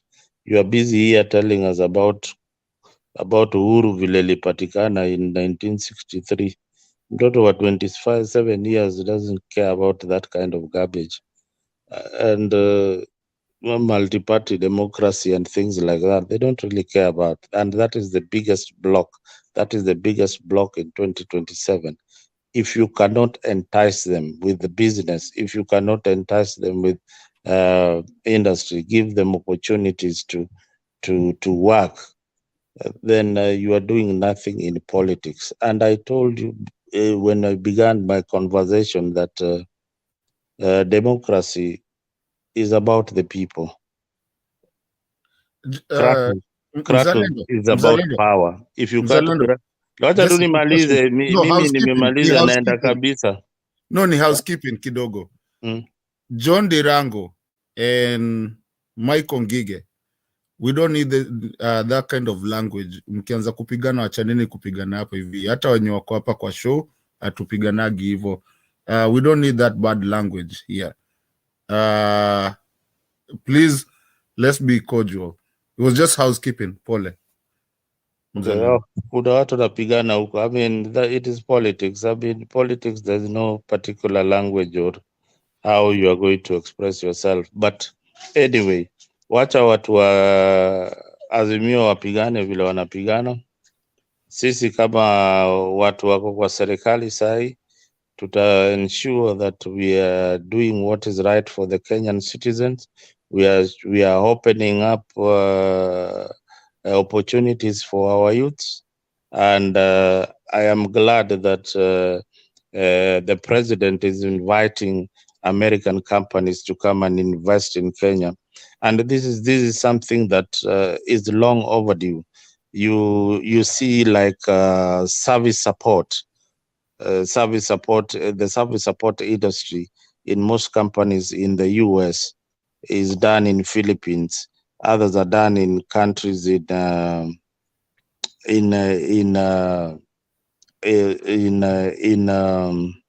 apart from Philippines, in India.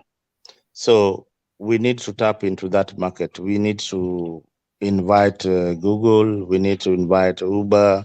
We need to invite DoorDash. Those are companies that are very well established. And in Africa, we have cheap labor, and we don't have any language barrier. So most companies can use our youths who are back at home to do customer service support to companies here in the US. I mean, there is a lot of opportunities. Sahi si mambo na kuona factory inatoa moshi like unasiaga miwa. There is internet business. There is a lot in IT industry. That is what is expanding right now. Yeah. And basically, we will see our country moving forward. And I urge Azimio to give William Samoei Ruto a chance and them to do their role. They are no longer in government. They are no longer in government. They are the alternative government. They are the alternative government. And if you are the alternative government, you must have solutions to the things that Kenyans are crying about. Also, when you organize a rally, make sure if that rally is the solution that you want Kenyans to have, make sure it comes up with a solution. Ukiorganize maandamano vile mnataka, organizini hiyo maandamano alafu tuone solution inatoka wapi after hiyo maandamano within the city, kupiga kelele, mayoye na nini, tuone maandamano inafika wapi. We are in a different transition. It is not that we are repealing section 2A of the constitution. We are talking about rectifying independent institutions. Independent institutions. Yeah, independent institutions like parliament, independent institutions like judiciary, independent institutions like IBC. But what we are forgetting is that the president is also the appointing authority. Yeah, you had that chance. You had that chance to rectify IBC. You didn't use that chance. You didn't use that chance to rectify IBC. Bring in your commissioners. You brought in your commissioners. You still lost the elections. So I don't know where we are heading with all this kind of conversation and with all this kind of, vilifying the former commissioners and all that. We need to think straight, think how our democracy is going to work for the people, and that is the most important, and that's what Kenyans want to see. Thank you very much. Thank you so much. But even if you tell me to be a good moderator and listen, and I try every time that I'm moderated, I try to be a very good moderator that actually I give everybody to speak, and sometimes I get hit for it, for trying to let people to actually talk and say what they want. But sometimes I don't understand. Like Mr. comes and tells me that this guy that really doesn't listen to people and doesn't want to let people to listen, do whatever he is. Mr. throws all kind of words to me. And today is the first time that I've debated you. And normally I don't debate. Well, you can find me on my debating time when I'm not on my moderating seat. When I'm moderating, I try to just let everybody speak. I get a lot of heat because people tell me that I be nice. Here's the thing, ladies and gentlemen. I mean, the lady is gone. I'm just gonna say gentlemen. And Julia, you were supposed to close. There was a reason nilikuwa nimekuweka. Wherever you are there, nilikuwa nimekuweka useme wa mwisho. Here's the thing, guys. You guys come here with so many Kiswahili and everything and languages and everything.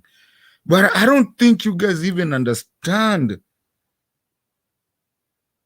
You want us to bury our heads in the sand when things are not working in our own country, which is also your own country. You're very smart people. I don't see it. I don't understand it.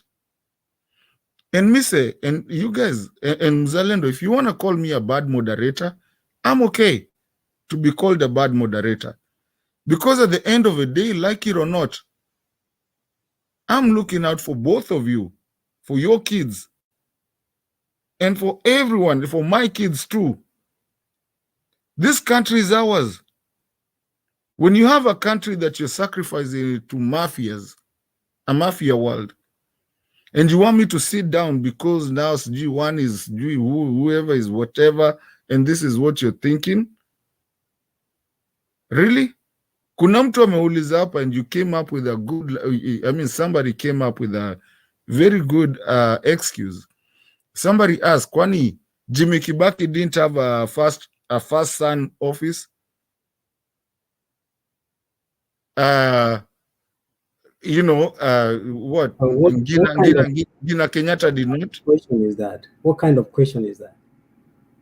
And I mean, what kind of question is that? I mean, people are different. You know, you need to understand. Okay, but where in the Constitution, you know, we have a Constitution, and I want to ask you guys, well, I want to say, because this is my closing remark, I want to ask you guys, no, I let you guys talk. Let me talk. I want to ask, there's a Constitution, right? A Constitution that binds all the Kenyans. Okay? Where in the Constitution is the kids, where even in the Constitution did we even say a first daughter? Now, on top of that, if I was going to ask you the place that you work in your job, because a president is not just a president, we give him the job. He is a public servant. We give him the job. Where you work, do your kids come to mess with you and meddle with you where you work in your job? That is your job. And somebody gave an example of Trump here. Is going, it's actually right now, there's a case about why his kids were involved in the constitutional rights of people by holding or being a part of you know, the office that he was holding. So if you have a job and you're the father, my daughter should not ever be close to where I work. That's my job. It's a job. It's not a privilege. You've been given a job by the people, and the people can take that job away anytime that they want. And that is the Constitution. That is what it is. If we wanted Ruto out, we could. Even if Raila got in and we wanted Raila out, immediately he has to get out, because the sovereign power remains with us. They are not our waheshimiwas. They are our public servants. And for as long as we have people who do not understand that these are public servants, our employees, and we keep on staying with this mentality of these are our waheshimiwas and the rulers, we will never go anywhere. We had Idi Amin, who were big. And when the employers decided it was over, they got out. These are people who knew the hustlers. And you know what? If you've read, Idi Amin used to take the hustlers to Lake Victoria or to the rivers and drop them there to be eaten by the crocodiles. He was bigger, the king of Scotland, than Ruto. We had the colonizers, and they got out. When the Kenyans decide enough is enough, you will cry here, you will talk, but nothing will, you know, everything will be over. So don't underestimate the bunge la wananchi, don't estimate the people of Kenya, because they're the employers of those people that you call great. Anyways, moving on. Closing remarks, najua mise leta shida yako alafu Stone pikia alafu tufunge. Sina shida, lakini we are just telling you the same way we come here, the same way you are listening to us and you feel like we are not patriotic, is the same way we are listening to you and we feel like you are actually trivial, to be complaining about elections, to be wanting the government to perform miracles within 3 months, to be asking to be actually, even when you say that it's not, the office of the first lady is not constitutional, go look at first daughter. It is a choice if they want to be involved and perform. If you look at Trump's daughter, was very involved in the governance, in the administration of Trump, and there was nothing wrong with that. Not everything is entrenched in the Constitution. Foundations are guided under the registrations of companies, company acts.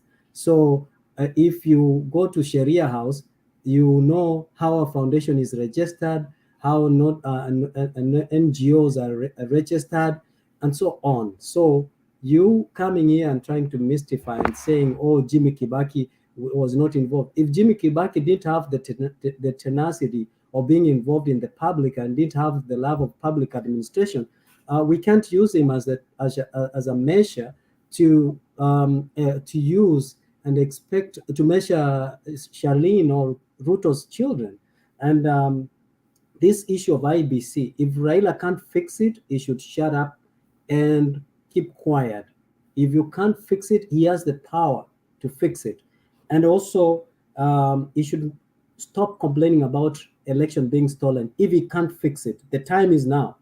From now to 2026, he should fix it. If he's not going to fix it, come 2027, that language of election has been stolen should just be forgotten. The other thing is Mount Kenya support is not was not intended to support Raila per se.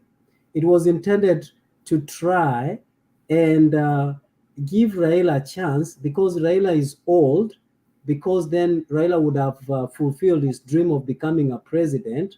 And then the next one, the seat will go back to, maybe Raila would have not gone back for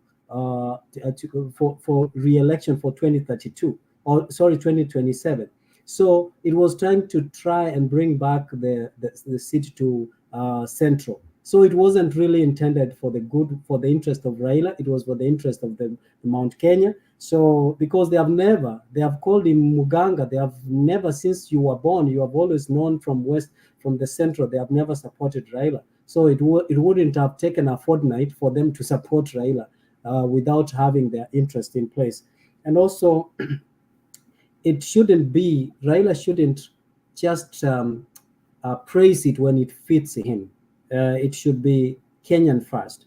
Orengo, who is a very close friend of Raila and support of Raila, said the other day in his county in Homa Bay, he said that he's willing that they should work and support the government and the president of the Republic of Kenya. He's not stupid. He knows the president of the Republic of Kenya, the next 5 years, is none other than His Excellency Dr. William Samoei Ruto.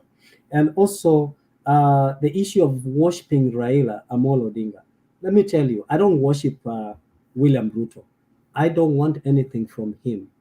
I don't want anything, because I can do things on my own. I don't need him. Or I don't say something here expecting anything in return from William Ruto. I am saying what I'm saying, that it is okay. It's unfortunate if by any chance he stole the election. Power is taken, power is not given. It was taken away from Raila Amolo Odinga. Kibaki was sworn in the middle of the night, and we moved on.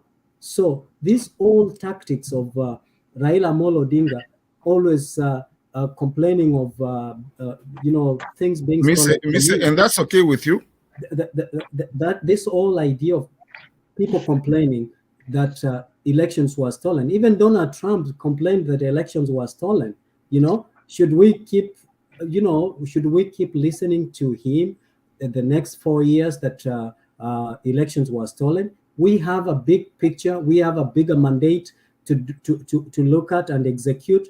The bigger mandate is to serve the people of Kenya diligently, bring down unemployment rates, create health, improve on our healthcare system, and infrastructure and many other things. Those are the bigger picture.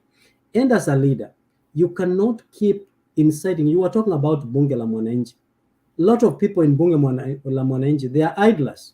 They go there and sit there and complain the whole day, and they are the people who are congesting Hustler Fund at the end of the day. So they should go back, get to work, ask the government to create jobs instead of saying, even me, I can criticize. I don't have to go to Bunge la Mwananchi to criticize the government. I am criticizing the government from where I'm seated.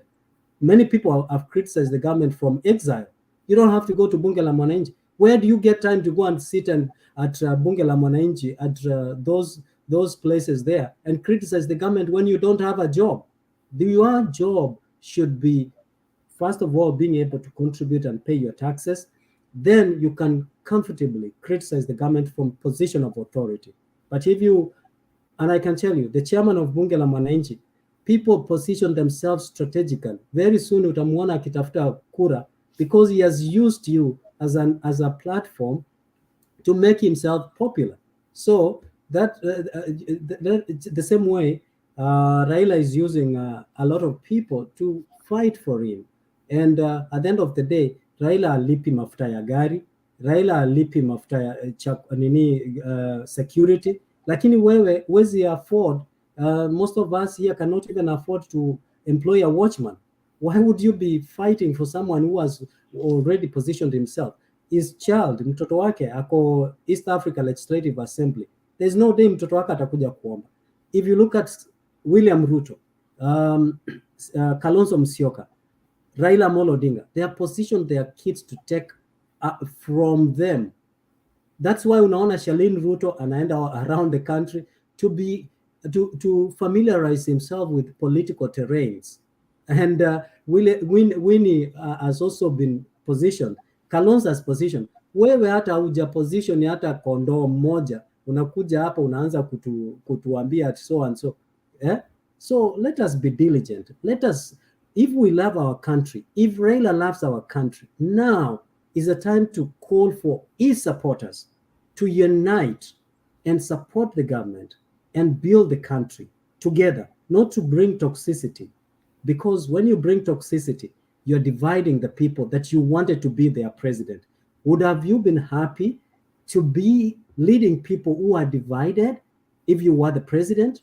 Would he have been happy?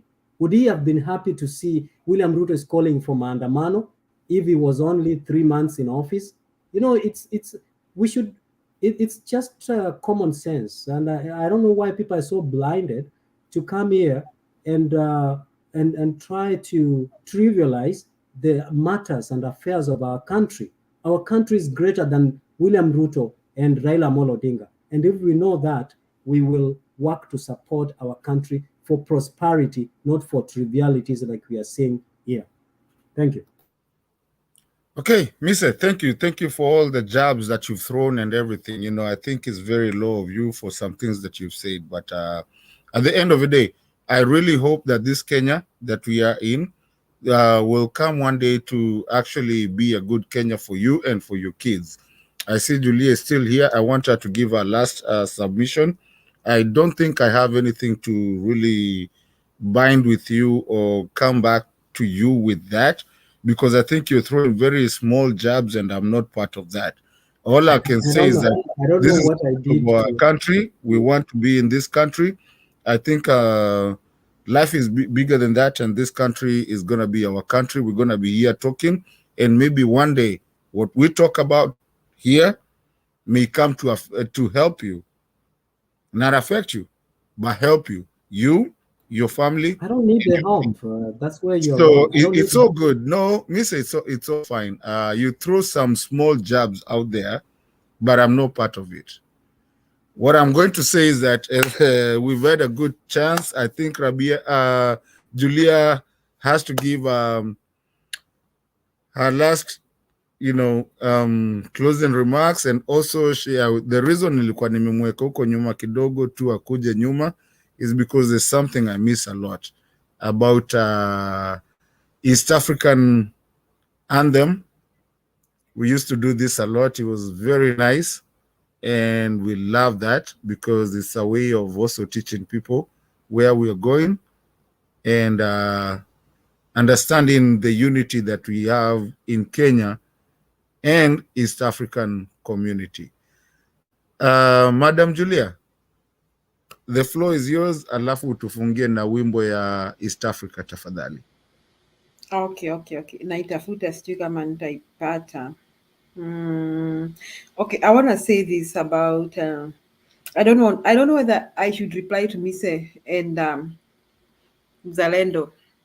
I just think that we think differently and our values are different.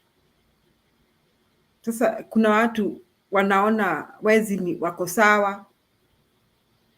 It's okay, Mise. If you feel like having majambazi kwa serikali is okay, it's okay. I will understand you. It's okay, Mzalendo. Our values are different. That's why we think differently. And Musa is unhappy with what to bunge la wananchi. I don't even know what anything wrong those people are doing. I think they're just exercising their constitutional right to express themselves. And but I want to agree with you, Musa, on one thing, that we should not go for 2027 elections unless we deal with what happened in 2022. And there are many ways of dealing with that. Okay. That is why you see Baba is talking about, that is why Baba called a Kamukunji. And I think he has other measures that he's going to take that are allowed by the Constitution of Kenya. So I support fully Baba that. And it's okay, Mzalendo, if you think that you said this is bullshit, manene ya independence, multipartism, Constitution 2020, that is to you, that is bullshit. I don't want to ask you when you are born. I will understand my son when my son argues like that, because maybe the history teacher didn't teach him that. I will understand him because of his age. But to me, it is because of history. That is where we are, where we are. It is because of the changes and the reforms you've had in Kenya. That is where we are where we are now in Kenya. That's where we can speak like this on this show. So to me, that is very important. And our children should be taught that. In fact, I suggest the curriculum should be adjusted to include the struggle for multipartism and how we got our constitution in 2010 and where we are going. And because of that, and because we Kenyans have been there, some of us were there, I was mature enough when people fought for multipartism. I knew what was going on. I don't have to be told. I don't have to be taught in a history class.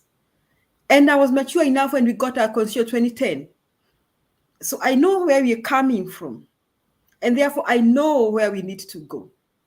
So I understand Baba very well when he's struggling for the rights of Kenyans and he's talking about the second liberation, where he's talking about the electoral processes in Kenya.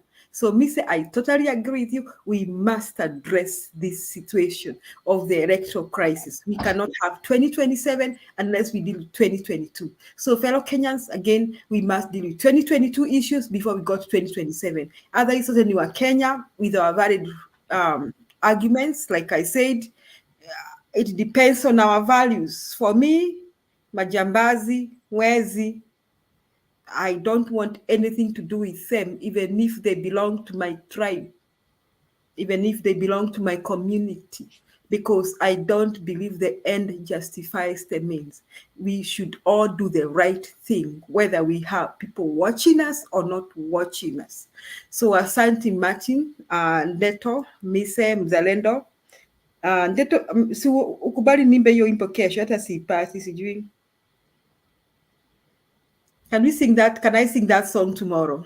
If you don't know. Oye, venye nilikuwa nimemiss. Okay, na ya taifa. Ya taifa Bisi anaweza recite verse moja, kila mtu tugawane. Ama aje Mise, you know how to recite that song.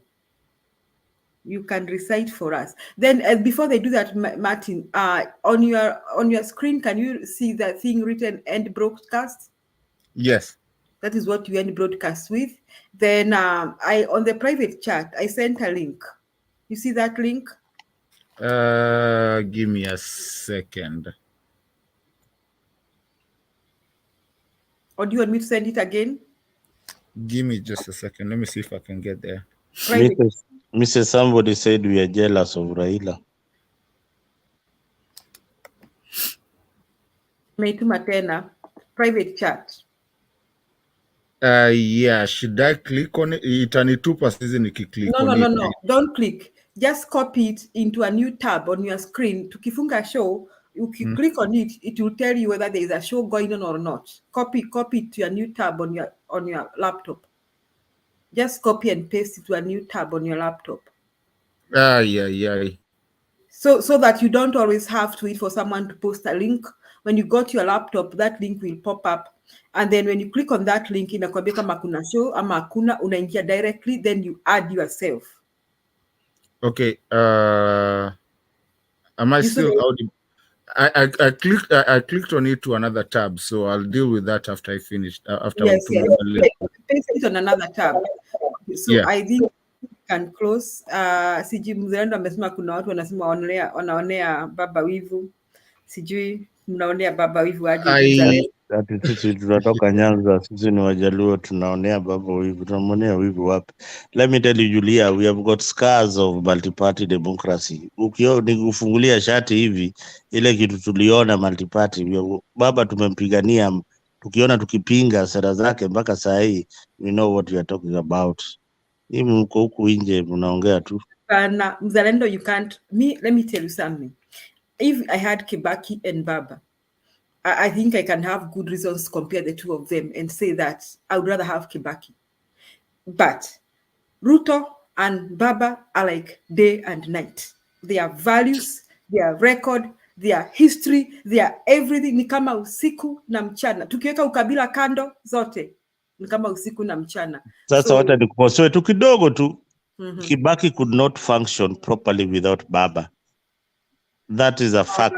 That was political, but if you put politics scandal, we can say that Kibaki was a statesman, and I think he had his values. But if I pick all the other politicians, the other person that I could have preferred over Baba is Kenneth Matiba. Not on tribal reasons. True. Yes. I could have preferred over Baba Kenneth Matiba.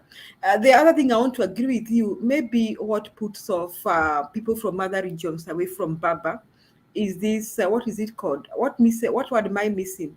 This thing that fanatism. Martin, add yourself now. You Baba can fanatic. Say add. Click on your picture. It says add. It will say add. Yes, that is it. That's what I was telling you. So those are the jobs zenye zinashinda macho, sio zangu.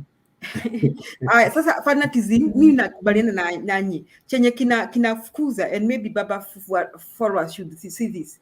In fact, what used to make people vote for other people, maybe 2007 and even 2013, even some of the people from Mount Kenya region, they didn't really support Ruto because they like him. It's just because of this thing they don't like the Baba fanatism. Unaona, hiyo kitu inawaudhi. You know, sometimes we have to agree of things that we don't like and things. But Ruto, seriously, ile record ameweka na makesi zake na Gachagua. Wacha tu niongee maneno ya Gachagua. Wacha niweke Ruto kando. People should not see that niko na ukabila na ingilia Ruto juu is not from my tribe. Let me talk about Gachagua. Seriously, I don't think Gachagua is the right deputy president for Kenya, though he comes from my community. Scandal zake, even the way he carries himself. So when we become, patriotic, and we sit here and we look at those people through the right lens, we can say that seriously, we don't need this kind of leaders in our country. But I want to agree with all of you that we should have done something about the electoral processes before going for this election. Yes, yes. We should do something about it before going for the next election, and Election. Yeah, that is something that has got no solution. I mean, so long as the president is the appointing authority and the parliament is controlled by the executive, I mean, what are you guys talking about? Okay, there you go now, Mizarendo. There you go. Now I am agreeing with you. And now that is why Baba and whoever cannot take the route of the president and the parliament. And I want to prove to you that even for us to have multi-partyism, they did not take the route of the parliament first. They had to do other things first.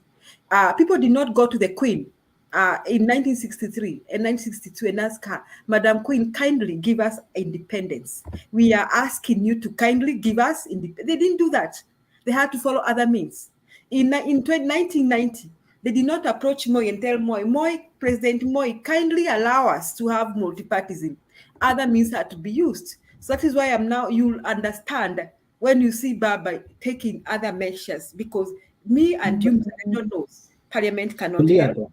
Me and you know, the president cannot do anything about it. Yes, Miss. But Julia, there was an expose about the Chereras, okay? About the Yaya Hotel, right? You have seen that, right? Yes. And how the likes of Tuju, the likes people of Baba's side, how they visited, there were logs. After the election was announced. So, after. Right, Mise? Yes. Did that happen before or after? So let me ask you. Mm-hmm. Let me ask you. Yeah. So this tells you this issue is a challenge for not only for the Azimio, but as a country. You know, leaders are using us as the voters to achieve their goals through our division. You know, when we are divided on lines of parties, lines of tribes, lines of professionalism and so on, leaders get an easy way of getting to power, sending to power. You know, that's what we are saying here. That even though the best way we can close this, I think the issue of IBC should be an issue that either Parliament or whatever authority should give it as a priority in trying to minimize. You know, if we minimize the election irregularities, you know, these issues of stealing, then at least we can say, but there is massive. For example, if you remember in 2017, the slogan was Fungua Sava, right? Fungua Sava. Now this was minimized by putting the portal to the public, accessible to the public. But we can do more so that we can have integrity in the systems that we are using. One of the things that a lot of people are actually fighting is actually trying to identify everyone, every Kenyan, by making sure, are you a voter? Are we dealing with someone who died? You know, are we using their credentials? Are we using their names in any ways? So by having the integrity of the system, maybe we can minimize, like Mzalendo said, maybe we can't eliminate everything, but maybe we can minimize. And we can only do that if you and me can deviate, can move from the grounds of mtu wako na mimi mtu wako, then to me, that's the way I'm looking at it. But the moment you come here and invoke mtu wako, I will also jump to ule mtu mwenye nafikiria. And that's where we go wrong. That's where we go wrong. You know, Julia, it will never cease to amaze me how people look at other societies in life and try to put that same society in what they are living in. When we start talking about voting as a dead person, that thing is only known in the first world countries where you're using your ID and all that. Back in Kenya, you vote in your local place. And when you go to vote, because I've voted 3 times now, when you go to vote, Julia, I know you voted too. back at home. Ukienda kuvote, unaendaga kuvote, and it's either your name is there, and now is the fingerprints. We don't have mail-in votings. We don't have hizo vitu zingine hizo zenye zinafanyikaga huku. You go, kama ni ushago unaenda kuvotia, kama wewe ni mtu wa excuse me, kama wewe ni mtu wa Kirinyaga unaenda kuvotia Kirinyaga, kama wewe ni mtu wa Lang'ata unaenda kuvotia Kirinyaga. You go by yourself, and mostly you come out with that on your kafinger, unawekwa indelible ink, unawekwa ink yenye itoki hivi haraka. Yeah. I think we are running ahead of ourselves. The problem that we need to dwell with and deal with is rigging. And we've come to a generation that we don't rig now, ili ya kuweka kustaff ballot boxes. All we have to do, because Kenyans are not, sisemi ati Kenyans are not smart or whatever, hawajajua hii kitu sana, but we can do what is called staging. You stage. Stage, you can change whatever you want to do before you release it. And that is what exactly, guys, even after when the mbinguni, I'm sorry, I don't know what I don't know what's going on with me, but kuna baridi. I don't know what happened last time, this time, but I do know what exactly happened, but I don't know why people did not understand what was happening. When you stage an electronic thing on you can do whatever you want to do. You can stage it here, change it, and then release it to go. It's electronic. No. That is exactly what you don't know what you're talking about. You don't know what you're talking about. I know what was happening, because by the time listen, guys. You know technology. I know I started a kind of worm. Hold on, tulikuwa tunafunga show. Wacha tukuelezee tu kidogo. No, dude. Listen, I will tell you the truth. But you are lying. No, I'm not lying. You're blatantly lying. Listen, I said this. Ask people, even the people that are listening to me. We were the first people that caught the first one. The very first one. Martin, I think this debate haitaisha. Haitaisha hata mimi nimeona nimekuza mahali pabaya. Anyway, wacha tufunge.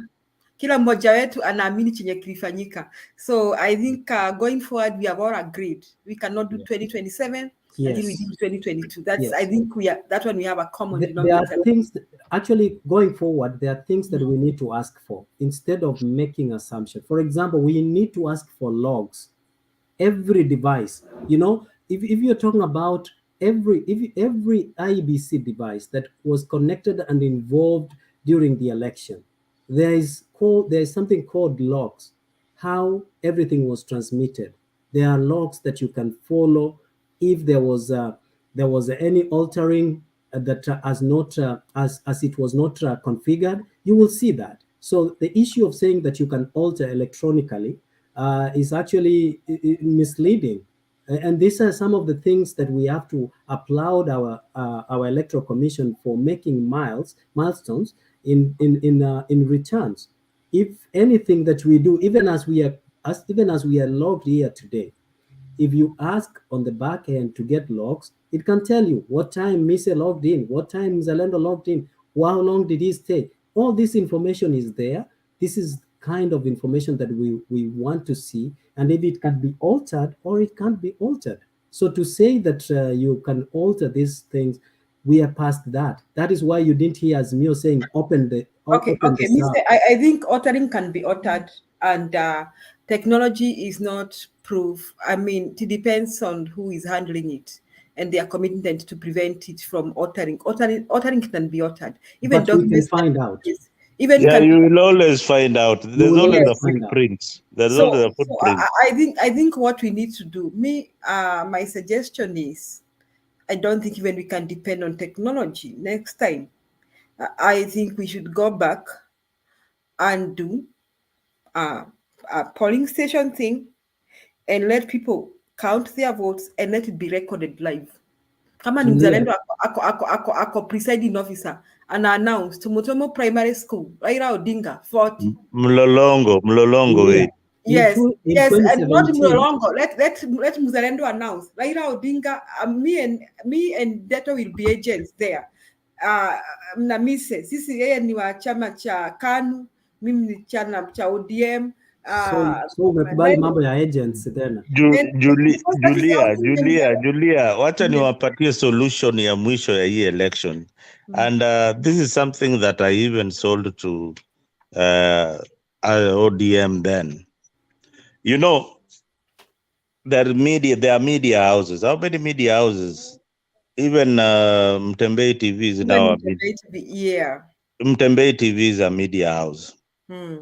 There are so many media houses, and there's a lot of budget given to IBC to conduct election, and even to give media houses money. There's a budget for that.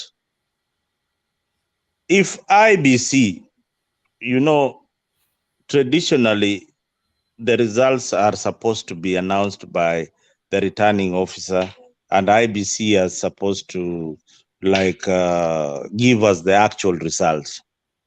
Media houses should be allowed to call elections at the polling stations. Yes, sir. Muzalendo, that's the way to go. At the polling station. At the polling station. So, Julia, when you are in Karatina in your village, so there, kuna ka polling station pale, you know that Raila has got these votes. You can take a pen and a paper and record and what add, you have. And you find that NTV wamesha announce hiyo, they will be competing to get the announcements on air. Then IBC can come and say, oh, it has been called, this is the actual results. Yes. That is true, Zalendo. That's the way to, just like you see here, they have the joint media summit. You normally see that they Yes, you see what I've seen here happening is that when Fox is a Republican station, but when Democrats are winning even in their own strongholds, in Republican strongholds, Fox News, before anybody else, they have called the election for Georgia that somebody has won. Before even the results they've finished counting, because they know the direction hii kitu inaenda. And because Mzalendo, I agree with you, it's so hard for 3, 4, 5 people to collude and agree and go this way. Yes, exactly. That is the only way. They must have a budget for media houses. Yes, so that that's the only way out. because media houses can send each and every reporter in each and every polling station in the Republic of Kenya. And even these agencies, Mzalendo agents, I mean, let the agents have gadgets to record. I mean, Niko hapo, I'm recording what Mzalendo is announcing, so that just in case we can replay all those clips that ulisema 700, 2000 ilitoka wapi later on, unaona. Na sasa 2027 mkae mkijua hivi watu watauana kwa polling station. Wacha hii mambo ya IBC ati kura zinaibiwa IBC. Kura ilibiwa IBC, kura inamalizwa kwa polling station. Yes. That was Maina Kiai's ruling. Everything, if you cannot have the results at the polling station, hauna kesi. Watu ukienda Supreme Court. The other thing I think, Mzalendo, we should have, I think we should have some laws, maybe to protect the political parties. I don't know how they're going to do this. Like if you employ me to be an agent and I don't give the right information, then you have a right of suing me, to sue me. You should sue me. You see? You should sue me. Like why I gave the wrong, the other challenge we have in Mzalendo is that Kenyans, all of them are across political divide, sijui ninja. Unajua nini Julia? all these politicians, they want to benefit with the loopholes that are in IBC. Even Raila, he wants to benefit with the loopholes that ziko pale. Even the sitting president, he also wants to benefit. That is why they didn't change IBC last time, because they knew they were going to benefit. When things didn't work out their way, Umegonga. That is the catch. Everyone wants to use the existing loophole to benefit themselves. It turns out kuwauma. That one I agree with you. In fact, I totally agree with you. And that is why I also want to say that in the previous elections, people stole, but I think both sides stole. waliiba. Sasa unaona, like we're having a petition in Homa Bay where Gladys Wanga and his election is being contested. And the IBC returning officer is saying that he was getting phone calls from Baba to declare Gladys Wanga as the winner. And such like things. Yeah, such like things. Yeah. So Going forward, I think this discussion is good. Going forward, I think kesho tukutane hapa. And I like the way we are going forward. Going forward, we are green for Kenyans, not 2027 unless we do 2022. So that next time we shall be okay, even if our person loses and we are okay, he has lost or she has lost fairly. Maybe next time Missy atasimama, nitamunga mkono. Yeah. Can we also see, Julia, the effort of both Azimio parliamentarian, elected Azimio and UDA, the joint effort of fixing IBC. If we see that, then we'll see our country. This I don't believe that parliamentarians will help us. And lastly, what you said in your umalize, you said that at the polling station, mimi nilitafuta kura in 2017. Pale kwa polling station, watu wako na pesa kwa mfuko. Every entrance of a polling station, watu wako hapo. Mtu anakuambia nitakupatia 1,000 kwa sasa ni 500 ndio iweka kwa mfuko. They have their agents, anakusindikisha. Wale the polling clerks already wako compromised. Unafika pale unasema huyu hajui kusoma, askari wanaangalia kando, unampeleka mpaka pale unaona amewekea William Ruto. Alafu unatoka na yeye anapewa 500 yake naenda. So to combat that, it's going to take a lot of efforts from both people if they want credible election. Yes. And that's where we'll bring in the press and our cameras so that wewe unazidikisha mtu, unachukuliwa kwa kamera, ulikuwa unazidikisha mtu akaenda kafanya nini, that will be good. So I think this is a good debate and discussion that tukutane Wakenya, tukutane kesho. Mdeto, tukutane kesho. Yeah, the funny thing is that mtu need kufanya hizo vitu zote. There's some things that are happening in Kenya that this is the last election that hata mtu atatumia pesa yake kwenda kunini kufanya hizo ukora huko. This is gonna be this is the last one. It's been something working. It's been working for a long time. It's been on the trenches. Watu wamekuwa kiwako on it. There's people who have been working on it. You will not even need those things. Watch next elections and watch what is going to happen between now and I don't think it's going to be anything like 5 years, but if it becomes 5 years, then watch it very carefully and remember me what I said. Anyways, ladies and gentlemen, kuna mtu mwingine alikuwa anataka kuongeza kabla nianze kushukuru watu wa nini tuanze kufunga? Hapana, shukuru mimi nataka kutoka. Okay, sasa usipotee. So Maliza na Ndeto, we just wanted to put a disclaimer. We love you so much. You are very good at listening. But ukianza kulipuka unalipukanga tu, but otherwise you can really listen. You have very good selective listening skills, but ukiona pande yako inaelemewa unalipukanga tu. Mise, you're a good man too. I don't have a problem with anyone. Mimi I like talking the truth because sometimes the truth, you know, ukiambiwa jina yako ni Ndeto alafu mtu mwingine akuja kuambia jina yako ni Mise, sometimes you will defend that and say that, you know what, I am Ndeto. So you have to stand where I stand. I have my stance. I know where I stand. You have your stance. and it's very respectful for you to have your stands and stand where you stand. Anyways, ladies and gentlemen, this is the crew that is going to close today, and we really do appreciate wherever you come from, whether you're Azimio, whether you're UDA. Here, this is a good example of what Kenya is. There's 2 Azimio people here, there's 2 UDA people here, but we are all Kenyans at the end of it. So Kenya ni yetu sisi wote. The reason we come into this show is for us to be Kenyans and to discuss matters Kenyan. Whether you're on the other side or you're on the, or, you know, whatever side you are, you're still a Kenyan. It's at this point that we are about to close the show. But I want to, first of all, appreciate some people. I want to appreciate the people that were in the panel. It takes a lot for anyone to come in the panel. First of all, let me appreciate Mise. Thank you so much for coming. Mzalendo, asante sana na kushukuru.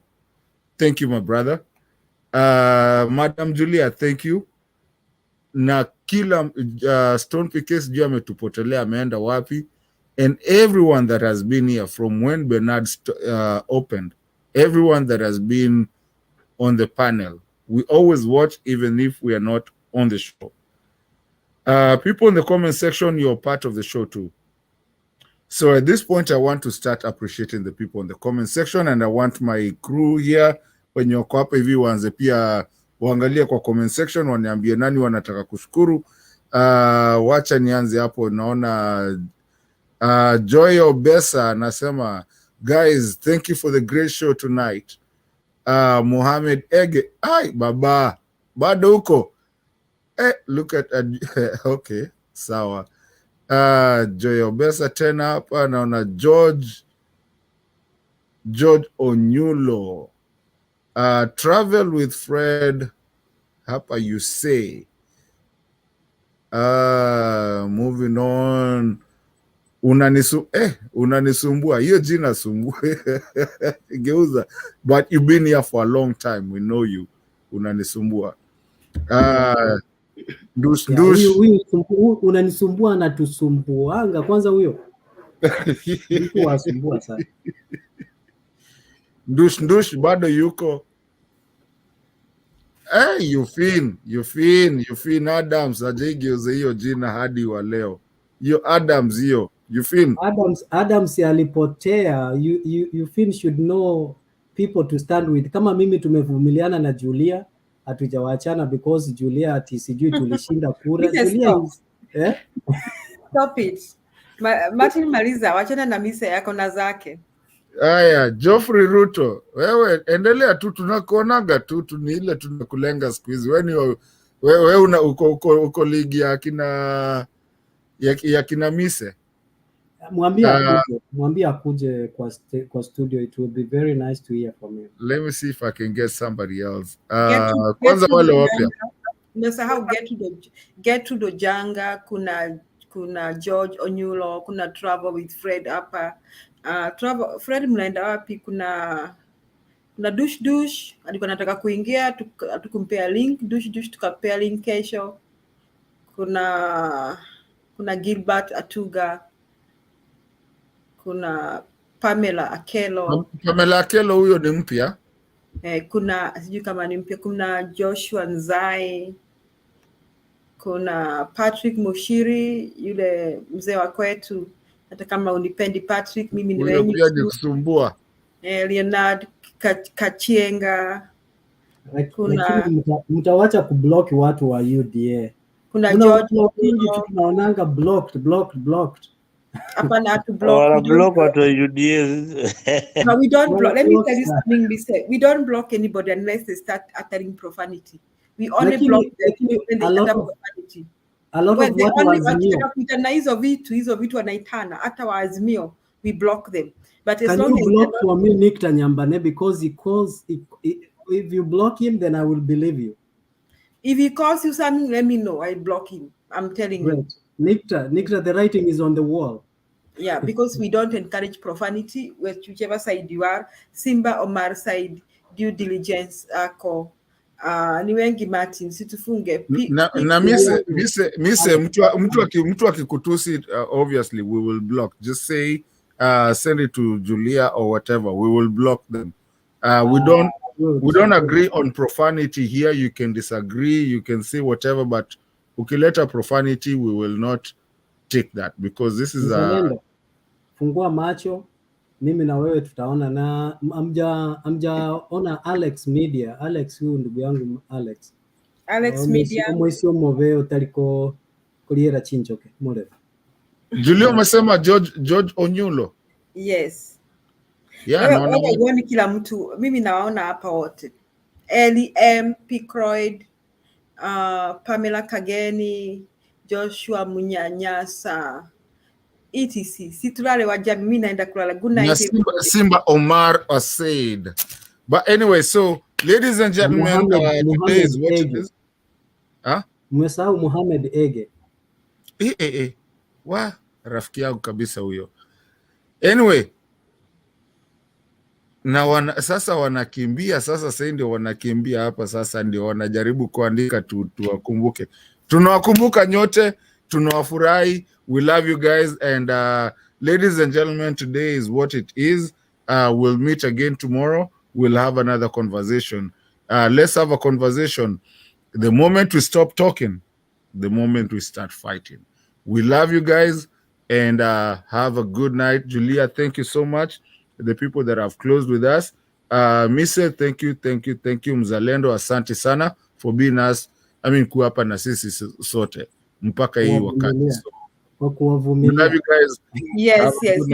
Mmetuvumilia hata kama we pick a fight with you. Thank you very much for your patience. Tunawavumilia tu. Kenya ni yetu sote. Good night, everybody. Good night. Good night, everybody.